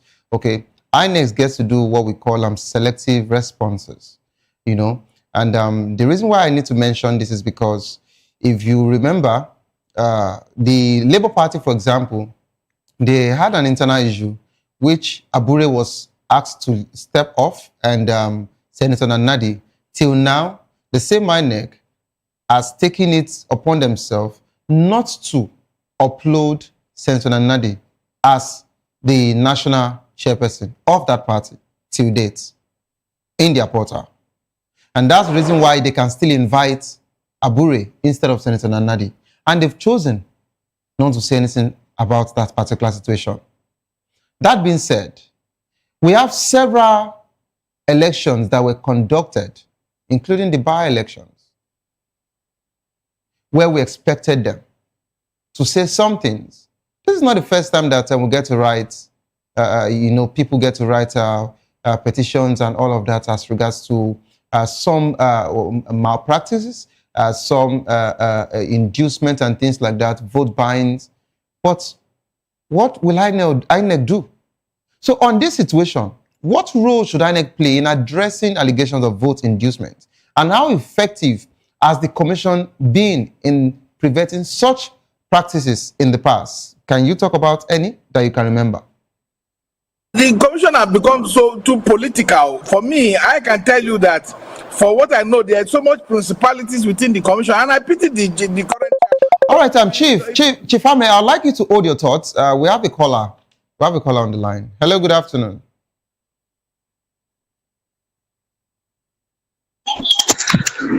Hello, good afternoon. Hello, good afternoon. This is Aina from Lagos. All right, Aina, how are you doing? We are doing fine. We are doing fine. Go ahead. Now, the issue of vote buying is evolving. For every stop you put, politicians will always evolve out of it. The way PDP did vote buying has evolved. The APC have evolved with the modern technology. So but anybody talking about vote buying, it is not technical. This is ABGA now, not APC. No, that's what I'm coming from the PDP. PDP started vote buying. It's now evolved by the APC. It's now innovated. Now Soludo has brought a new style, and that's how politicians will always be evolving, beating the law.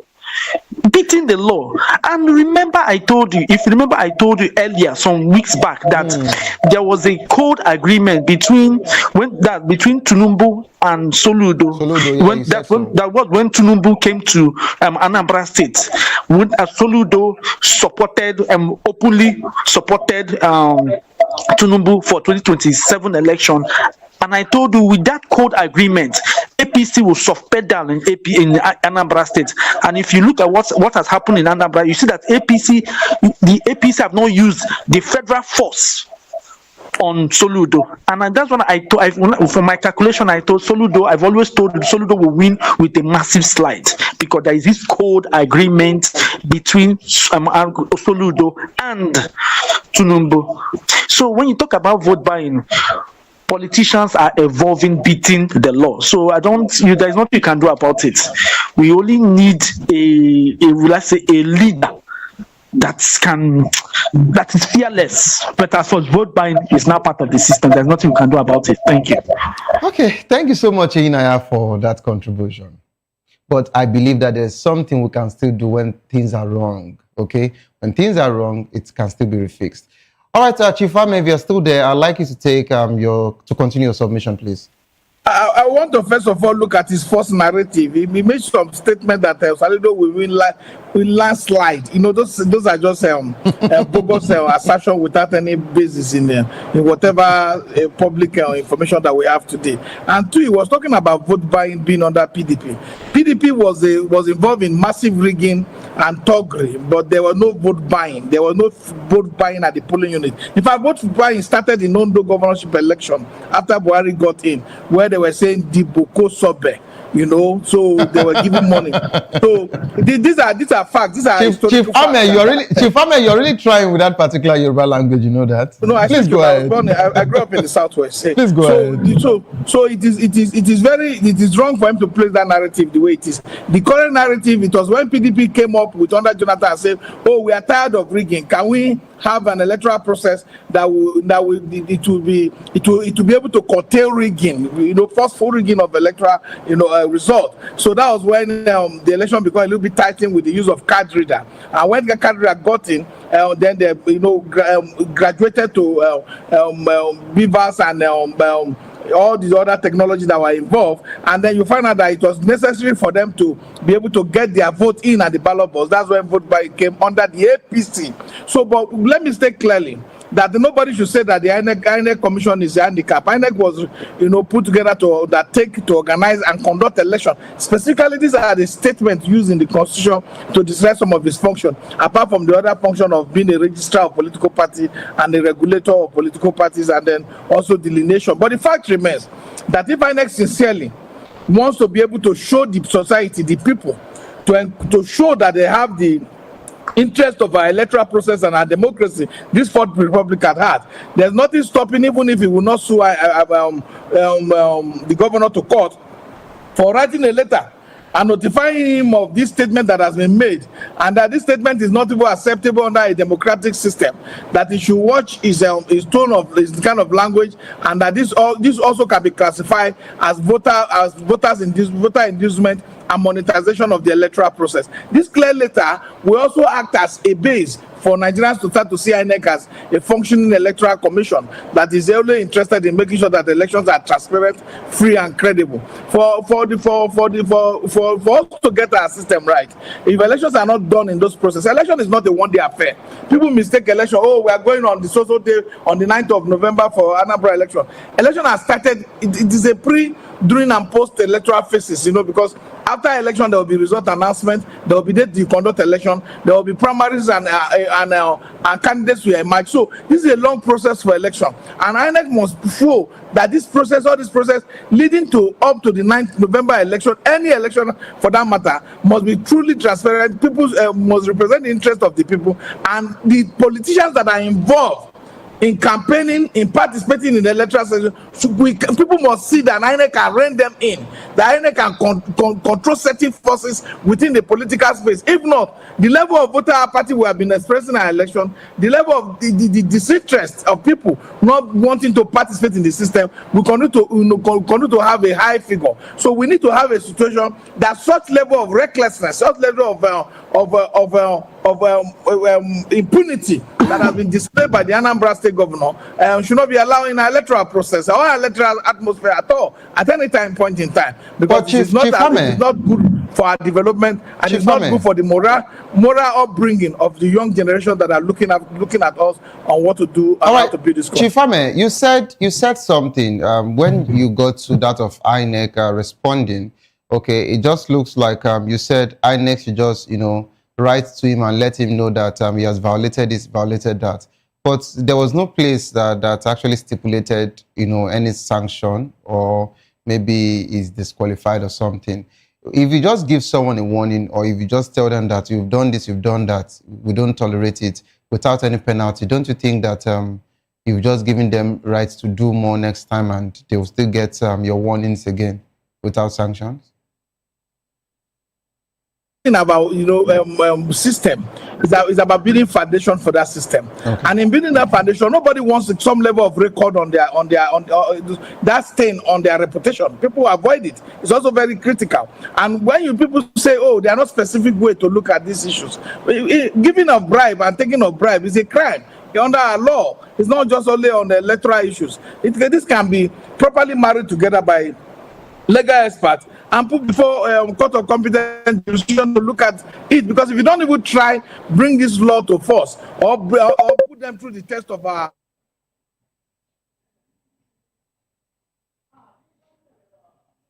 Hello, sorry, Chief Ame, we have a caller. Let's take this call. Let's take this call. Hello, good afternoon. This is Ain on the line. All right, please go ahead. Please, I want to ask a question. Define vote buying. To me, it's an ambiguous language. Now, why do I say it's ambiguous?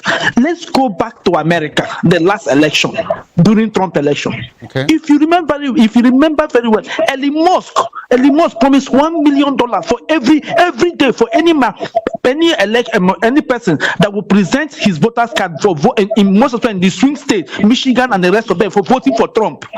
He was not charged for vote buying. So if you look, will you say that their law is different from ours?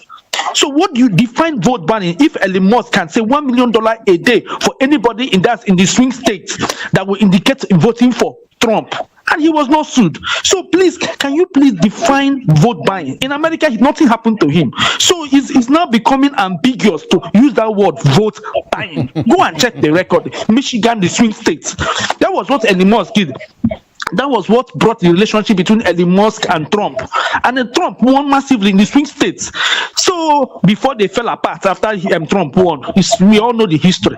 So if you say vote buying, it's now with the current politician is becoming ambiguous. It's not like a shadow. No matter how you chase it, you can't get it. Okay. So please let us be careful when we use that word vote buying. All right. No, looking at records. Einaya.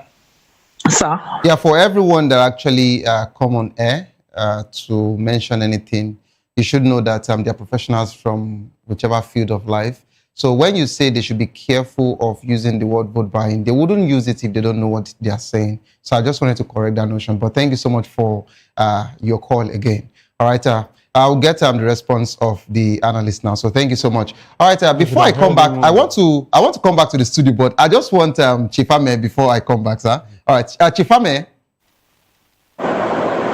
I'm here. Yeah, I believe you heard what the caller said. People want to use terms sincerely when we come to this electoral jurisprudence. People want to use terms that are, fanciful. For me, I think I want to really agree with the guy who called.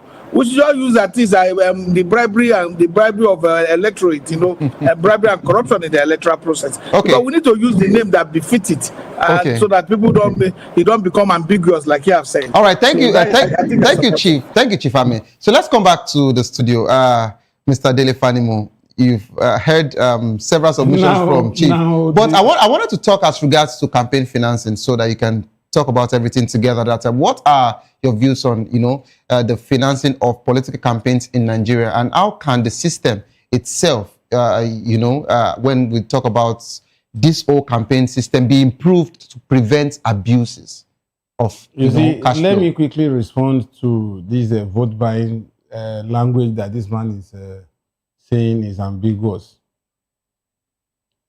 When money is exchanged for goods, what are you doing? This means there is a seller and there is a buyer. So is it the word vote that is the problem there that we don't understand? Or the buying? Or the buying that we don't understand? You can use any euphemism in this case. But the basic truth is there is a buyer and there is a seller. And when you have a buyer and seller, what ambiguity do you want to clarify? And what is the major commodity in this buying and selling process? Vote. So if anybody is saying vote buying, what is ambiguous about that? And the legal tender is the money. Legal tender is the money. And the price has been named for buying a vote. Then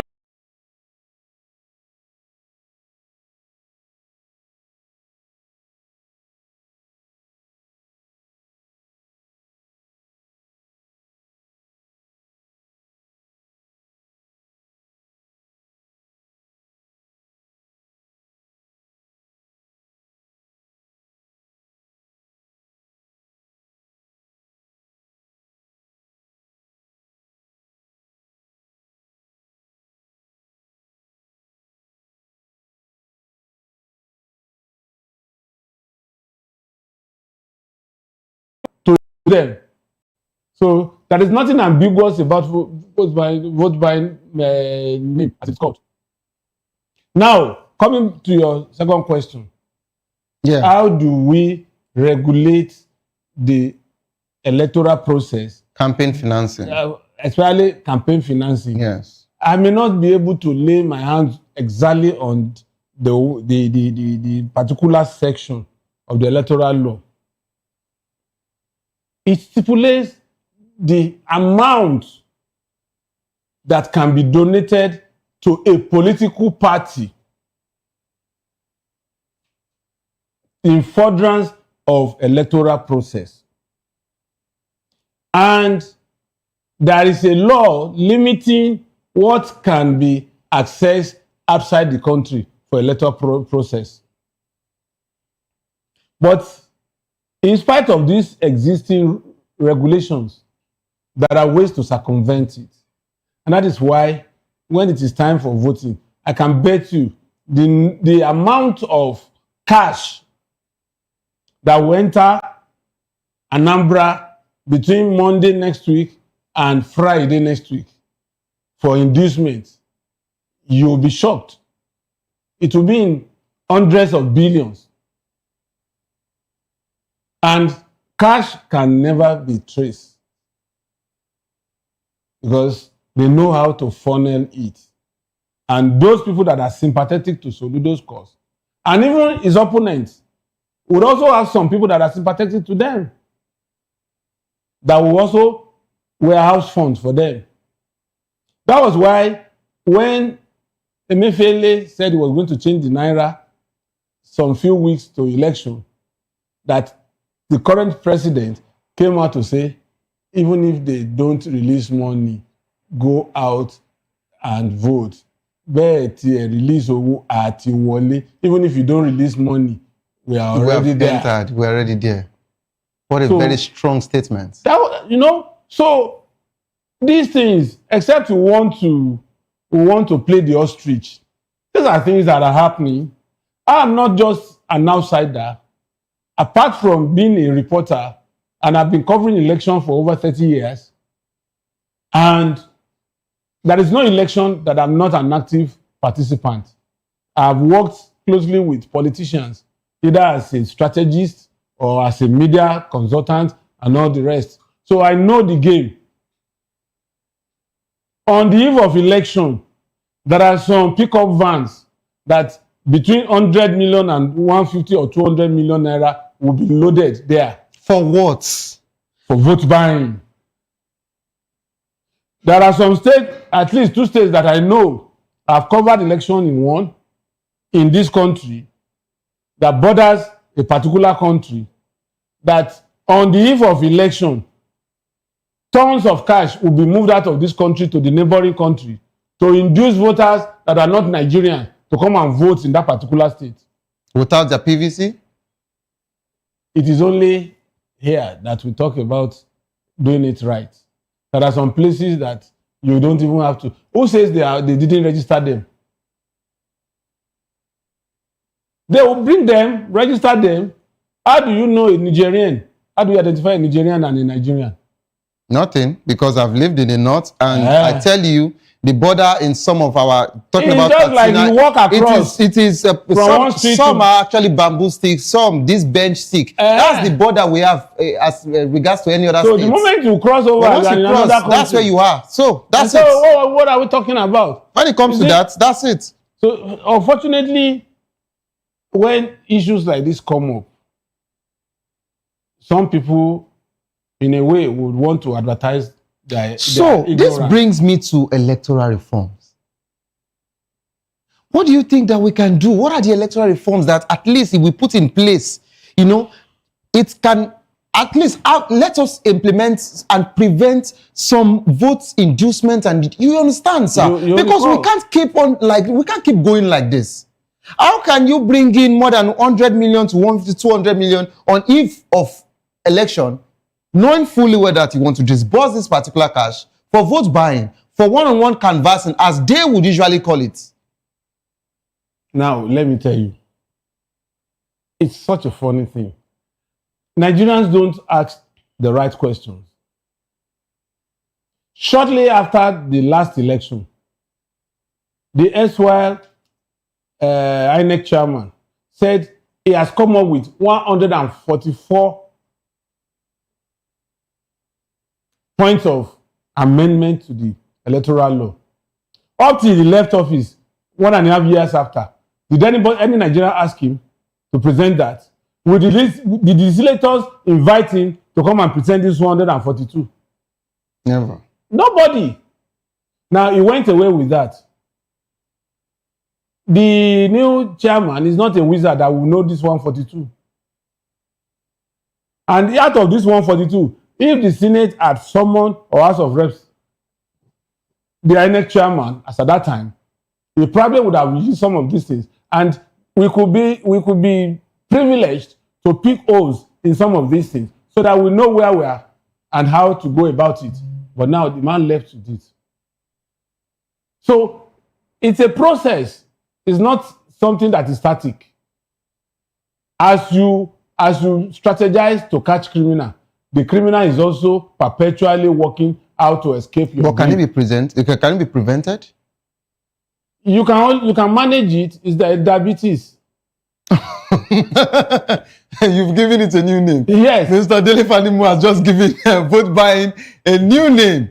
Inaya, this is for you. Since you don't want the word vote buying, so I think we can call it diabetes that can only be managed. Election diabetics, okay? That can only be managed, cannot be cured. But Mr. Delefanimu, in closing, in running off, what sanction should INEC impose on Soludo and Abga if found guilty over voter inducement?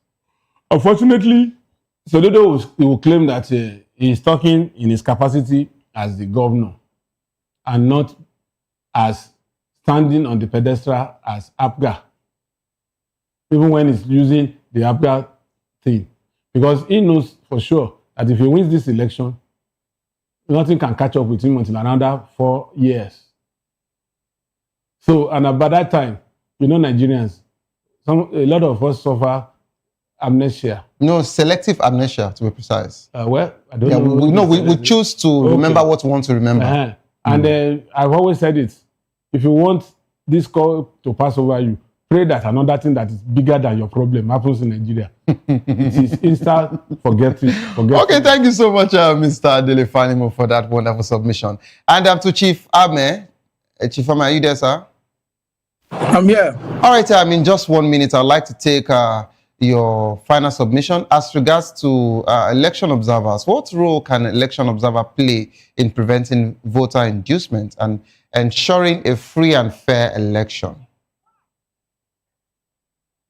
The election observers themselves became corrupted by the system, where they have to now go the days beforehand to look for governors and then collect money to see whether they can write their report.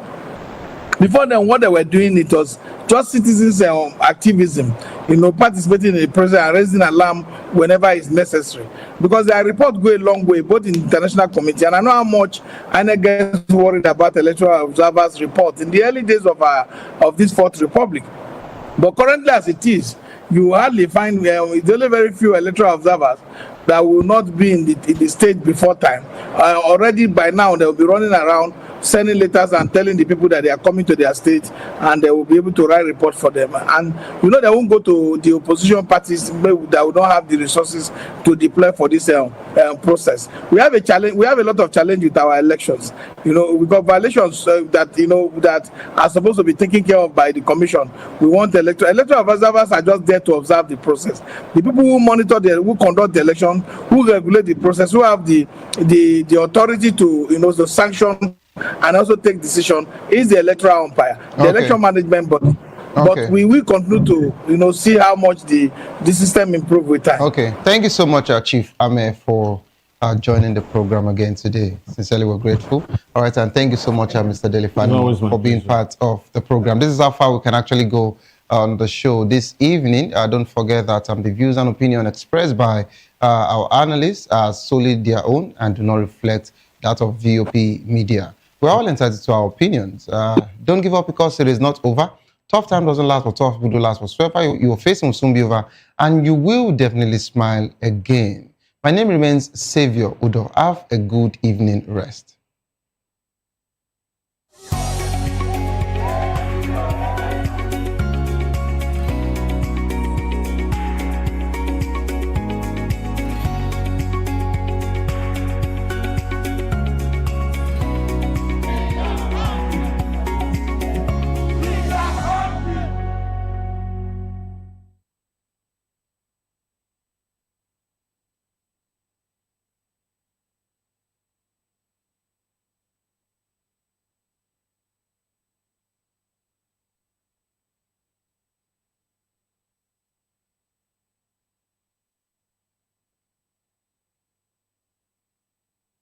We encourage you to click on the like button and subscribe to our YouTube channel. We are Voice of the People TV. Also follow us on all our social media platforms. We are at VOPTV Live. Visit our website www.vop.ng for fresh and trending news. Also watch us live on SLTV channel 264.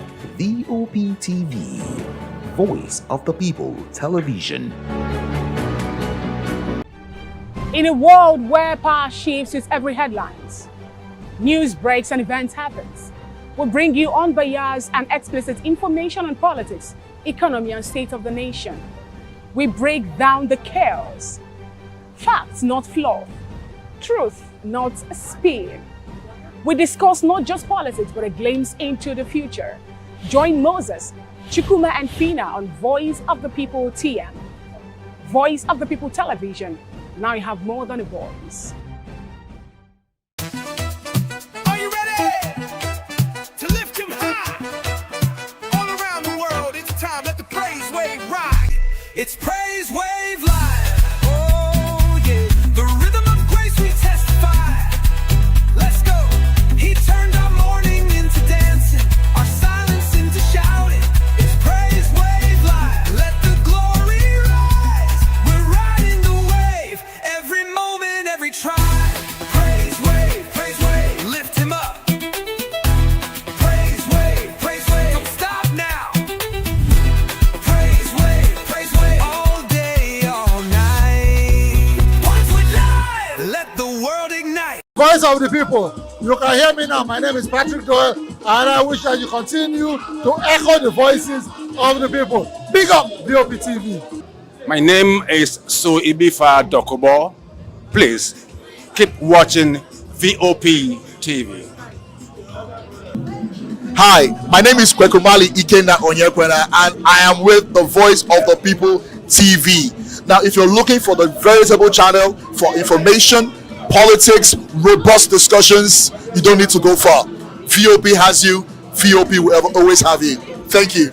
Hi, my name is Patrick Diabwa, aka Ibani Chuka, Amayana the Eagle King, and you are watching VOP TV. Stay with us. 2564 is coming up on Bernie 9, right? The 2564 Atlantic Tower. What happens in the hush behind hangar doors? Who signs the papers that gamble with lives? Which truths were grounded before they even ever had wings?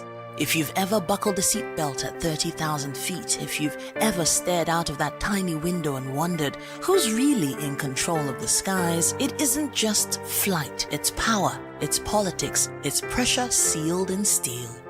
We're peeling back the clouds from runway risks to sky-high secrets. We're diving deep where most dare not to look. Aviation Scope, every Sunday at 7 p.m. only on Voice of the People TV. We don't just report, we reveal. We don't just ask, we uncover. Because when it comes to the skies, ignorance is turbulence. Aviation Scope, the sky isn't the limit, it's just the beginning. 3 years ago, we lit the spark. Today, we are blazing the trail for others to follow. VOP Media is free. 3 years of breaking boundaries. 3 years of being that bold voice that echoes the thoughts of the people. 3 years of telling stories that matter. We have experienced complete breakdown in democratic governance. We are not just a brand. We are a movement. giving voice to the voiceless. We go to bed empty hunger. To every viewer, every voice, and everyone that has made us who we are, we say thank you. VOP Media, 3 years and still counting. VOP TV. Now you have more than a voice. This is Health Check, your weekly guide to better living, smarter choices, and trusted answers. From everyday wellness to urgent health issues, we've got you covered. Health Check, only on Voice of the People television, where your health has a voice.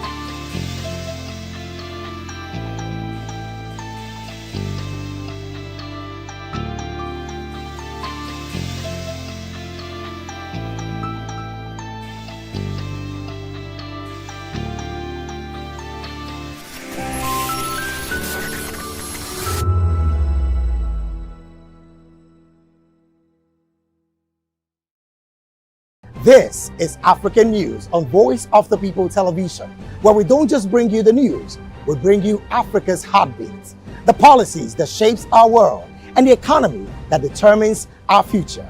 African News on Voice of the People television. Stay with us. Hey everyone, this is Desmond Elliott hanging out at Go Get Face of Africa and saying keep watching, don't change the dial. This is VOP TV. Hey guys, what's up? How you all doing? They call me Lovisha Nelson One, your number one celebrity host, and you are watching Voice of the People Television, VOP. Stay tuned. Uyi Osarite is my name. I am a friend of the microphone, Voice of the People TV. That name is unique, and the brand is very sweet. I like the packaging. Picture qualities, camera qualities, and then of course, the quality of human beings that I see sometimes on your channel. I talk and get paid, and I look forward to being in your studios. Oh yes, you are on to Voice of the People TV, live here in Benin City, the cradle of black civilization. What are you waiting for? Tune in, bro. VOP TV. Now, you have more than a voice.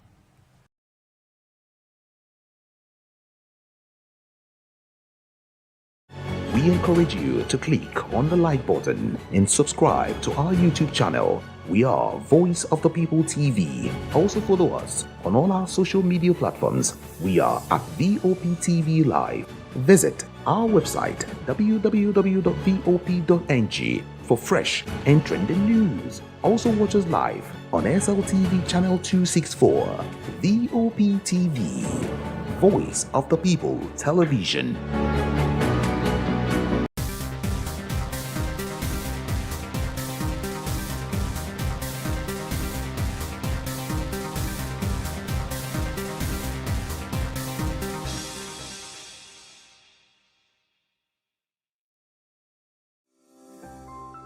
VOP TV. Now, you have more than a voice.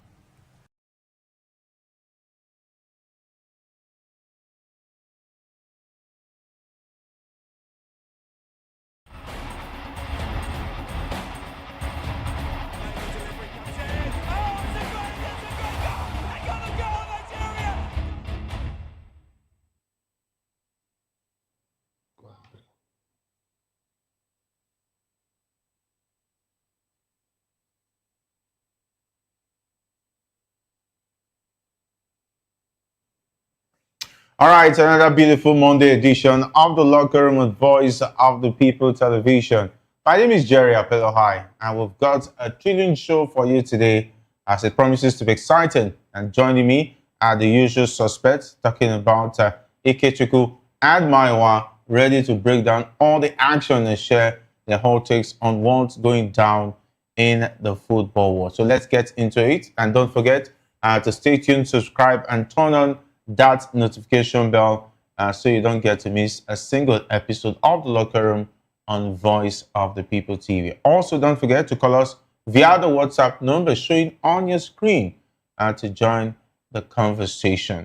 It was quite an interesting weekend. Can I say we are united in defeat? No, we are not united. So yeah, Chelsea fan this season. Why you these guys? Why are you shifting ground? No. You forgetting your status quo. No, Jerry, I put on blue. I put on blue to tell you that I know I'm a Chelsea fan. That's why I say Chelsea and Liverpool united in defeat. See, Jerry. Chelsea's defeat is just now. Just this weekend. No. I mean, last 3 seasons, last matches they've lost 2 already. Premier League. That's what I'm saying. Last 3 they lost weekends. 2 out of 3. No, they didn't lose. They lost to Man U, won the other game, then lost again. That's it. I mean, Chelsea's case is even different. Red cards and all of that. But you don't have that. Yes, no.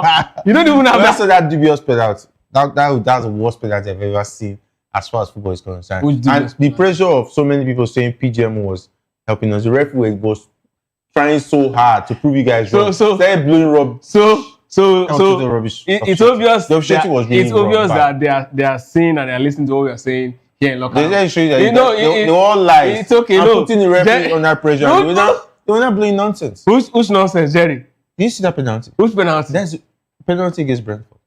Did you see that Van Dijk hitting that player? Anyway, let me. Good evening to our viewers. I mean, it's good to be here. Jerry has a lot of explanations to do, and I just can't wait for him to start getting into it. All right. I know Maiwa is now with us. Anyway, it's good to be alive to see Man U winning 3 matches on a bounce for the first time in the history of football. No, not the history of football. In the history of football now. Under Ruben Amorim. Jerry, what is the history of football? Maiwa, I don't know why Maiwa is now with us. For the first time in the history of football, Man United is coming back to win 3 matches in a row. Wow. Not history of football, Jerry. No, in recent football. Under Ruben, just say under Ruben Amorim. Recent football. Under Ruben Amorim. 3 games on the bounce. Don't explain. United. All right, Maiwa is still here to join us. I think he's negotiating his way to join us virtually. But let's start off with the Flamingos. Good things happening for the Flamingos, but it's not yet to hurrah. But we must definitely celebrate it one at a time, and hopefully they get it right. When the round of 16 hit, the Flamingos secured their place in the round of 16 at the FIFA Under-17 Women's World Cup with a decisive 4-0 victory over Samoa in their final Group D match. After losing their first 2 games, the Nigerian team needed a win to advance, and they delivered a dominant performance at the Mohammed VI Football Academy.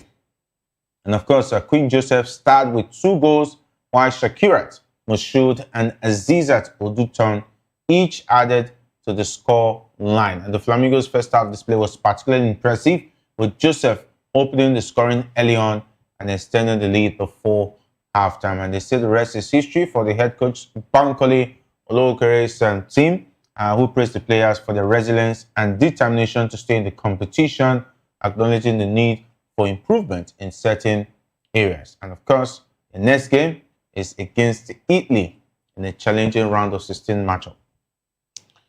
It's going to be quite interesting. The Flamingos have actually shown that they're a side that really can fight. The first game against Canada wasn't really, a very bad one. It was by a lone goal that they actually lost that one. And then they came up against, France. That eventually, put them in a very precarious situation. And then they came all around, in this game against Samoa to actually show just why. They are actually the best side, why Nigeria is actually the best side in African football. And now against Italy, with all due respect, yes, Italy is actually a good side, but then they are not one of the powerhouse, in female football. Even in Europe, they are not very well known when it comes to female football. So it's going to be a very interesting one at the under 17 level. I just want to believe that these girls have a lot to actually prove, go ahead to, even if eventually they might not end up winning it, but I want to see them go as far as the semi-finals. Again, we've seen tournaments where people actually really start very terrible and then end up in the finals. I mean, case in point, we saw France in 2006 World Cup. A lot of persons weren't even rooting for France to actually get that far after the way they actually managed to qualify from the group stage. But then, they got to the finals, even at its favorite, and unfortunately, Zidane actually happened to France, and France lost that one. So perhaps these girls might just, get into their strides after the game against Italy, get the deserved win, and then move on to actually get to the final. We also saw in the UEFA Champions League last season, PSG struggled to qualify for the group stage. They met the table toppers, Liverpool. We'll have a lot to talk about them today. And Liverpool actually, came into that particular game as the strong favourite. But then PSG went all the way to actually not just win that one. They swept all teams, along the way to the final. So I just hope that Olu Kereba Mkale's team will definitely do it. I want to see our under 17 girls go the way. Yeah, that analogy makes me have some bit of headache, but I don't. It is the plan. Yes, it is the plan. It is the plan. Don't put these girls under pressure, please. I'm not putting them under pressure. Italian side are not known. They are not big sides when it comes to female football. Talk more of the under 17. That doesn't mean they should be complacent. I'm not saying they should be complacent. I mean, they lost their first two games in the group. So if anything, complacency should be the last thing that should be coming to their mind. I mean, they narrowly escaped being in the knockout phase, so they know what's at stake at this point. All right, of course, it'll be dangerous to underrate the Italians, and of course, so Maiwa is now with us. Maiwa, it's great to have you join us on the locker room. We're just talking about winning your first three straight games in football history. Congratulations! Great to have you join us on the locker room. Well, it's always amazing to be here. I've been crafting a particular song for Liverpool, and I hope I can sing it. They lose every week. They lose every week. They are not special. I can hear you, but they lose every week. I think I'm having ear issues right now. I can't hear you. Marwa, maybe you have to sing again. The sound man. Maybe you have to sing again. The sound man will come and check your ear. Can you sing again? Maybe. They lose every week. They lose every week. You have to. They are not special. They lose every week. Agbaya. Well, no problem. I forgive you. They say there's a saying that they say there's a saying that if a road is good, you walk that road twice. This time is 4 times for Liverpool. The road is so good, everybody wants to pass through that road. It happens. That's football for you. It's not yet Christmas, but Santa Claus is out on red. It's football. Anything happens. It happens. It's not. It happens. It's football. So. Don't worry. They are going to 9 games. They are going to 9 games. Losing streak. But in any case, I mean, banters aside, I mean, I'm really happy for our girls that they could make it to the round of 16. I'm hoping the performance they put in against Samoa, they can put that up against the Italians again. However, if you look at the game against France, it was just a bad day in the office. They had a whole lot of opportunity. They had a whole lot of chance. Even the French coach on the bench was a bit worried in that particular game. I think if they put up that same performance against France, minus the fact that they couldn't convert their chances, I think they stand a better chance against the Italians. The only disappointing game was the game against Canada. I think they played very well against France, and they played excellently well against Samoa. So I'm really rooting for them. I'm hoping they can, repeat the feat that Portugal achieved in the Euro 2016, where they qualified as best third and they ended up winning the tournament. I hope the girls are able to do that. I'm really rooting for them, and I'm looking forward to seeing what they can do against the Italians. It's a beautiful morning to talk football. Thank you for having me, Jerry. I can see you all smiling and shining, but it's so good anyway. The Flamingos. But let's talk about the senior girls Super Falcons. The head coach of the side, Justin Madugu, has expressed his anticipation of a challenging match against the Amazons of Benin Republic the 2026 Women's African Cup of Nations qualifying fixture. Despite Nigeria winning the first leg 2-0 in Lome, Madugu insists that his team will not underestimate their opponents, highlighting the importance of a strong performance to ensure qualification for the tournament. Okay, we understand that the game against Benin Republic, I thought that the Super Falcons were going to outrun them, beat them by a scoreline, that they will not be able to at least think about like what Mamelodi Sundowns did to Remo Stars. But unfortunately, it ended 2-0. I think when that game was already 2-0, we were still in the studio. Yeah, in that game in Lome, that was the first half. I thought we were going to see more goals in the second half, but that didn't come. Do you think that the Beninans can come here and pull up a surprise? Well, coming here to pull up a surprise, that's in football there's no impossibility, but I think that's going to be a stretch for them to actually do that, pull that feat. But we also need to actually take cognizance of the fact that this Benin team actually had, about 10 of their players from Tunisia, France, and one other countries in Europe, where they actually all came from. So it means that they have players who are actually quite exposed, across the world. And coming into that particular championship against a side that, arguably is the best team in Africa at the moment, it says a lot about, how they were actually able to hold their own to ensure that the scoreline remains decent. I mean, 2-0 is a decent scoreline for any side. And also, it's also a pointer that, there's no minor in African football, that every team is fastly catching up on the Super Falcons, and we need to actually continue to do what we've been doing, and then improving on it to actually continue to dominate in African football. That's exactly what it's telling us. Gone are the days where this sort of games will just end by 6-0 in the first leg, and then the second leg will just score additional like maybe 4 or 5 again. But now we know that there's still a lot to play for in the second half.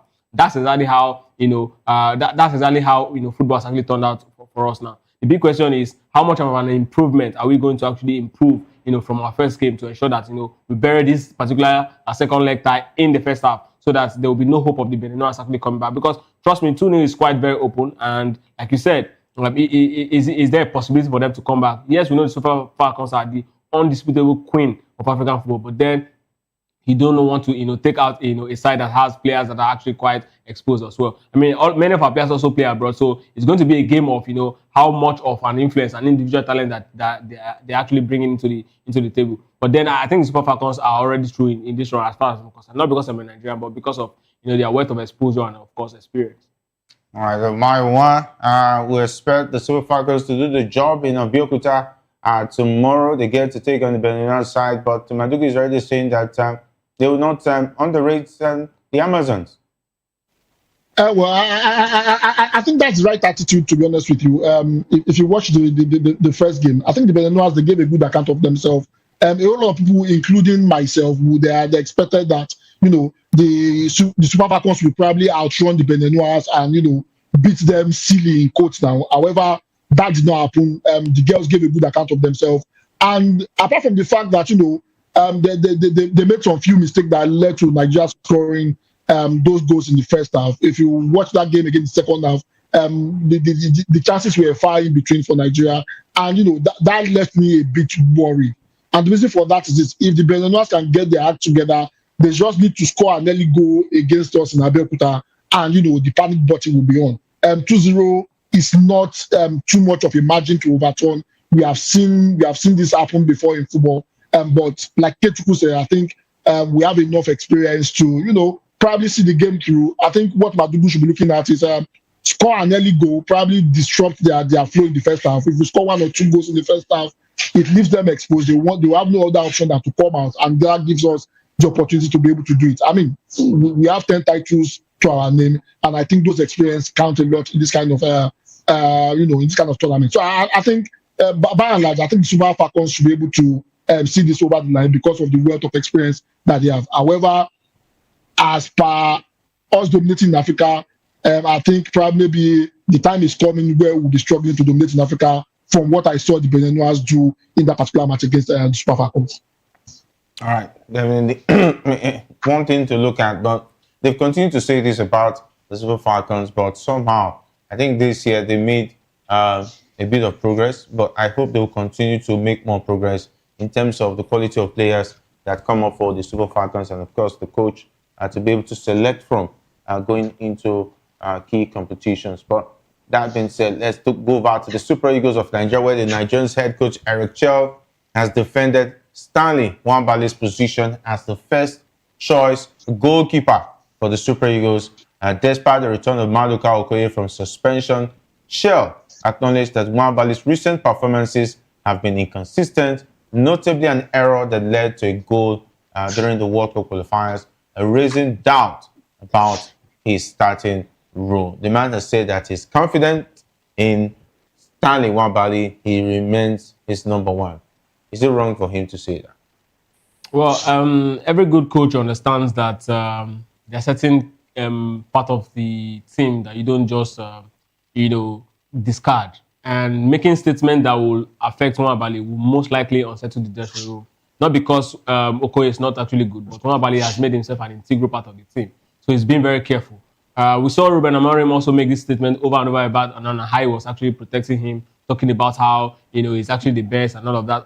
But of course, no one knows. We actually didn't see that he has other plans of bringing in another goalkeeper in the summer. So I think coaches understand these things. At this point, you have to make do of what you have, ensure that the dressing room stays peaceful. When Okoye will definitely take over the shirt, it's going to happen, but not this way, not by external forces putting pressure on the coach to actually make a statement to say this is actually our problem. And that's exactly what the coach is trying to avoid. He doesn't want to put any of the players, he doesn't want to throw any of the players under the bus. He's also did the same thing with Truce Ekong, even though we ended up not seeing Truce Ekong playing in one of the crucial games. He understands that making a statement against this key component of the team is going to really, really disrupt the team. If it's a player who naturally stays on the bench and then you field him and then gives a bad performance, it's going to be easy for the coach to actually make comments and nothing's going to really happen to the team, in entirety. Stanley Nwabali, as terrible as his recent mistake has been, will also not take away the fact that his presence has always been, a sort of confidence for the Super Eagles backline. So I think it's actually just treading with caution until Maduka Okoye really prove himself and show that he's that man who is supposed to be Super Eagles number one. Until then, I think this is the right way to actually make your team, your dressing room stable. All right, of course, Marwa, are you still on the path of Nwabali out? Okay, or Maduka Okoye comes in, or you're still a Nwabali man? Well, it's still Nwabali out. I don't think he has nailed the number one shirt. And this is not me trying to bring him down. He has done fantastic for the Super Eagles. However, of recent, there has been inconsistency in his performance, and we need a consistent number one that can do the job for us. However, he's not doing it at the moment, and that's the reason why a whole lot of people, are complaining about his performance. When Uzoro was messing up,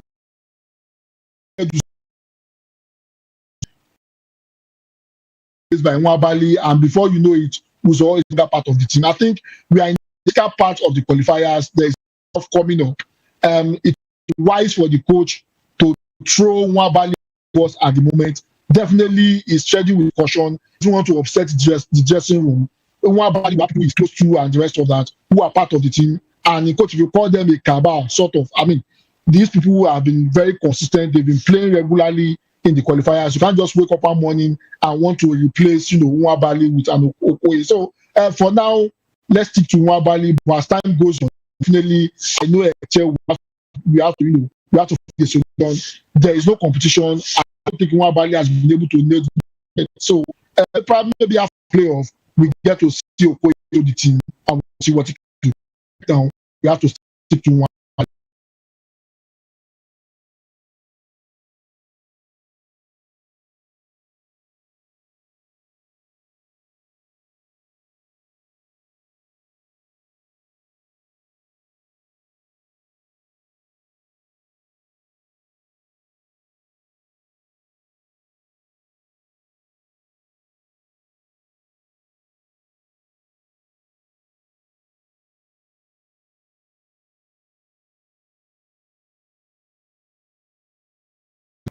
Oh.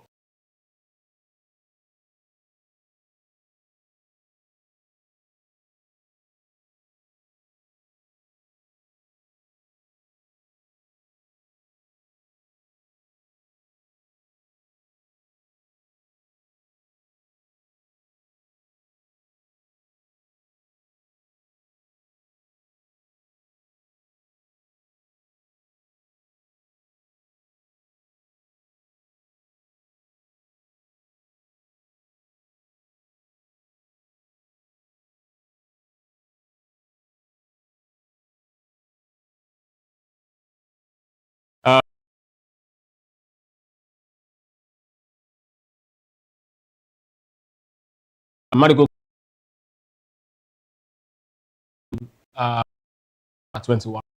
So these guys were actually quite young. I mean, you know how they say, youthful exuberance, and how you actually, at that level, stardom just you found stardom, or rather, stardom found you, not you, pushing to actually get to that level. So it was difficult for them to actually deal with the pressure at that level, and that's exactly why they actually lose composure after the first mistake. It's no surprising. The big question, or what we should have done, in those cases, to actually help them psychologically, to put them in good place, to encourage them. I mean, we see young talent across the world stepping up. I remember the number of errors that David Jigeli did when it came to United. It was terrible area. And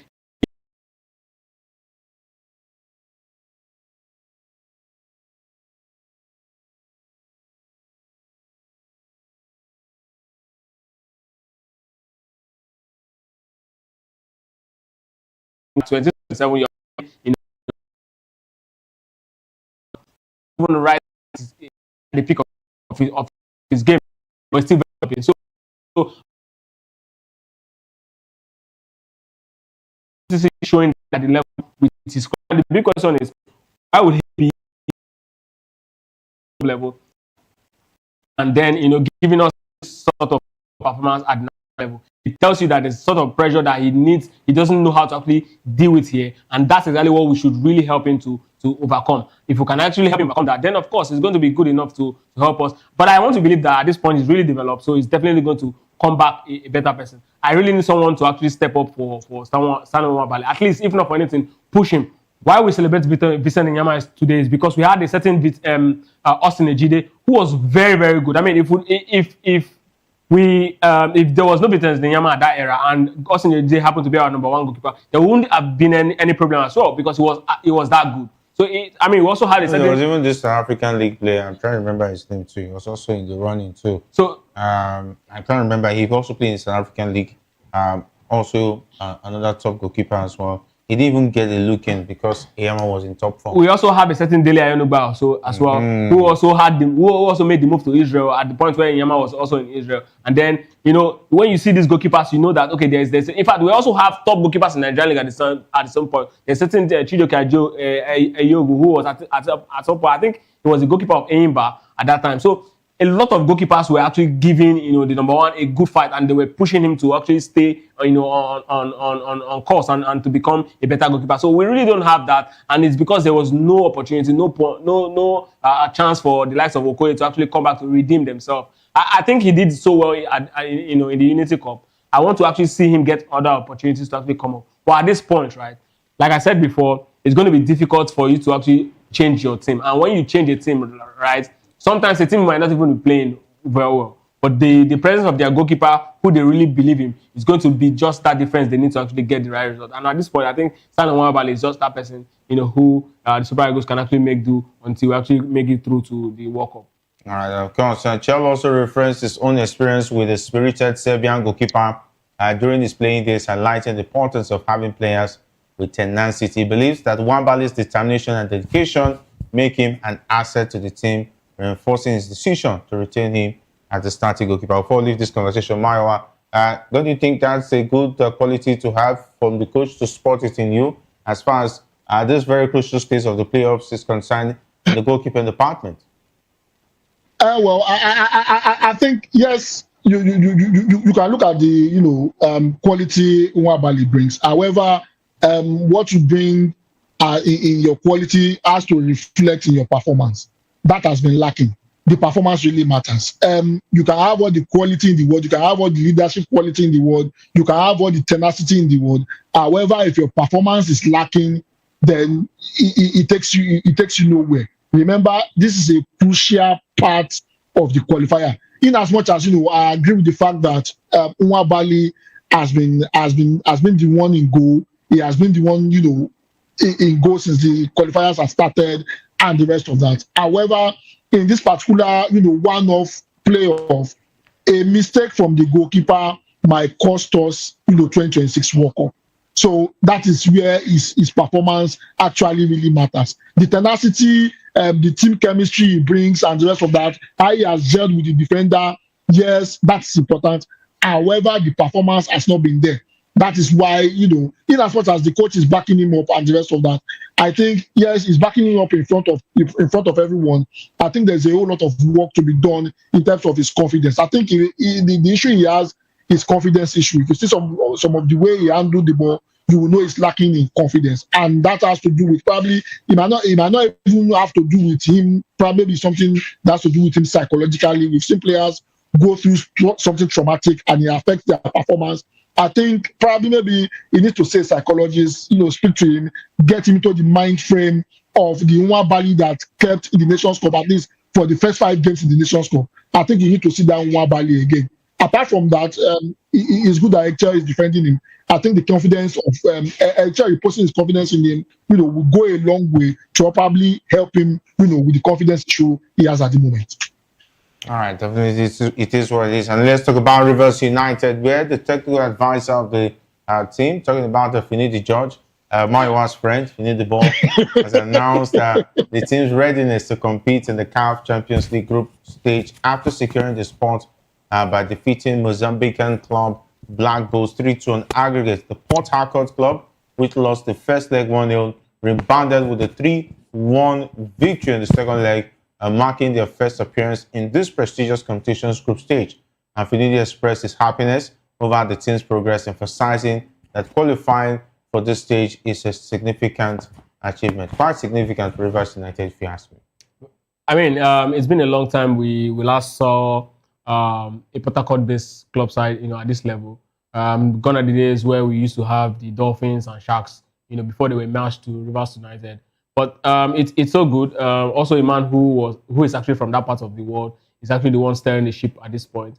I want to see them that actually do very well. I mean, we don't have anybody anymore. Remo Stars actually had a very terrible showing, in this particular championship. 7-1 ended against Mamelodi Sundowns. I mean, quite disastrous for Nigerian champion. So we need someone to actually carry on the banner. And I mean, who else? If not for one of the old guards who have actually shown how good they have been over the years. I mean, they understand what this championship is like. I mean, the likes of Rivers United, Kano Pillars and Co. are actually the ones who can actually help us reclaim our spots in Africa when it comes to the CAF Champions League. So, and also a man who has actually won this sort of championship before, talking about the UEFA Champions League with Ajax. I mean, he understands what it takes to actually play a competition like this.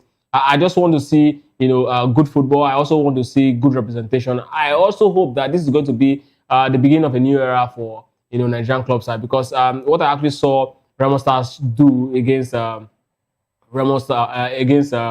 Sundowns is actually quite a very, terrible thing to see. And it reflects badly on how, the quality of players that we churn out and also what we actually did at the just concluded championship. So, with Rivers United going this, making it through to the group phase, it shows that yes, there's still some sort of hope in this particular, what seems like a very dark tunnel, Nigerian football. So I just hope that Finidi has what it takes to actually also, replace, the terrible image we have of him as a coach, having handled the Super Eagles and what he actually turned out, and how Jerry will not, lose sight of who he was, who he is, and how he quickly reminds us of Finidi Ball. I just hope the Finidi Ball ends up, giving Rivers United something very good to actually remember after their 2021 Nigerian Professional Football League Championship title. I just hope that happens, and then, they move on from there. Who knows? He wins the CAF Champions League and he's in the conversation to return back as the Super Eagles coach, Maiwa.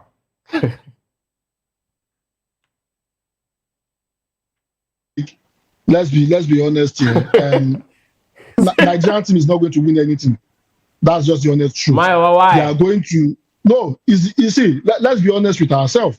If the league champions can be whitewashed 7-1, see, unless maybe Rivers United avoid the likes of Sundown, Orlando Pirates, Al Hilal, and all those top clubs, maybe we'll go far. But the moment they begin to play Etoile Desailly and the rest of them, forget it. The quality we are churning out is not, and this is the issue. a league where home team wins at all costs, definitely you will definitely be seeing this kind of result, and that's just the honest truth. Until we fix this home team must win at cost, syndrome, our league will not move forward. You cannot, the champions cannot be whitewashed 7-1, and you expect a Rivers United that has not been consistent, to go very far. At most, probably they'll probably finish third or fourth. They probably finish third in their group. I don't see them, going past, this group stage. To be honest with you, if you look at the quality of what we have in the league at the moment, I don't think we deserve, any spot in CAF. To be honest with you. But Maiwa, you know that even in Europe, right? Case in point, Liverpool's miracle in Istanbul. That particular season, Liverpool actually didn't win the league, and they didn't even make it to the top 4 after eventually win the Champions League that particular season. Sometimes I say that Finidi is the new Rafa Benitez. Very possible. See, don't let us, don't let us delude ourselves with any. Look at the antecedent of the Nigerian teams in the last 6-7 years, especially in the CAF competition. This is the first time since 2019 that we've. Jerry, this might just be the fresh start. If the champions is whitewashed 7-1, a team that is not consistent like Rivers United, they have not been consistent in terms of their performance. How do you expect them to, to miraculously? Yes, miracle happen in football, yes, and the rest of that. But with this current thing that I'm looking at, and with our antecedents the last 7 years, my brother, let them do the best they can do and come back home and let us restructure. To be honest with you. While we've been restructuring, all the restructuring, nothing has come out.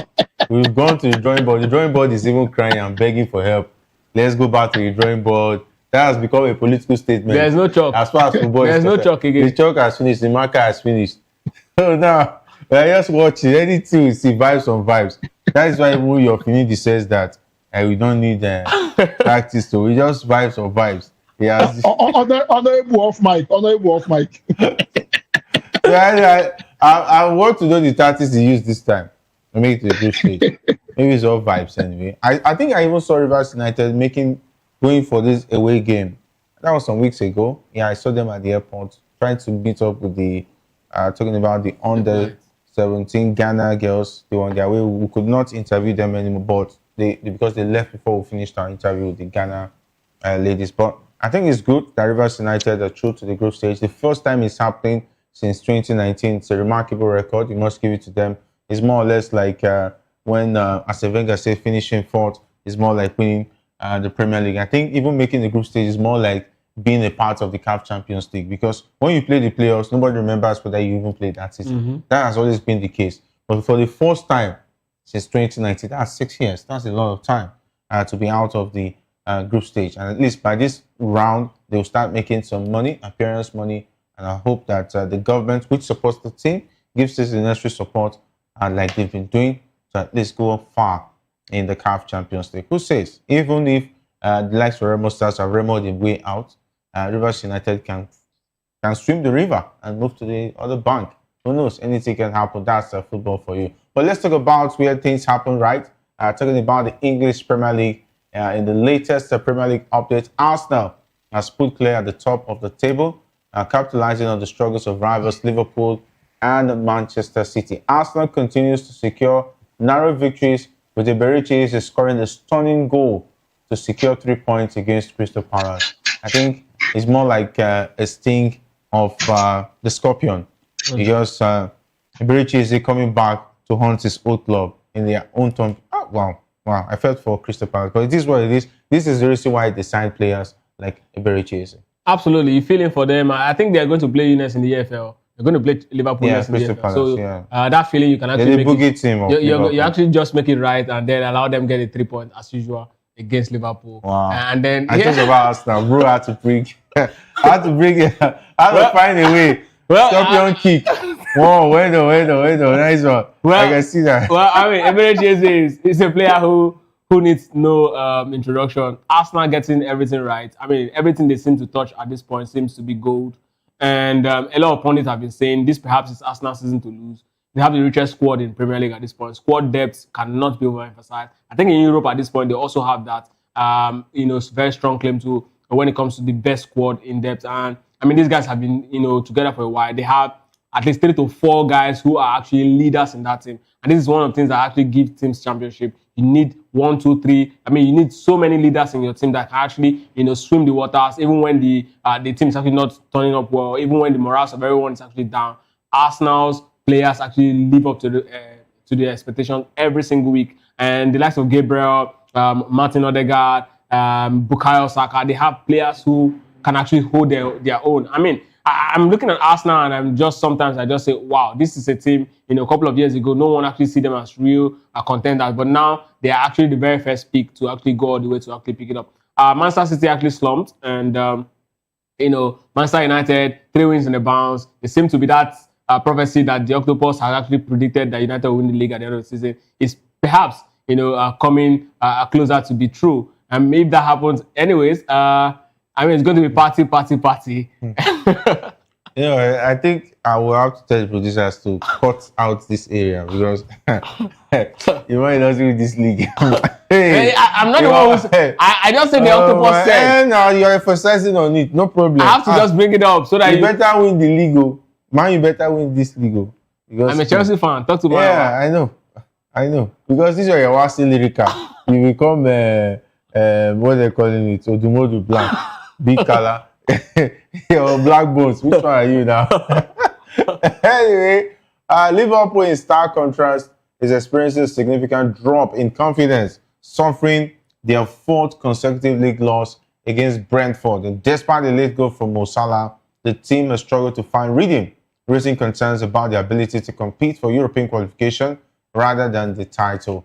Of course, manager on the slot is facing mounting pressure as the defense falters and new signings fail to deliver. What is the problem of Liverpool, Maiwa? Because if you look at it, they signed some players. Of course, we're expecting more signings in defense. They tried to get in, talking about Maguire, but it didn't happen. And it looked like they didn't make any signings in the centre-back pairing. And of course, nobody's even talking about how they managed Gravenberch. They were trying to sign Zubimendi last season, and Gravenberch just came to the rescue. Now Gravenberch is out injured, and I don't know, because there's no explanation for 4 losses in a row. And of course, on the slot, job is on the line. Maiwa? Well, the thing is, I said it earlier. I think I said it 2 weeks ago. If this trend of performance continues and the slot loses his job latest by December, the simple fact is this: Gravenberch was very, very important for Liverpool in the midfield last season, and the reason for that is this: Gravenberch is he breaks up play and also jumpstarts the attack. Also, because Konate and Van Dijk, they've been messing up really bad this season. It has really hampered the way Liverpool usually line up. What they do now is they play 2 deep sitting midfielders. That is Szoboszlai and what's his name? Curtis Jones. Okay. Curtis Jones. McAllister is not even. Why was Curtis Jones starting? No, McAllister was fit yesterday. I don't know why he didn't play him. He started Szoboszlai and Curtis in the midfield. McAllister is just coming back. You can't just rush him back to play those games. If you rush him back, you risk him getting injured for a very long time. You can see Gravenberch has started complaining at the tail end of last season. They just passed him off till the end of the season. Now Gravenberch is out for a very long time, and it's affecting how they play. So because of that, it's affecting the flow of Liverpool. Liverpool is a typical 4-3-3 side, with a Gravenberch and a McAllister holding the midfield, but that's not happening at the moment. And Konate and Van Dijk, they seem not to understand their rhythm, and that's the reason why they are messing up.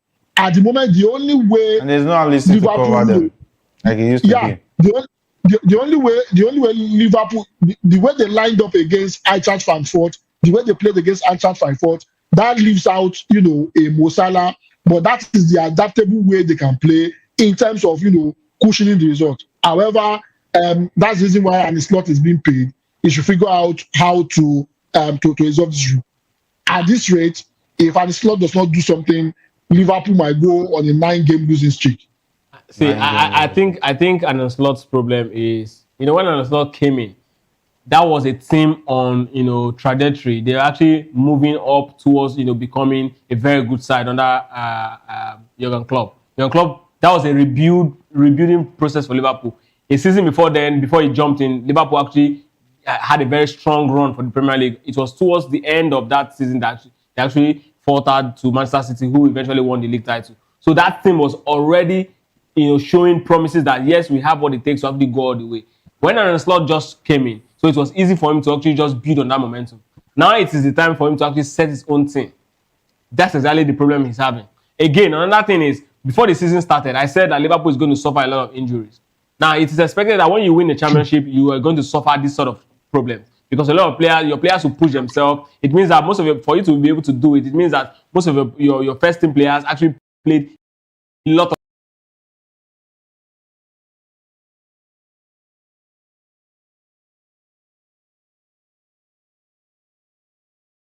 that's the thing. Only Endo cannot see. Endo is just a ball winner. He doesn't know how to carry like Gravenberch. He doesn't know how to dictate play like McAllister. I prefer Endo over Szoboszlai and Curtis in that midfield. No. Because you can see that the way Liverpool's been playing over the years, even under Jurgen Klopp, you notice that their midfielders don't just win balls.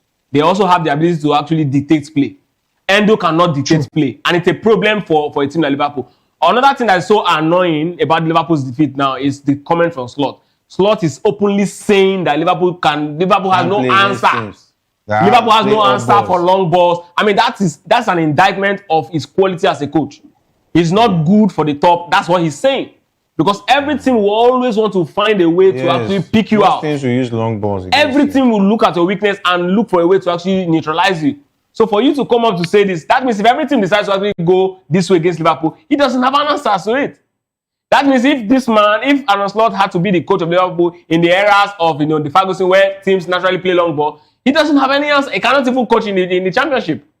That's what he's saying. I wish him all the best anyway.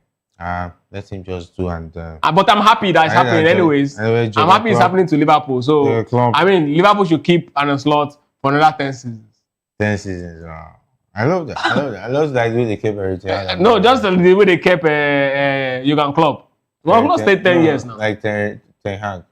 No, Jurgen Klopp. He stayed 10 years. No, just like they no, Jurgen Klopp. This is a Liverpool thing now. Let him stay 10 years. Amorim is going to stay 10 years. Let Jurgen Klopp Slot stay 10 years. That's what it was also a weekend where we saw the end of the goals for Erling Haaland. What's happening to Erling Haaland? Yeah. And the fact that I triple captain him in an FPL is quite painful. He only gave me 6 points. How would you triple captain Haaland and decide not to score and they lose to Aston Villa? Come on. I think Haaland, I'm really pretty tired because it used to be he doesn't score in big games. What's happening? What's happening to Man City? Triple captain Isak now. Tomorrow, Isak was injured last weekend, so there was no way I could captain.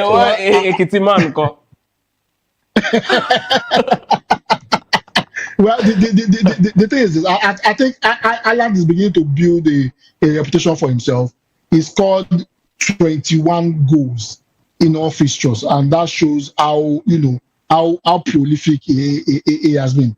I think the game against Aston Villa, what's the name now? Unai Emery has devised a means of beating Guardiola. Even last season, Guardiola could not defeat, Aston Villa. Aston Villa took points off, Man City last season, and it happened against this season. I think Aston Villa is becoming a boogie team for Guardiola, and we are seeing it. Apart from that particular game, Eddie Haaland has been on a scoring spree. I mean, sometimes you can't have it all the time. That particular game, Man City, yes, they had their chances, but Aston Villa defended very well. They were able to follow up on second balls, and they defended with their life, defending that one goal with their life, and that's the reason why Haaland could not score. Not the fact that he didn't try; he tried his best, but he couldn't get past a very tight Aston Villa. So I will forgive him for that performance. I think there are still a whole lot of games for him to do. I mean, 21 goals in about 11 games is an impressive result. I expect him, to probably win the Golden Boot of the EPL again this season because of how of how he's played. So kudos to Haaland. The loss against Aston Villa, they'll probably bounce back. All right, loss against Aston Villa, they'll probably bounce back. And of course, it's time to start saying congratulations to Arsenal. They're going to take the league this season. Well, that's a possibility, but I think it's going to be clearer, come February, because Arsenal usually have this very strong negative. Until February is over. Arsenal usually have this, downsides in November and February. November is where it actually kicks off, and then February usually November is their deep in form month, while February is when many of the players start getting injured, and then the team starts having terrible runs. But in November, they usually struggle. That's Arsenal for you, November and February. So let's see what happens in November. We'll be able to say, okay, perhaps they have a very strong case to actually make. If you remember the season, they actually pushed Man City very close. I think towards the last end of the season, end of the day, their struggle, they had a very good November that particular season. And then it was, in February that they started having issues with injuries and all of that. They actually missed out. So now let's see again if it's going to happen again. If they have good November, then trust me, it's most likely going to be them this season because of the squad, the depth they have in squad. And for Erling Haaland, I mean, he did all he could. That match against Aston Villa was a very physical game. Emery just actually had to come very physical. All the guys in the middle of the park were very big and difficult for Manchester City players to actually find a way around. And it's one of those things. That's exactly what we're talking about. Every manager has to look for the weakness of your position to actually play, against it. And that's exactly what I was expecting Slot to also have understood now, because everything that comes against you will always want to throw long ball. So find a way to ensure that long ball stop hurting you. But I mean, I'm enjoying it for Liverpool anyways. Just leave that, man. Because if I start this conversation now, I think the remaining 3 minutes will not be enough. But anyway, congratulations to Man United. 3 matches. Congratulations. In a row in football history. You get to beat Brighton. Football history, since Amorim reign. Yes. Mario, congratulations. And the assist on the table. And I hope it will not be 1 behind the 6 or in front of the 6 later on. The thing is this, I mean, we've been winning consistently. That cannot be said for a particular team that the last time they won is 4 weeks ago. I mean, it shows improvement. It shows that, we are getting there. I mean, Manchester United is ahead of Liverpool. Absolutely. Manchester United is ahead of, the champions. Manchester United, it just goes different between them and Man City. Manchester United is because PGMOL decides to be fair, the real reflection of the table, we are now seeing it. Okay. Yes, we've been saying it all season. Now PGMOL have decided to, remove their support. However, I want to say it now. Today is 27th of October. Manchester United wins the EPL at the end of the season. Hey! Because for Arsenal, they've done it before. They've spent they spent 40 days on the top of the league before, and they ended up losing the league by 8 points. So, Man United wins the league. Please write today's date down. Manchester United. Are you the octopus, Mayo? Are you the octopus? This is the reason why we're always excited when Man U has their issues. We are even living in, would I say, I don't want to. Anyway, let me just laugh out today because it's very funny. All of a sudden, Man U win the league is now the chorus for a team that is barely beating Brighton and co. 4-2 is barely. Okay, 4-2 is barely. I won't say anything. I'll wait. You know what? I'm winning. I have my producer cut out this area of the show and put it in the archive. Definitely, the VOP TV has an archive. I will keep it there. I'll wait. I will be looking at the season. It's still far. 47 games in all, Abi. Just 8 games, and you're already winning league. Wow, wonderful. Anyway, thank you very much, Mario, for being wonderful, and of course, big thanks to KH2 for being awesome on the show. And of course, big thanks to the guys behind the scene, talking about the likes of Shagun, Sam, as well as Jeremiah, and of course, Hassan. My name is Jerry Apelhai, saying thanks for being a part of the locker room. Up next is Political Lens with Chukwumoko. Stay tuned.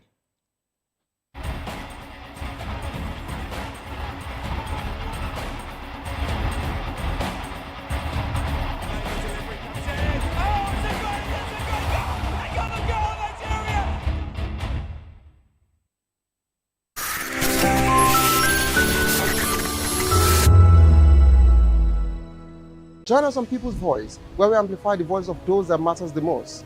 Join the conversation. Share your thoughts with me. I am Savior Udo. Weekdays, Monday through Friday, from 4 p.m. to 5. Don't forget, our voice matters the most. Let us come together and share our concerns. Thank you. My name is Tao Familoni, and here is to VOP TV. Keep watching, stay tuned, do not touch that dial. Arararara, my name is Made Kuti, and you're watching VOP TV. Keep watching. Welcome, my name is Zika Davis. Distinguished ladies and gentlemen, boys, viewers, everybody, boys and girls. This is VOP TV. Do you know what that means? Voice of the People TV. You don't have a voice, don't come here. You better make sure your voice is heard. This is Health Check, your weekly guide to better living, smarter choices, and trusted answers. From everyday wellness to urgent health issues, we've got you covered. Health Check, only on Voice of the People Television, where your health has a voice.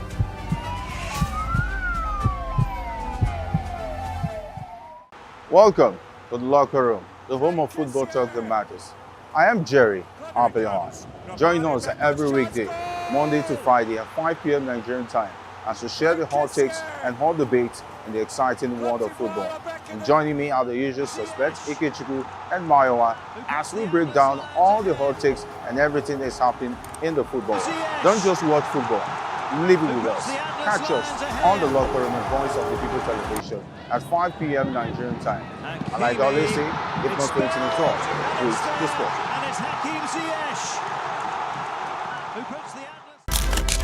In a world where power shakes with every headline. In a nation full of questions. In a world filled with noise, the truth needs a voice. The policies that shapes our world and the economy that determines our future. Every hour, every day, the grapevine keeps buzzing. And together, we are committed to telling the stories that shape our world, because your voice is our focus. Don't forget, our voice matters the most. Let us come together and share our concerns.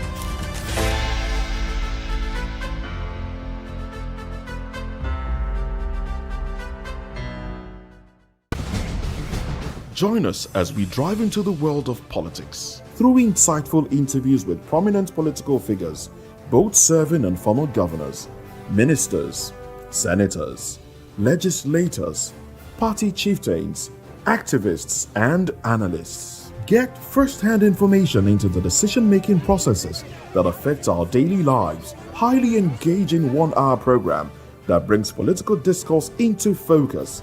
I am Chukwuma Okoro. Political Lens, Monday through Friday, 6 to 7 p.m. Join us.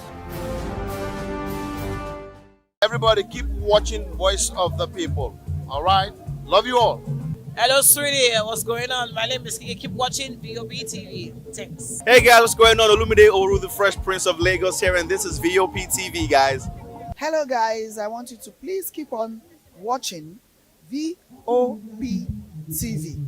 Ladies and gentlemen, my name is Hafiz Oyetoro. Please keep watching VOP TV.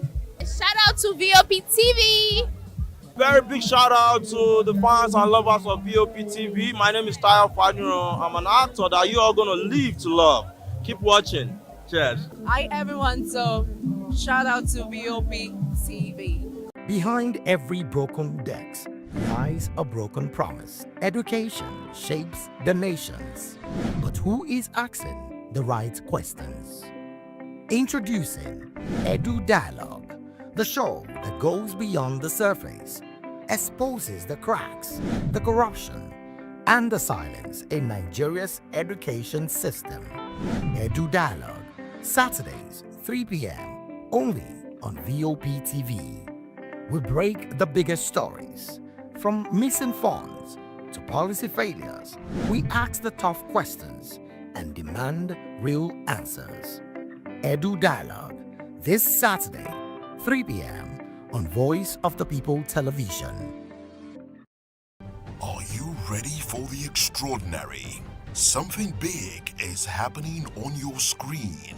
Introducing VOP TV, now streaming on SLTV channel 264. From breaking news to captivating conversations, news analysis, giving you all sides to the story. We break in-depth discussions on the issues that matter, from politics to sports, entertainment, and lifestyle. VOP TV on SLTV channel 264. Join us as we redefine what television means to you. Voice of the People Television, VOP TV. Now you have more than a voice.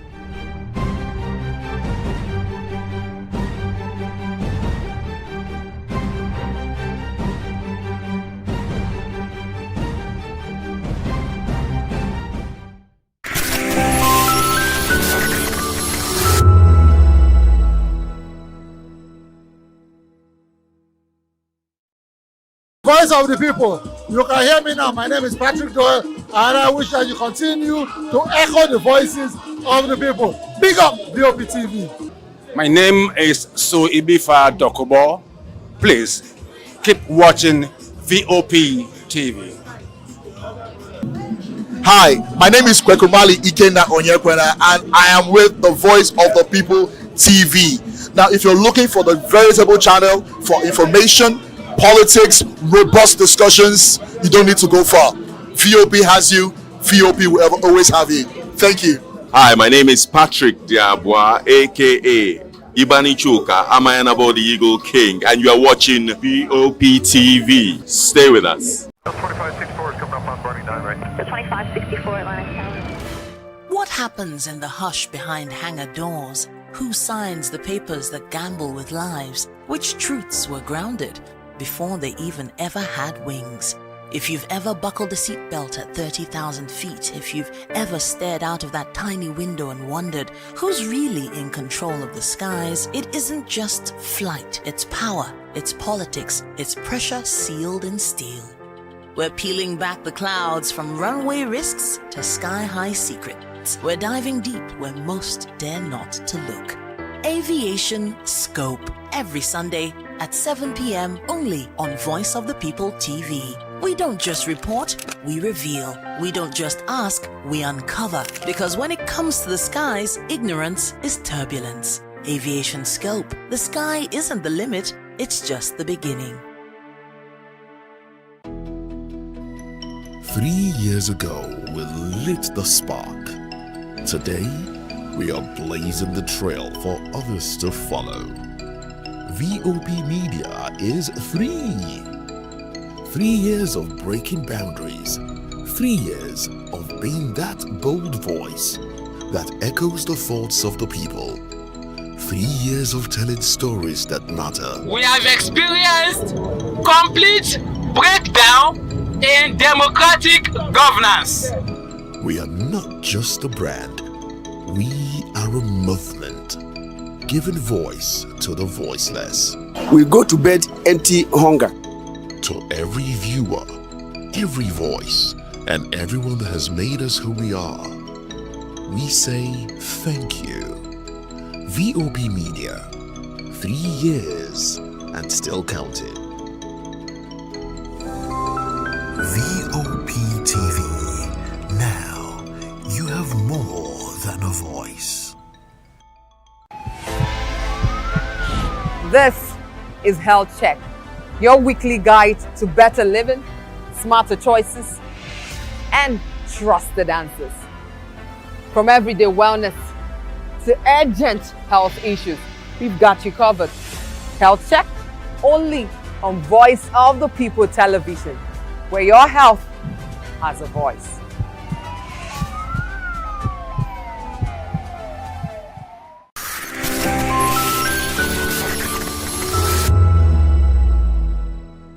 Join us on People's Voice, where we amplify the voice of those that matters the most.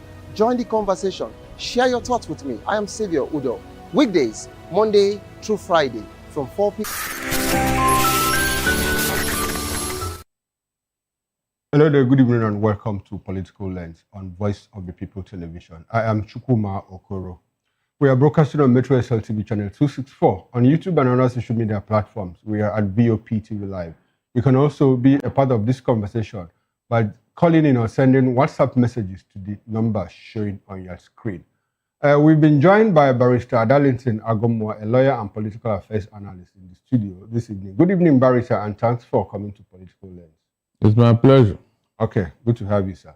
Now, on the show today, Governor Soludo's cash reward raises controversy in the polity. 500 generals gone in 10 years. Paul Biya of Cameroon at 92 has won another 7th term in Cameroon. Well, let's get into the show right away. Governor Governor Soludo has sparked controversy after pledging cash rewards to wards won by his party, the All Progressives Grand Alliance, APGA, in the upcoming November 8th Anambra governorship election. He promised 1 million naira apiece to any ward won by APGA and an additional prizes of 5 million naira, 3 million naira, and 2 million naira for the top 3 performing wards, describing it as a motivation for supporters. Opposition parties, including the All Progressives Congress, APC, African Democratic Congress, ADC, the Labour Party, and the People's Democratic Party, have condemned the pledge as a form of vote buying and an abuse of office. They accused Soludo of using state resources to influence the election and vowed to petition the Independent National Electoral Commission, INEC, the Economic and Financial Crimes Commission, EFCC, and the police. They argued that the move violated the Electoral Act and undermined the principles of free and fair elections, while civil society groups also criticized the governor's statement, warning that it could institutionalize vote buying and erode public trust in democracy. Activists like Deborah Adeniran and Yabagi Sani urged INEC and anti-graft agencies to investigate Soludo, describing his action as a dangerous precedent that commercializes the electoral process. However, Anambra State Commissioner for Information, Law and Reform, defended Soludo, saying the promise was merely a motivational gesture, not vote buying.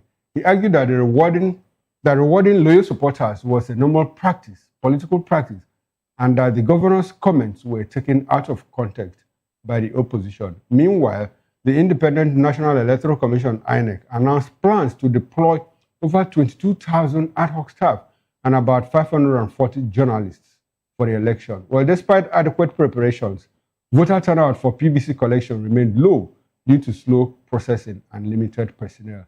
Political parties called on INEC to speed up the process and intensify public sensitization to ensure more voters collect their cards before the deadline. Barrister Darlington, November 8th Anambra Goba, this controversy is raging, but we have different opinions about it. Some say it is inducement and vote buying, others say it is not. What is it for you? What's your reaction? I would like for you to address it both from a political standpoint and from a legal perspective. What is it for you from both angles? Thank you, Mr. Okoro. Yes, sir. I wouldn't want us to castigate Soludo, because before now, people have done worse things as political leaders and nobody reprimanded them. You remember that somebody promised 20 million for wards that registered born in Lagos State. Is that not true? What does that mean? When it happened here, did anybody talk? Did you bat an eyelid? So, if nobody said anything, then why should you now blame Soludo? His own is that he just said it. He have not done it. He said it just to motivate the voters. And what is wrong there? Let us start from the beginning, please.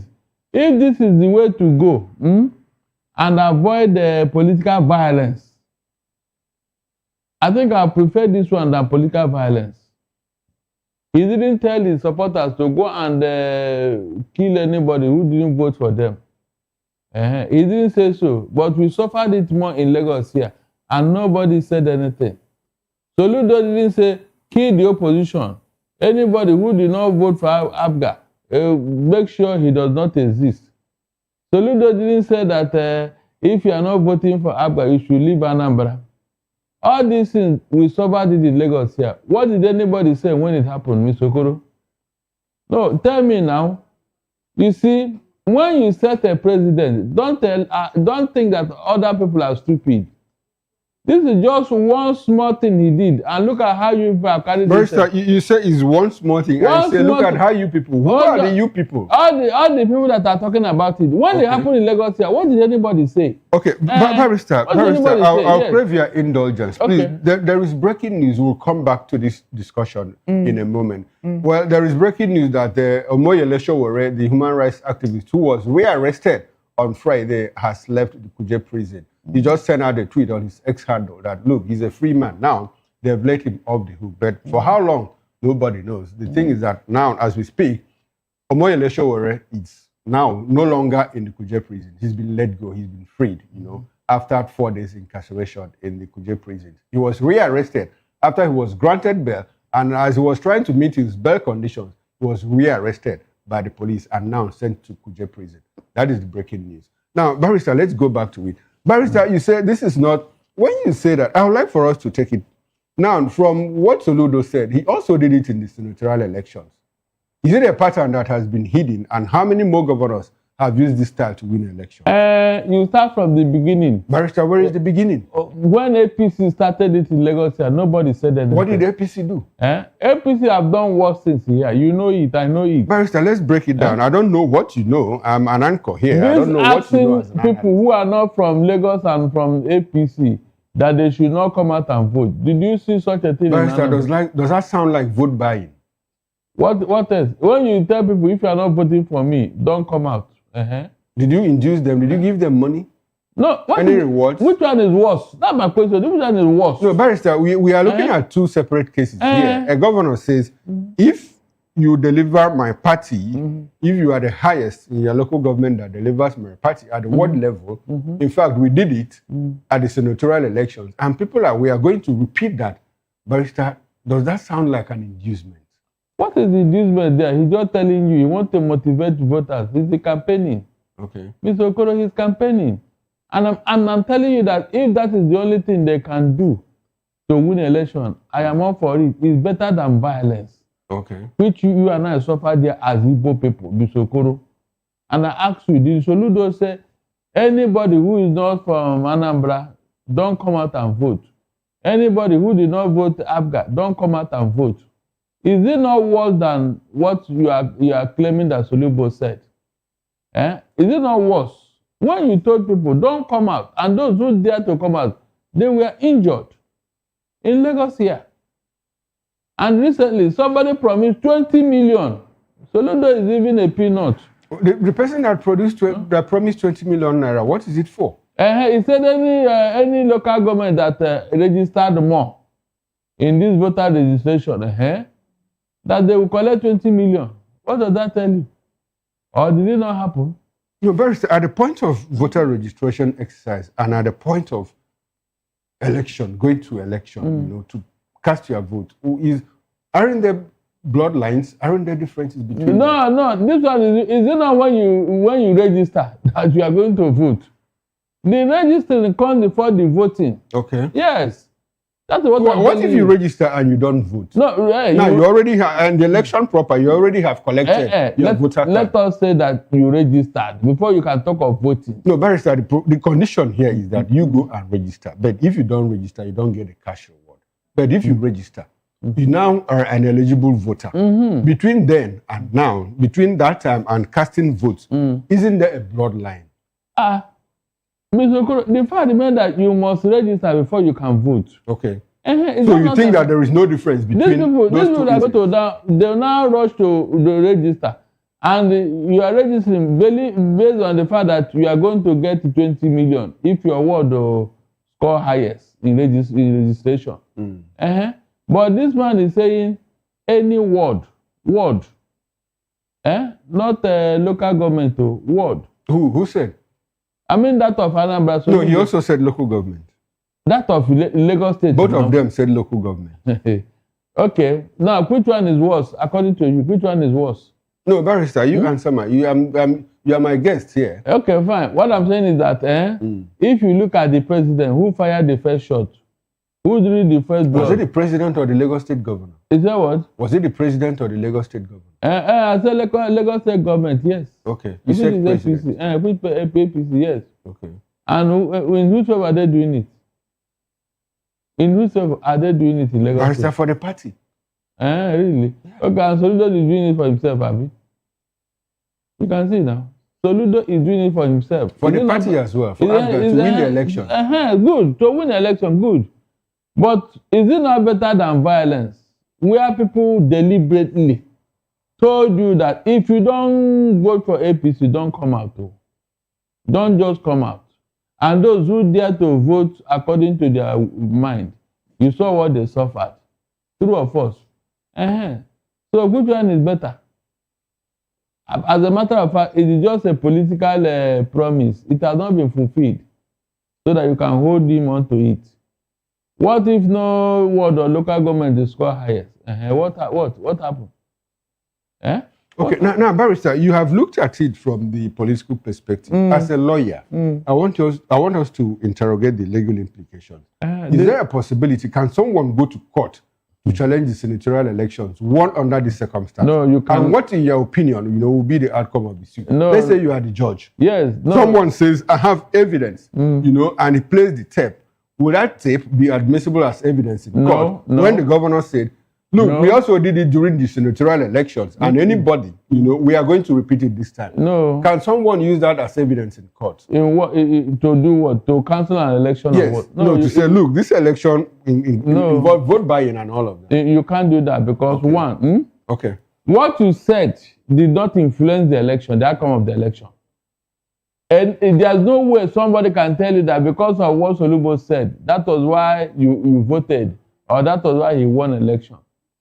Electoral infraction comes when you are rigging by inflating your votes, or by inducing INEC staff, telling them what to do in your favor. This is where it comes in. Or there was an overvoting in a polling unit. And people will now ask, how did these names come in? Barrister, according to the Electoral Act, what constitutes vote buying, voter inducement? What are the specifics of it all? It is when you look, you must carry cash to the polling unit and then offer people money for them to vote for you. By that time, there is evidence, on the ground evidence, practical evidence, that this man went about sharing money like we saw it in Edo State. Okay. And yet, we thought that nothing came out of it. Nobody was reprimanded and nobody was apprehended. So why are you now making something out of Soludo? Okay, so when the governor says, look, we did it during the senatorial election, now we are going to repeat it, it still doesn't constitute vote. It doesn't, because there's no evidence that the senatorial election that Abga won is not because of what he said. Okay. Yes, it's not because. Barrister, we had 2 or 3 instances, during the Edo election where people were caught, sharing money, and yet APC won that election. Was that part of vote buying? Who was sharing money? Who was sharing APC. money? Both parties shared money. And yet APC won. APC won. So does that constitute evidence in court? Is it admissible as evidence? No. The tape. Did the 2 of them go to court? Did anybody apprehend the 2 of them to go to court? You can see now. Barrister, what am I seeing? I'm just asking you. What happened is that as far as the electoral, our electoral laws are concerned, it has been violated right, left, and center. Okay. You cannot single out Soludo because he has not committed any crime here. Okay, no, Barrister, let's get it. It's been violated left, right, and center, and you cannot isolate Soludo, meaning that Soludo has also done the same thing. You didn't hear me. I said, did you catch him red-handed? Okay. There's no way you can say this was done by Soludo. There are people who love Soludo who may be doing stuff on his behalf. Okay. Yes. This has happened. So you cannot say it is the candidate when you say people that are doing it on his behalf, nobody said that on behalf. The governor said that during campaigns on Saturday. What you said in the Mr. Okoro, during campaign, a lot of promises are made. Is that not true? Okay. Remember what they promised us when they were campaigning APC? Have Tinubu fulfilled any of them? Those are promises you make to woo voters. Okay. So if you make your own promise, did you carry out? Because before you can convict in whatever you think you are trying to convict, The mental element and the physical element come together. What you said and what you did, there must be intentional. Did the Soludo go out to buy votes from voters? Was that his intention? Apparently, there is nothing wrong in what Sanwo-Olu did in Lagos. That was here. So since you didn't apprehend him or see it as something, why would you now pick on Soludo? Okay. So both of them did the same thing. Well, they did, yeah. So if we are supposed to pick Soludo, we first of all pick Sanwo-Olu. Exactly. Okay. It is there you now. So basically, both of them did the same thing. You are still insisting on both of them. Look. Okay. I want us to establish the difference. The degree of commitment is very vital here. Okay. Are you getting what I'm saying? What happened in Lagos is worse, 10 times worse than what Soludo said. Okay. And I've given you the differences. The man who said, I will kill you, verbally, you and him, we are exchanging words. I will kill you, I will beat you, you this man, he called you names and all that. And the man who actually carried cutlass and caught you, who have committed the worst crime here? Mr. Okoro, who have done worse here? You can see. So it is your action that matters, not what you said here. You may say it, but you don't even have the financial muscle to pay that money you promised them. You don't have the financial muscle. You just said it to motivate them. So nobody can hold you on to it. Nobody. Okay, now, barrister, civil society organizations, even the opposition parties in Anambra State, the PDP, the APC, the ADC, have called on INEC to intervene, and because they say, look, this is clear voter buying. Do you think that Amopiton is going to take action based on perceived infraction? He will not, because APC drew the first blood. In Anambra? In Lagos State. In Lagos State. And he didn't do anything. He didn't do anything. So okay. That's the so. But Lagos is not conducting an election as we speak. Well, Lagos said something. Okay. He said something. It's the same money, Abi? Okay. Even their money is even higher. They promise more than Soludo. They promise more. Okay. All right, but barrister, what are your expectations, going forward for Amopiton, especially starting with the Anambra November 8 elections? What do you expect of him? 22,000 ad hoc staff. That means we are not growing in our electoral process. The new annex chairman shouldn't have mobilized such a number of security and and ad hoc staff for just one state. What's the population of Anambra? I think 8 million or so. Or thereabout. Look at that. Just for a one-day election. Our electoral system is not growing. We pay more attention. We spend more money on security. That means the thing has not improved. All those money is a waste. Because whether you like it or you are going to pay all those people, all of them will collect allowances for being mobilized. Ordinarily, we're supposed to have gone further than this. Electronic voting that will be more authenticated than any other thing. Electronic vote, they do it in America up to tomorrow. Do you hear people running around doing all those things? No, but human beings are in that place in America. Why can't we go and copy that technology, Mr. Okoro? No, tell me. Is it rocket science in this year, in this age and time? Nobody is going to reinvent the wheel. The wheel has been invented many years ago. All you need to do, what? Domesticate it. That's all. You don't need to break your head trying to reinvent the wheel. It's not possible. All you need to do, domesticate it, copy it, to strengthen your democracy. I don't understand. We are not moving forward. Look at India. Do you know how many people voted in India the last time they voted? Over 900 million. And yet it was seamless. Oh! I listened to one man trying to describe India's election. 900 and something million registered. About 600 and something million now voted, actual voting. And all of them were conducted in one day. Even the remote area. There was one polling unit where only one person voted. They had to fly the the voter, registration to that place. Only one person in such a remote area, India, they conducted such an election with their population. Mr. Okoro, you are just 200 million plus. And look at what you are doing. With about 93,000 registered voters. Can you just imagine? So we are not growing up. Seriously, we are not. It's a very big shame. Let them go and listen to what that man was saying about Indian election. And see how it was conducted. 2,500 political parties. All of them on ballot box. Seamless. We didn't hear anything. Did you hear that somebody carried box or whatever? And yet they conducted the election. But look at Nigeria. So, Barrister, if we consider the position you have now about technology, using technology to conduct elections, and you know where we are as far as internet technology is concerned, if we use BVAS and IREV and it fails, will it be proper, to blame the new INEC chairman for that failure?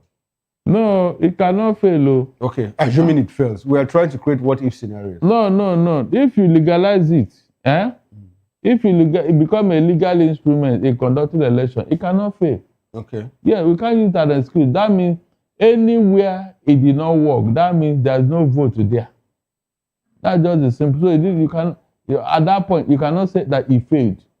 It's just that it was not usable or it malfunctioned. And before those things can happen, woman hand must have been, added to it. Any technology that fails in such magnitude, then somebody must have manipulated it. Apart from that, nothing. Barrister, I'd like to have your opinion on the issue of electoral guidelines, not being part of our laws and part of the Electoral Act. I have spoken to a few lawyers and positions differ. Do you think that the INEC guidelines, rules and regulations, like BVAS, use of IREF, electronic transmission of results, part of the Electoral Act as guidelines, is it part of our law? Is it justiciable? No, as of today, no. That is why we are saying in the new electoral reform, it should be included. So that you can no longer say it is at your discretion. That is the problem here. The use of IREV and BVAS must be made legal. So that any vote that does not pass through that test, it should be discounted. It's as simple as that. That means as you are voting, the vote is hitting the IREV portal. No longer using of TPES or Biro as we saw in the other election. It must just from the polling unit, where you voted, the vote will go directly to the IREV and everybody will capture it. So at that point, you can no longer come and give us stories. That's the truth. So if we can go as far as making such a law now, it will help. It will help. But Barrister, before we get into another topic, I'd like for us to just touch one other important issue about the Anambra election. The other day, the governor said, look, we have information. I've heard that results for 13 local government areas have already been written. Those concerned, those that are involved, be careful. If you are trying to do any nonsense in Anambra, I promise you, in fact, I wish you good luck. Barrister, did the governor sound jittery, when he was making that, when he made that call? No, he was sounding a warning. Okay. Yes, he was sounding a warning because you are talking about inducement. And these people have already written results. You want allegedly. Okay, allegedly. So you want him to fold his arms, and then people will now use all manner of things to win him in the states. Okay. And then tomorrow you say that he failed. No. Don't allow your enemy to beat you in your own game, in your own house for that matter. So Soludo, that one is welcome. So that the people planning it, whether it's allegedly or real, they should now know that yes, somebody is watching them. As a matter of fact, you can't even mess up in Anambra. You can't. Seriously, you can't. All those things they are APCs doing in other states, if they try it in Anambra, they won't get away with it. More so when their candidate has a lot of baggages. Is that the person you want to rule Anambra? If Anambra people allow that, then all well for them. That's the truth. if they allow such a thing, I wish them well. Oh. Because since Peter Obi came into Anambra, Anambra have been having good leaders. Apart from Obiano that messed up. I think Soludo have tried as a governor. Obiano that messed up. Obiano built an airport that is generating money for Anambra State. Was it the money he generated? But at least he built an airport. He built what? It was state funds. He didn't use his personal money. He didn't use anybody's money. So why is he in EFCC net? No, Barrister, that's a different thing. No, if he had done well, he wouldn't be there now. But he built an airport. No. If he had done well, he would not be there. Airport. Was it the money he generated? Somebody made that money that he used. Why didn't the person build the airport? Hold on now. Because Peter Obi, he knows that money will serve a greater purpose than that airport. Like what? There are things that needed to be done in Anambra. Like what? And Obi didn't do those things. Infrastructure, improving the schools. Airport is an infrastructure. What are they doing there? Look, all those things are white elephant projects. Seriously, because there are still things needed to be done in that airport. Why is it Soludo? Why didn't he touch the airport? Because that is not the priority. You have to build the human capital development. You have to build it. And I think Soludo has done well in that area. It is the people that use the airport, not spirits. You have to empower the people. You have to build the people. Build the capacity. Improve their income. It is those that have money that will fly the plane. You know? Abiano just did that thing so that to claim glory. But that airport is not functional as it should. It's not. You and I know that. As a barrister, you know, I don't know. I know that the airport is functional. I am telling you, it is not functional. And a lot of people that go to the east use that Anambra airport. Now, barrister, let's move on. Over 500 senior military officers, including major generals, rear admirals, and vice air marshals, have been forced into early retirement between 2015 and 2023, following successive changes in service chiefs under Presidents Buhari and Tinubu.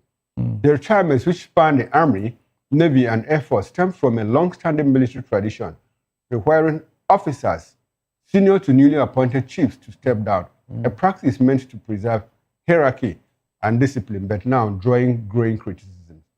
While some retired officers like General Ishola Williams and General Aliyu Momo faulted the system as arbitrary and wasteful, others, such as General Adewinbi and Major General Boje, defended it as a routine and necessary military procedure. Williams called for a structured succession plan to prevent mass exits, while Momo urged Tinubu to eliminate entrenched cabals within the armed forces and strengthen internal coherence. Experts like Group Captain Sadiq Shehu argued that the root problem lies in rank inflation, political interference, and weak manpower planning, noting that Nigeria produces too many generals compared to its troop size. He called for stronger legislative oversight, reduced promotion rates, and clearer rules for appointing service chiefs to end the recurring cycle of mass retirements and enhance professionalism in the military. Barrister, 500 generals gone in 10 years. The moment you remove a chief of staff and bring in a new one, and if the person is not the highest, in command, you bring somebody from the lower rank, promote him to chief of army staff, and probably to a general, you have to retire those of them that are his seniors in the military. Barrister, how does this exercise fit into the larger context of war against insecurity? We have 500 generals trained with taxpayer money. In a space of 10 years, short years, just 10 years, we have lost over 500 of them to this kind of exercise, retirement and all of that. These generals, in professional setting, most of them are not qualified to be general. But they are generals. That's what I'm saying. That's why they shove them out without any compulsion. If they are the real generals I know, well-trained, tested generals, you will find it difficult to even ask them. Well, how will you find it difficult? Because of what they have, what they can offer. Most of them are not your... But Barrister, are you saying that our generals are expendable materials that we can just do away with? That is why they do. That's why they expend them like that. But when they go abroad, they perform excellently well. How many times did they go abroad and perform well? How many times have they not performed well? They did very well in ECOWAS. In Congo, they did. You have forgotten, after that of Bameyi and the Dogonyaros, all of them have, the ones you have here are just political generals. Did you hear me? Political generals. Where you will promote somebody from cause 35 above somebody that is cause 40. Can't you see what? No, above somebody that is cause 32. If you promote somebody that is 35, is it not junior to somebody that is 40? No, 35 is senior. 35 is senior. It's like... No, hold on. 35 is senior. To cause 40. So 40. Yes. You didn't hear me? No, you put it the other way, but go ahead. But it's 40. I did not after 35, you can't 36, 37. So 35 is senior to 40. Okay, that means... You reversed it. Okay, go ahead. Fine. I get it now. So what I'm saying is that when you now, use somebody of that nature, what have you done? Have you not brought nepotism into the general? The man you promoted in such a manner, what does he know? Mr. Okoro, it was in this country that a commissioner of police became an IGP. Idris, the first IGP that Buhari appointed when he came into office. And what was the reason? Because the man helped him in Kano to win election. That's all. Mr. Okoro, that's the qualification. You must have done one thing that the president likes so much. And for that reason, he will now promote you without thinking of the hierarchy and all that. So when you call such a person a general, what does he know? Did he merit that position? Did he merit that qualification? That is the issue here. And people will just put their own men there, just promote all of them to general without asking, what does this person know as a general? Even the exam, most of them did not pass it too. They did not pass it. You know, you have to take course. As you climb up, you take courses, Abi. No, some of them did not even pass their course. That's the truth. So when you see all this, don't just these generals, why they have to expend them is because they are not even useful to the military. They are not contributing anything. And that's a fact. If they are, you will think twice before you ask all of them to go. You will think twice because you know what you are going to lose. These guys, they are not contributing. If they are, will not be living with this insecurity. As a matter of fact, those who appointed them knew that they did not merit that position. So when they want to expand with them, they don't even think twice. And you cannot even quarrel with it because you know how you became a general. You will not quarrel. That's the truth. If you have real generals, Mr. Okoro, these guys, these rascals will not be disturbing us up to now. Exactly the point. They will not. I'm happy that you brought us to this point. They will not. Seriously, a general. What are you telling me? Now we have lost 500 of them to early retirement and all of that. Barrister, and at the moment we are looking for ragtag repentant Boko Haram terrorists, to embed with our foot soldiers in the war, in our front lines. So. I'm asking you, how does that fit into the larger, the war against insecurity? Do we really know what we are doing as a people? No. Our security architecture. That is why I am telling you that we don't have generals again. The few ones that are there, they are no longer in the military. They have shoved them out. Remember the man who took over from Borotai? Bafarawa or something. Yes, but Bafarawa, yes. Good. Look at what that man did in the short period he was there. They even invited him in National Assembly to come and explain all the arms and all the money they gave them to buy arms. The man went berserk. And he asked them, come, I just came into office. Did you give me money to buy any arms? Why not call the Borotai? He blasted them and walked out of that place. Apparently, it didn't go down with the National Assembly. And the man went to the field and started doing his work. But with all the effort he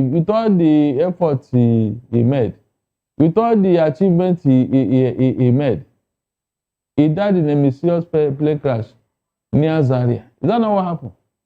With all the cream of officers that was in that helicopter. Up to today, nobody told us what happened. Because I know it must be sabotage. But the man was a no-nonsense general. He doesn't take any nonsense. I don't think he was taking order from anybody. His own is to do this work. And they promised that he are going to finish this guy. And he was doing it. Are you not supposed to encourage such a person? Eh? Are you not supposed to make sure that such a person is giving all the support? But look at how he died. Mr. Guru, look at how he died. And nobody tried to investigate what happened. So that will tell you what I'm talking about. We don't have generals again. We have political... Exactly the point where we don't have generals. So how does that help us in the war against insecurity? Ask the government that is doing all these things. Okay. Somebody is having a problem and you come to help him solve that problem. And yet, he didn't give you support. Does that tell you that the person wants that problem to be solved? Is it not the federal government, the government itself that will give the military all the support? How come they are doing what they are doing, rehabilitating terrorists, dining and whining with the same terrorists they ask the military to go and fight? Exactly the point. Barrister, I'm happy that you brought us to this point once again. Oh my God. Now, Barrister, how can we utilize these repentant terrorists? Because some of them, they know the terrain, of that area, the forest, the hideouts and all of that. So shouldn't we use them, with our soldiers? No. You don't need to. Mr. Kokoro, listen very well. Why do you have satellite? With satellite, you can pinpoint even a lizard that is crawling on the floor. A lizard in that bush, you can get it, you can pinpoint it. With your satellite in the air, you can pinpoint anything. Know who is where. Is that not true? Barrister, we have tried that several times. No, you didn't. Barrister, we have tried because our efforts, we have lost civilian casualties, collateral damage. It's a lie. It's a Barrister, lie. Hold on. When these guys are going to the war front, they don't go with their victims now. All the people they kidnap, they don't go with them. They come out to fight on their own. So all their victims are at home. It's not. You can't tell me that they always carry these people as human shield. No. Barrister, there are a few occasions when the Nigerian Air Force have tried to bomb terrorist hideouts, and they ended up bombing civilian populations. I don't believe it. Okay, you don't believe that those things happen? No, it was not a mistake. It wasn't a mistake, it was intentional. The last time they made a mistake was when they bombed somewhere in northern Kaduna, where the Fulanis are mostly occupying. And everybody was running around, going there to beg them. The House of the Senate even donated their salary for them for 1 month. Is that not what happened in this country? Everybody was going there to beg them, to placate them, because the Air Force made a mistake of dumping that bomb on them. And even at that, I don't think it was a mistake. Okay. It wasn't a mistake because exactly the point now. So if we rely on satellite at that, and we have collateral damages, to what end is the use of that satellite imagery? It's not. Look, it's when you want to do something, you blame it on mistake. But I'm telling you that those things were never mistakes. Okay, they were intentional. Yeah, they were intentional, but they will term it as a mistake because there must be a reason. There must be a reason. Look at how the government and everybody rallied around when that thing happened in northern Kaduna. Is that not a fact? But they have done it severally elsewhere. Nobody, in fact, they they have done it severally elsewhere. Elsewhere, yes, and nobody. And it wasn't a mistake. It wasn't. So, but they claim it was a mistake. But nobody made the effort they made when it happened in northern Kaduna to placate those people. I remember the time Buhari wanted to leave for medical. The bombing happened like today, 2 days after Buhari jetted out for medical medical attention. And so, why will you call it a mistake on that score? Is that a mistake? What did they do to those people? Because they are from a different tribe or whatever. Is that not what happened? Look at all the effort. If you would think that in fact they have hurt a governor or somebody of high office, the way they were running all over, the Senate, everybody, they were sending them messages when this thing happened in northern Kaduna. And the people that occupied that place, they were literally begging them to forgive. So most times, these things, if it is properly interrogated, it's not possible. You know that when they don't want to act, they will look for one excuse or the other. The Tukana jet, why did you buy it? Up to today, how many times have they used it? How many times have they used it? So that will tell you that these things are orchestrated, except you don't want to believe in it. But if you look closely, you know that something is happening. Okay, now, Barrister, let's talk, as we talk about the military, let's talk about the coup scare, that happened a few days ago. Now, there's a list out there which shows that majority of the officers arrested for the say coup are from the north. Does that speak to a level of discontent from the north regarding the way the current president is said to have shut the north out of power, in this dispensation? Of course. I mean, is that not what they do? All the coups that are happening in Nigeria today, all of them are they not from the north? Apart from the 1966, the other ones that are happening thereafter, is it not northerners? The palace coup and all that, is it not northerners? So traditionally, that's what they are known for. Barrister, do you believe there was actually a plot? There was. Because all this reshufflement of cabinet is not for nothing. There was. In fact, before now, there was one that was, kept silence. Okay. And nobody would have heard of this if not for Showore and his Sahara reporter. Nobody. He was the one that blew it out of proportion. That the whole world come to know that there was a coup. And I think the police and the government got angry. That's why they want to beat the hell out of him. But if they said it was for, why didn't they go to court, Mr. Guru? To publish of a coup is a libelous article. You should have gone to court and said, come and tell us who told you there was a coup. You want to bring cause chaos in Nigeria. Now, Barrister, I'd like for us to tie it to 2027. The North has been very vehement, in opposing Tinubu and the APC. Like they have said it clearly several times. Look, we don't want, even if it is APC, we don't want to have President Tinubu continue. Why? Because he has just changed the North in the 2 years that he's been in office. Does that coup, the coup scare, does it fit into that narrative? Of course. So what do you think will happen in 2027 now that the coup has failed? They will still make another attempt. With the ballot or with the gun? With both. Okay, no, Barrister, you never can say, Well, let's talk about the ballot. Let's leave the gun. The ballot is already settled. Tinubu will not get the number of votes he got in the last time from the north. He will not get it. They have told him. And so they will try the other means. That's why I keep telling them that, look, it's not about reshuffling your military chief and all that. It's about good governance. Okay. Yes, Barrister, what constitutes good governance? Most of us, we can sit down here and criticize Tinubu and then, challenge him. Barrister, when you talk about good governance, operators of this government have always said that, look, if you look at the numbers, that the current president, Bola Ahmed Tinubu, has done more for the North than the South. So what does the North want actually? No, the position they wanted, Tinubu did not give it to them. Which position? There are traditional positions that they reserve for the North. So the moment you change them from those positions, they got Chief of Defense Staff, Christopher Musa, he's from Kaduna State. Ministerial appointment. They have the National Security Advisor, Nuhu Ribadu, from Adamawa State. Mr. Guru, there are some traditional... They have Defense Minister. The two Defense Ministers, both the senior and the junior, are all from the North. But what else do they want? No, there are some juicy ministries that is... Budget and National Planning. Bagudu is from the North. Traditionally reserved for the North. Barrister, this have listed some strategic positions. The Minister of Finance and CBN Governor. Okay. Who have taken it from Has it always been from the North? Apart from Mefele, who was doing business with the Buhari. Okay, how about Chukuma Soludo? Obasanjo, under Obasanjo regime. Okay.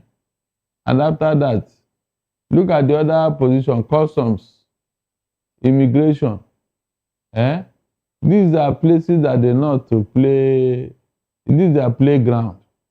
And you came to take it from them. They will not be happy with you. All right, Barrister. Remember when they said that they should not move the headquarters of a particular minister from Abuja to Lagos? Remember? Because these are things that is very dear to their hearts. Okay. They believe it's their own. And so when you shortchange them, you know, there is no time you can please that boy who is your concubine's son. You understand?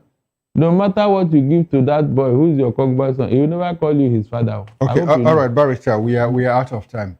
Let's go international. Let's talk about international politics, a bit African politics.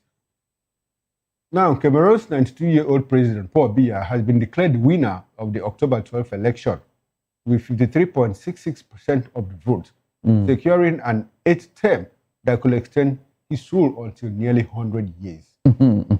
His main challenger and former ally, Isashiroma Bakare, came second with 35.19%. Biya, who has ruled since 1982, scrapped presidential term limits in 2008 and has consistently won re-election by wide margins. Well, the announcement of results sparked unrest across several cities, including Douala, Yaoundé, Bafoussam, and Garoua, where at least 4 people were killed and dozens arrested during clashes between security forces and opposition supporters. Chiroma had earlier claimed victory based on his own tally and accused the government of falsifying results, calling for protests if official figures contradicted his claims.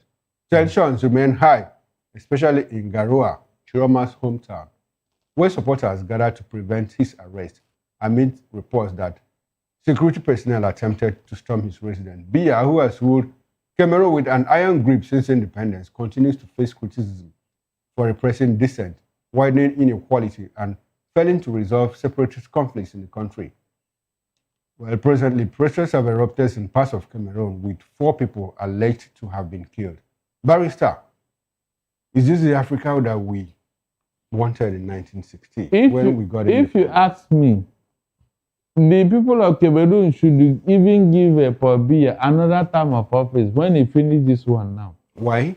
And let him remain there. Shebi is his father's property. One day he will leave the work or the work will leave him. It's as sure as I'm sitting here.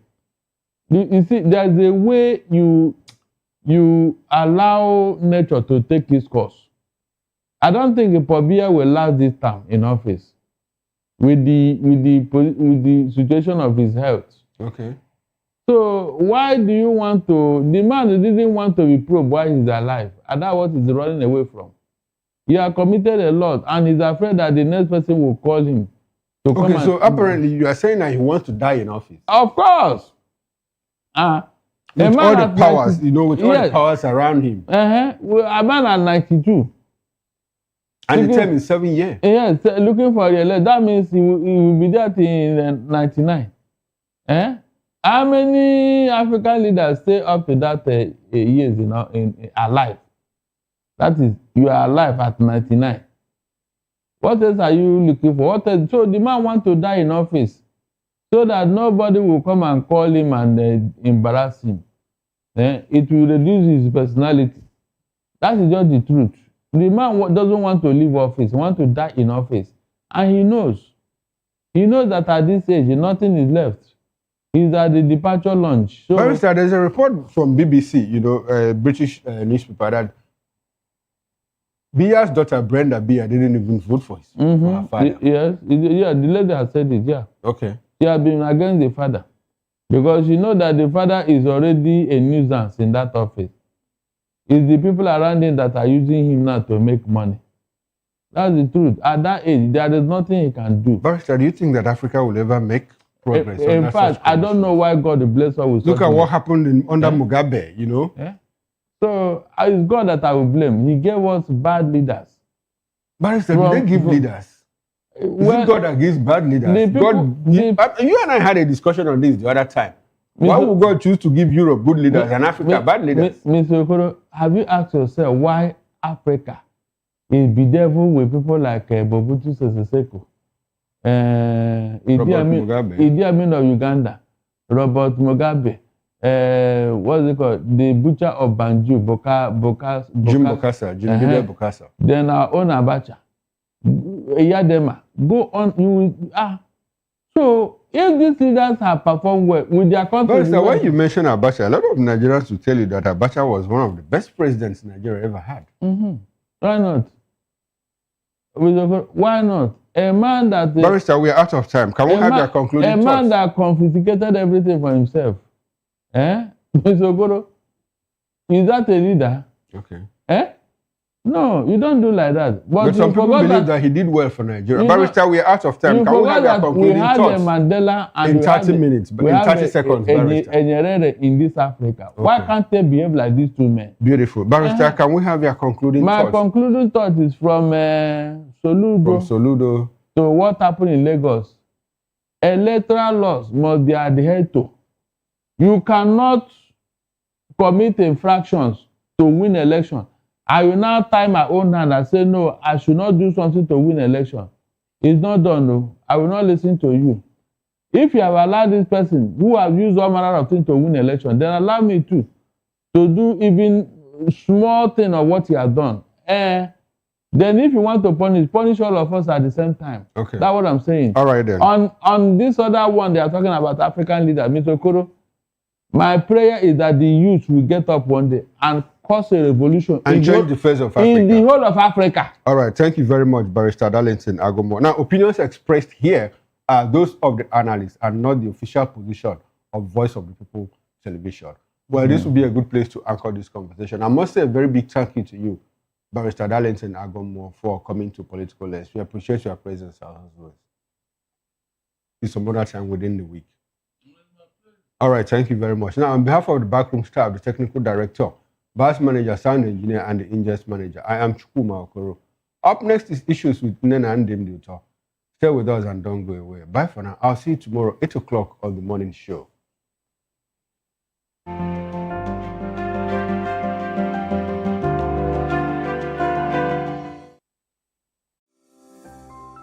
VOP TV. Now, you have more than a voice.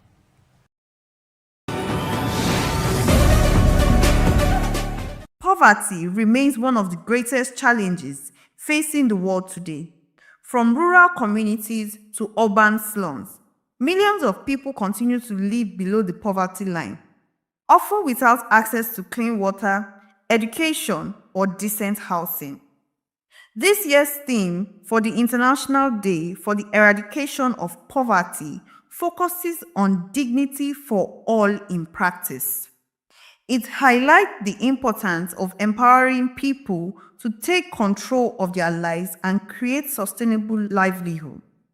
Experts say tackling poverty requires collective efforts, from government policies that support job creation and education to community empowerment initiatives that build resilience among vulnerable groups. I would say that poverty is something that you inherit based on our mindset and then the government. There are two factors that affect poverty, basically. The person and then the economy. The economy doesn't favor someone to come out of poverty. I was trying to interrogate our parents back then, how the country favored them during education. They were paying for their school fees. They were even paying them while they were in school. Why some? After school there is job waiting for them, and then basically you can save money, and within a few minutes or a few days you've already acquired. If you have targets, you've already gotten some things you need to get. Right now you see yourself laboring, toiling day and night, and then all of a sudden you can't even it's okay. Back then someone that was serving can actually buy a bag of crayfish. Like one of my auntie, when she was serving, she could actually buy a bag of crayfish for her mom when she was serving back then in Calabar. Then now imagine even those that they are collecting 77,000 now. They can't even buy a quarter of that crayfish. So it's so bad. And then I was listening to one woman, I was like, now to get rich is easier. I'm like, these people don't even know what they are saying. How will you say to get rich now? Then you know, these are our current governments. What they are making us suffer, they enjoyed while they were younger, you understand? So a lot of things. And then also on our own point, part of the thing is that a lot of us are lazy. We don't want to work. we don't want to put the effort. But then even though things are not favoring you, you have to put the effort because it's only you have to take care of. If those in government know that people are hungry, because it's very easy to get into office and it's very easy to also get detached from the people. They don't feel the pain of the people. If they feel the pain of the people, they will know that people are seriously hungry. Just empathize with people. If I tell you, if you go to the average hospital now, a lot of people can't afford health care. Go to school, go and look at the level of deprivation of parents who was paying their children's school fees. You will be alarmed. Government schools that is affordable, how many people can really afford it now? Virtually almost all the prices are hitting the rooftop. How much are people taking home? Except for the private sector that is even supporting. What else is government doing for people? Go around all the people here now. When you hear their complaints, you'll be shocked. Thank God we are around Mafoluku area. Enter into the hinterland of Mafoluku, you will be shocked. Let there be reduction in price of goods and services. If you are increasing, okay, recently, minimum wage came up. Everybody start talking of minimum wage. Between that period when that minimum wage was adjusted, go and look at the price increases of all goods and services in this country. The last time I traveled to Ilorin, when I used to travel to Ilorin, how much was? But go there and 15,000 naira from the park. 15,000 naira to go, 15,000 naira to come back. 30,000 minimum wage is now 70 naira. So by the time you go and check your old folks twice, your minimum wage is gone. No feeding, no nothing. How much is the bag of rice? They should just try, let the price of commodity come down. If it can come down, people will not, nobody cares whether on your mandate we stand or your mandate we sit. Let people get food to eat. Once they get food to eat, somebody walked into the hospital that I walked into today and they gave the person the price of drugs. The person walked away. He dropped the card and walked away. Not because it doesn't want health care, but can't afford it. Sustainable Development Goals, particularly Goal 1, aim to end poverty in all its forms by 2030. But achieving this requires more than just economic growth. It calls for equality, social justice, and inclusive participation of all citizens. Join us on People's Voice, where we amplify the voice of those that matters the most. Join the conversation. Share your thoughts with me. I am Xavier Udo. Weekdays, Monday through Friday, from 4 p.m. to 5. Don't forget, our voice matters the most. Let us come together and share our concerns. Thank you. My name is Tao Familoni, and here's to VOP TV. Keep watching, stay tuned, do not touch that dial. Arararara, my name is Made Kuti, and you're watching VOP TV. Keep watching. Welcome, my name is Zika Davis. Distinguished ladies and gentlemen, boys, viewers, everybody, boys and girls. This is VOP TV. Do you know what that means? Voice of the People TV. You don't have a voice, don't come here. You better make sure your voice is heard. Hey everyone, this is Desmond Elliott hanging out at Go Get Face of Africa and saying, keep watching, don't change the dial. This is VOP TV. Fatima. We encourage you to click on the like button and subscribe to our YouTube channel. We are Voice of the People TV. Also follow us on all our social media platforms. We are at VOP TV Live. Visit our website www.vop.ng for fresh and trending news. Also watch us live on SLTV channel 264. VOP TV, Voice of the People Television. This is African News on Voice of the People Television, where we don't just bring you the news, we bring you Africa's heartbeat, the policies that shapes our world, and the economy that determines our future. African News on Voice of the People Television. Stay with us. Everybody keep watching Voice of the People. All right? Love you all. Hello, sweetie. What's going on? My name is Kiki. Keep watching VOP TV. Thanks. Hey guys, what's going on? Olumide Oru, the Fresh Prince of Lagos here, and this is VOP TV, guys. Hello guys, I want you to please keep on watching VOP TV. Ladies and gentlemen, my name is Hafiz Oyetoro. Please keep watching VOP TV. Shout out to VOP TV. Very big shout out to the fans and lovers of VOP TV. My name is Tayo Fanyuro. I'm an actor that you are going to live to love. Keep watching. Cheers. Hi everyone, so shout out to VOP TV.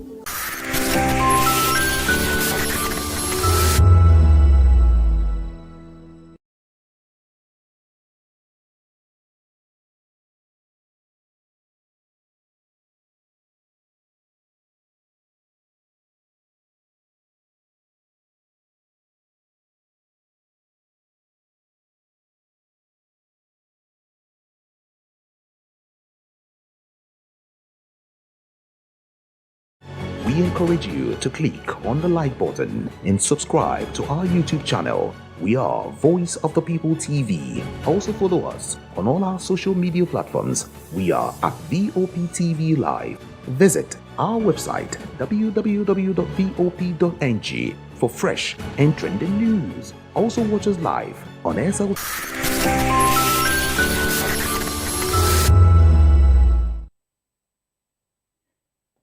Hello Nigeria, it's another exciting episode of the Issues and Voice of the People television, where we bring you the most important and pressing issues shaping our nation today.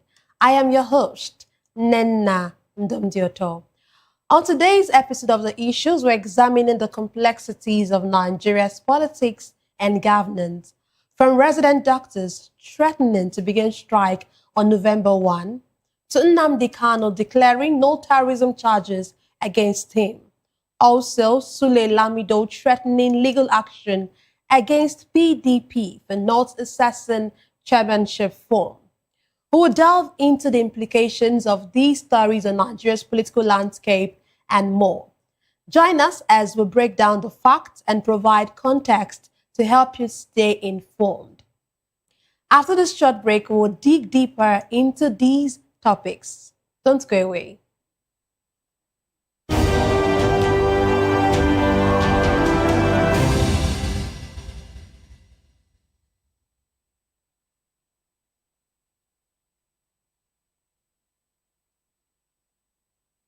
Tackle the tough questions and expose the truth. In a world where truth is the ultimate power and opinions scream the loudest, it's time to wade through the noise. Hunger no get tribe. Hunger no get religion. And scan the human interest and trending topics that matter.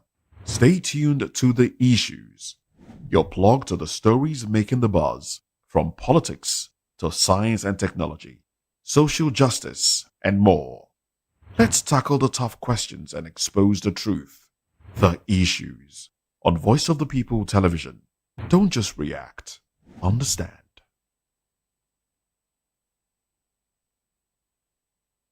The 2564 is coming up on Burning 9 right now. The 2564 Atlantic Tower. What happens in the hush behind hangar doors? Who signs the papers that gamble with lives? Which truths were grounded before they even ever had wings? If you've ever buckled a seatbelt at 30,000 feet, if you've ever stared out of that tiny window and wondered who's really in control of the skies, it isn't just flight, it's power, it's politics, it's pressure sealed in steel. We're peeling back the clouds from runway risks to sky-high secrets. We're diving deep where most dare not to look. Aviation Scope.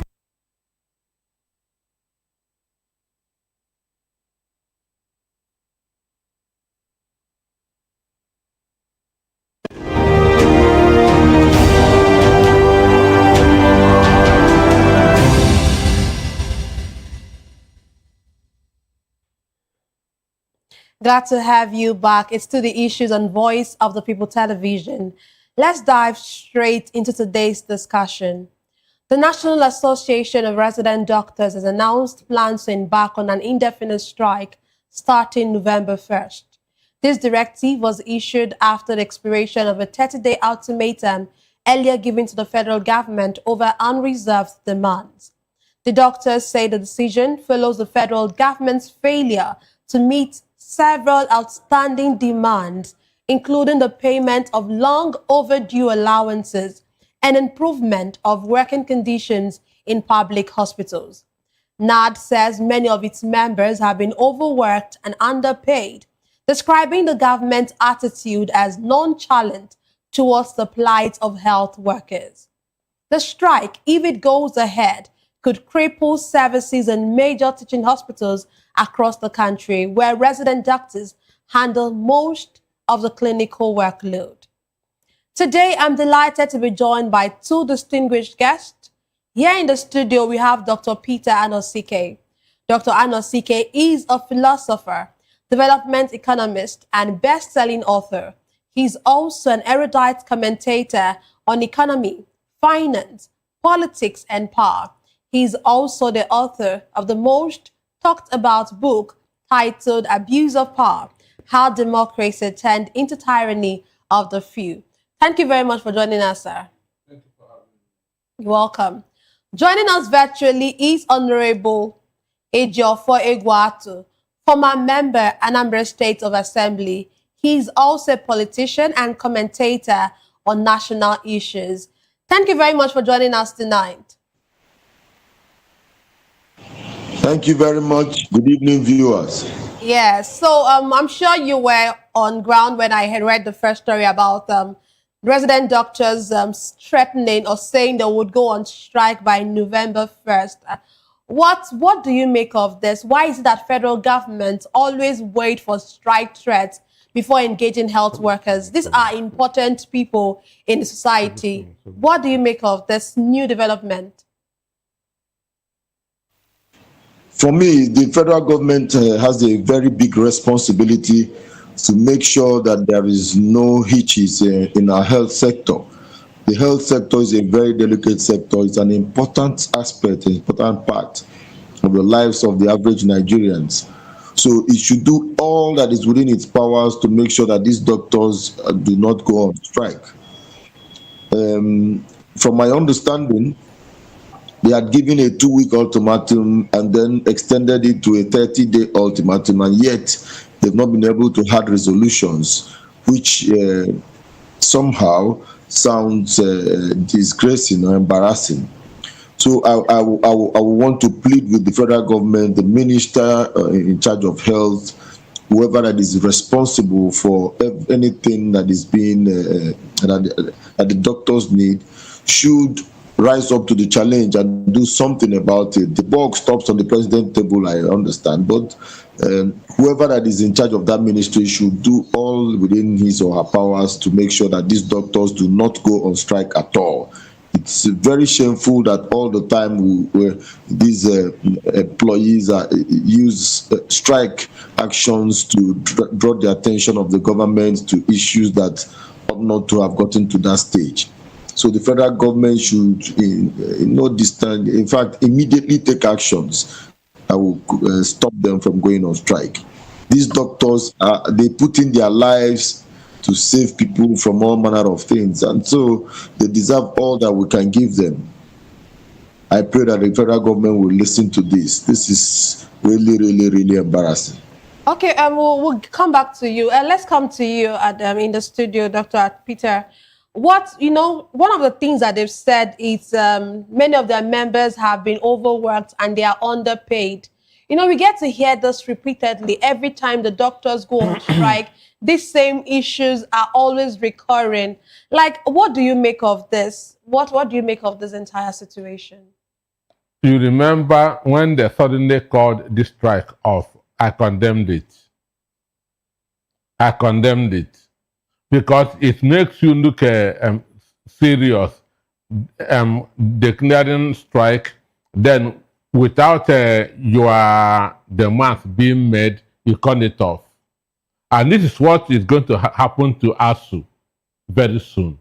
Understand? Because the way Senate mediated between the NMA and federal government is the way Senate also mediated with us. So for me, they are the cause of their problem. Understand me? They are the cause of their problem. It shouldn't be when you declare that's a protest or a strike. you stand on it until your demands are made. Even if one of them are not made, at least let some be made. Then get a commitment when the other ones will be made. So they are now government to be playing them like football. They are now government to be playing them like football. The same thing that ASU is currently doing, because government is not. They are not committed to fulfilling this promise. And what government always do is when this thing happen, they will push ASU. I mean, they will push Senate. And Senate is not a mediation institution. So why listen to them? Senate has no credibility. Understand? They are not transparent. They are not honest. So why must you go through them or allow them that talk to you? So basically, they are the cause of their problem. So how you said that they are the cause of their problem, but how do you think that this repeated pattern, because really we all know that it's been repeated often and often over the years, we get to hear that these people are going on strike, and from what they're saying, for 16 years they've not been able to, as in like they've not had any trying to get the exact word, they've had stagnant salaries for 16 years, and these people are working overtime. The workload on them is so much. We know that there's what will you call it? My people are going, as in doctors are leaving the country and going to other countries, and then these ones that are here that you're supposed to take care of, you're not taking care of them. You know, how does this repeated pattern, how does it affect confidence in public hospitals? Now, if you are working in a company and they are owing you, understand? You keep on working, you are wearing new dress, new shoe, you are standing. That's exactly what it means. There are other ways you are making money. And that is the impression that Nigerian Medical Association is giving. Because they cannot be owing you for that 16 years. No, they actually said stagnant salaries for 16 years. That's like salaries that have been stagnant, no increase. No, excuse me. They have a stagnant salary is not their main issue. Yes. Understand me? So your demands have not been made. Understand? You say, or you are going that's on a strike. Just a week you call it off and return back to work. Understand me? One, you are showing that you are not even serious. That's on what you are doing. There's no commitment. There's no confidence on your own side that my demand is genuine. My demand is worthy. So the way they are presenting themselves is the way government is treating them, because they are not showing real seriousness.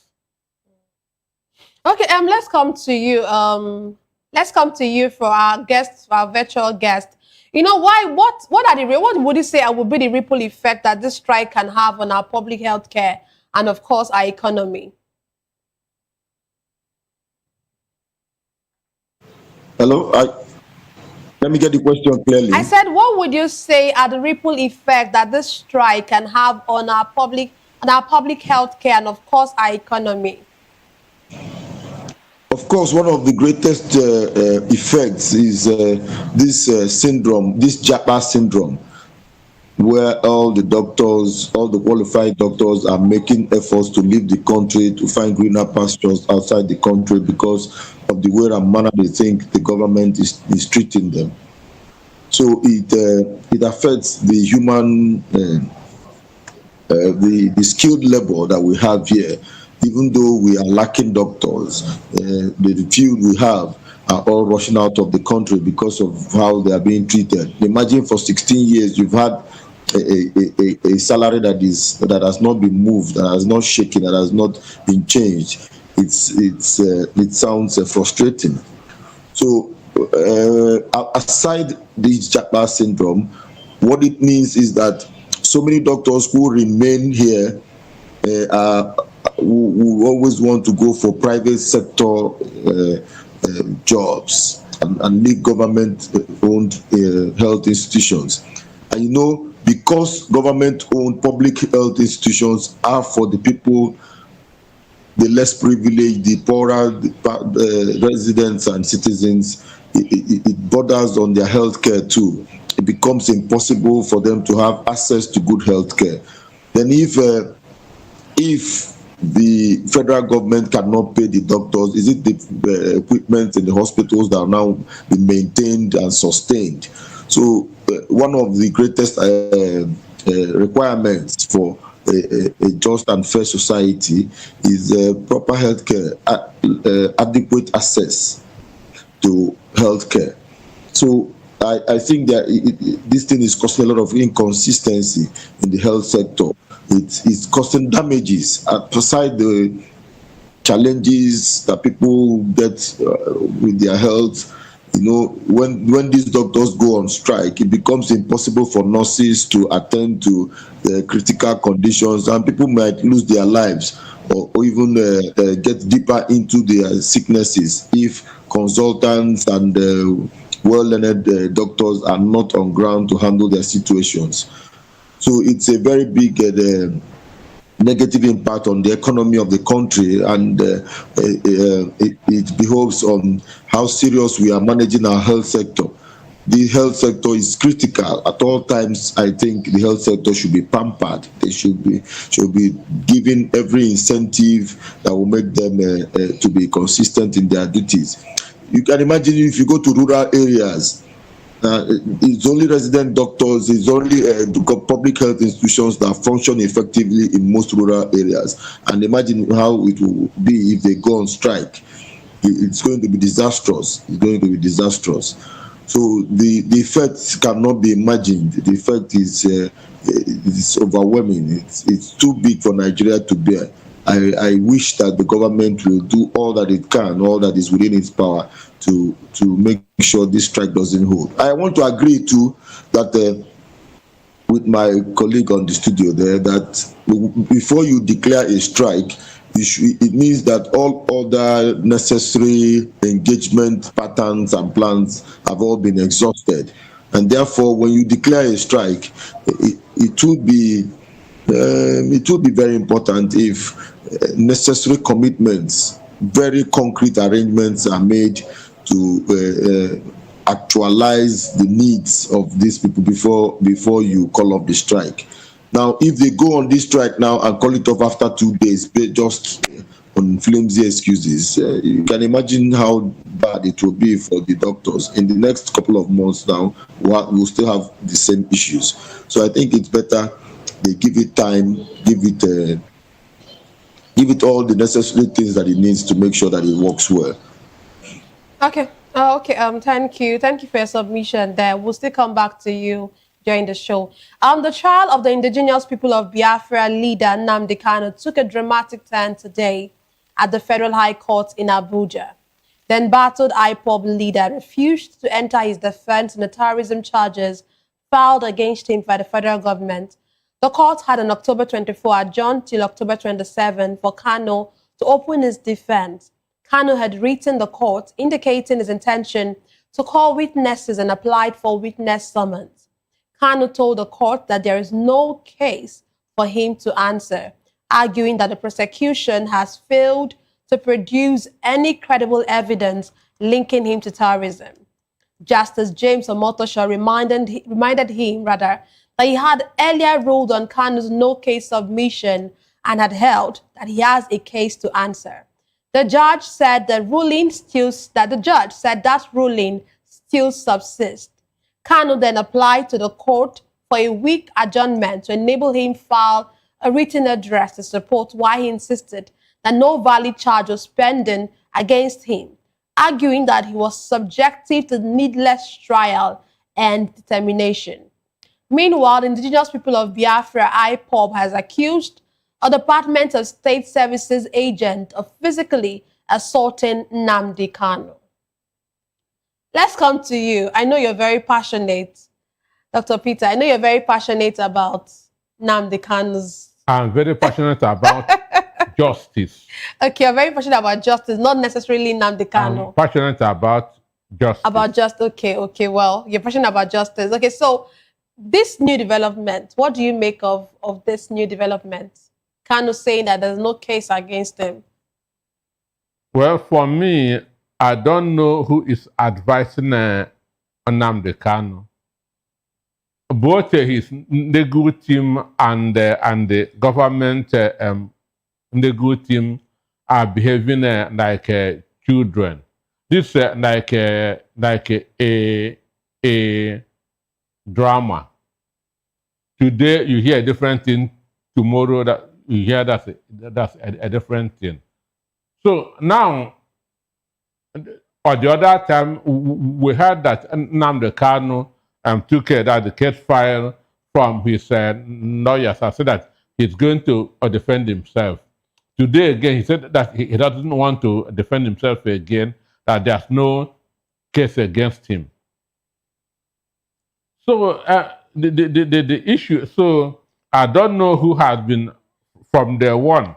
I have been saying that I don't like for the way the case is going. Because when the appeal court discharged and Nnamdi Kanu, they should have stood on that. Because an appeal court is higher than this court that they are in now. So there's no way you can leave a judgment of a superior court and begin to answer to a lower court. So for them appearing in Omotosho's court, to me, it's even a mistake. Nnamdi Kanu should have stood on the judgment of the appeal court. They have discharged me. Understand? So if the government is not comfortable with that, they should go to the Supreme Court and not to return to a lower court. So for me, I don't know who is advising him. For I know that currently he's going through a lot of frustrations. And when you are frustrated, you cannot think straight. So if you think that he's going through a lot of frustration, is this actually the best time for him to even defend himself? So I say that I don't know how the legal team prepared him even before now. Because they have been doing this for more than 2 years now. So the legal team should have been preparing him. A lawyer, a good one. If he's going to a court, to a high court, he should be able to prepare for an appeal and even to the Supreme Court. In case this one fails, this is where I will go to. So you don't make legal decisions in a hurry. It's not a day-by-day thing. So are you saying that probably this decision to defend himself was something wasn't something that came in a hurry? Maybe something that had been I don't want to use, like pre-planned, sort of. For me, according to what Shaware's council said, Shaware council said that government is threatening his legal team. Why are they defending him? Why are they defending him? So Nnamdi Kanu said, since he is the target, let him defend himself so that those people will also not fall victim. Understand me? Which is a good thing on his own side. Which is a very good thing. Now, he doesn't want them to face a persecution. No, not persecution. He doesn't want them to face a persecution as he is facing. He wants not only him carry this cross. Understand? Which shows a leader. That's what a leader is. Understand me? That shows who a leader is. That's the quality of a leader. But coming now and saying, I'm no more defending myself, I have no case against me. To me, I find it disturbing. Okay. But the fact remains, Nnamdi Kanu is innocent of whatever the federal government is accusing him. Understand me? Nnamdi Kanu should be the one prosecuting federal government. Can you just explain that? Why would you think that, okay, yes, we know what we hear, but why are you so certain personally that Nnamdi Kanu is not guilty? What did he do? And that he should be the one prosecuting. Excuse me, what did he do? That he should be the one prosecuting. What did he do? The federal government. They kidnapped him from Kenya. Understand me? They kidnapped him from Kenya and brought him down to this country. Whatever broadcast that he made was made in UK, not in Nigeria. Understand me? Whatever broadcast that he made was made in UK, not in Nigeria. If there's any court that should try him, it should be a court in UK. That's why it is Finland that sentenced Simon Ekpa, because all his broadcasts, whatever they are accusing him, was done in Finland. So he committed no offense against the Nigerian government. So that means with what you're saying, that means you are agreeing to the fact that there's no case against him, like he said today. I said he is a victim of the Nigerian hatred on Igbo people. Period. Nnamdi Kanu is a victim of Nigerian hatred on Igbo people. What did Nnamdi Kanu say that Sheikh Gumi has not said? What did Nnamdi Kanu say that Asare and Dokobo has not said? Okay, and these people are negotiating with bandits. Have you ever seen Nnamdi Kanu with a weapon? Well, okay. Let's come to you, Ejio. For what is this case the way it's going? Would you say that it is actually losing the federal government's case against Kanu? Would you say it's actually losing credibility with time? With different happenings that we've been seeing. Do you think it's losing credibility? What would you say about this entire situation? The entire case is a very big test case for the judiciary. The independence of the judiciary is put to test in this matter. They say that justice delayed is justice denied. And so if they continue to have this case, it's about 6 years now, and nothing concrete or serious has been done or has been achieved in this case. You look at what happened in Finland, where somebody else was arrested in Finland, and within a very short time, the case was decided and judgment given. So this is a true test of the credibility of the Nigerian judicial system, of the independence of the Nigerian judicial system. This case is a test on our security agencies too. Their competence, their capabilities, This case is a test on the institutions of Nigeria. There is a very wild, let me say wild, very wild impression that the justice system is being manipulated at all levels, depending on who is on trial.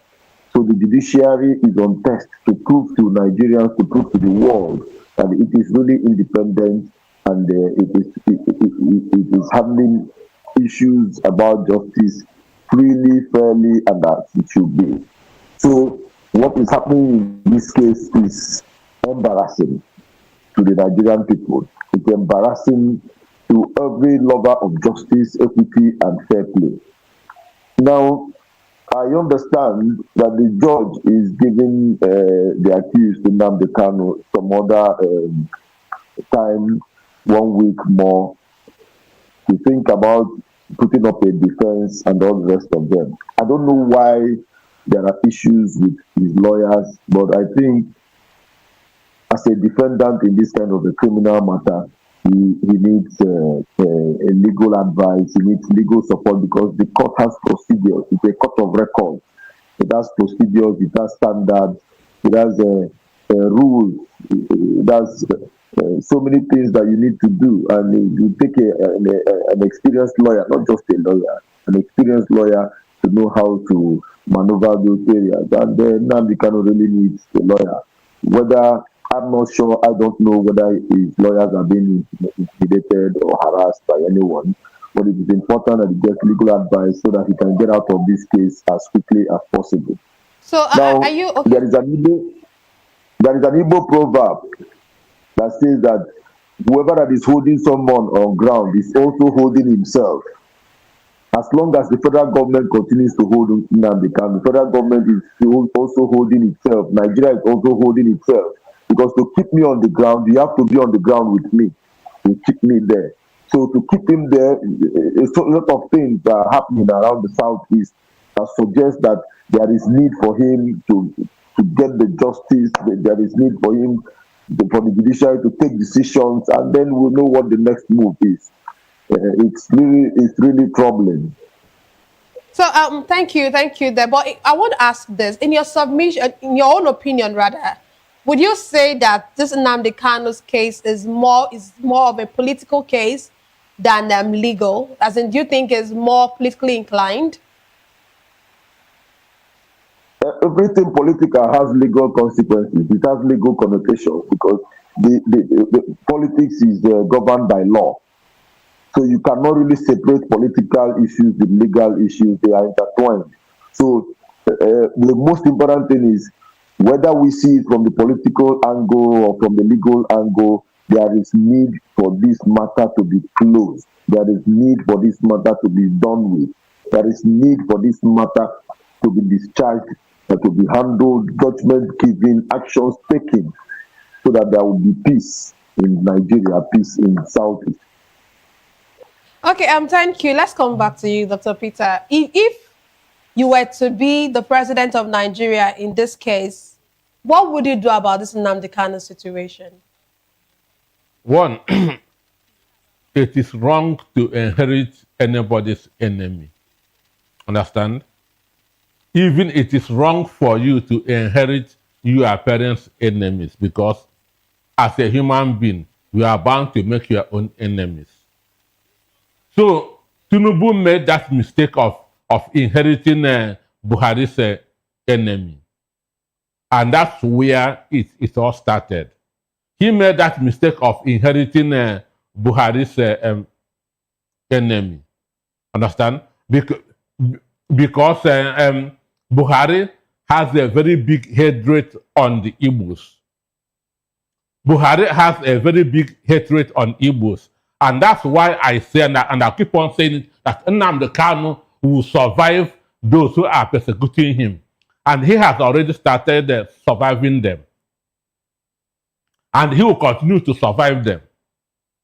So he made that mistake of inheriting Buhari's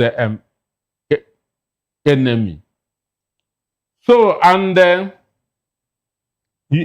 he has seen the way that this case is going. If they have anything concrete on him, they will have jailed him under Buhari's time. If they have anything concrete on Nnamdi Kanu, they will have jailed him under Buhari's time.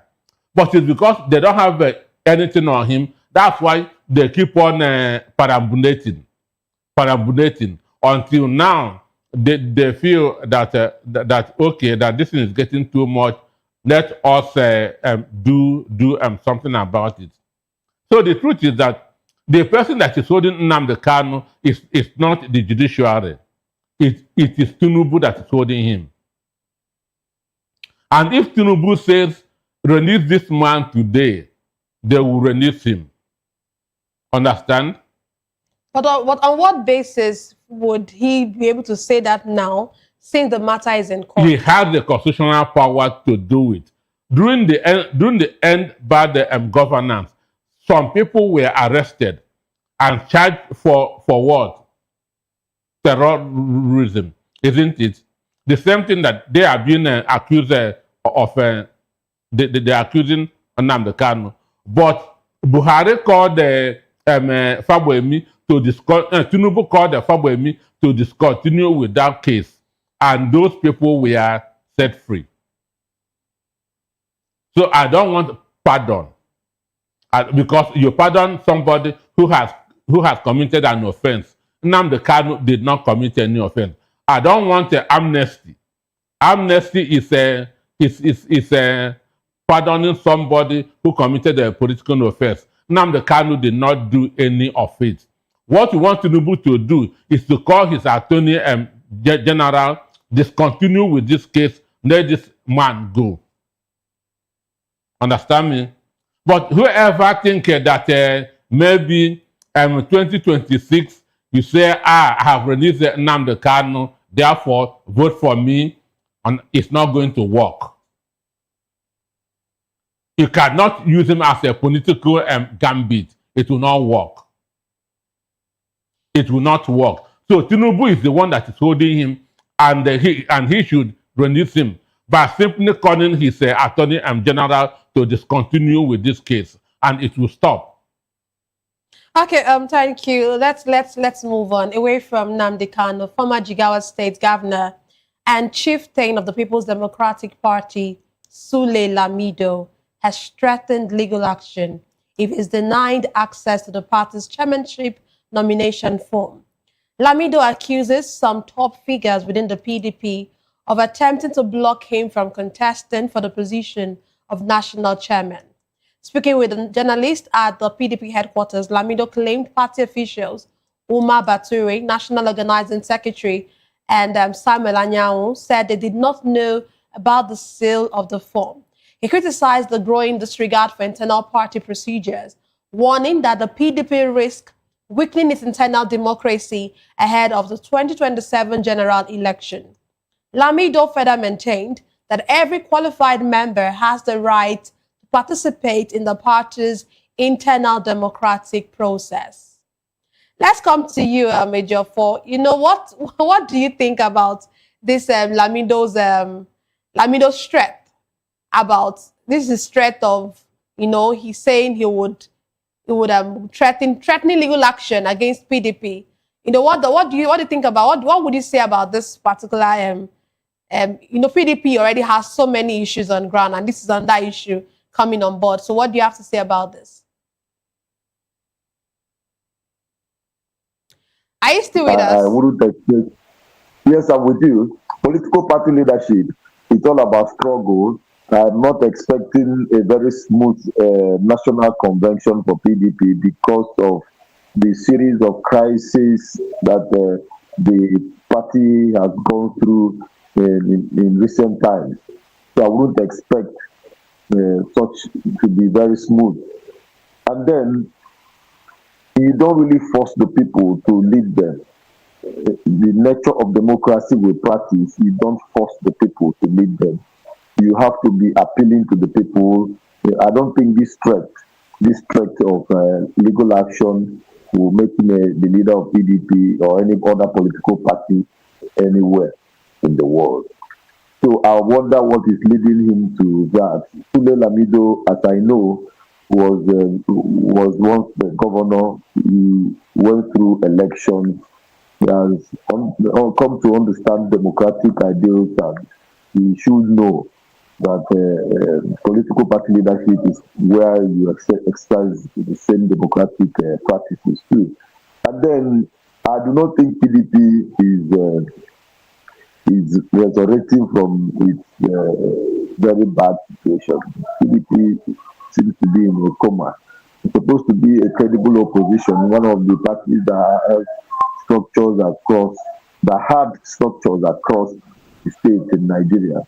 That would have been a strong opposition, because the country needs a balanced democratic system where there is a strong opposition. So they are supposed to be a strong opposition against the APC, but we can see that nobody is on ground. So the convention make or mar event. Whatever happens there would determine whether we'll bury PDP as one of those political parties that once existed, or it will bring up surprises. With Sule Lamido, with his connections, with his political connections, he can cause trouble for the party. They should look at him well, look at the matter well, and see how to resolve it. If they still want to play politics in Nigeria, the party really needs a proper examination, maybe medical examination. That's what I think about it. Oh, okay. Thank you for your submission there. Dr. Peter, let's come to you. You know, one of the things that have come out, it's PDP has also announced the postponement of the screening of aspirants for its 2025 elective national convention, which is scheduled for tomorrow. So they've postponed it. So, you know, with all of this happening, do you really think PDP is coming out of their issues anytime soon? Or do you think, like he said, that if they're not careful, they might get to be buried? I said more than 6 months ago that a PDP is a broken down vehicle that will not be repaired until after 2027. Wow. So what they are doing now is just a waste of time. Understand? It's just a waste of time. So nothing will resurrect a PDP till 2027. Just like nothing will resurrect a Labour Party until 2027. Until after 2027. Wike has killed it, which is the mandate that was given to him, go and destroy PDP. So he has done that. Understand? So all this, and I don't know what Sunday Navido is looking for. This guy said that even that he is supporting ADC, but he still remains in PDP. That was his statement, that he is supporting ADC, even though he still remains in PDP. So that statement alone is enough for them to say, will not give you this form. Understand? Since you have shown support to a different party, because all those who are in PDP now, as we speak, both both Sheyi Makinde, who is pretending to be in opposition with Nyesom Wike, all of them are working for Tinubu. Understand me? All of them are working for Bola Ahmed Tinubu. PDP is taking instruction from the winner. So when you are talking of opposition party today, PDP is no more involved. PDP those in PDP now has compromised. But sorry for cutting you. If you say that the reason Lamido might not be allowed by giving the form or allowed to buy the form is because he's been one part of his supporting ADC. But what all these other people you just mentioned are also not fully, like, less, even if we can't confirm the others, but Wike, everyone knows that Wike is supporting APC. So how come they are being partial? How come nobody has There are other people in PDP now. Understand? There are other people. So Wike will say, I don't trust this guy. Since he has shown sympathy for ADC, let him not become our national chairman. Whoever is going to win the national chairman, assuming that convention will hold, is still going to work for APC. So not giving him form or not allowing him that to contest is that he may not do what they want.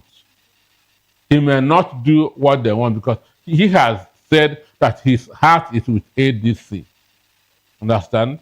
Therefore, he might not do what Nyesom Wike wants or what Sheyi Makinde wants. Understand? because all they want to do is to get a presidential candidate who, at the eve of the election, say, I have stepped down for Bola Tinubu. That's where they are heading to. Understand me? That is what they are heading to. A PDP presidential candidate that will say, I have stepped down for Bola Tinubu. So we are wiser than them. By far. By far. Okay, before we go, your final thoughts, please, Ejiofor. Thank you. Can you give us a final thought on the issues we've discussed today? Well, I think there is need for every political player in Nigeria to understand how painful it is for Nigerians at this time. Nigerians are losing hope. Nigerians are losing the courage to continue to fight on. Nigerians are losing trust in government. Nigerians are becoming frustrated. There is need for us, the political players, to begin to see beyond our personal ambitions, ego, and all whatnot, to chart a course for a better Nigeria, to begin to see things from the public point of view, from how to make the people feel better, have more trust in government. The judiciary, the institutions of government, judiciary, very key, very, very key. It is important that they restore the confidence of the people in the judiciary. The judiciary has a big role to play. The political system, the federal government, the state government, the all arms of government should also do the same thing. Listen to the people, do all that they can to see that the people are, because that will begin to have more confidence in government. It will help society to build well. Then I think on Nnamdi Kanu, it is important that the federal government understands the implications of a continued delay in that case. It is important that we all roll together as one indivisible Nigeria, where all the ethnic colorations are not determinant factors in very serious matters, okay, like criminal cases and justice matters. Okay. Thank you very much. Thank you very much. Thank you for joining us tonight. Dr. Peter, your final submission, please. Well, on the issue of PDP, Nigerians should look beyond PDP. PDP is dead. Understand? And will remain dead till after 2027. So Nigerians should look beyond the PDP and Labour Party too. Then not voting in an election is not a protest, it's a surrender. So if you say I will not vote, you are helping the incumbent to continue in power. Understand me? So Nigerians should get ready to vote in 2027. Nigerians should unite, because people united can never be defeated. Understand? Okay. So it's going to be Nigeria versus the ruling party, and not hoping on AP or on PDP or LP. Okay. Understand me? Thank you. Thank you very much for your submission. Thank you very much, Dr. Peter. Thank you very much, Honorable Ejiofor, for joining us all the way from Oka. Please note that the views and opinions expressed by our analysts are solely their own and do not reflect those of VOP Media. And that's all for today's episode of The Issues. We explored the challenges facing Nigeria's politics and electoral governance.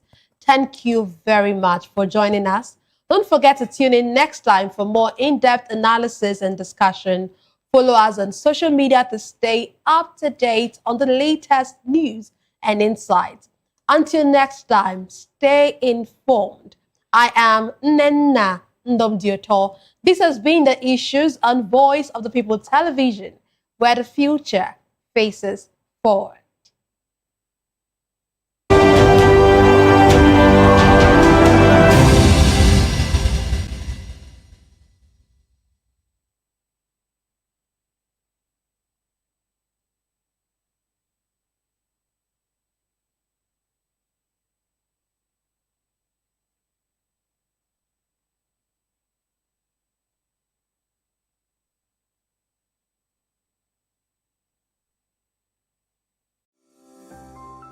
VOP TV. Now You have more than a voice.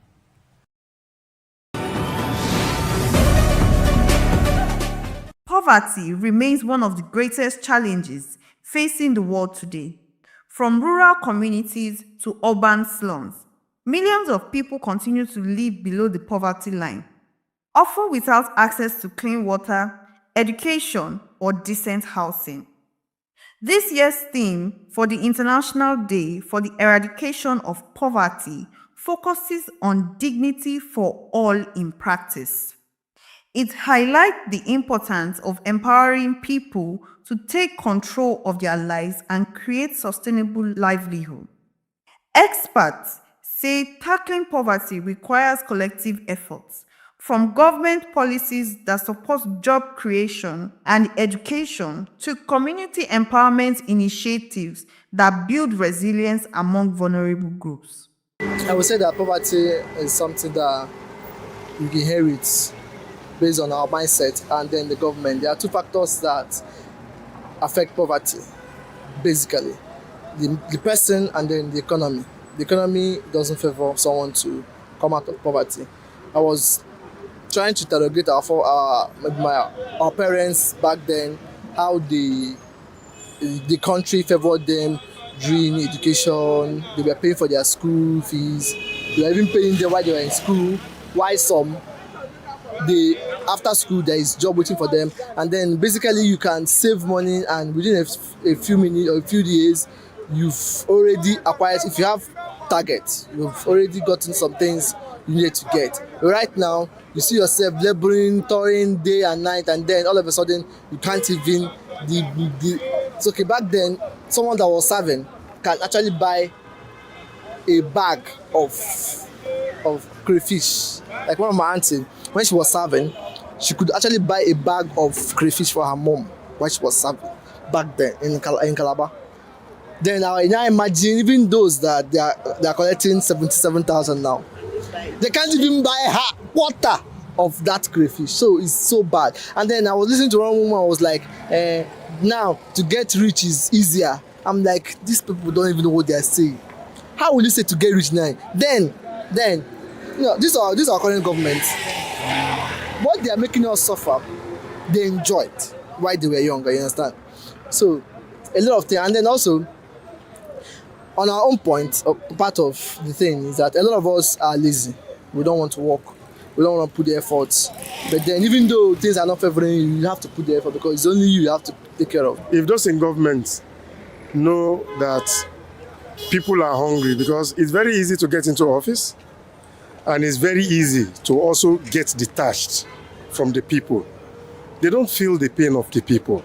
If they feel the pain of the people, they will know that people are seriously hungry. Just empathize with people. If I tell you, if you go to the average hospital now, a lot of people can't afford healthcare. Go to school, go and look at the level of deprivation of parents who was paying their children's school fees. You will be alarmed. Government schools that is affordable, how many people can really afford it now? Virtually almost all the prices are hitting the rooftop. How much are people taking home? Except for the private sector that is even supporting. What else is government doing for people? You go around all the people here now, when you hear their complaints, you'll be shocked. Thank God we are around Mafoluku area. Enter into the hinterland of Mafoluku, you will be shocked. Let there be reduction in price of goods and services. If you are increasing, okay, recently, minimum wage came up. Everybody start talking of minimum wage. Between that period when that minimum wage was adjusted, go and look at the price increases of all goods and services in this country. The last time I traveled to Ilorin, when I used to travel to Ilorin, how much was? But go there 15,000 naira from the park. 15,000 naira to go, 15,000 naira to come back. 30,000 minimum wage is now 70 naira. So by the time you go and check your old folks twice, your minimum wage is gone. No feeding, no nothing. How much is a bag of rice? They should just try, let the price of commodity come down. If it can come down, people will not, nobody cares whether on your mandate we stand or your mandate we sit. Let people get food to eat. Once they get food to eat, somebody walked into the hospital that I walked into today, and they gave the person the price of drugs. The person walked away. He dropped the card and walked away. Not because he doesn't want healthcare, but he can't afford it. Sustainable Development Goals, particularly Goal 1, aim to end poverty in all its forms by 2030. But achieving this requires more than just economic growth. It calls for equality, social justice, and inclusive participation of all citizens.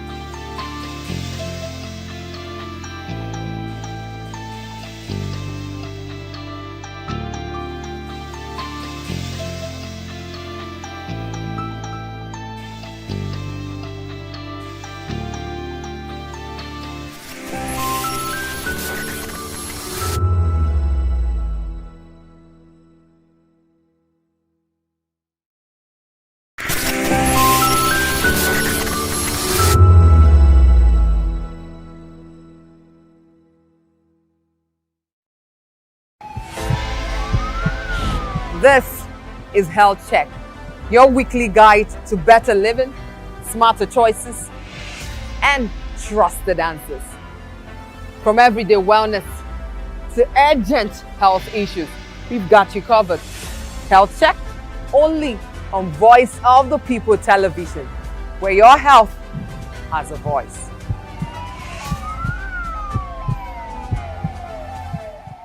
The 2564 is coming up on Barney 9 right. The 2564 Atlantic County. What happens in the hush behind hangar doors? Who signs the papers that gamble with lives? Which